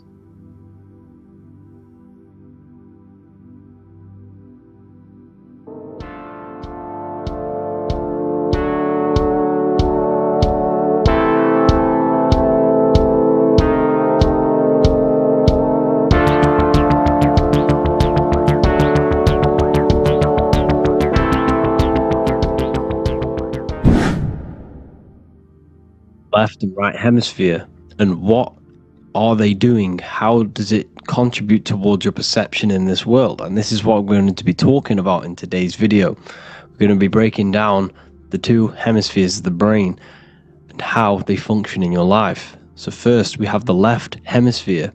This is the logical hemisphere. This is the analytical, divided, scientific, or verbal hemisphere. The right hemisphere is creative, wholeness, artistic, symbolic, and metaphorical. The right hemisphere does with non-verbal things. It produces a holistic perception.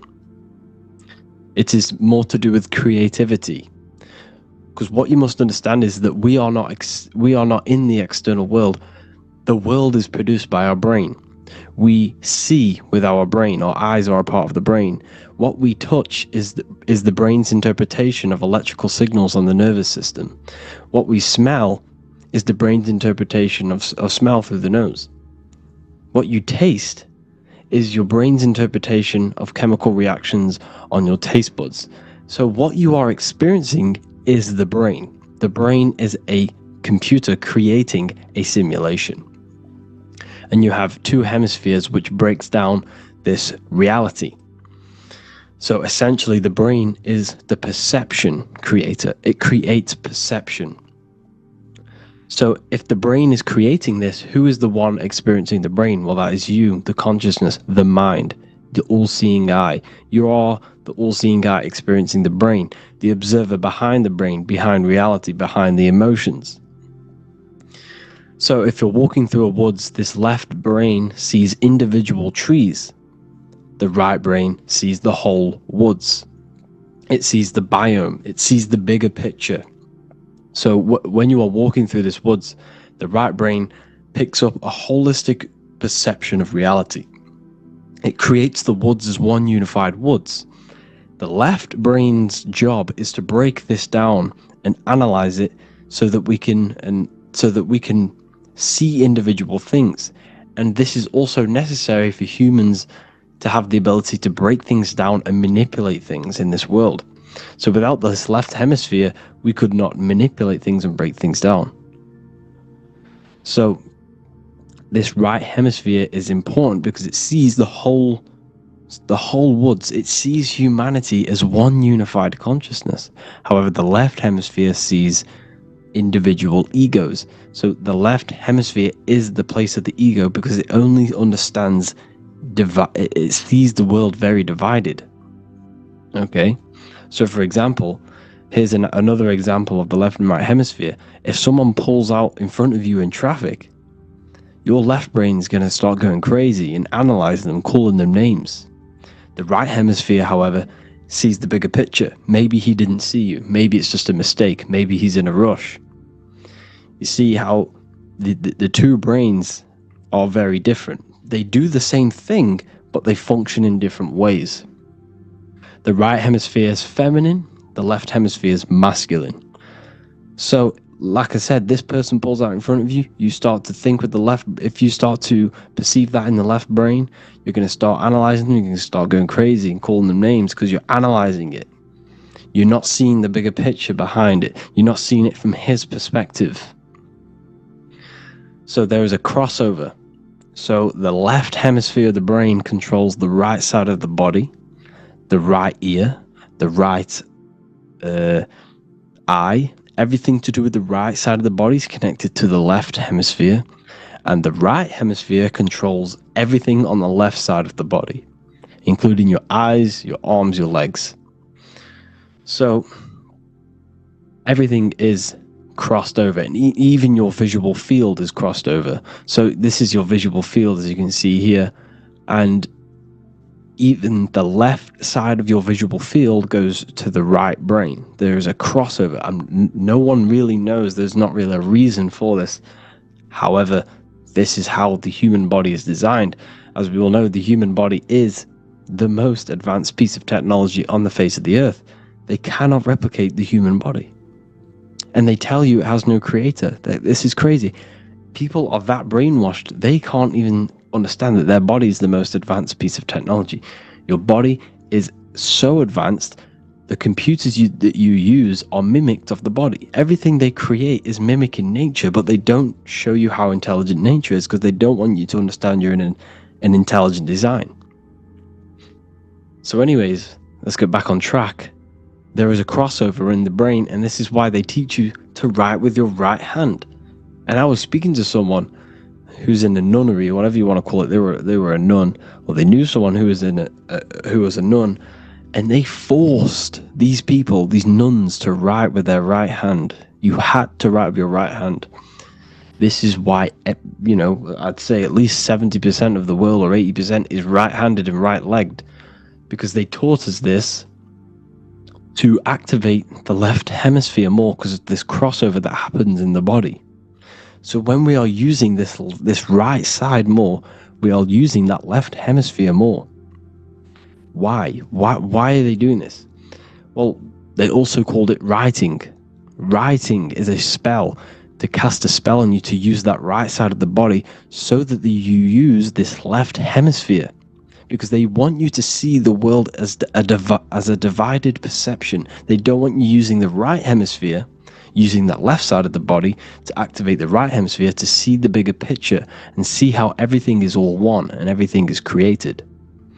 This left hemisphere domination keeps you from seeing the connections between everything, because that left hemisphere analyzes, it breaks things down. So when we are left hemisphere dominated by using the right side of the body, we are essentially seeing everything as divided. And this is why so many people will not understand my work, because my work connects dots and connects fields of knowledge, and makes you see the bigger picture. So people who are left hemisphere dominated will see my work and think this guy's crazy. But it's all about activating that right hemisphere. So they called it writing because every word you say is molding your mind in some sort of way. The things you see is molding your mind. Everything you take in through the five senses is molding your mind. And language is a massive spell, especially the English language. They called it writing so that you use that right side. It's a spell because your subconscious mind picks up everything you say. And 90% of your daily basis behavior and thought patterns is produced by these subconscious programs within the subconscious mind. Essentially, your conscious mind is only the 10% of you. The conscious mind is just what you're aware of, what you're wearing, how you're feeling, what you're thinking. That's your conscious mind. The subconscious mind is controlling every system in your body. It's telling your heart to beat without you being conscious of it. So essentially, this is what they're programming. They're programming this system in the back of the mind, which is controlling everything through the words. And this is what spells are, because it's all about creating perception in the subconscious. So they want you to use that right side more. I truly believe the ancients, they were balanced. They used the left and the right side of the body. They didn't have a stronger side because they understood this science of the body and how the body works. So this is actually called phonetics. It's not etymology. Etymology is the study of root words. Phonetics is the study of how words sound similar, the way words are spoken. So phonetics, phone, is why we call them a phone, because you speak into a phone. So this is write and writing, to use that right side to activate the left hemisphere more. So your hands are a manifestation of your brain. The left hand is the right brain, the right hand is the left brain. And as a child, we were always taught that when you place your hands together like this is the size of your brain, which is true because your hands are a part of your brain. They're an extension of your brain. Every part of your body other than your brain is an extension of the brain. Everything's working and feeding back information to the brain because you're experiencing the brain. So another trick that you can do, or another exercise, is looking in the mirror and closing one eye at a time. If you close your right eye, if you take your top off, for example, you'll analyze your body if you close your right eye, because you're using that left hemisphere. Sorry, other way around. If you look at yourself through your right eye, you'll use that left hemisphere, which will analyze yourself. You'll see individual body parts. If you close the right eye and use the left eye, you'll see your body as a whole. You won't really analyze it. This is how you can analyze yourself using these two hemispheres. So this whole system is created to keep you thinking logically and to restrict you from creating and restrict you from understanding symbolism, allegories, metaphors, and teamwork. They want you stuck in a logical way of thinking and a logical way of seeing the world. This is why when you go to school, you are told exactly what to do. You're told to think this way and no other way. You're told to do orders, do this. It's a very left-brained system, because if we all started to open up this right hemisphere, we'd all see, wow, everything is all one, everything is all connected. And this is what my work is doing. I'm showing you everything is one. The physical world is an illusion of duality, but everything comes from the one source, the one mind. The universe is a giant mind. I am mind, you express mind. We all possess mind. Behind the physical body is the same mind consciousness. And we are all expressions and fractals of this infinite consciousness called mind. And this is what they don't want us to figure out, is that we are all just one consciousness expressed. It's an infinite consciousness. It's even in the squirrel, it's in the dog. All of these different animals, they're just different bodies, but behind the bodies is the same consciousness, which is mind. It's what the pineal gland is. The pineal gland is not the mind, and it's not the third eye. The third eye is your mind. If you have a closed third eye, it just means you have a closed mind. If you have an open third eye, it just means your mind has expanded from beyond physical things through astral projection and mystical experiences. This is how you gain an open third eye. It's just an open mind. A mind that has astral traveled, that has explored the realities within the mind. So everything they do is to keep us in a divided state. Divide and conquer, right? That's their motto. All to keep you thinking how everything is divided. Everything they've done is division. Postcodes, countries, everything is divided. Like football teams and all this stuff. It's also a natural process when you grow up, because as you grow up, your brain is constantly analyzing the world. So this is sort of a natural process of how you become more left hemisphere dominated, because your brain is always analyzing. And unless something awakens you, you can awaken that right hemisphere where you can start to see the bigger picture. Even the music, it's all tuned to 440 hertz, shuts down the right hemisphere of the brain. 440 hertz, Spotify, Apple Music, the radio, every time you turn on the radio, it's tuned to 440 hertz. This was specifically tuned. It never used to be tuned to this. It was in the 1950s. It was changed. The standard music tuning was changed to 440 hertz because it shuts down that right hemisphere of the brain. They don't want you thinking, seeing the world in this way and perceiving things as one. And I'm going to show you. It tells you this in the Bible. Cast the net onto the right hand side of the boat and you will find the fish. What was Jesus saying? You see, people read the Bible and they don't understand it. If the Bible is not talking about you, then it has no meaning. The Bible, everything you read in the Bible is about you and how it can better your life. It occurs to you. So if Jesus says, cast the net onto the right hand side of the boat, this is an allegory. The boat is your body.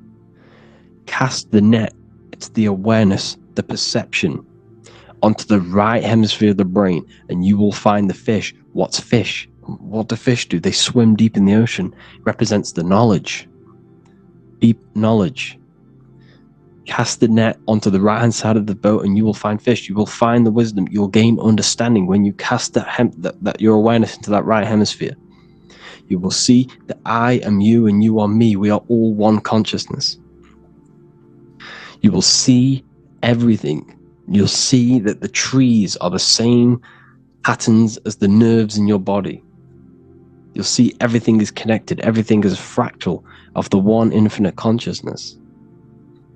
And how many fish did they catch? 153. That adds up to 9. This is now numerology. The Bible's filled with numerology. Adds up to 9. What's 9? Human consciousness. It represents consciousness. You're in the womb for 9 months.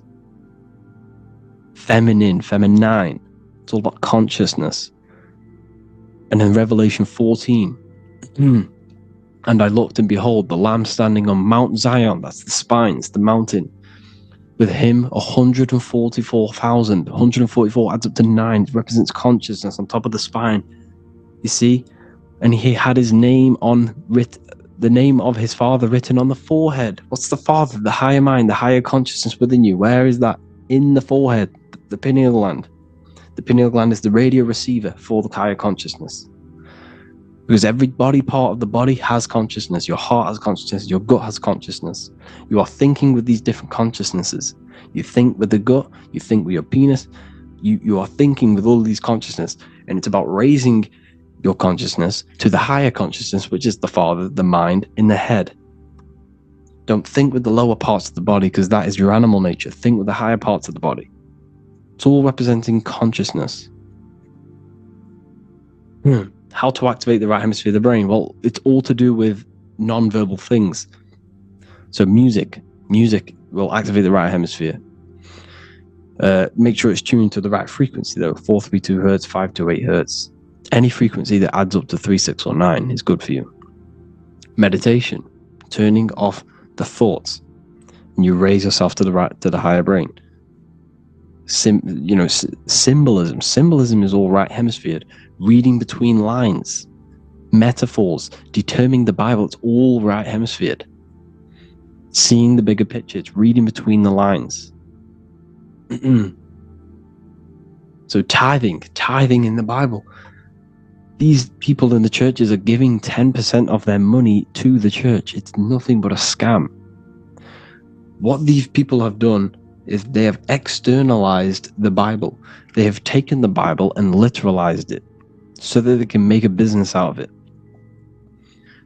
So what they're doing is a tenth of the produce of what it says in the Bible, a tenth of the produce of the land, whether grain or fruit, is the Lord's and is holy. So what's that saying? The tenth of, it's basically saying give the 10% to the Lord, to God. What does that mean? Well, what's the land and the fruit? This represents physical things, the physical things that you have. The tenth of the physical things that you have, what's that? That's your ego. All the physical things that you have is all to do with your ego. That's the lower self. The ego, what is the ego? It's the mind's perception of the physical self. You had no ego when you were a child. Okay, when you were a child, you had no ego. As you grew older, you created the ego. The ego is the full self. It's the echo. Ego, echo. It's the echo of the full self. So it's saying give the ego over. Take away the animal self. In that left hemisphere, that's all to do with the left hemisphere. That left hemisphere sees the ego. It sees individuality.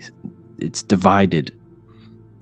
So it's saying give that 10%. Give that 10% of you over to the right hemisphere. The 90%. The 90% of you is in that right hemisphere. The higher self. Now, I'm not saying the left hemisphere is bad. Okay, I'm not saying that at all. But it sees things divided. It's like I said, the left, the hands are manifestations of the brain. So when these Christians are praying, they're putting their hands together. What are they doing? They're syncing the brain hemisphere is what you're doing, because everything's an extension of your brain. So if you put your hands together, you're putting the two hemispheres together. And what's happening when you place the hands together? All the electricity in the body is now running in a circuit. So once you connect these two hands, the electrical energy is now running in a circuit. And energy can move around the body quicker and more efficiently.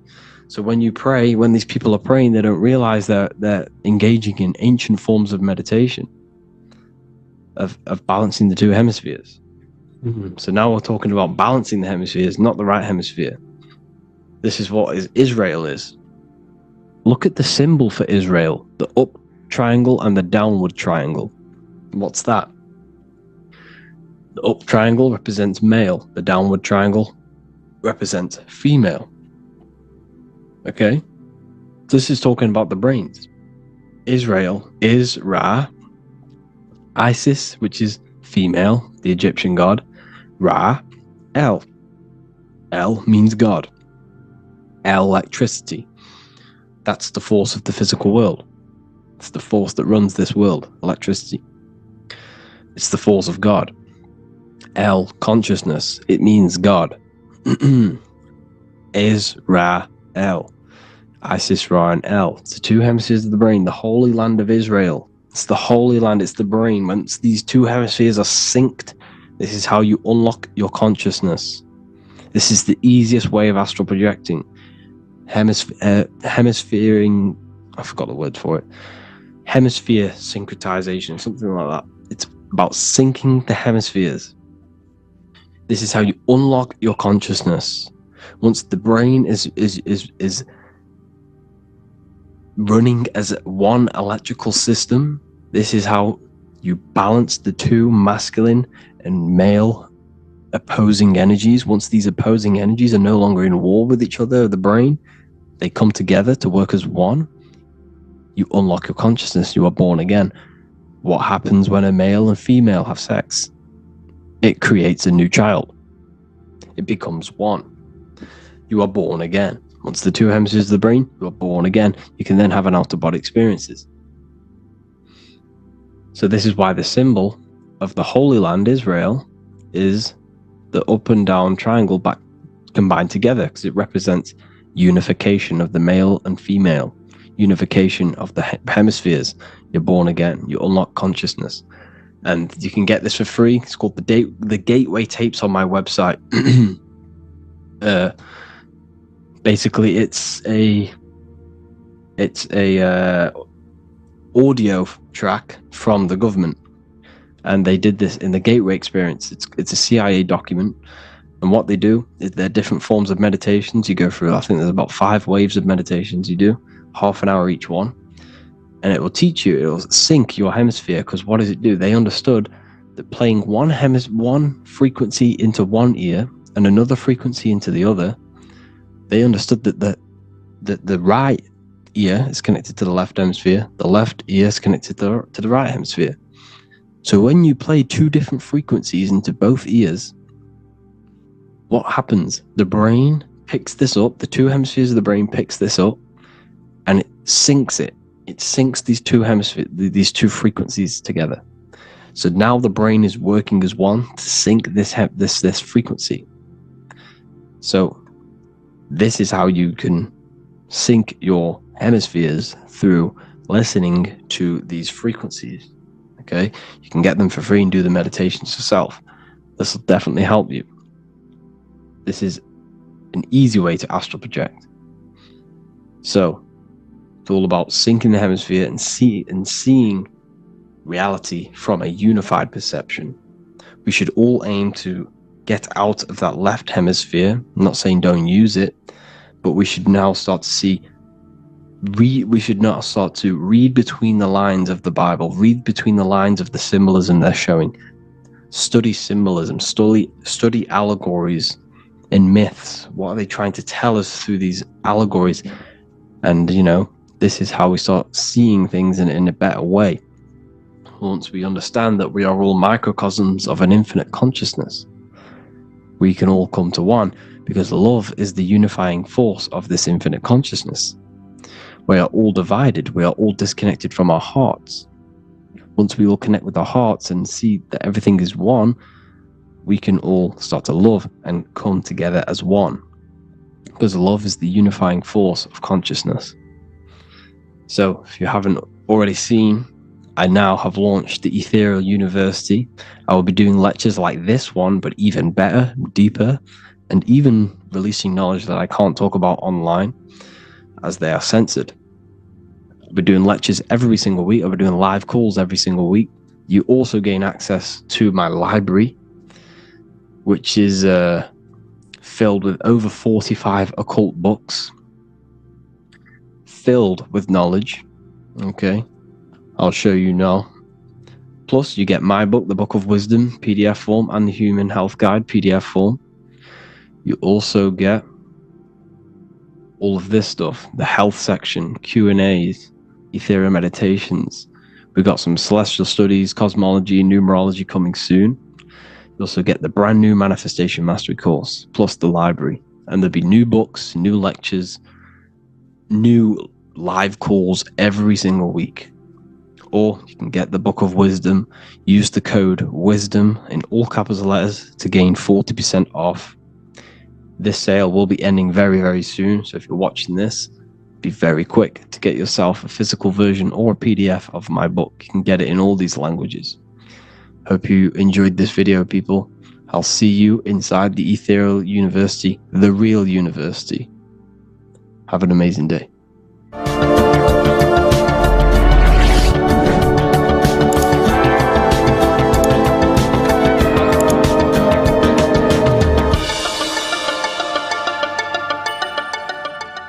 Neo is plugged in on the back of the neck, which is the reptilian brainstem. The reptilian brain is all to do with survival mode, survival state. It's always scanning the environment for safety, whether that's physically, emotionally, or mentally. It does not think. It is instant. For example, do I smack the guy or run off?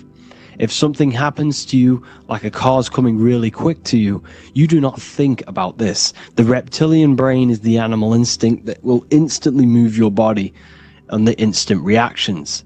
Hence why it's the closest brain to the rest of the body. It has instant access to the electrical nervous system to control the body at instant reactions. Now, Neo is plugged in on the back of the neck, which is the reptilian brain.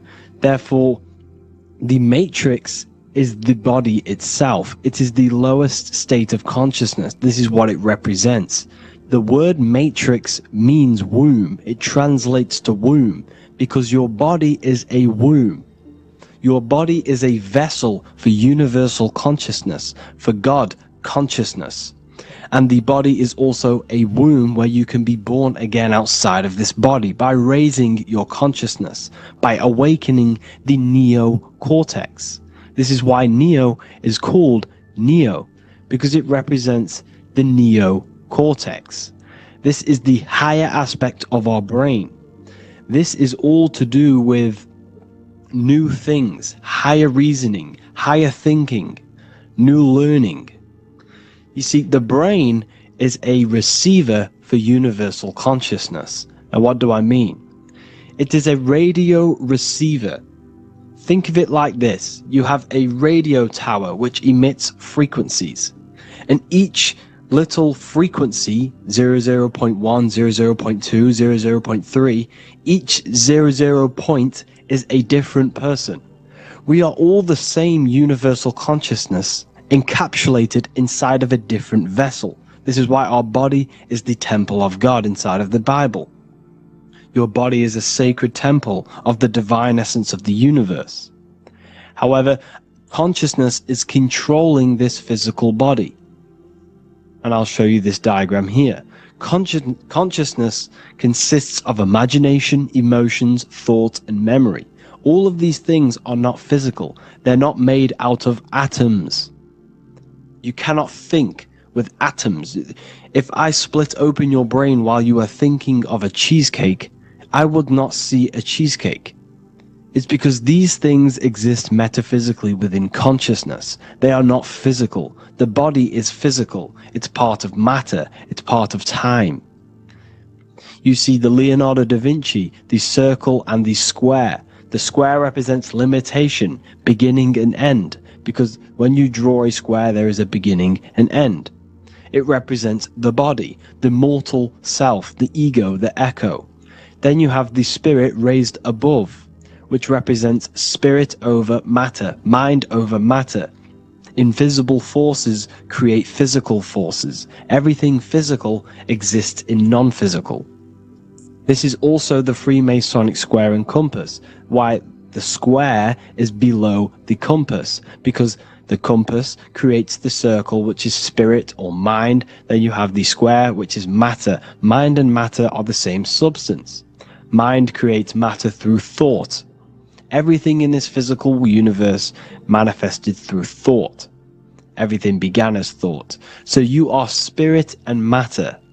You have a material body and a spiritual body. And you are right in the middle. This is why humans are very, very important. Because we have an animal nature, the reptilian brain, and a higher consciousness, the neocortex. And we must awaken out of the matrix, which means womb, which is the body. And Neo is waken up from the lower self, the reptilian brain, and moves into the neocortex.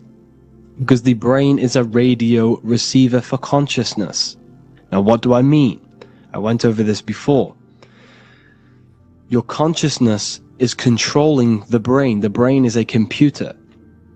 And when our consciousness, our imagination, our emotion, our thoughts, and our memories are all contributing towards just survival things, food, safety, fear, all of these things, and our consciousness is locked into a survival state. We are using the reptilian brain. We're no longer thinking. You don't think with the brain, but the consciousness is thinking, which activates the different parts of the brain. When we think for higher reasoning, we use the neocortex. It stimulates the neocortex. When we think about survival, we're using the reptilian brain. So therefore, when Neo wakes up, he wakes up to the higher aspects of consciousness, which is only utilized by the neocortex, by learning new things and expansion of the mind and expansions of consciousness. Okay? So the whole matrix is to keep you designed, the whole matrix is designed to keep you in a survival state, in the three-dimensional awareness. They want you constantly scanning for safety, scanning for food, scanning for emotional safety in relationships and other people. You see, they do not want you to think. They want you stuck in that reptile, that animal state, that beastly state that most people are in. Most people, all they do is eat, listen to music, consume, have sex, lust, desire. This is all the reptilian brain. So when we say the world's being ran by reptilians, it's symbolic. There is no physical reptilian humanoid beings controlling, manipulating human consciousness. We are all the same consciousness. However, there is a corrupted state of consciousness running this world. And this consciousness worships the physical plane. And they control the physical plane. So by doing that, they keep you stuck in a reptilian way of thinking, the animal state, to keep you stuck in the lowest state of consciousness. Now this is the god Osiris, which represents the reptilian brain. None of the Egyptian gods ever existed. They are all symbolic for the brain and anatomy of the human body. Osiris represents the reptilian brain. As you can see, this anatomy compare to the brain stem and Osiris statue found in Egypt.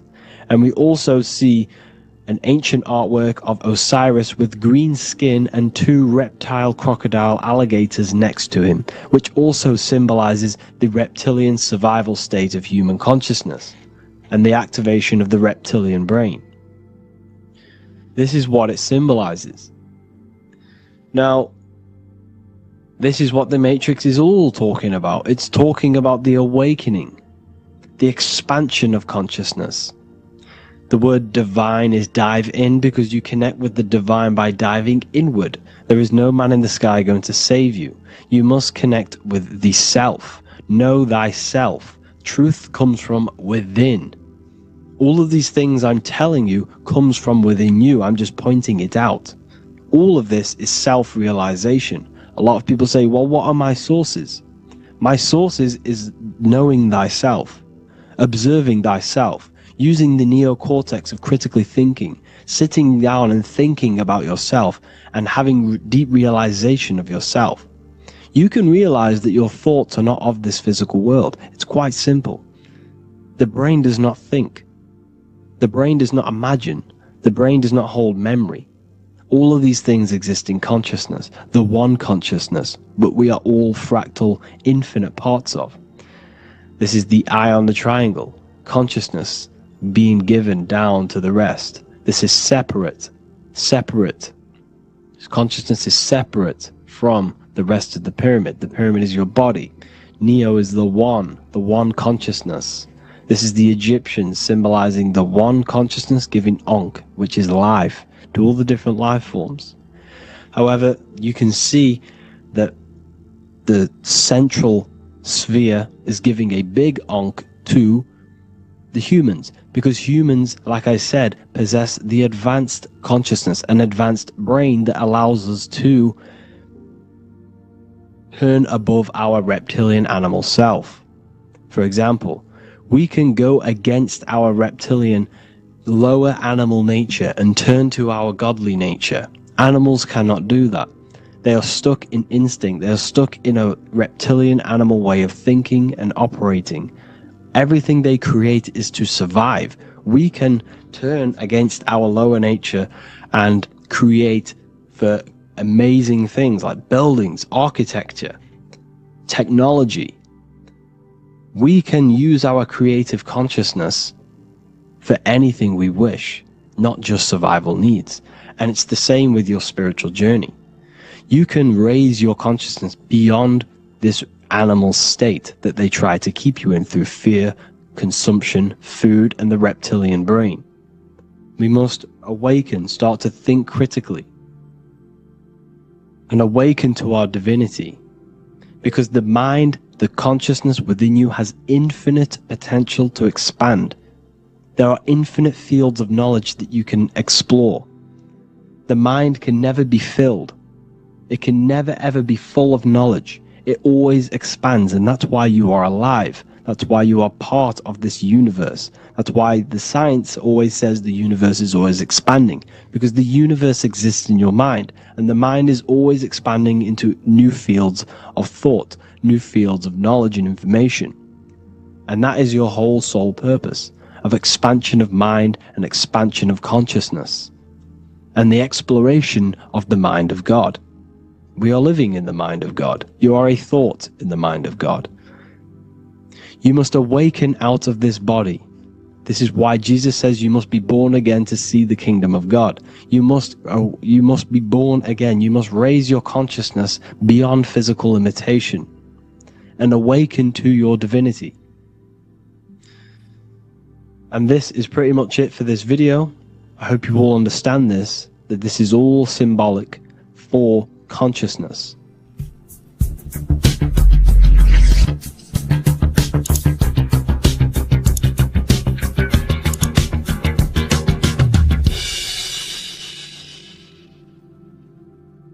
Welcome to Revival of Wisdom. Welcome people, we're back with another video, and this video is about Freemasonry and their connection to the Illuminati. Please, as always, to make sure to hit that like and the subscribe button and turn on the notifications to never miss a video. On May the 1st, 1776, the founder of the Illuminati, Adam Weishaupt, founded this secret organization, and this date can be found in Roman numerals underneath the all-seeing eye pyramid on the $1 bill. This $1 bill also says Anut Coptus Novus Ordo Secularum. This is Latin for announcing the birth of the New World Order.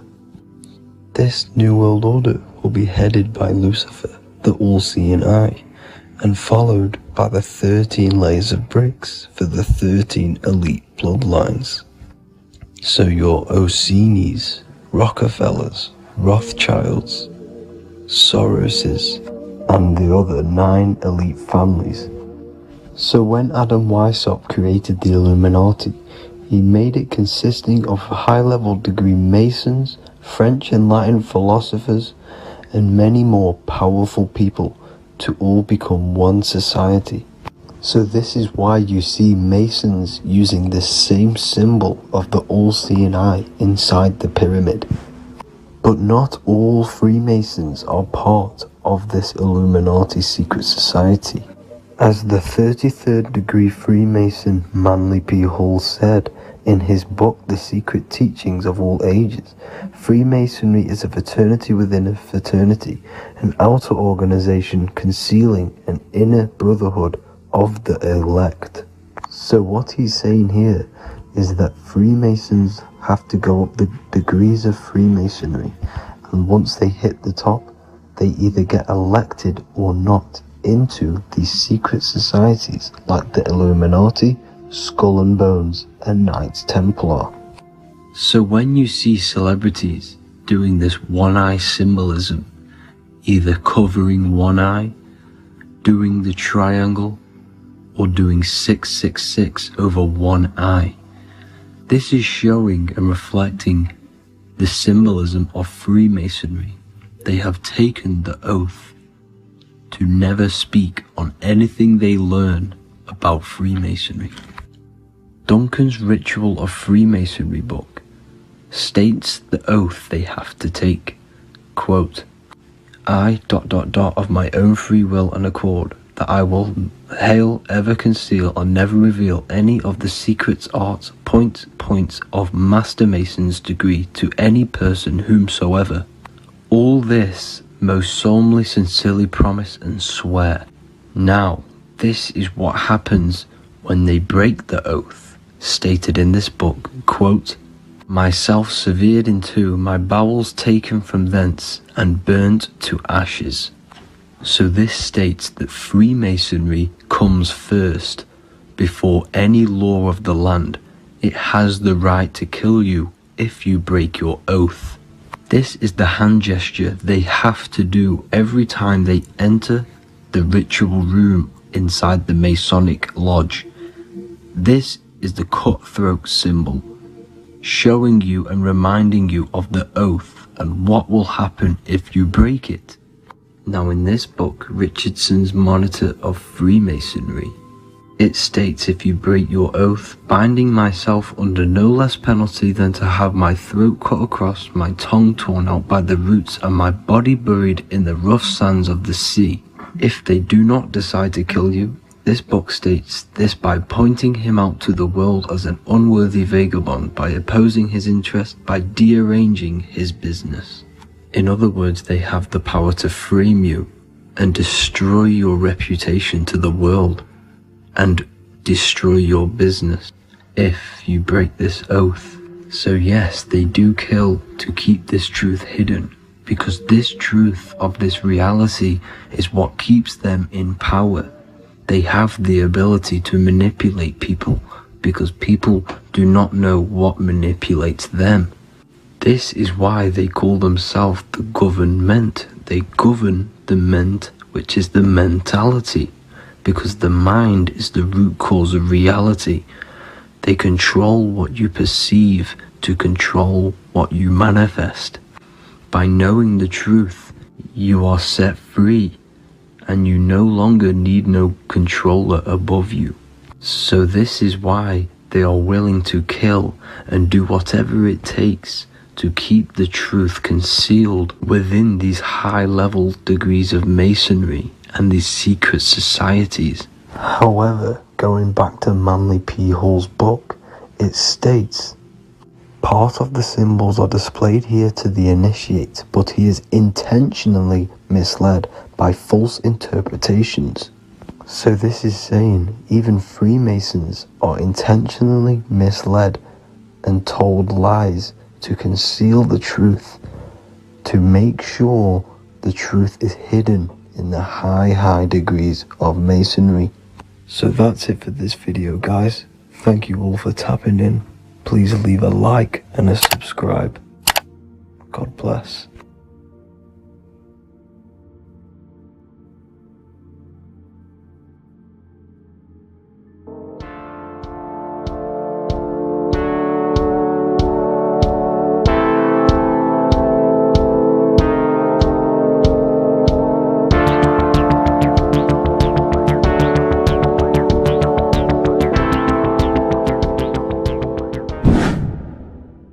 Welcome back, people, to another occult lecture by Revival of Wisdom. Today we're going to be talking about magic and how it's being used on us for the New World Order. Magic has the word mag within it, which is magnetism. Magnetism is the force. Magic is influencing forces, natural or supernatural forces, and using it for a certain agenda to gain something out of it. Now, magic is not what everyone's being thought. It's not some sort of fantasy thing. It's actually very common, and we all do it, whether you believe it or not. Magic is all to do with the mind. As I said, always say in my lectures, Your mind is what creates matter. Your mind is what creates your external world. So it's all about manipulating and planting seeds within the mind, because your mind is a garden, and thoughts and words are seeds which are being planted in that garden. Your life, your physical life, the people you have in your life, your friends, your car you own, the job you have, is all a reflection of the thoughts that you've been thinking in the past. You are where you are in life because of the thoughts that you've been thinking. Therefore, your life is a direct reflection and manifestation of your mind. The Garden of Eden. Okay? The mind is what they are targeting. What you see, say, and hear has a direct effect on your mind. Me talking to you is influencing you. The words I'm saying is planting seeds within your mind.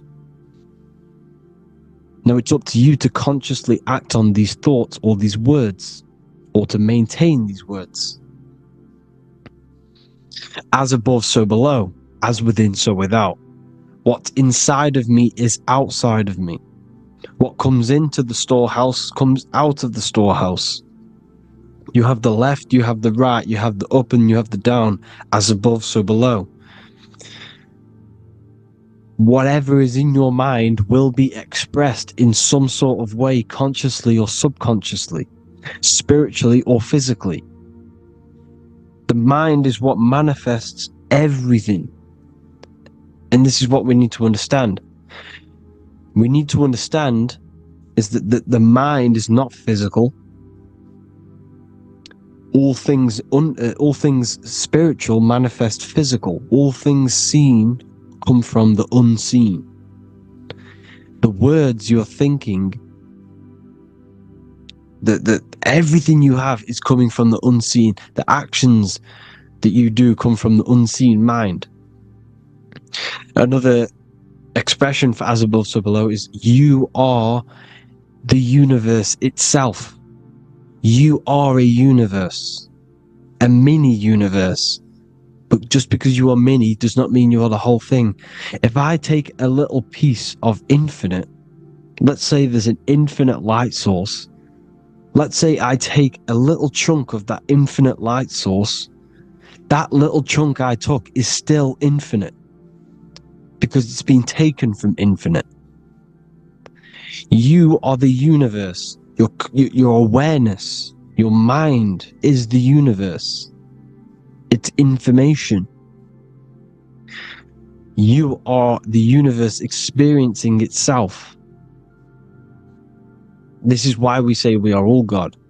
As above, so below. What is in me is outside of me. The sun, the physical manifestation of the sun, is your soul. The 12 constellations are manifested in the physical body. The 5 elements are manifested in the physical body. They're manifested in the 5 fingers you have. As above, so below. This is manifested, this is symbolized in Freemasonry and secret societies as the 2 pillars. The mirroring reflection, the reflection of reality, the mirror. As above, so below. What happens in the mind, what happens in the astral, happens in the physical. This is Aleister Crowley. This is all symbolism. This is the 2 pillars with the all-seeing eye and the triangle at the top. Aleister Crowley was a master magician, very powerful dark magician, black magician. There's 2 types of magic. You have white and black, just like the checkered board. The Masonic checkerboard, you have white and black, you have good and evil. White magic is influencing natural forces to gain something that will help the collective consciousness, help the collective, help the earth, help other people. Black magic is something you manipulate something so you can get something personal out of it. Doesn't matter if it's good or bad. It's still considered as black magic because you're being selfish. Everything you do should be contributing towards the collective consciousness and helping others. And this is why the ancients lived in a system where everything was in unity.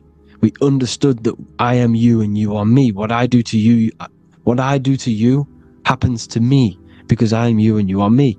We are the same mind substance on the inside. We're all the same mind substance being expressed in different bodies.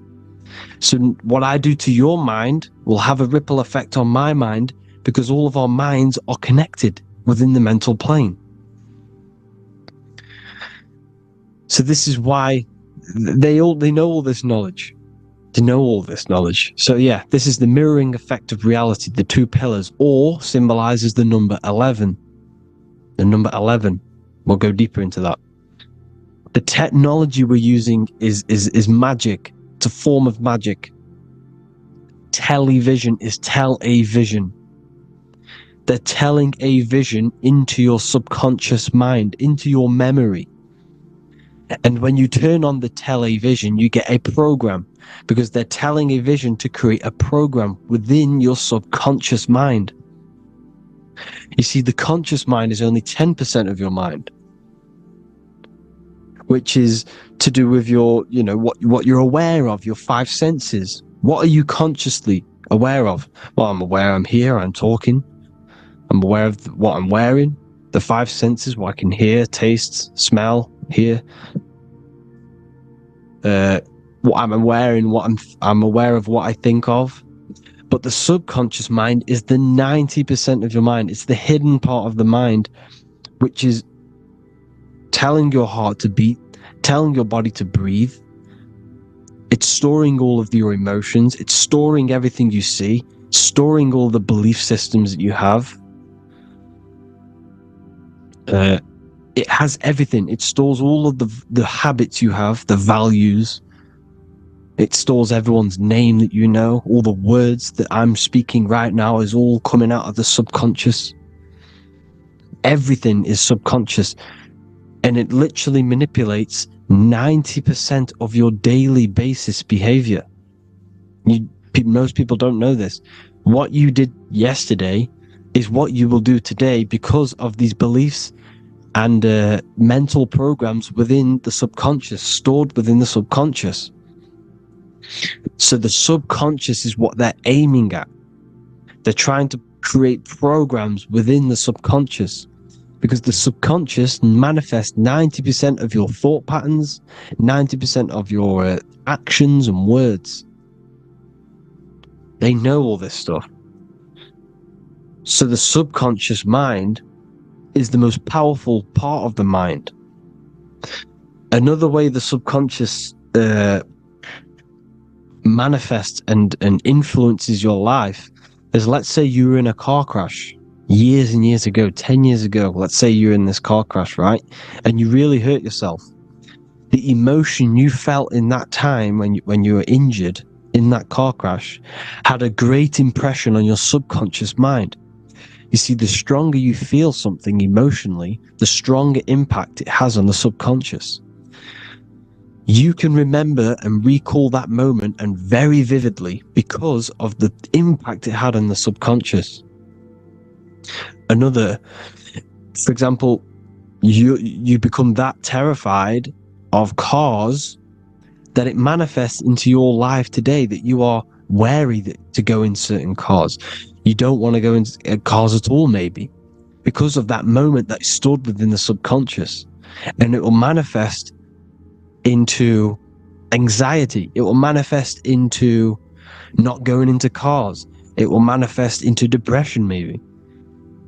These things, these emotional, very emotional, traumatic events have a great impression on our subconscious, and they control your life. This is why you need to meditate and let go deep within yourself and let go of these internal, deep emotions that you may have repressed and keep pressing down and ignoring. But you need to address it and let go of these subconscious impressions you have, which are controlling your life, like anxiety, depression, All of these things are stemming from things that are stored within your subconscious years and years ago, more than likely. Broadcasting. They're casting spells to a broad audience. To news, north, east, west, and south. They're casting spells. No, if you watch the news, everything's red. Breaking news in red writing or the red background. Everything's red. Why? Because red's the root chakra, which is all to do with survival. They want to stimulate this root chakra because they want you down there in survival mode. They want you in survival mode because you're easier to control. They control out of fear. And not only they're casting these spells as if, because most of the things they cast in the news hasn't already happened. They're constantly bombarding you with, there might be a war breaking out, war this, war that, kill here, kill there, murders. It's impressing, it's casting spells on your subconscious mind. So when the event does turn up in real reality, in physical reality, you're less emotional, you're less surprised. You're not as surprised because you've already heard it before. Your subconscious has already heard it all before. If you never heard of a war and then a war broke out, you'd be going crazy. So they subtly program your subconscious mind through the words, because the words they say is impressing your mind. It has an effect on your mind, which will have an effect on your behavior, your words, your conversations you have with people. They're casting spells to north, east, west, and south on the tell a vision. They're telling a vision by broadcasting, by saying spells. This is why we call it spelling. Even the words we say cast spells. Bless. Oh, bless you. That's be less. The subconscious mind only picks up literal things. You see, when I say bless you, your conscious mind picks that up as, oh, thank you, you're blessing me. But your subconscious picks up as be less. You see? Because the subconscious it has no filter. It's just, it is what it is. Everything is factual in the subconscious. Therefore, if I call you an idiot, your subconscious, my subconscious will think I'm talking to myself and calling myself an idiot, and it will take that as true. That is truth. Everything is truth within the subconscious. And the subconscious manifests your behavior. The devices this is the biggest one. Black scrying mirrors. Device, the devil's vice. The device. Okay? Black scrying mirrors, black screen is scrying. Black scrying mirrors were used to communicate with spirits within the astral plane in the medieval times. They're still being used now by black obsidian mirrors. And look at your phone, it's a black mirror. And there's some sort of, I'm not saying this is facts, but personally I believe these are portals for spirits and ethereal entities to come into your life, to come into your surroundings. So this is the next big thing. The TVs, your iPhone, your iPod, all black mirrors. And mirrors are very, very powerful. Even just a normal mirror. Mirrors have an effect. Whatever you say into a mirror, what you say is energy. And when you say something into a mirror, you're saying it into yourself. It's an infinite cycle of words, of energy. Because it's being reflected infinite times. When you say something into a mirror, it has a massive effect. You're saying it directly into your eyes, into your mind. So what you say in a mirror should be said with precaution. Never say anything negative into a mirror, because mirrors are very, very powerful ways for you to reprogram your subconscious mind for the good. You can say very positive things into mirrors and it will reprogram your subconscious mind. Okay? Manifesting is all magic. It's all magic. Everything is magic. But consciously doing it is what they're doing. They hid this knowledge. Your phone is magic. It manipulates your mind. The iPhone. Okay? See, magic isn't all of this with wands. See, Harry Potter, okay, that was created to give you this perception of a mystical and amazing form of magic with magic wands and all sorts of stuff like that. Yes, that stuff was true when the collective conscious minds were on a higher level and our belief systems believed in these things, because the universal mind, all of our minds contribute to reality. If the masses don't believe in magic, if the masses don't believe in a certain thing, it's going to have an effect on physical reality. So when the collective minds are higher and have more open minds, things like Harry Potter can come true. See, it's all in the mind. The iPhone, the I is the symbol for the mind, the invisible intelligence. The triangle is the ethereal plane. Okay? So the eye in the triangle is the eye that sees into the beyond the ethereal planes. The square is the physical plane. So the iPhone, your phone, is a black box, just like the Saturn black cube. It's a black mirror. It's taking photos of you every 2 seconds. And it's your mind. Your mind is in that phone. Everything you like, everything you text, everything you type in Google, everything you say to someone, every conversation is all recorded on the phone. Therefore, it is a direct reflection of your mind. Your mind is imprinted into your phone, because your mind, everything you think in your mind, you're manifesting into typing, saying, taking pictures into the phone, and it's collecting it and storing it. And what they're doing, and this is for all forms of magic, it's manipulating the mind. It's all manipulating the mind. Reels, Instagram, TikTok, this is all dopamine. It's all controlling the mind. Every like you get, every follow you get, every share that you get is dopamine within your brain. They're literally targeting your brain and mind. It's all manipulating, because what they're pushing through the phones, through the media, through the news, through the televisions is visions and programs. You are the one manifesting the New World Order. They're not manifesting the New World Order.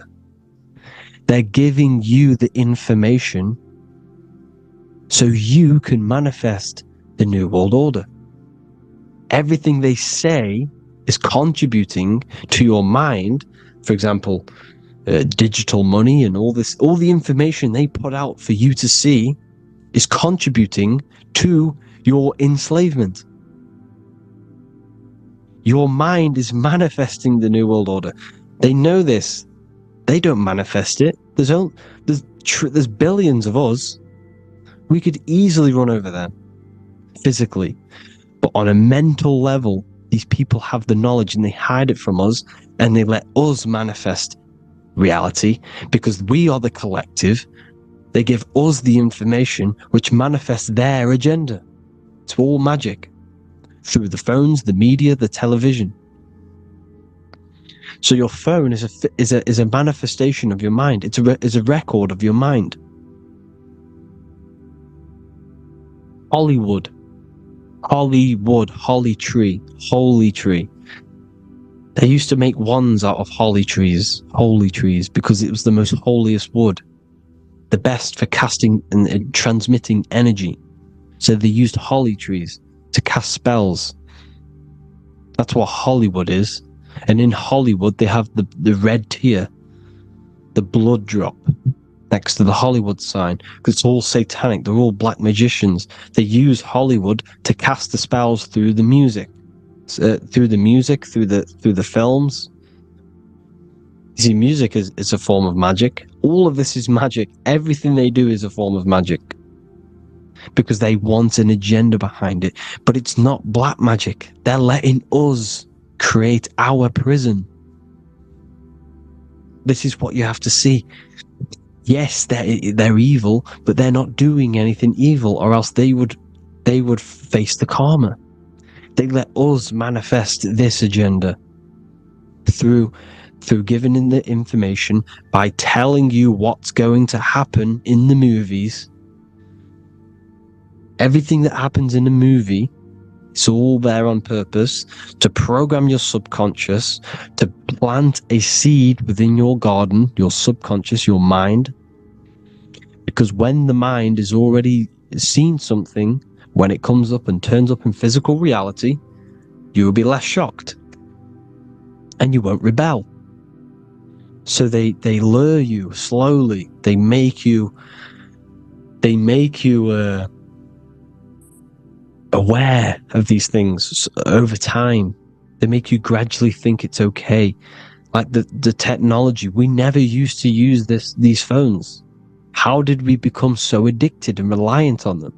Well, because first they gave you a little flick phone. Well, no, sorry, they gave you a phone in your house, and then once you got used to that, they say, "Oh, here's the newest version of a little flick phone." You started texting your friends. Everyone was loving it in high school. They could now meet up without saying, "Let's meet on the weekend at this point at this time," like your parents probably did, or maybe some of you watching this, you probably had to tell your friend to meet on the weekend at a certain time because you had no way of communicating. So everyone got these phones and got addicted to them. Then they slowly got addicted to the new iPod with the touch screen. Now they invented touch screen. Then everyone got addicted to touch screens. Then because all of this is producing dopamine in the brain, which creates you to become mentally addicted to things, and physically addicted, chemically addicted, because dopamine's a chemical. Your subconscious becomes a program within your subconscious, and your body becomes chemically addicted to these phones. And these phones are the enslavement of humanity, technology. Without this, we wouldn't be in this mess, without technology. Because they're creating a hive mind. We're creating a hive mind. So back on track anyways, they program you. Look at the films, 9/11, all produced by Hollywood. Here's the 11, like I said at the beginning, the two pillars which reflect reality. What happens in the mind happens in the physical. What happens in the astral happens in the physical. Okay, what happens in the physical happens in the mind. It's the two pillars, the mirrors. 9/11. 9 + 1 + 1 is 11. Flight 11 was hijacked. New York is the 11th state. New York adds up to 111. This is not a coincidence. It's all a form of magic. It's a ritual, energy harvesting ritual, because your mind produces energy. Your mental attention produces energy, and they're feeding off this energy in the astral plane, these demons. Music is the most powerful. Personally, I think the music is one of the most powerful forms of magic they're using. Okay? Music is hypnosis. It puts your brain in a hypnotic state. It influences your electromagnetic field through vibrational energy. It reprograms your subconscious mind. Why do you think you remember the lyrics? You see, your subconscious stores all of the memories. Remember, the subconscious manifests 90% of your behavior. So therefore, the music you're listening to is manifesting your behavior. You wondered why some people wonder why they have drug addictions and they can't get out of violence and they can't get out of all this negative mind space. It's because the music they're listening to is creating a negative mind space. The words you listen to have plant seeds within your mind. So the reason you remember the lyrics is because that song created a program within your subconscious. Yes, that is what happens. You can use magic to reprogram your mind, but you can use music to reprogram your mind because it's all forms of magic. It's using natural mental energy forces to manipulate the physical reality.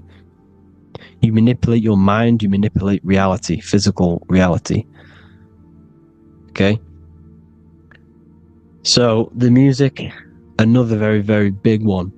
When you turn on the radio, it's just all talks about alcohol, drugs, and sex, because they want you down in the lower three chakras. They want your mind attached to matter when it's mind over matter. Your mind's not physical. You see, the word spirituality is the new trend. It's not about your spirit. It's not about your spirit. It's about your mind. It's not about, spirituality and looking after your spirit. And they've got you focused on your spirit. Why? Because they hide your mind from you.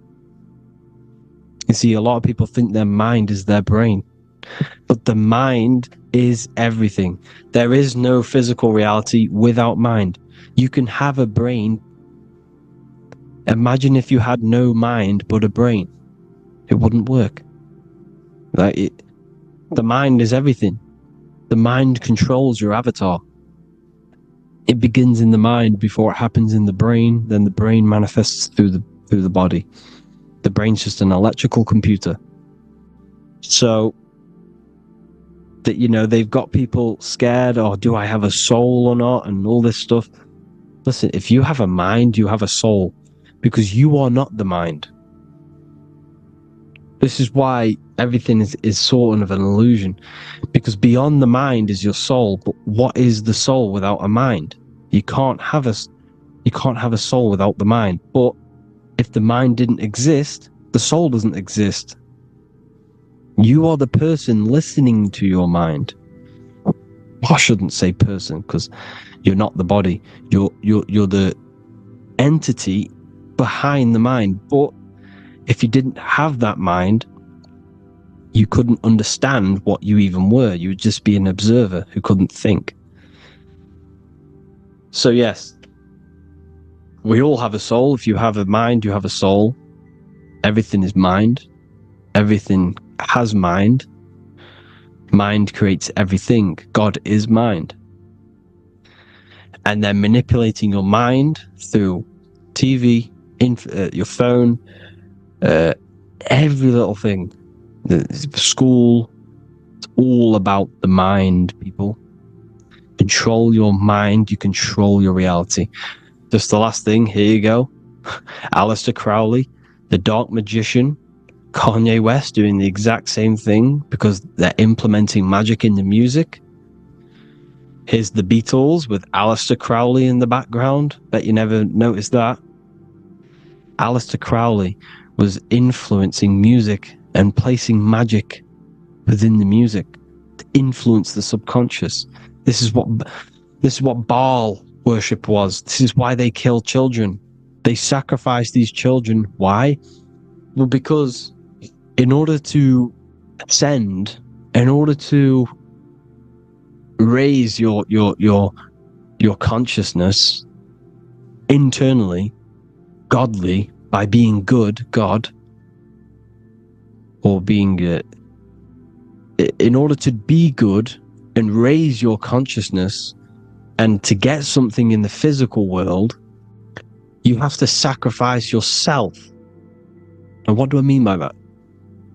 In order to raise your consciousness and ascend, you have to sacrifice the lower nature of yourself. You know, you've got to abstain from having sex to retain your sexual energy, to transmute it. Or staying away from negative, poisonous foods like meat. So, staying away from blood. We shouldn't be consuming other animals' blood. We should be keeping our blood pure. We are humans. We shouldn't consume chicken blood, chicken germs.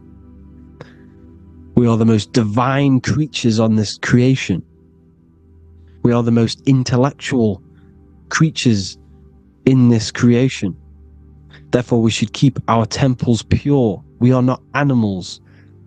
If you want to associate yourself with an animal, go out in the wild, go and find a wild boar, and go and try rip its guts out with your bare teeth, because you can't do it. You're not a cat. You're not a carnivore.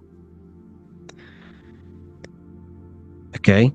So in order to ascend, you have to kill and sacrifice your lower part of yourself to ascend up to your spirit self, your mind self, the highest version. And the elites don't want to do this.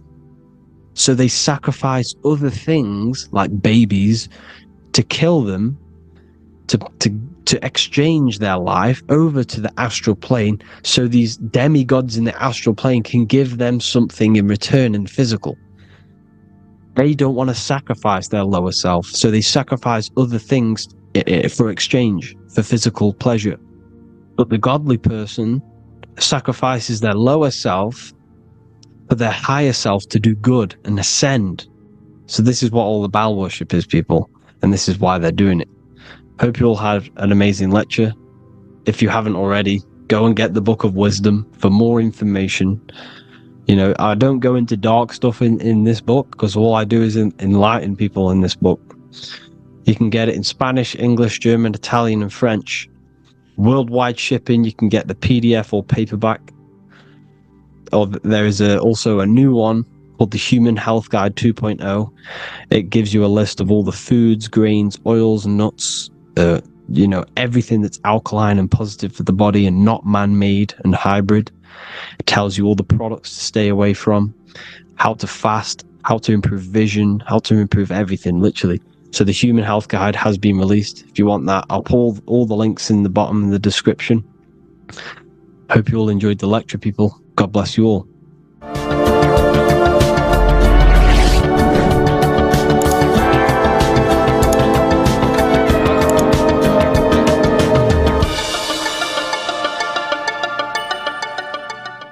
In this video, we're going to be talking about the evolution of consciousness. You are born human, however you possess consciousness, which is the awareness behind your being, the awareness behind your thoughts, the experiencer behind your five senses, the experiencer, the observer behind your thought, emotions, and senses. You are an eye, an invisible consciousness looking through a lens, which is your body. Your body produces this physical world that you experience. Your brain produces this world. Your brain and body is a technological computer. However, you are an infinite, ever-expanding consciousness behind this physical body. And there is an evolution of consciousness, a cosmic journey of expansion. And this is why we see so much pyramid symbolism in the occult and esoteric world, and especially within Freemasonry. Because the pyramid represents climbing, an evolution, a raising state of consciousness, a journey. Steps symbolize a journey upwards. This is the raising and the evolution of consciousness, our inner world. The transmutation of our inner selves, of our souls and consciousness and our minds. So when we see this pyramid, we're seeing a evolution, a way up to source consciousness. And the eye in the pyramid represents your source consciousness. It represents illumination. It represents divine guidance through this evolution of consciousness. This is why we see the ladder. Consciousness is ever expanding on an infinite journey of evolution. Each individual is a part of this cosmic process, contributing towards the ongoing expansion of both mind and awareness. As we evolve, we collectively explore deeper levels of existence, expanding the boundaries of thought and consciousness. The mind has the ability to expand infinitely into new realms of thought, into new dimensions of mind. The mind cannot be filled up. It is not a physical substance. The body can be filled up because it is a physical thing, but you cannot fill the mind. Therefore, the mind is constantly expanding, ever expanding into new fields of thought. So what we see in Freemasonry, the ladder, is again a journey, an elevation of consciousness. When we are born with an infant consciousness, and as we gain older, we gain an adult consciousness. Our inner world, our inner mind, and our emotional intellect changes and evolves. We are significantly different from when we were very young as an infant. It's because our consciousness evolutes, it changes, it alters like water. So, just like this evolution of your own consciousness as growing up, there is consciousness of beings existing in cycles beyond our own. And their consciousness is unimaginably different from ours. They operate on a higher level of understanding and knowing, experiencing reality in ways that transcend our current comprehension. Our minds right now cannot comprehend the highest states of consciousness. There are entities, there are beings beyond our own, existing in higher dimensions of consciousness that we cannot comprehend because they have expanded. They are on a further way up the ladder of consciousness. However, we are all on this same journey. None of us can take the same journey. There is one ultimate goal, reaching source consciousness. However, this is always ever expanding. However, we are all on a different journey. There is one truth, one source, one goal. However, there are billions in different ways of reaching it, and we are all on these different paths to source consciousness, to this ladder, this evolution of universal evolution. Okay?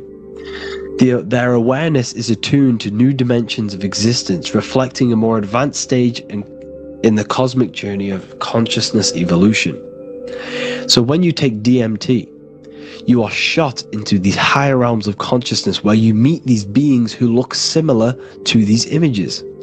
They are not speaking to you physically.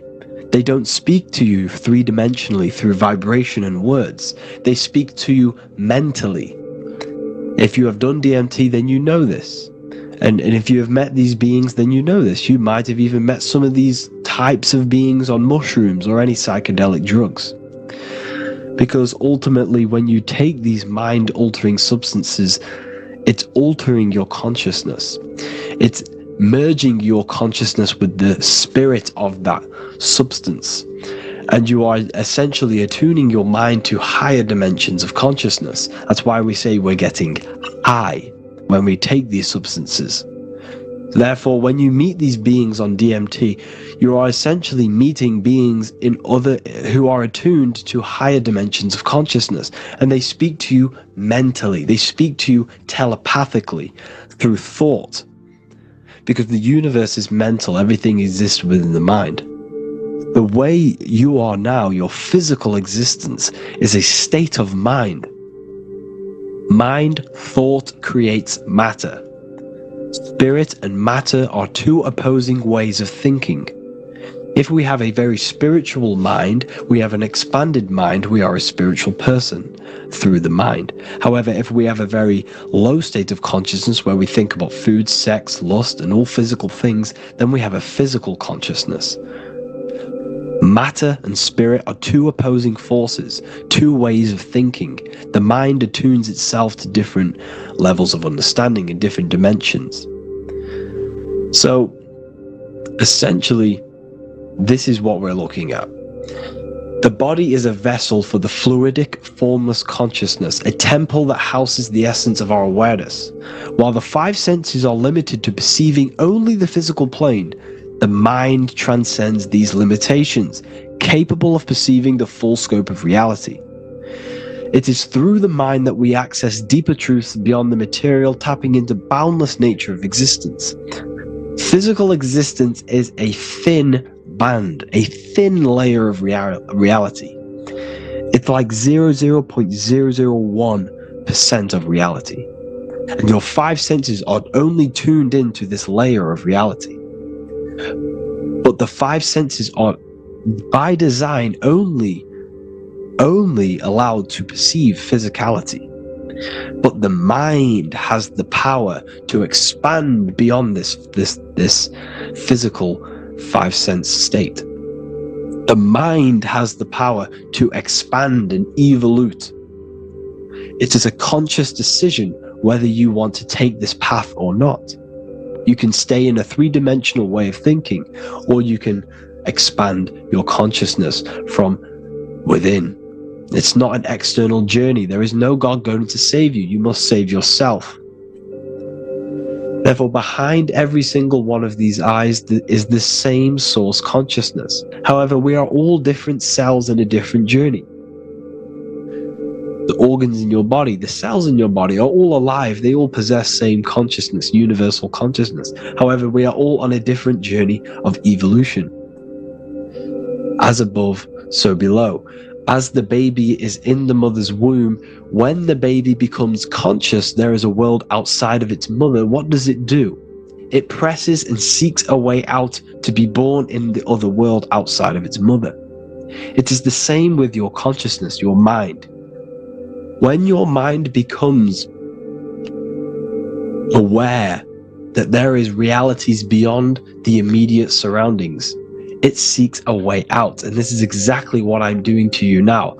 I am now expanding your mind and telling you there is other ways of reality. There is other dimensions of consciousness which you can access through inner transmutation, through different ways of thinking, spiritualism and meditating and connecting with yourself and detaching from external things.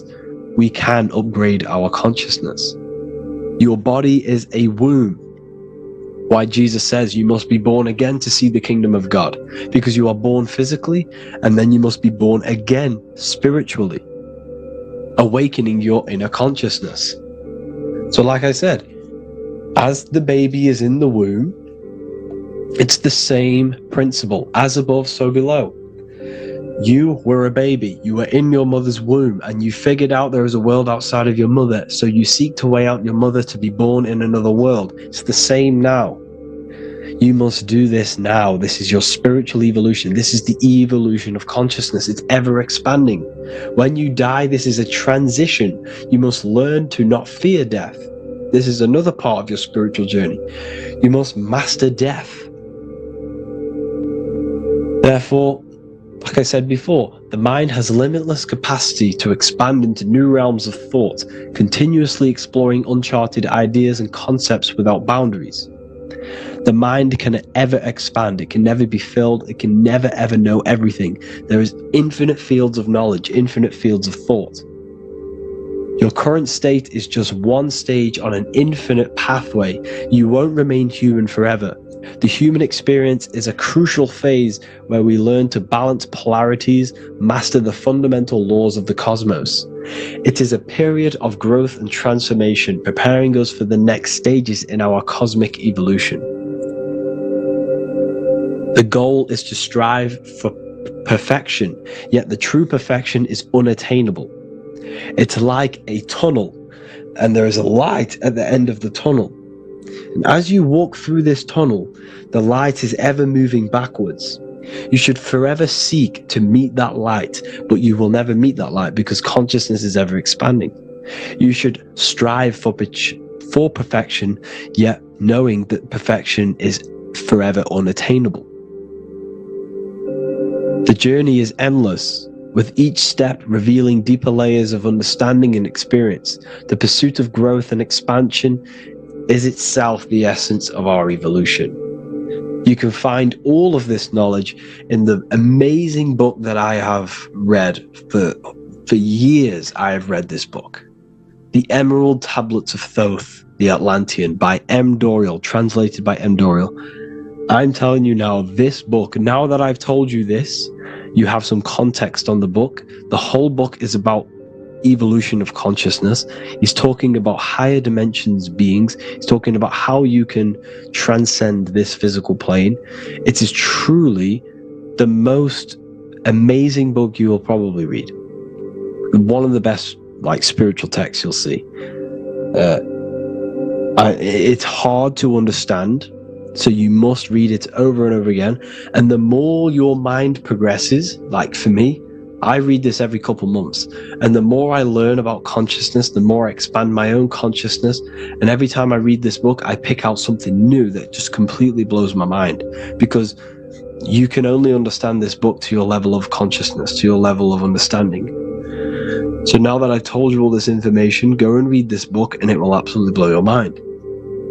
And so will the Book of Wisdom Volume 2, which is now available. I released it the other day. I'm just going to read a page out now. This page is called Spirit and Matter. The Earth is not merely a dense, lifeless rock drifting through space. It possesses spirit, a living essence that animates its form. But what do we mean by spirit? Spirit in esoteric terms refers to the energy, the life force, animating the principles infused in matter. So essentially, what this page is talking about is how everything has spirit, consciousness within it. You are the middle, you are spirit and matter. You have the ability to expand your mind to the God self and raise above our animal instinct, our material self, and know the divine and expand. Animals cannot do this. Animals are not self-aware. Humans possess self-awareness. We can observe our consciousness. We can say, why do I exist? We can look in the mirror and know that we need growth. And this is what Anunnaki means. Anu means above. Anu was the supreme god of the sky, which is a metaphor. He represents spirit above, heaven. Anu came down to earth and married Ki, the goddess of the earth, which represents matter. It's a myth, it's an allegory. Anu married Ki and gave birth to the Anunnaki. Spirit came down and infused with matter and gave birth to the human, which is you. You are spirit infused in matter, Anu and Ki, Anunnaki. You are the Anunnaki. And this is just one of the teachings in my book. Honestly, this book is absolutely amazing. If you truly, truly want to expand your consciousness, give this book a read. And obviously, if you're inside the university, I give you this book for free. A paperback version. If you join the university, follow the steps inside of the general chat, you'll be able to download this book. Sorry, not download it. Order a paperback for free. All you have to do is pay for the shipping. You'll also gain amazing knowledge inside of my library, where your mind will just be overblown with the amount of esoteric books. There's over 45 rare occult books, plus you get a PDF of the Volume 1 and Human Health Guide. You get reoccurring updates where I expand on symbolism, occultism, where you will just feel absolutely amazing once you understand esotericism in yourself. You'll also learn how to create the dream reality that you want with the Manifestation Mastery course, where I teach you how your consciousness creates reality. You'll have a real lectures where I post lectures on symbolism, occultism, esotericism. There's a conscious community and live calls and Q&A where you can ask me questions and I'll answer your questions. I just want to say thank you to everyone who has joined the university. Thank you for even liking and watching this video. Any support I just appreciate every single one of you. Please, if you can, leave a comment and a like on this video and let me know any videos you want me to make in the future. And I will start uploading a lot more to the YouTube. So yeah, thank you all for tuning in today. Have an amazing day.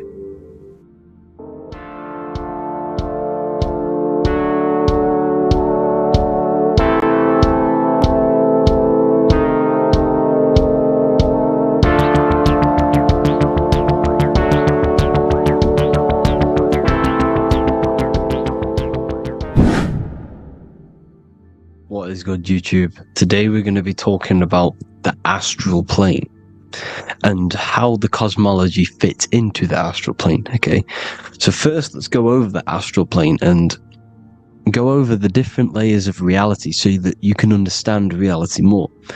You are a multi-dimensional being. You are not in these, you are in all of these realities at the same time. They all interweave into one big reality. But there are different planes. They are different vibrational dimensions. There are different dimensions of reality. The mind is the root cause of reality. We're living in the mind of God. Everything is being thought into existence from the root cause, from the universal mind.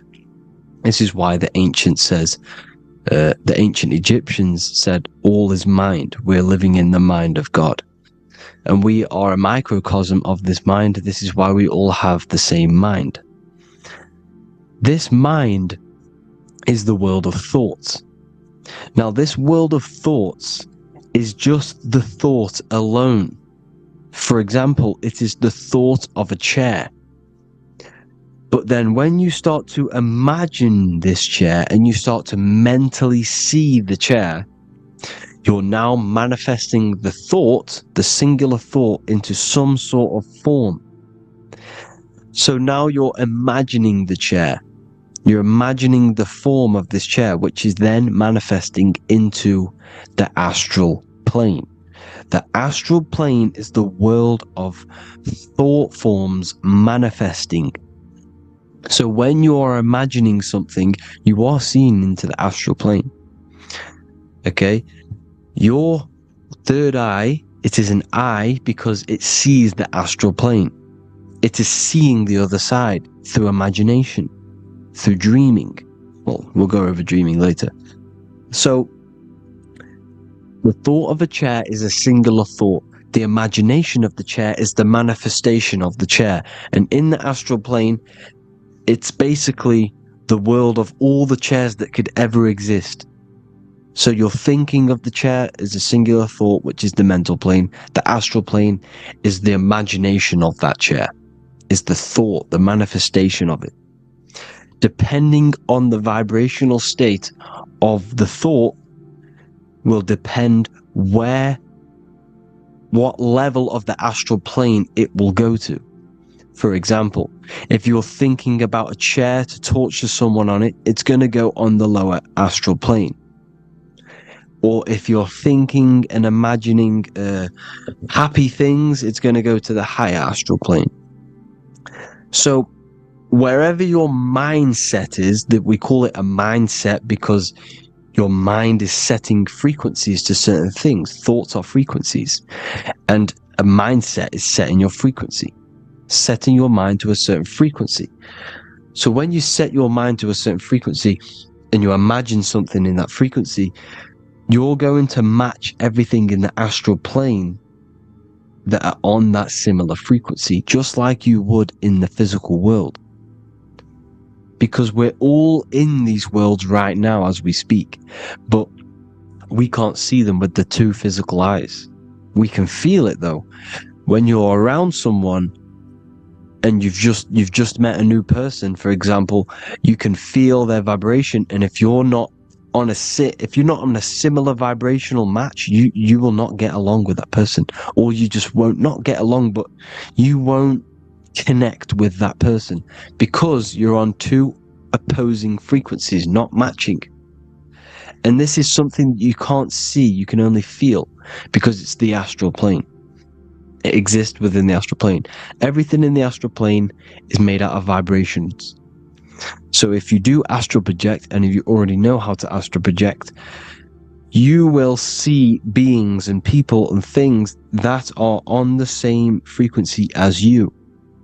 This is why before you astral project, you need to sort your vibration out before you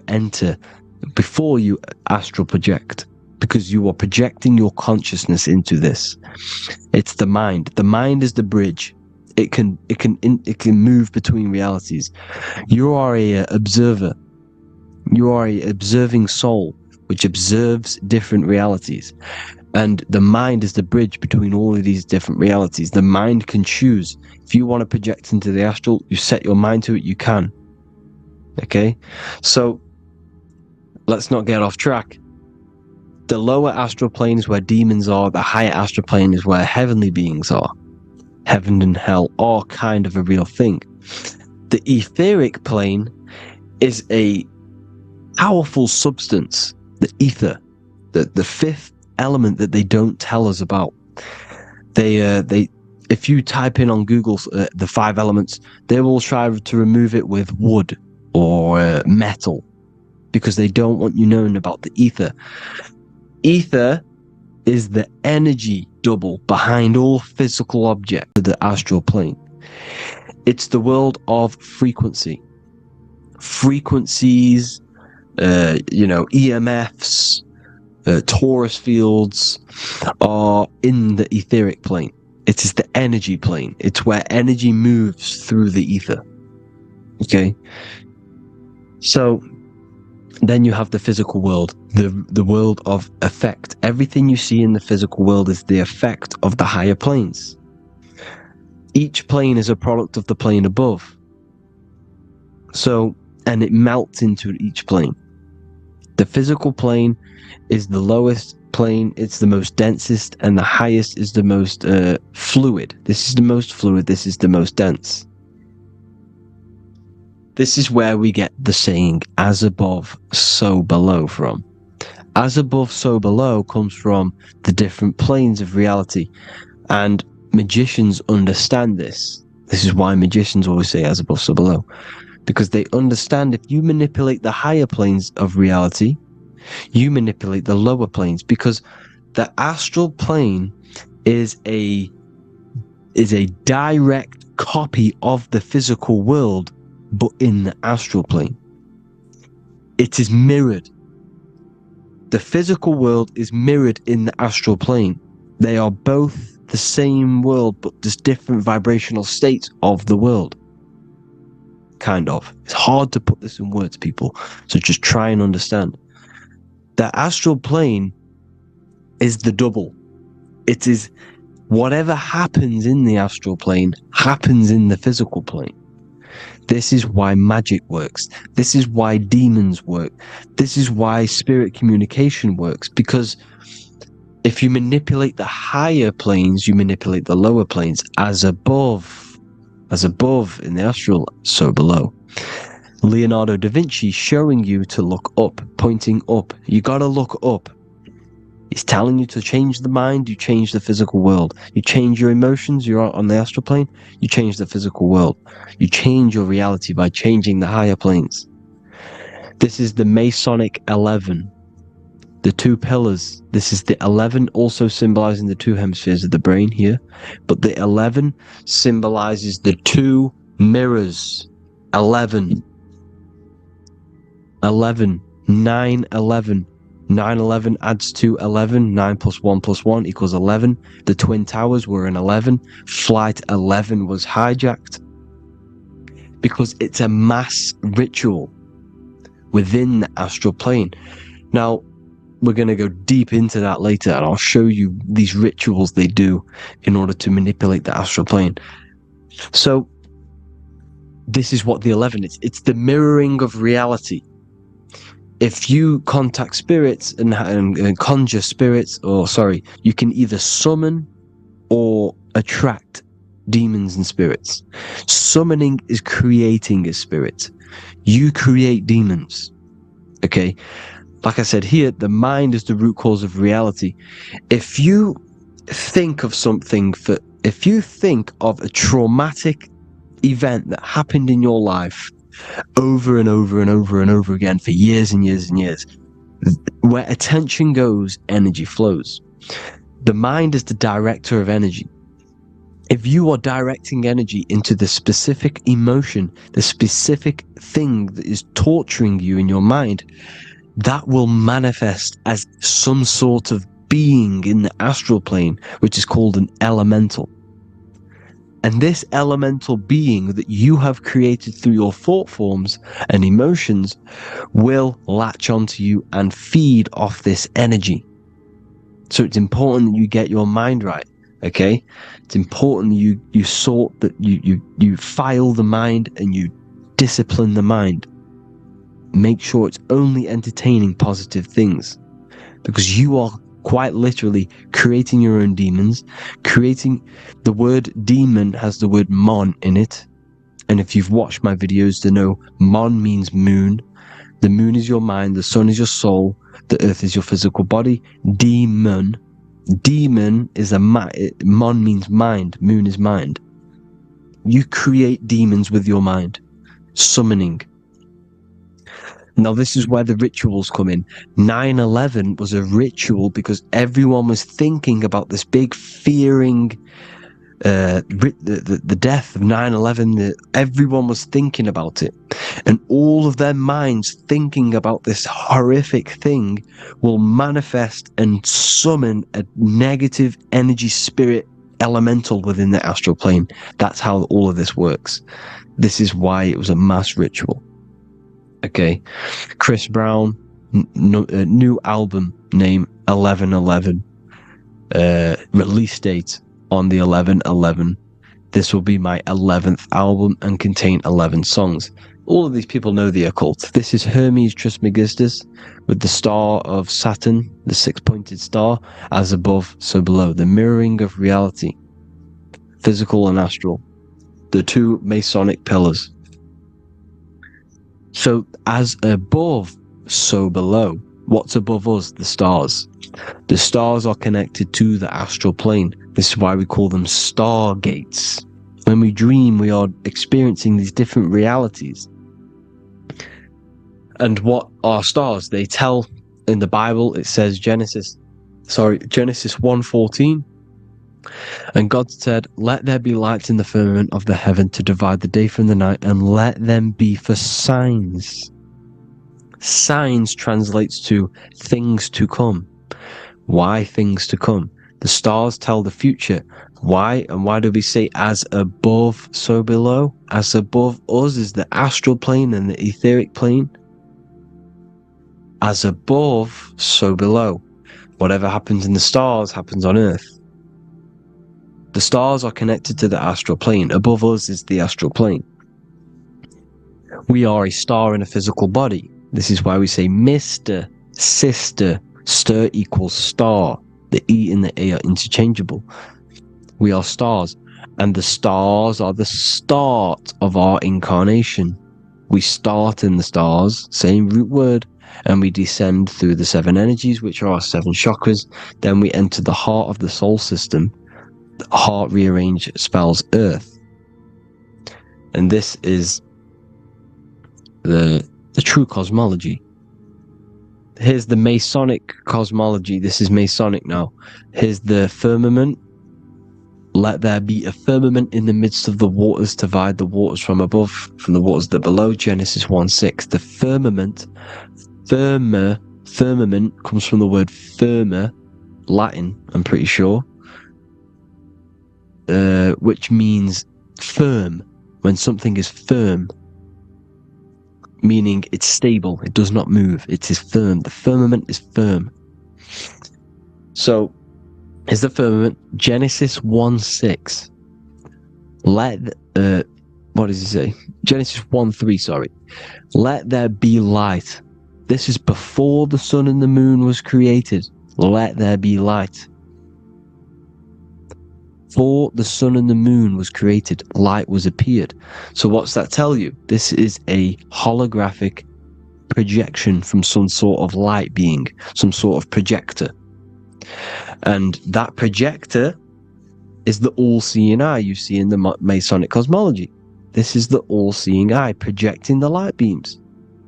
Let there be light. Everything is made out of light. The universe is created out of light waves. The torus field is one unit of light. The light projecting this reality is Polaris. Okay, the famous all-seeing eye.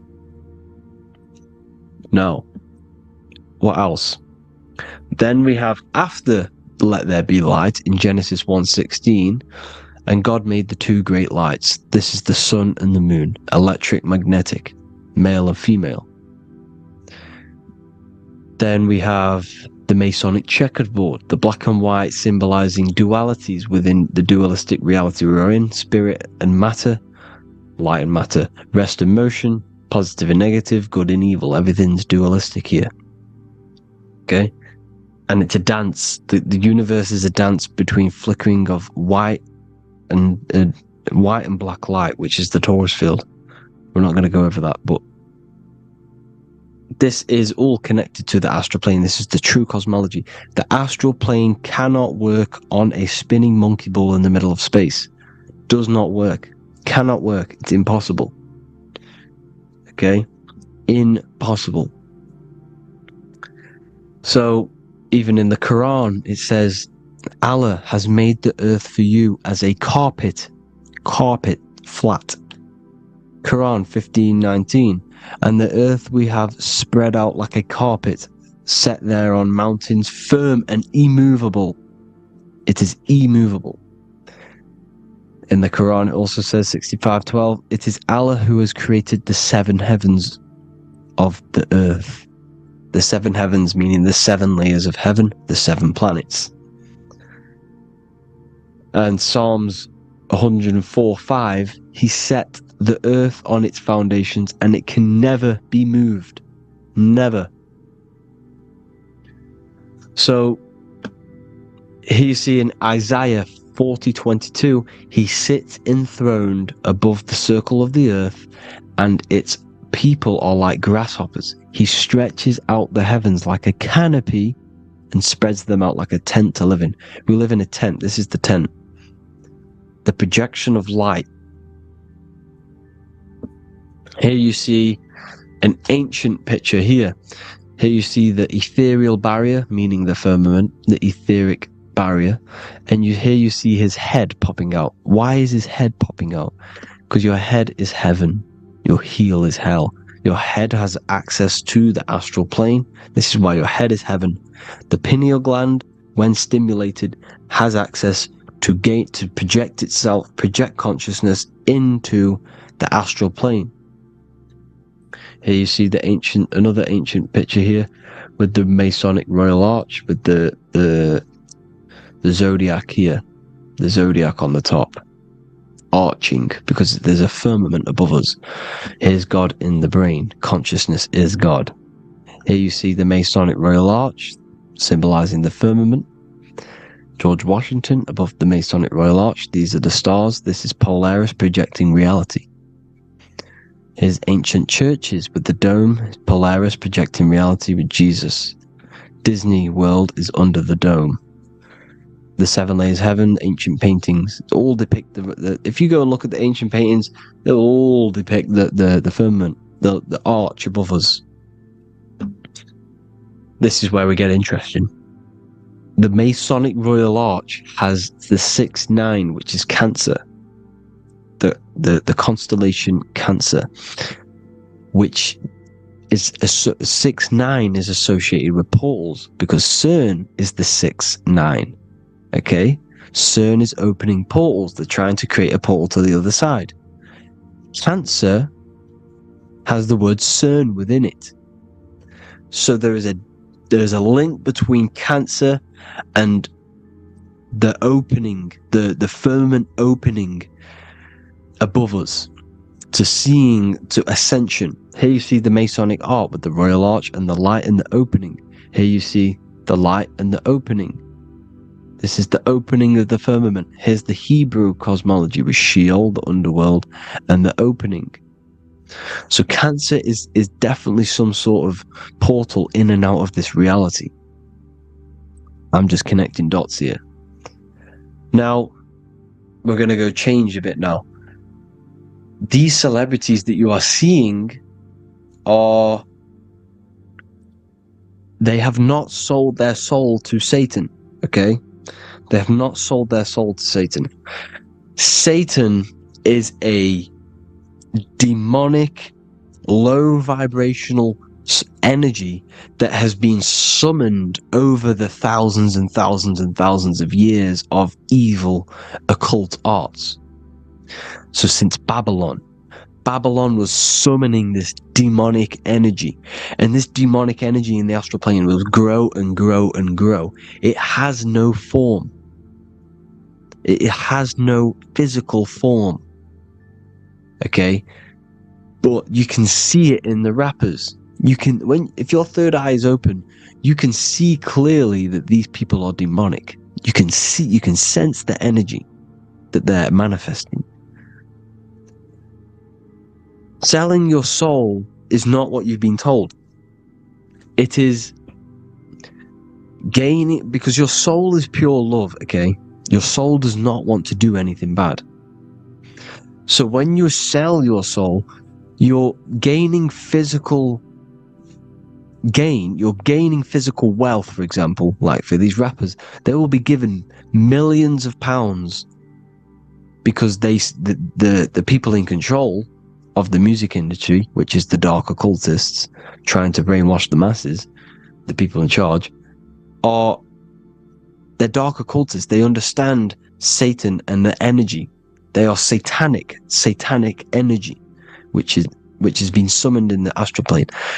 They see that they have influence over the masses, so they will go to them and say, "I will give you this amount of money forever if you manifest this satanic, demonic energy through the music and through social media to blind the masses, to brainwash the masses into this demonic energy." Because when you listen to music is frequency. Whatever you listen to, you become that frequency.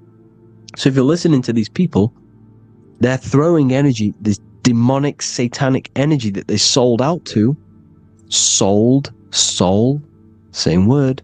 When you sold something, you've got your soul involved. They have exchanged money, physical gain, so that they manifest this satanic energy within the astral plane and through the music, through the videos, through social media, to keep us in this vibrational frequency, in this low state of consciousness. This is what it actually is. It's not, you're not selling your soul to some sort of devil.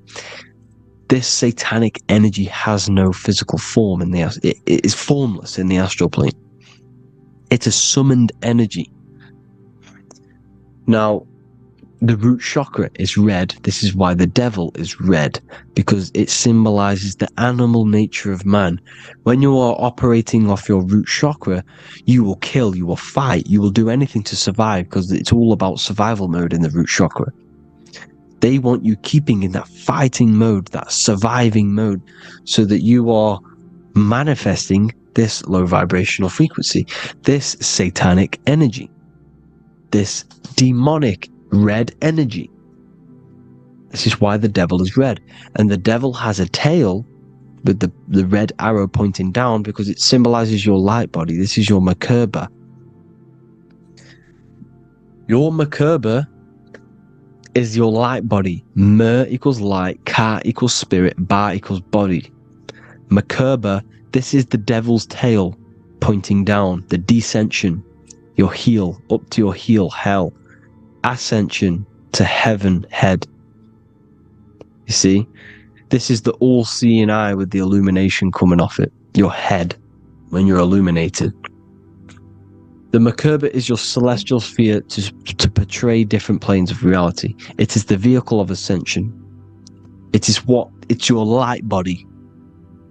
It's in the word Kabbalah, Kabbalah, Ka, spirit, Ba, body, La, light. Same thing, Kabbalah, Merkaba. Same thing, it's all about the light body. This light body sees different realities. So when you see the goat in the music industry, it's this satanic summoned energy that's been summoning for thousands of years within the astral plane. When it becomes to the physical plane, it will manifest through different things. A goat, an owl, Satan, Moloch, Baal, same deity, same demonic energy that's been summoning in the astral plane. And this is why the Baphomet has a goat head. Drake's new album is the goat. The Polo G, the Masonic G with the goat. And here's Rilo Rodriguez in the mirror with the goat in the mirror and him in his physical body. It symbolizes, the mirror symbolizes the astral plane, because he's manifesting the goat, the demonic energy. He's sold out to the demonic energy, and in the physical plane, he's his physical body. The mirroring, the Masonic 11, the mirroring of reality, the astral and the physical. And what do you call them when they're an amazing rapper, the best rapper? You call them the goat, because the goat, you're the goat because you're manifesting the goat energy, the satanic, demonic energy within the astral plane. So Baal, Moloch, all the same thing. Because in the astral plane, if you want to gain spirits to come to you and communicate you, in the physical world, if you want to communicate with spirits, you have to gain their attention. You can either gain their attention or come together and agree to create some sort of being, which is Satan. Okay. You can, like I said earlier, you can create these beings, you can summon them or attract them. One way to attract them is sacrificing. In order for you to become God, man, to turn to God, you have to sacrifice your life. You have to sacrifice, not drinking, not doing things, not doing anything demonic, not doing anything bad, not eating meat. You have to sacrifice yourself to become the light. However, if you want quick, instant gains in the physical world, you can sacrifice something else to communicate with these spirits, because these demonic energies feed off demonic energy, your demonic energy. So these dark occultists will give away babies, they'll sacrifice, torture babies so that they gain, so that they can communicate with these spirits for physical exchange. Yes, you can do this. These powerful spirits, these powerful demons can give you powers. They can give you certain things.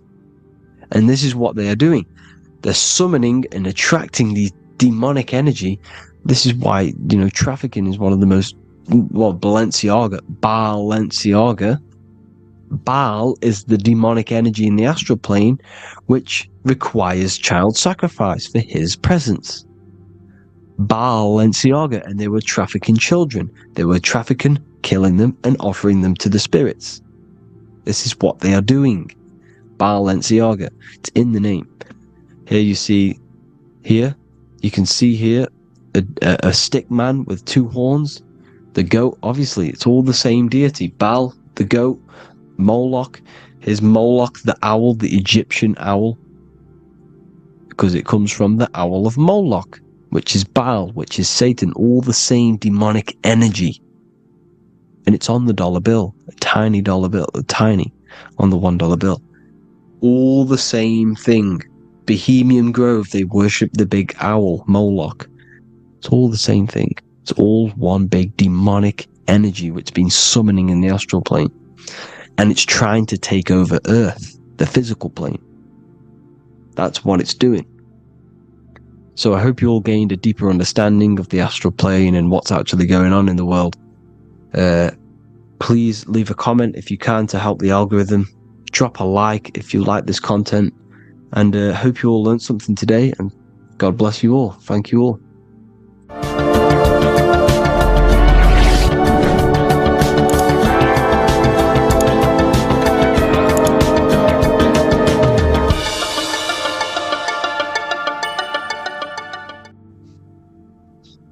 Matthew 21:1, Jesus went into the temple of God.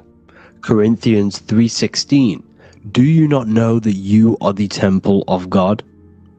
Now what is this telling you? That God is within you. Hence why in Luke 21:12 it tells you the kingdom of God is within you. And the side of your head region is called a temple for a reason. Because the brain encapsulates the mind. The brain is a physical manifestation of the mind. The heart is a physical manifestation of emotion. So we have these different layers of our consciousness. We have an intellectual, communicative aspect of our consciousness, which we would call the mind. We have an emotional aspect of our consciousness, which is the heart. And to communicate with the divine, it's all to do with the mind. Hence why the ancients always symbolize the mind being God. This is why Michelangelo always placed God inside of the brain on top of Sistine Chapel in the middle of the Vatican. He understood that God is in the brain. God is within you, not outside of you. The church tells you that God is in the sky because they are creating a externalization of the truth to create a business and a distraction, so that you don't find the divinity within you, so that you don't find your power. Now you have Adam, the physical man, the physical body, the ego, the lower self.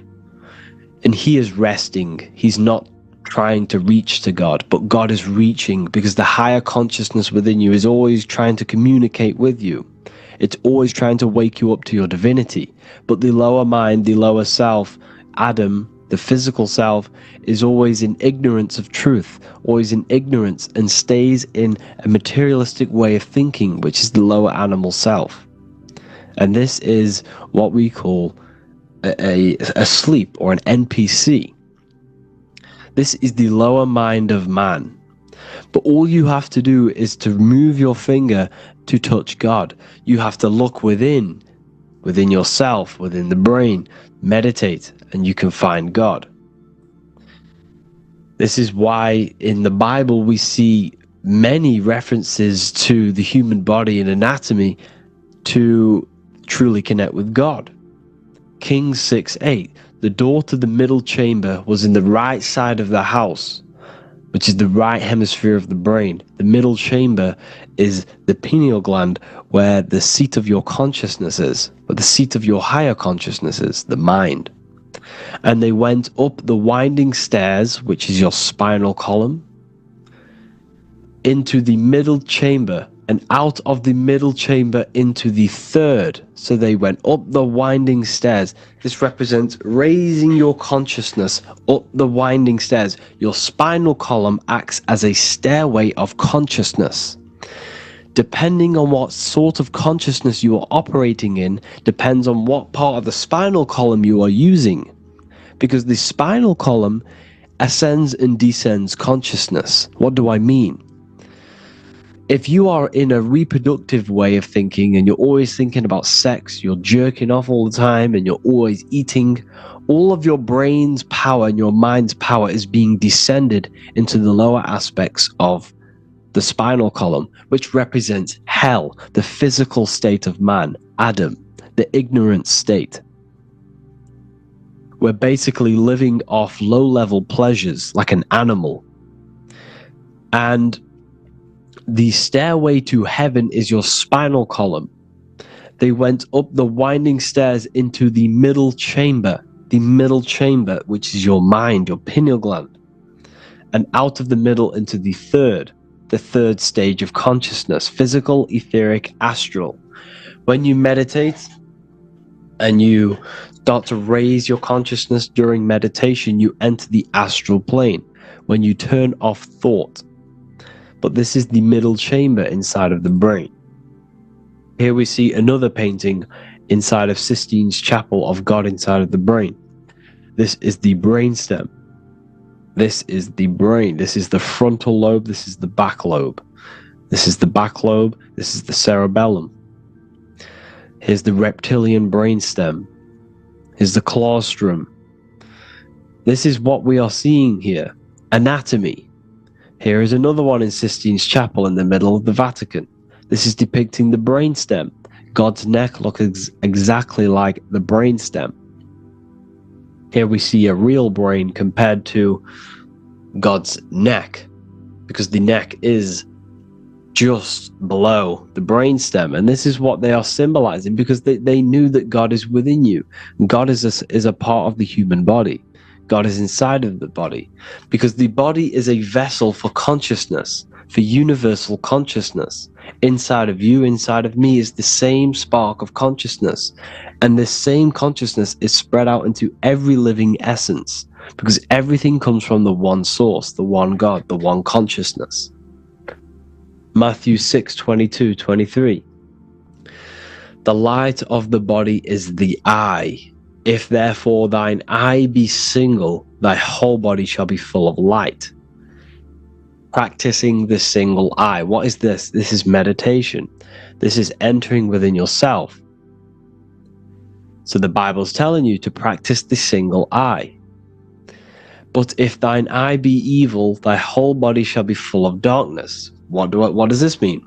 If your consciousness is in an evil way of thinking, if your mind is filled with an evil, negative mind space, then your body shall be filled with darkness, with evil, with negativity. Because negative thoughts destruct the body. Positive thoughts heal and regenerate the body. So he tells you to be, the light of the body is the eye, your consciousness, the inner eye of consciousness, the eye that lets you see. And what do I mean? You look with your two physical eyes, but you see with the inner eye. What you see is perception. You look with the two eyes, and what you see is perception. You are seeing, you are understanding, and that's what consciousness, the mind, gives you. Consciousness, or the mind, is the force that allows you to be a human being, that allows you to understand things and interact with things and make decisions. It's an infinite intelligence. See, the mind is not the brain. This is a big confusion with people. Hence why the eye on top of the pyramid is separate from the bottom half of the pyramid, because the consciousness is separate from the body, the eye, the all-seeing eye. It represents the observer, the eye that sees into this body, into this world, into this. You are the perceiver. You are the invisible spirit within the body. Theologians 4:17. After that, we are still alive, and our left will be caught up together with them in the clouds to meet the Lord in the air. You don't meet the Lord in the physical air. Okay? This symbolism of the ancient Christian artwork is showing you this is symbolic. These things never happened. There's no man in the sky. Moses didn't go on a mountain to meet with God. The air represents the mind. This is why you say you're an airhead when someone's very stupid. Earth is your body. Water is your emotions. Fire is your spirit. Air is your mind, the invisible mind. So Anton Mengs, an ancient Christian art worker, is showing you anatomy of God in the clouds, but this is the anatomy of the human body. Raising yourself to the mind and turning the mind inwards on itself during meditation. And that's how you meet the Lord in the air. You meet the Lord in an elevated state of consciousness. The air represents an elevated state of consciousness because the air is up. You have to raise your consciousness to meet the Lord in the air. This is why Moses went on a mountain to meet with God. The mountain represents elevation of consciousness, raising the mind up the spinal column, taking all of the mind's attention away from the reproduction and the physical aspects of self and raising it to the brain and turning off the brain and going inward into the air. It's talking about raising consciousness. It's allegorical. It's a spiritual, metaphorical text. The side of your head's called a temple because inside that where that temple is, right in the middle of where you call the temple, is the inner chamber, the open room, the holies of holies in the Bible, or the land flowing with milk and honey, or Mount Zion. There's so many different names for the brain, or the upper room where Jesus meets his 12 disciples, the 12 cranial nerves in your brain. This is the temple of God. Your body is a temple of consciousness. It encapsulates consciousness. It encapsulates the mind and soul. John 10:30, Jesus states, I and the Father are one. Psalms 46:10, be still and know that I am God. He's talking about the I am within you, not within Jesus. Everyone refers to ourselves as I. I am God. I When you say I, you're referring to the highest aspect of yourself, the aspect that is above all thought, above all emotion, and above all things. I, when you say I, you're referring to your pure awareness, your pure consciousness, the highest aspect of yourself. And anything after I is egotistical. I is God. The letter I is the Roman numerals for one, because there is one God, one consciousness. The letter I is one line, just like the number 1. Matthew 6:3-4, take no thought, therefore take no thought. Take no thought. He says this 5 times because you must turn off the 5 senses and take no thought to connect with God. Be still. This is telling you to meditate and know that I am God. The I am within you. I and the Father are one. I and God are one. You, who you think you are, is a completely wrong. The body is matter. Your name isn't you. Your job isn't you. Your reputation, your trauma, your memories, your friends, family, worries, bills, interests, dislikes, goals, passions. Anything to do with the thinking mind is not you. Who you think you are is a part of your thinking aspect of consciousness. But once you remove thought, you are no longer your name, you are no longer your body, you are no longer your reputation. You are the I. You are pure awareness, pure consciousness. Pure consciousness. And this pure consciousness has latched on to this name, this job, the body, and your traumas. Your pure consciousness has attached itself to this character who you're playing in the physical world. And this is essentially who you think you are. But you are not. You are the I. You are the self. You are pure awareness. So, in order for you to detach from these things, you must learn how to detach from your name, your job, your reputation. And you do this through meditation, by turning off the thinking mind. Turning off the thinking mind allows other aspects of your consciousness to open up. What do I mean? Your whole life you've been thinking, and all of these thoughts has attached you to this physical body. You haven't allowed your consciousness to open up. And you can only do this by taking no thought. That's why Jesus tells you, take no thought. When you turn off the thinking mind, other aspects of your consciousness starts to open up. Other aspects of your being can open up. And this is how you astral project. This is how you do all these mystical things and things to do with consciousness. It's taking no thought. Imagination, emotions, thought, and memory are all to do with consciousness. These things are not physical. You can't touch thought. You can't touch emotions. You can't touch these things because they are not a physical thing. So you must turn off these things for other aspects of your consciousness to open up. Okay? So essentially, the Bible is a metaphorical, astrological, numerological, metaphysical, spiritual, encoded text that talks about human anatomy, spirituality, and the true nature of the human experience.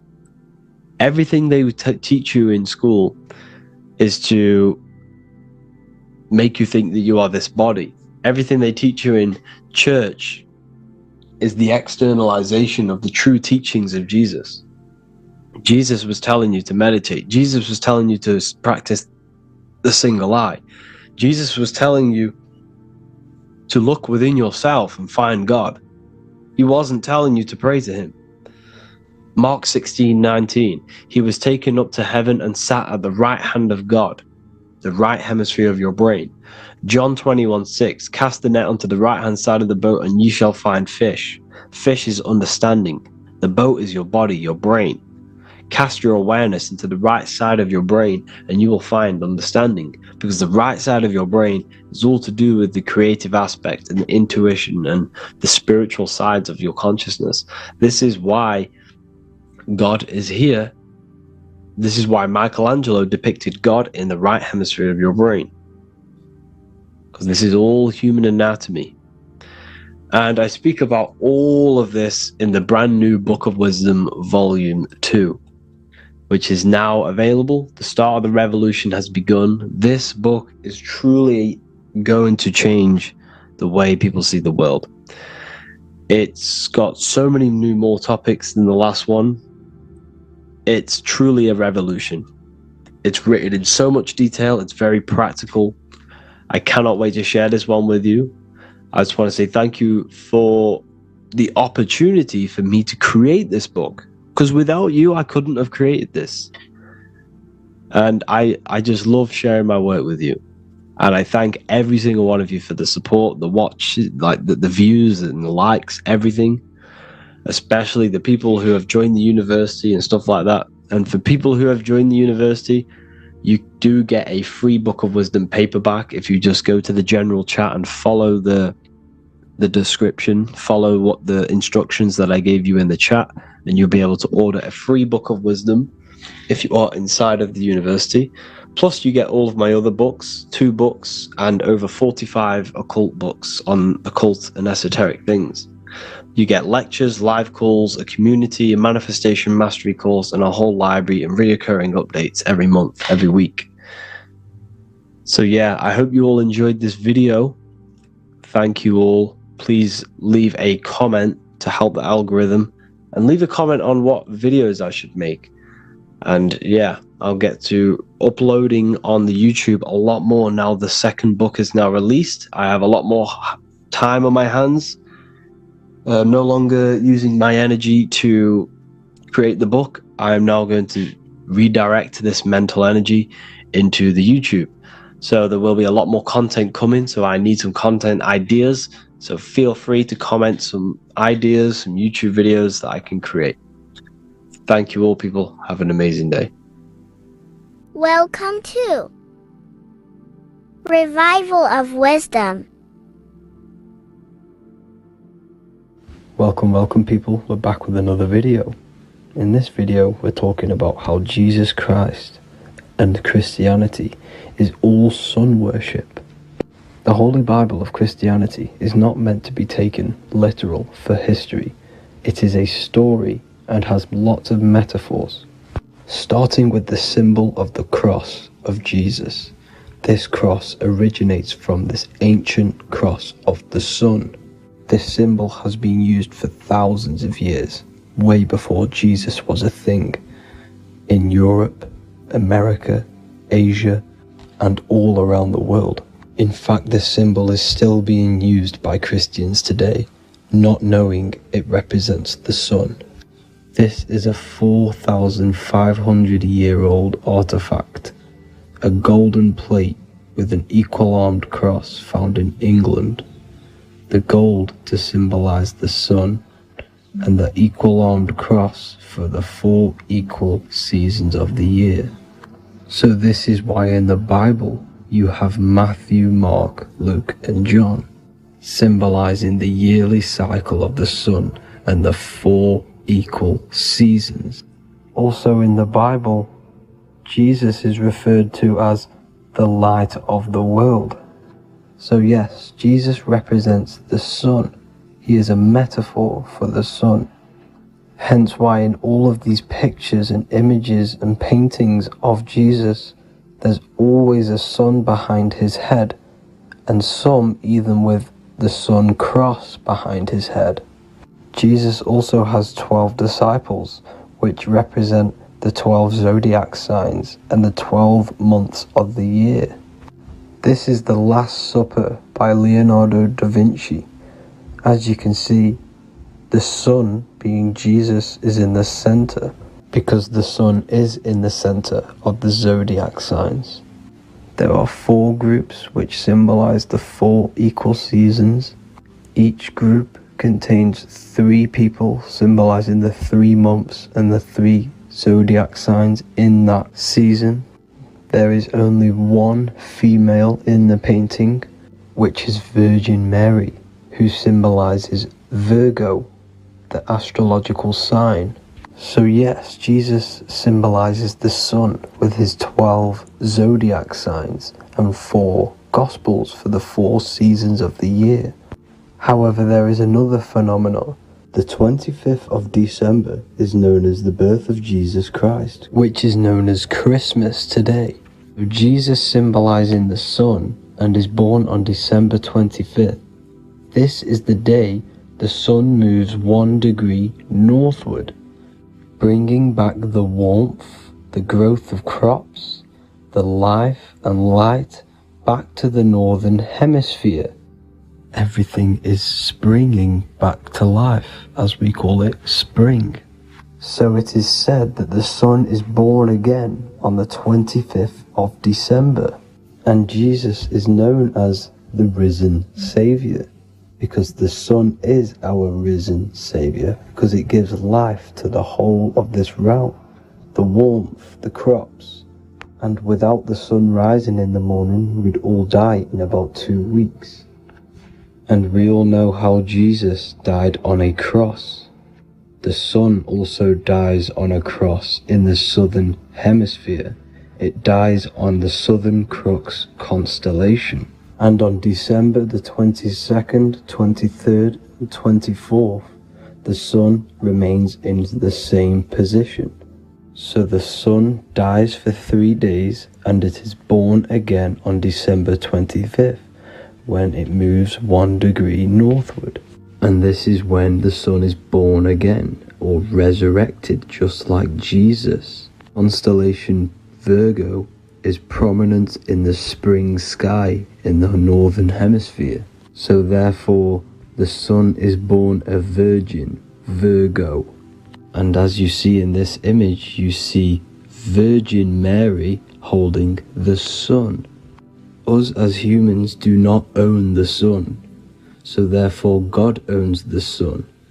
So yes, the sun is the Son of God, and this is what Jesus is symbolizing. And just how Jesus sacrifices himself for humanity, that's what the sun does. The sun gives out all of its energy so we can live. There are many other Bible verses which represent Jesus as the sun. Now in Matthew 8:23-27, his disciples are in a boat and there is a massive storm. Jesus is asleep, meaning the sun has not arose.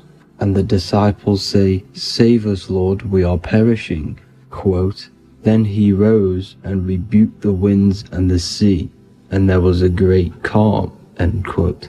Now this is a metaphor for the sun rising and calming the storm, because in the ocean, when the sun is down, that's when there are great storms. The worship of celestial bodies go back thousands of years, and it's called astrotheology, and it can pretty much be traced back to all ancient civilizations. Now going back to the ancient Egyptians, the god Horus, the god of war, and he symbolized the sun in the morning.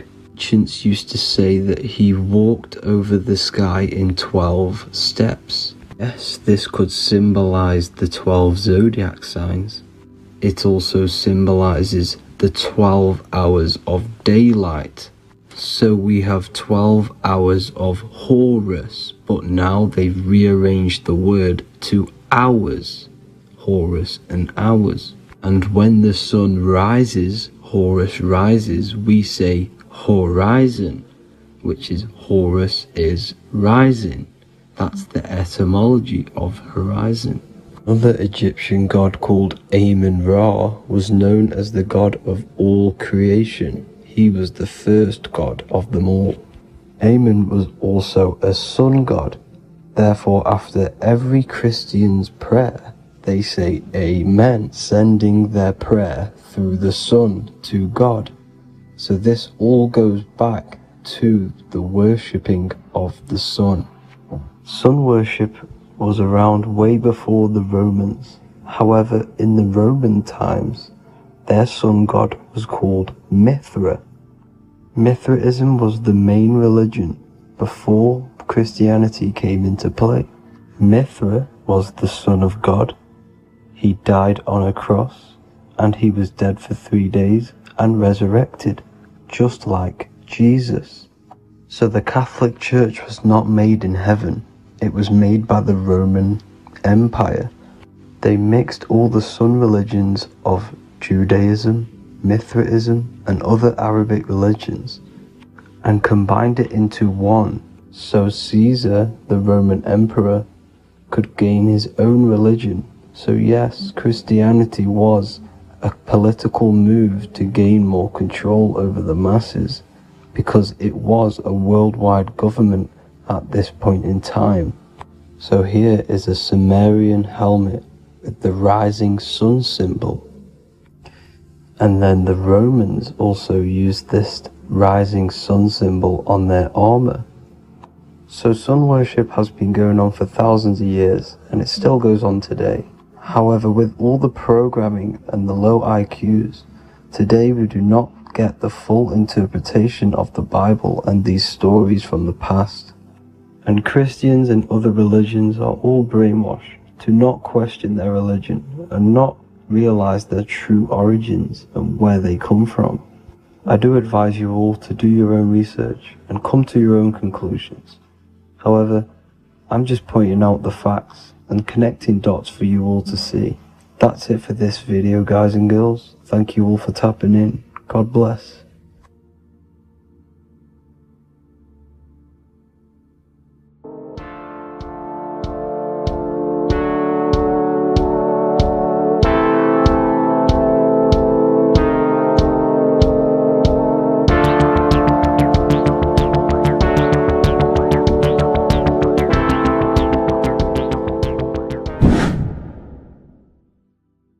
How are we doing, people? It's Revival of Wisdom. We're back today talking about sun worship. Okay? And please enjoy, sit back and enjoy the video. First thing we need to understand is that the sun is the risen Savior. It's the light of the world. Without the sun, we have nothing. Now, the sun is the Son of God. We didn't make the sun. No one owns the sun. But who created the sun? Obviously, the Creator created the sun. Therefore, it is the Son of God.